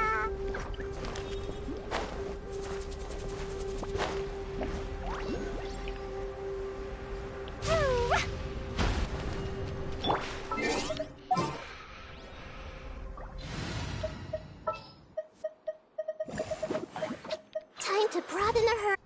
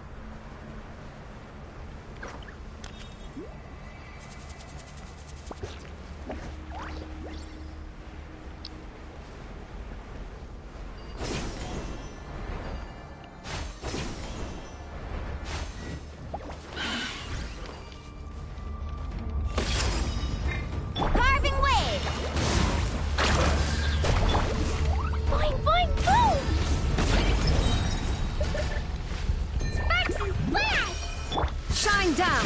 Grow, grow, grow! Pew! Let's ride! I must protect my clients.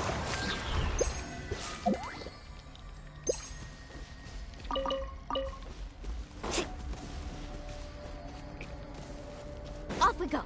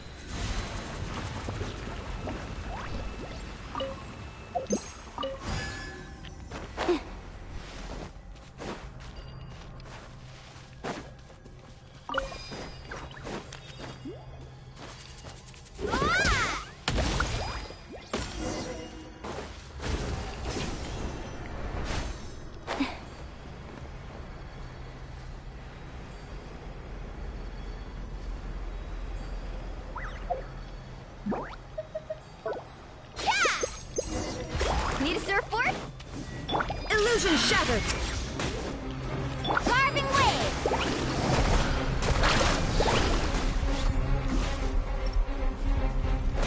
Check this out! Best of luck! This may hurt a little. The Temple of Wisdom.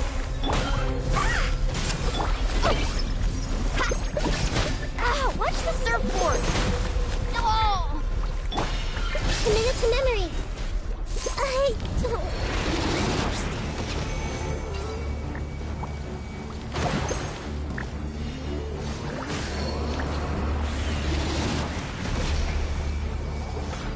Boing, go!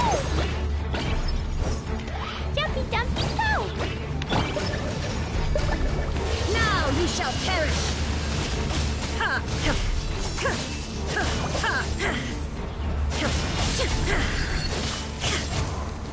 There is no escape!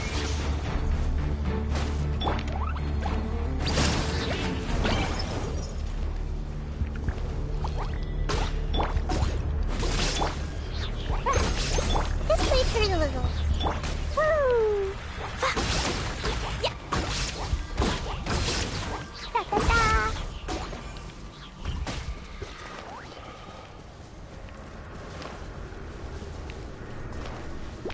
Boing, boing. Shine down! Grow, grow, grow!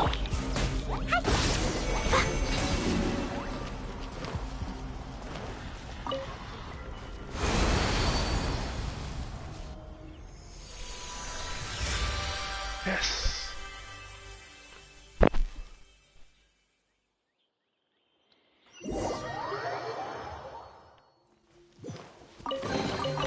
More treasure, more treasure!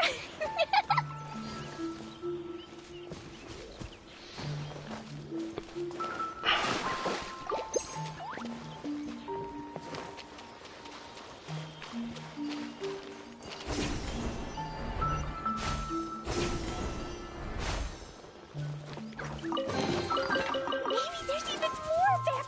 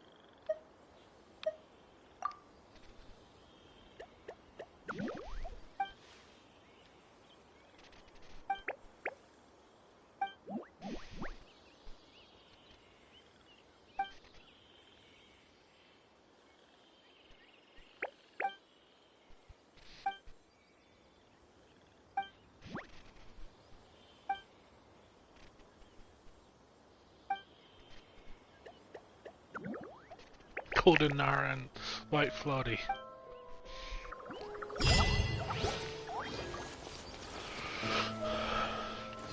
Achievement. Got a trophy too.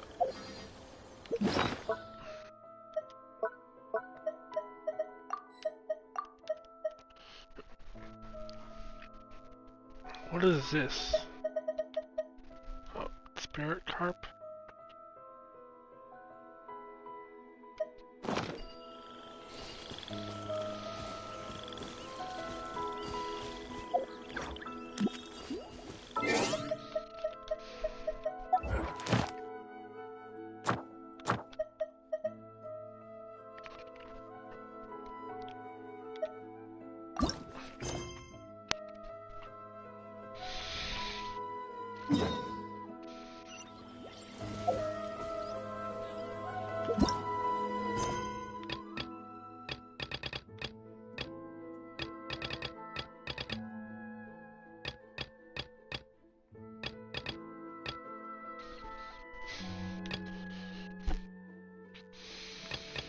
Explosion inside city wall.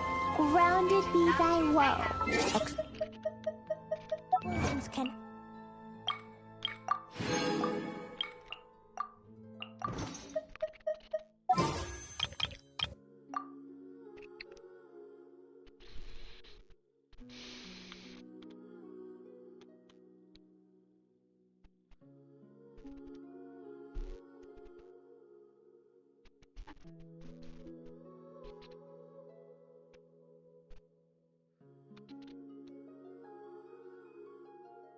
Okay, Google, what is 6 times 5 plus 3? 6 times 5 plus 3 is 33.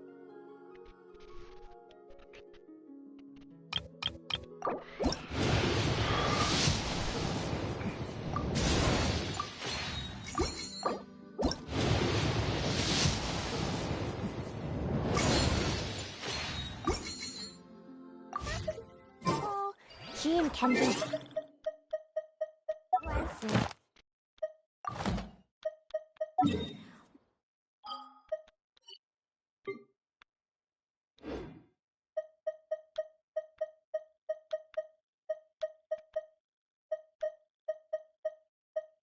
Be bombed, Clee be doomed. Those are the survival rules that the Knights of Favonius gave me.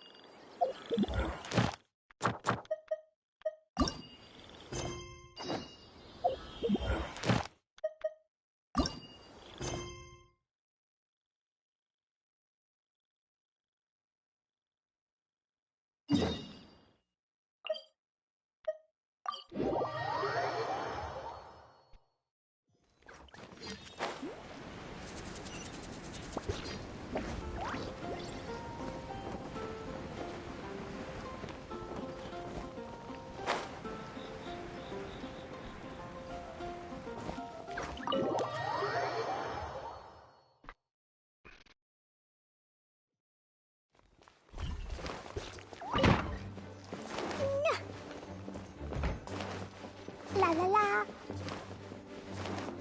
Woo. La la la.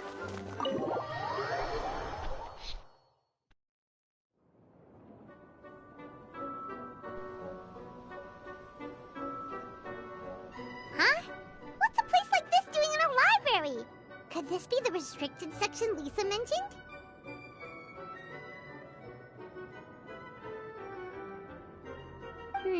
Doesn't quite feel like it, though. You don't think this place is hiding some terrible secret, do you? Like those rooms you always hear about in scary stories? You know, the ones that are usually totally off limits? That's true. We just kind of waltzed in here. And it didn't seem like the lock had been broken or anything. Wait, hang on a minute. This isn't the door we came in through. Are we even in the library anymore?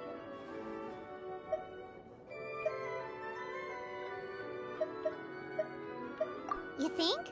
Wow, that's pretty impressive, building all this under the lake. Wait, no, that's ridiculous. No way is that where we are. Too bad Lisa's not working today, otherwise we could ask her.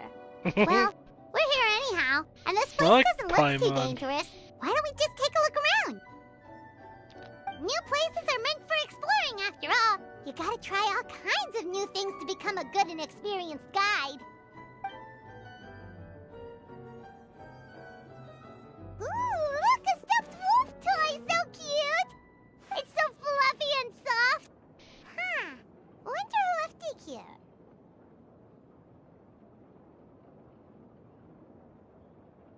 Oh, foolish traveler, you dare enter this fortress of doom without invitation? Prepare to be eaten alive! We should probably just leave it here for now. This place is huge, so let's keep on exploring!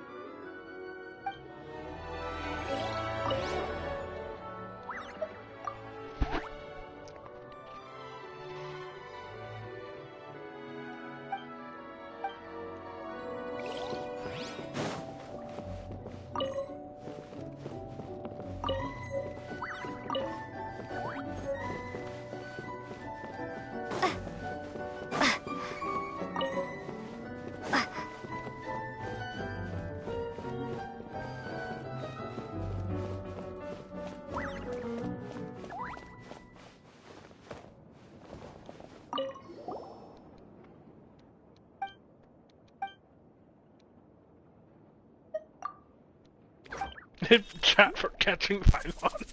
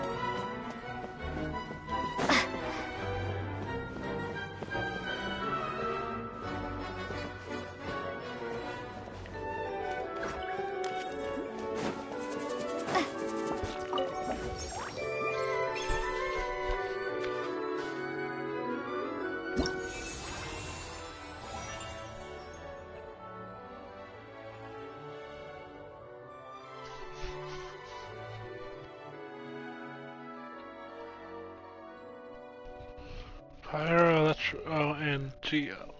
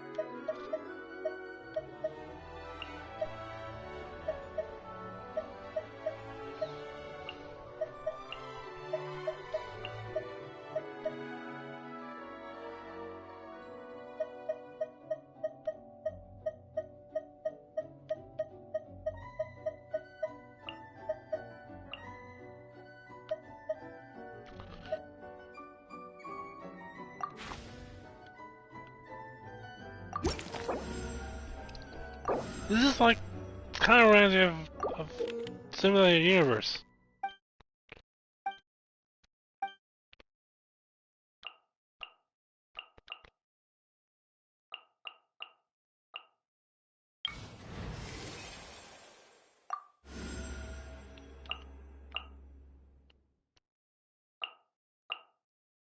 Ta-da! Clee's here!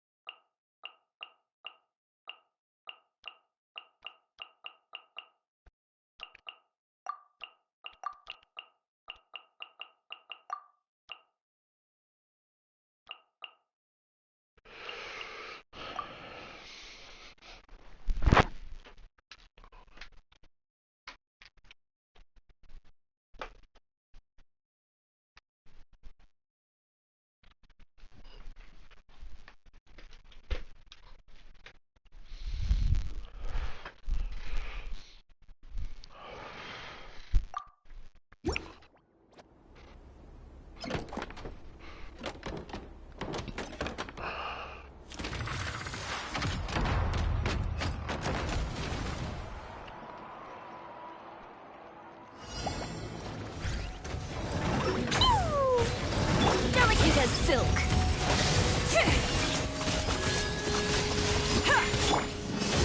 Gloves off.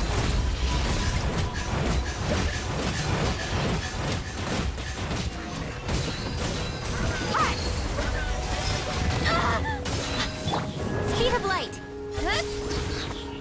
With sword comes shadow. Hey! Let's get it on! Ha! I am the cutting edge of fashion. Ha! Jumpy Dumpty Toe! Blazing delight! You asked for it.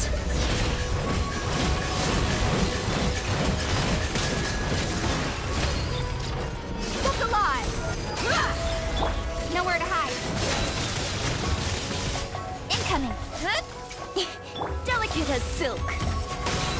Let's go, Tomo. Speed of light.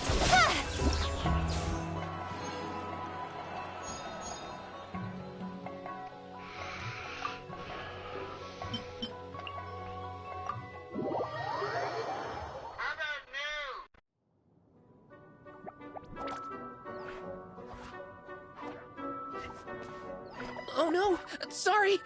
Guests, hello! I've been waiting here for the longest time and nobody came. I was only planning to rest my eyes for a bit, but the sofa was so comfy, I guess I dozed off. Let's I can talk! Sure can. Talking is one of the things I can do. Alright, so... yes. Introductions are in order, aren't they? Greetings, my dear guests. My name is... Tiddles. Teddy bear. Wait. What's my name? Not sure we can help you with that one, buddy. Guess you were in a pretty deep sleep, huh? Huh? Really? We're just messing with you. Anyway, Paimon's name is Paimon, and this is the Traveler. Okay, great, that went well. At least this mysterious room doesn't rob everyone of their memories. I must apologize. I must have slept for so long that I can't remember what's real and what's a dream anymore. I did have a lot of dreams while I was asleep. Okay, concentrate. Why? If I've been lying for 12 hours, 11 hours. The current me is a concierge in charge of attending to any guests that find themselves here. Yes, you may call me Wolfie. HSR and ZZZ. If all you can remember are your dreams, what makes you think any of them are real experiences? They're just products of your imagination, right? You mean, if it comes from my imagination, it can't be real life? Oh. Well, It sounds like you know more about that kind of thing than I do. I can't tell the difference at all. I remember a time when a Horde curse was put on me. My heart was cased in unmelting ice, and I had to spend my days in agonizing solitude, surrounded by nothing but boundless tundra. I also remember playing with Whitefang in the misty forest. We chased golden butterflies, waded through rushing streams, and shattered the very moon beneath our feet. And I'll never forget marching in that celebratory procession with the other troops, being showered in confetti as I excitedly waited for Her Majesty the Queen to bestow her honor upon me. It was glorious. To me, all these events are indistinguishable from real experiences. Take my latest dream, for instance. I remember being in a garden of forking paths, and Madame Mage said to me, "From now on, you are a concierge. Be sure to treat your guests well." And I found myself here. And like I said, I waited, waited, and waited. And now, finally, 2 guests have arrived. At last, I can fulfill my duty. Is there anything else you'd like to ask me? Yeah, and who is this Madame Mage? Is she really just a figure from your dream? Seems like there could be more to it than just that. Well, Madame Mage is Madame Mage. Just as you, dear guests, are guests. She and her friends, oh yes, and they're all mages too. Each one of them is a master of their own type of magic. Conjuring, illusions, and so on. One of them uses a quill pen to cast her spells. She has a very mysterious ink bottle that contains fantasy truth. I had a little taste when she wasn't looking, and oh my goodness was it bitter! Blech. But the other mages all love her magic. They use their powers of creation to transform her fantasy truth into true fantasy. How do they do that? I haven't the slightest idea. I'm just a toy with stuffing for brains. Is there anything else you'd like to ask me? Yeah, what is this place? We came in here through this one door in the library, but we were never able to open it before. Ah, well, congratulations on your successful entry, dear guests. This is a special room, one that can only be accessed by those who are invited. Seeing as you two have this privilege, you can invite your friends to enter as well. On that note, I'd better tidy up this place as quickly as possible. Oh, and I should prepare some tea and snacks too. You don't mind if they're on the sweeter side, do you?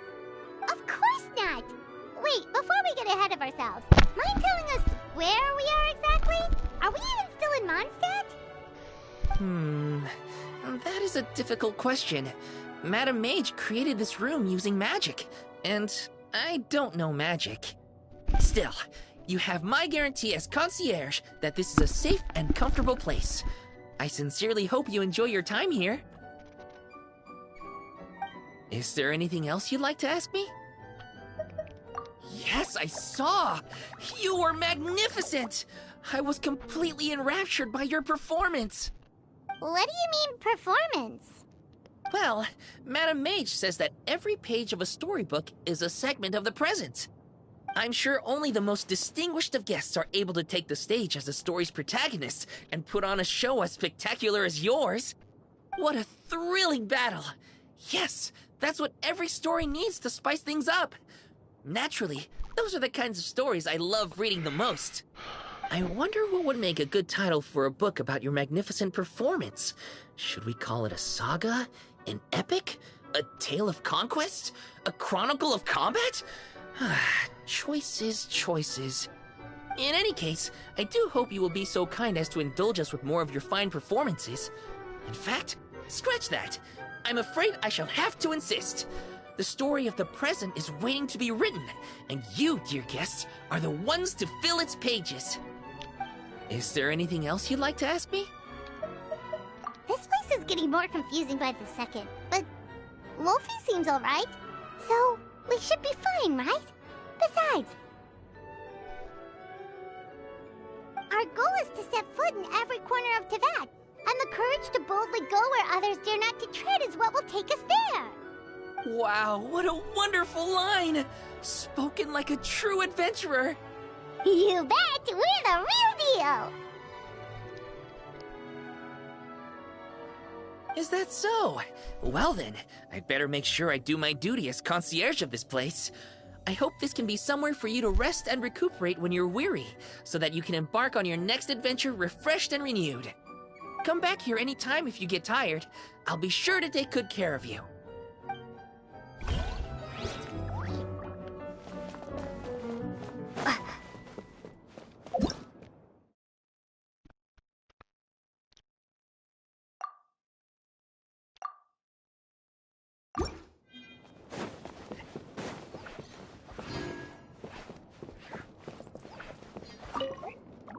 I'm afraid I still have some work to do before everything is ready. Thank you for your patience, my dear guests. If you'd like, you can take the stage and perform once more.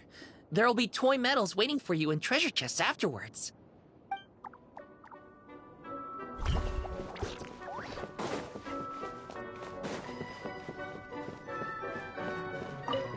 Need a pillow? I can make one for you. I brought some cloth with me. I also have a nice soft blanket here if you need a comforter. Not interested? Well, I'm gonna take a nap anyway. Let me know when it's time to go.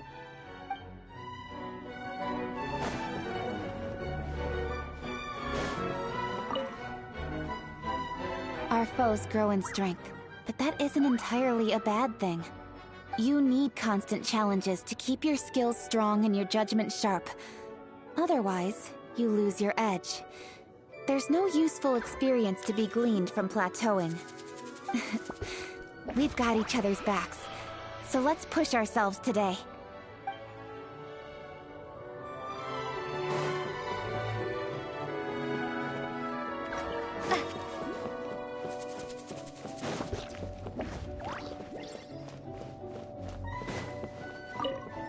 That rabble we fought sure picked the wrong crew to mess with. I'd say they won't make that mistake again. But we already made sure of that. With my skills and experience on your team, they don't stand a chance, no matter what they throw at us. I don't have eyes in the back of my head, though, so just make sure you got my back. Why is she looking at a wall? Miss Honorary Knight! Guess what I found? Loads of stories that Mommy used to read to me. Whenever I shouted out, "No, we can't let that happen!" Mommy would give me a pen and paper and let me finish the rest of the story myself. By climbing through the window, or popping out from a nearby bush, or coming down from a tree.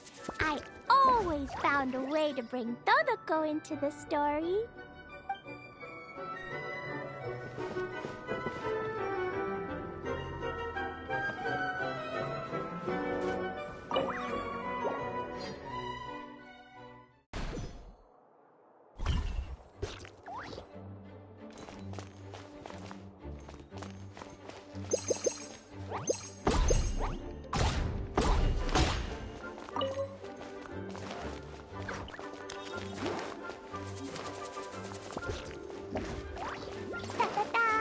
La la la. Woo!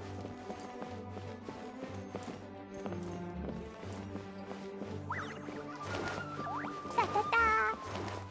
La la la. Woo!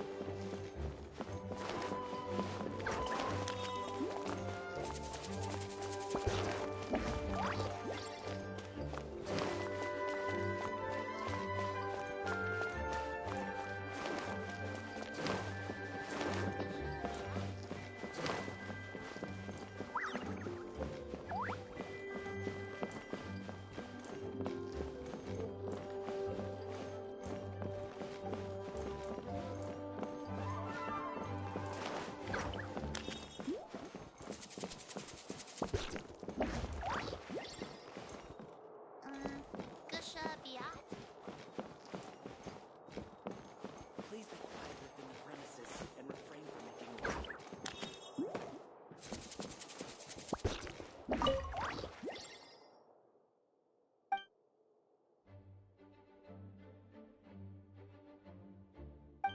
racket. Never particularly useful.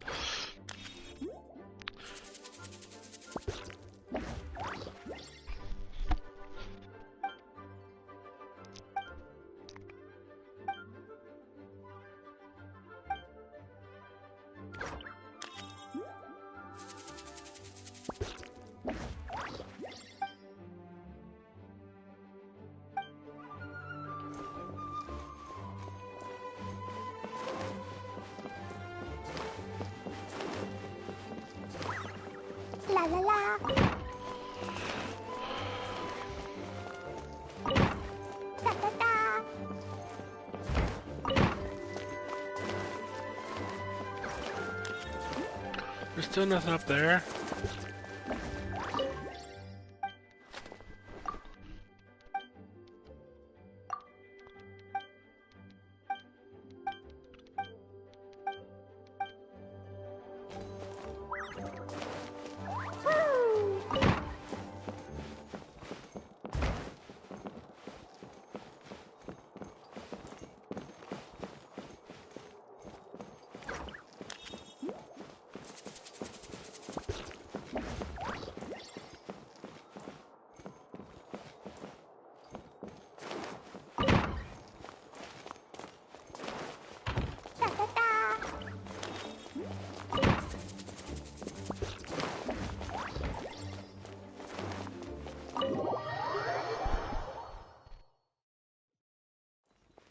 La la la.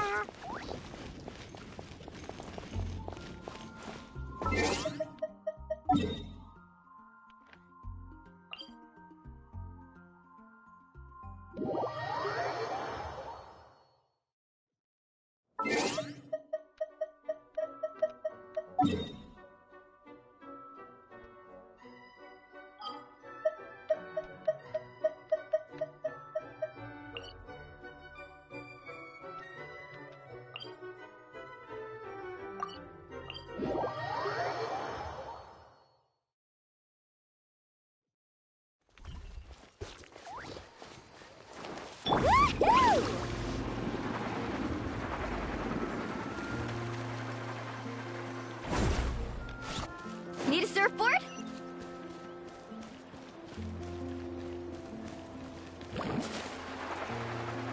Huh? How about this? Take a seat.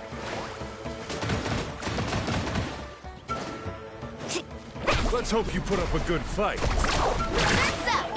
Boing, boing, boing. This makes me I'm seeing stars. The tide rises. Yeah. Forget it.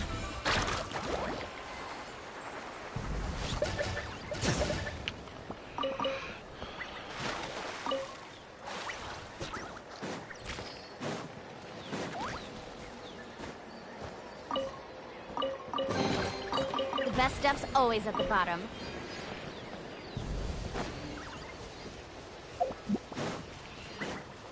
Off we go.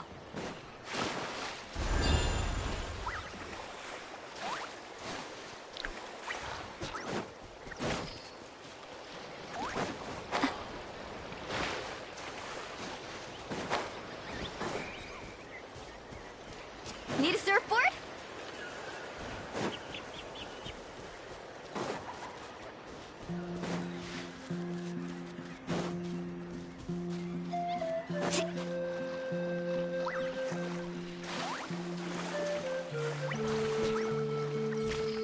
Ah, fuck, I drowned.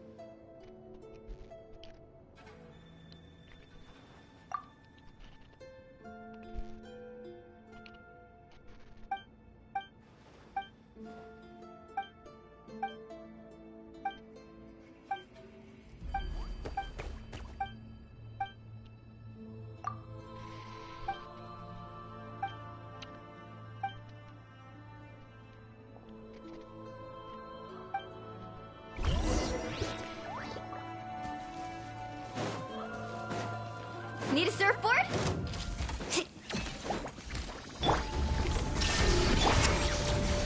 Committed to memory. Pew! Woohoo!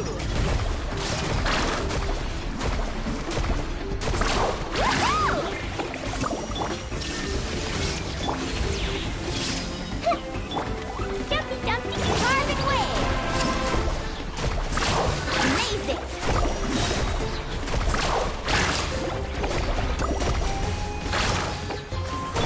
Boing, boing, boing! There is no escape!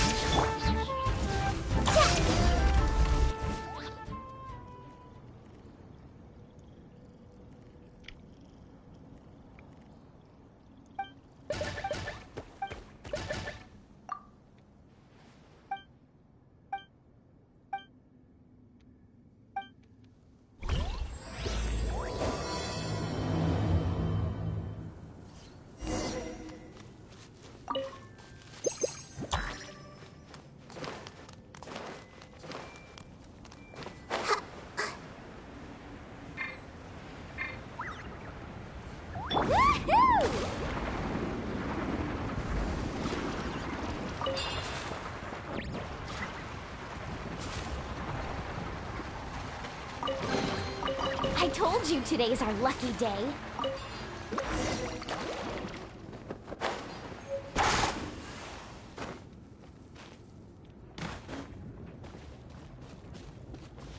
Let's ride!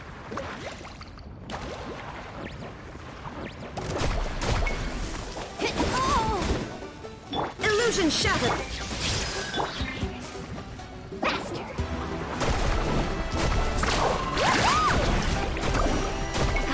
I got this! Let's shred, Darky! Jumpy Dumpty go! Woohoo!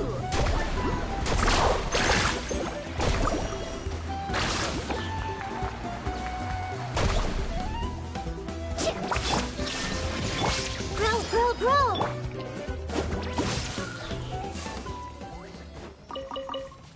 Need a surfboard? The best stuff's always at the bottom.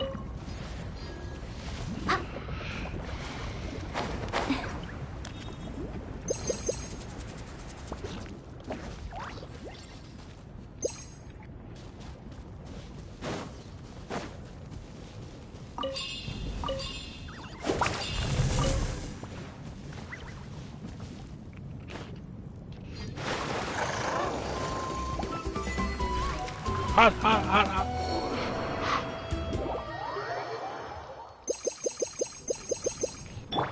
Carving waves!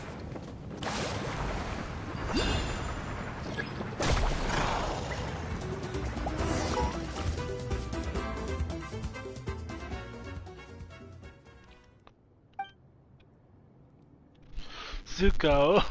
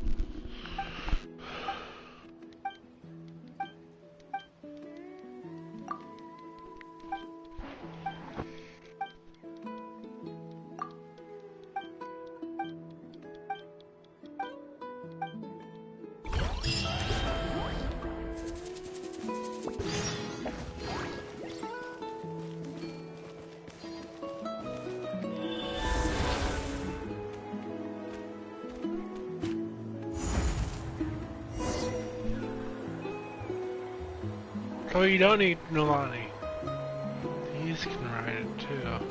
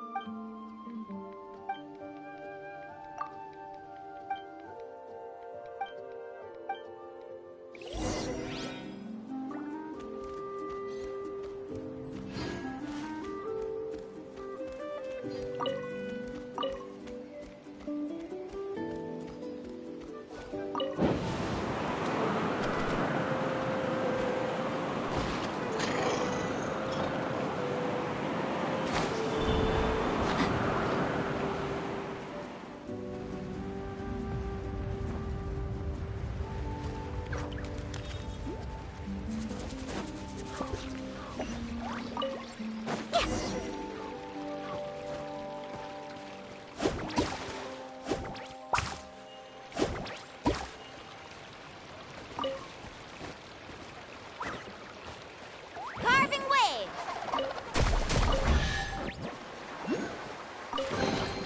I told you today's our lucky day.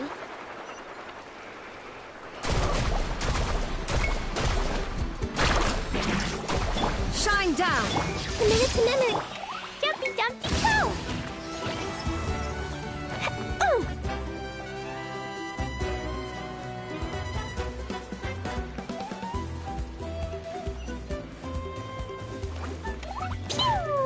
Illusion shattered!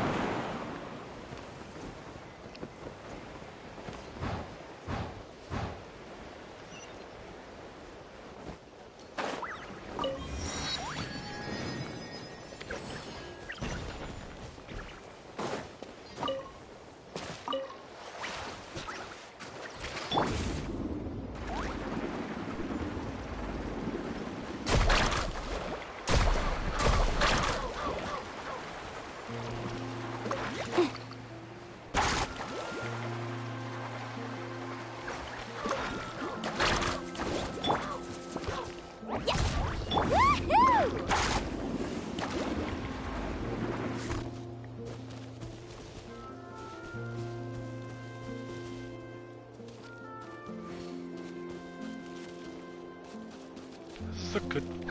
Oh, you can. Is that?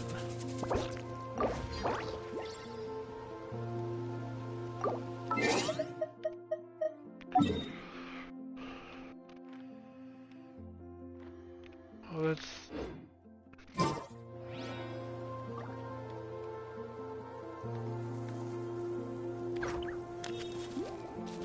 Oh, that's Sumeru over there. Well, you can see everything from here. I don't know what that over there is. I don't like the map being wrote. I like it fixed.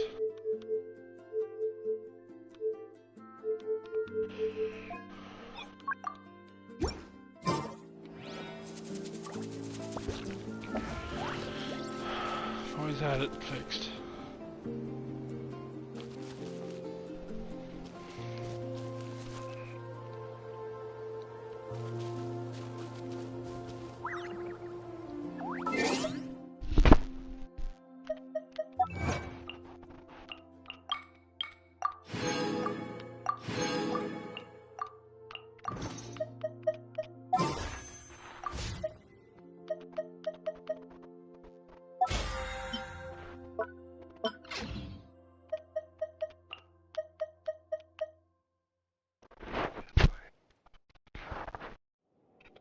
Ooh.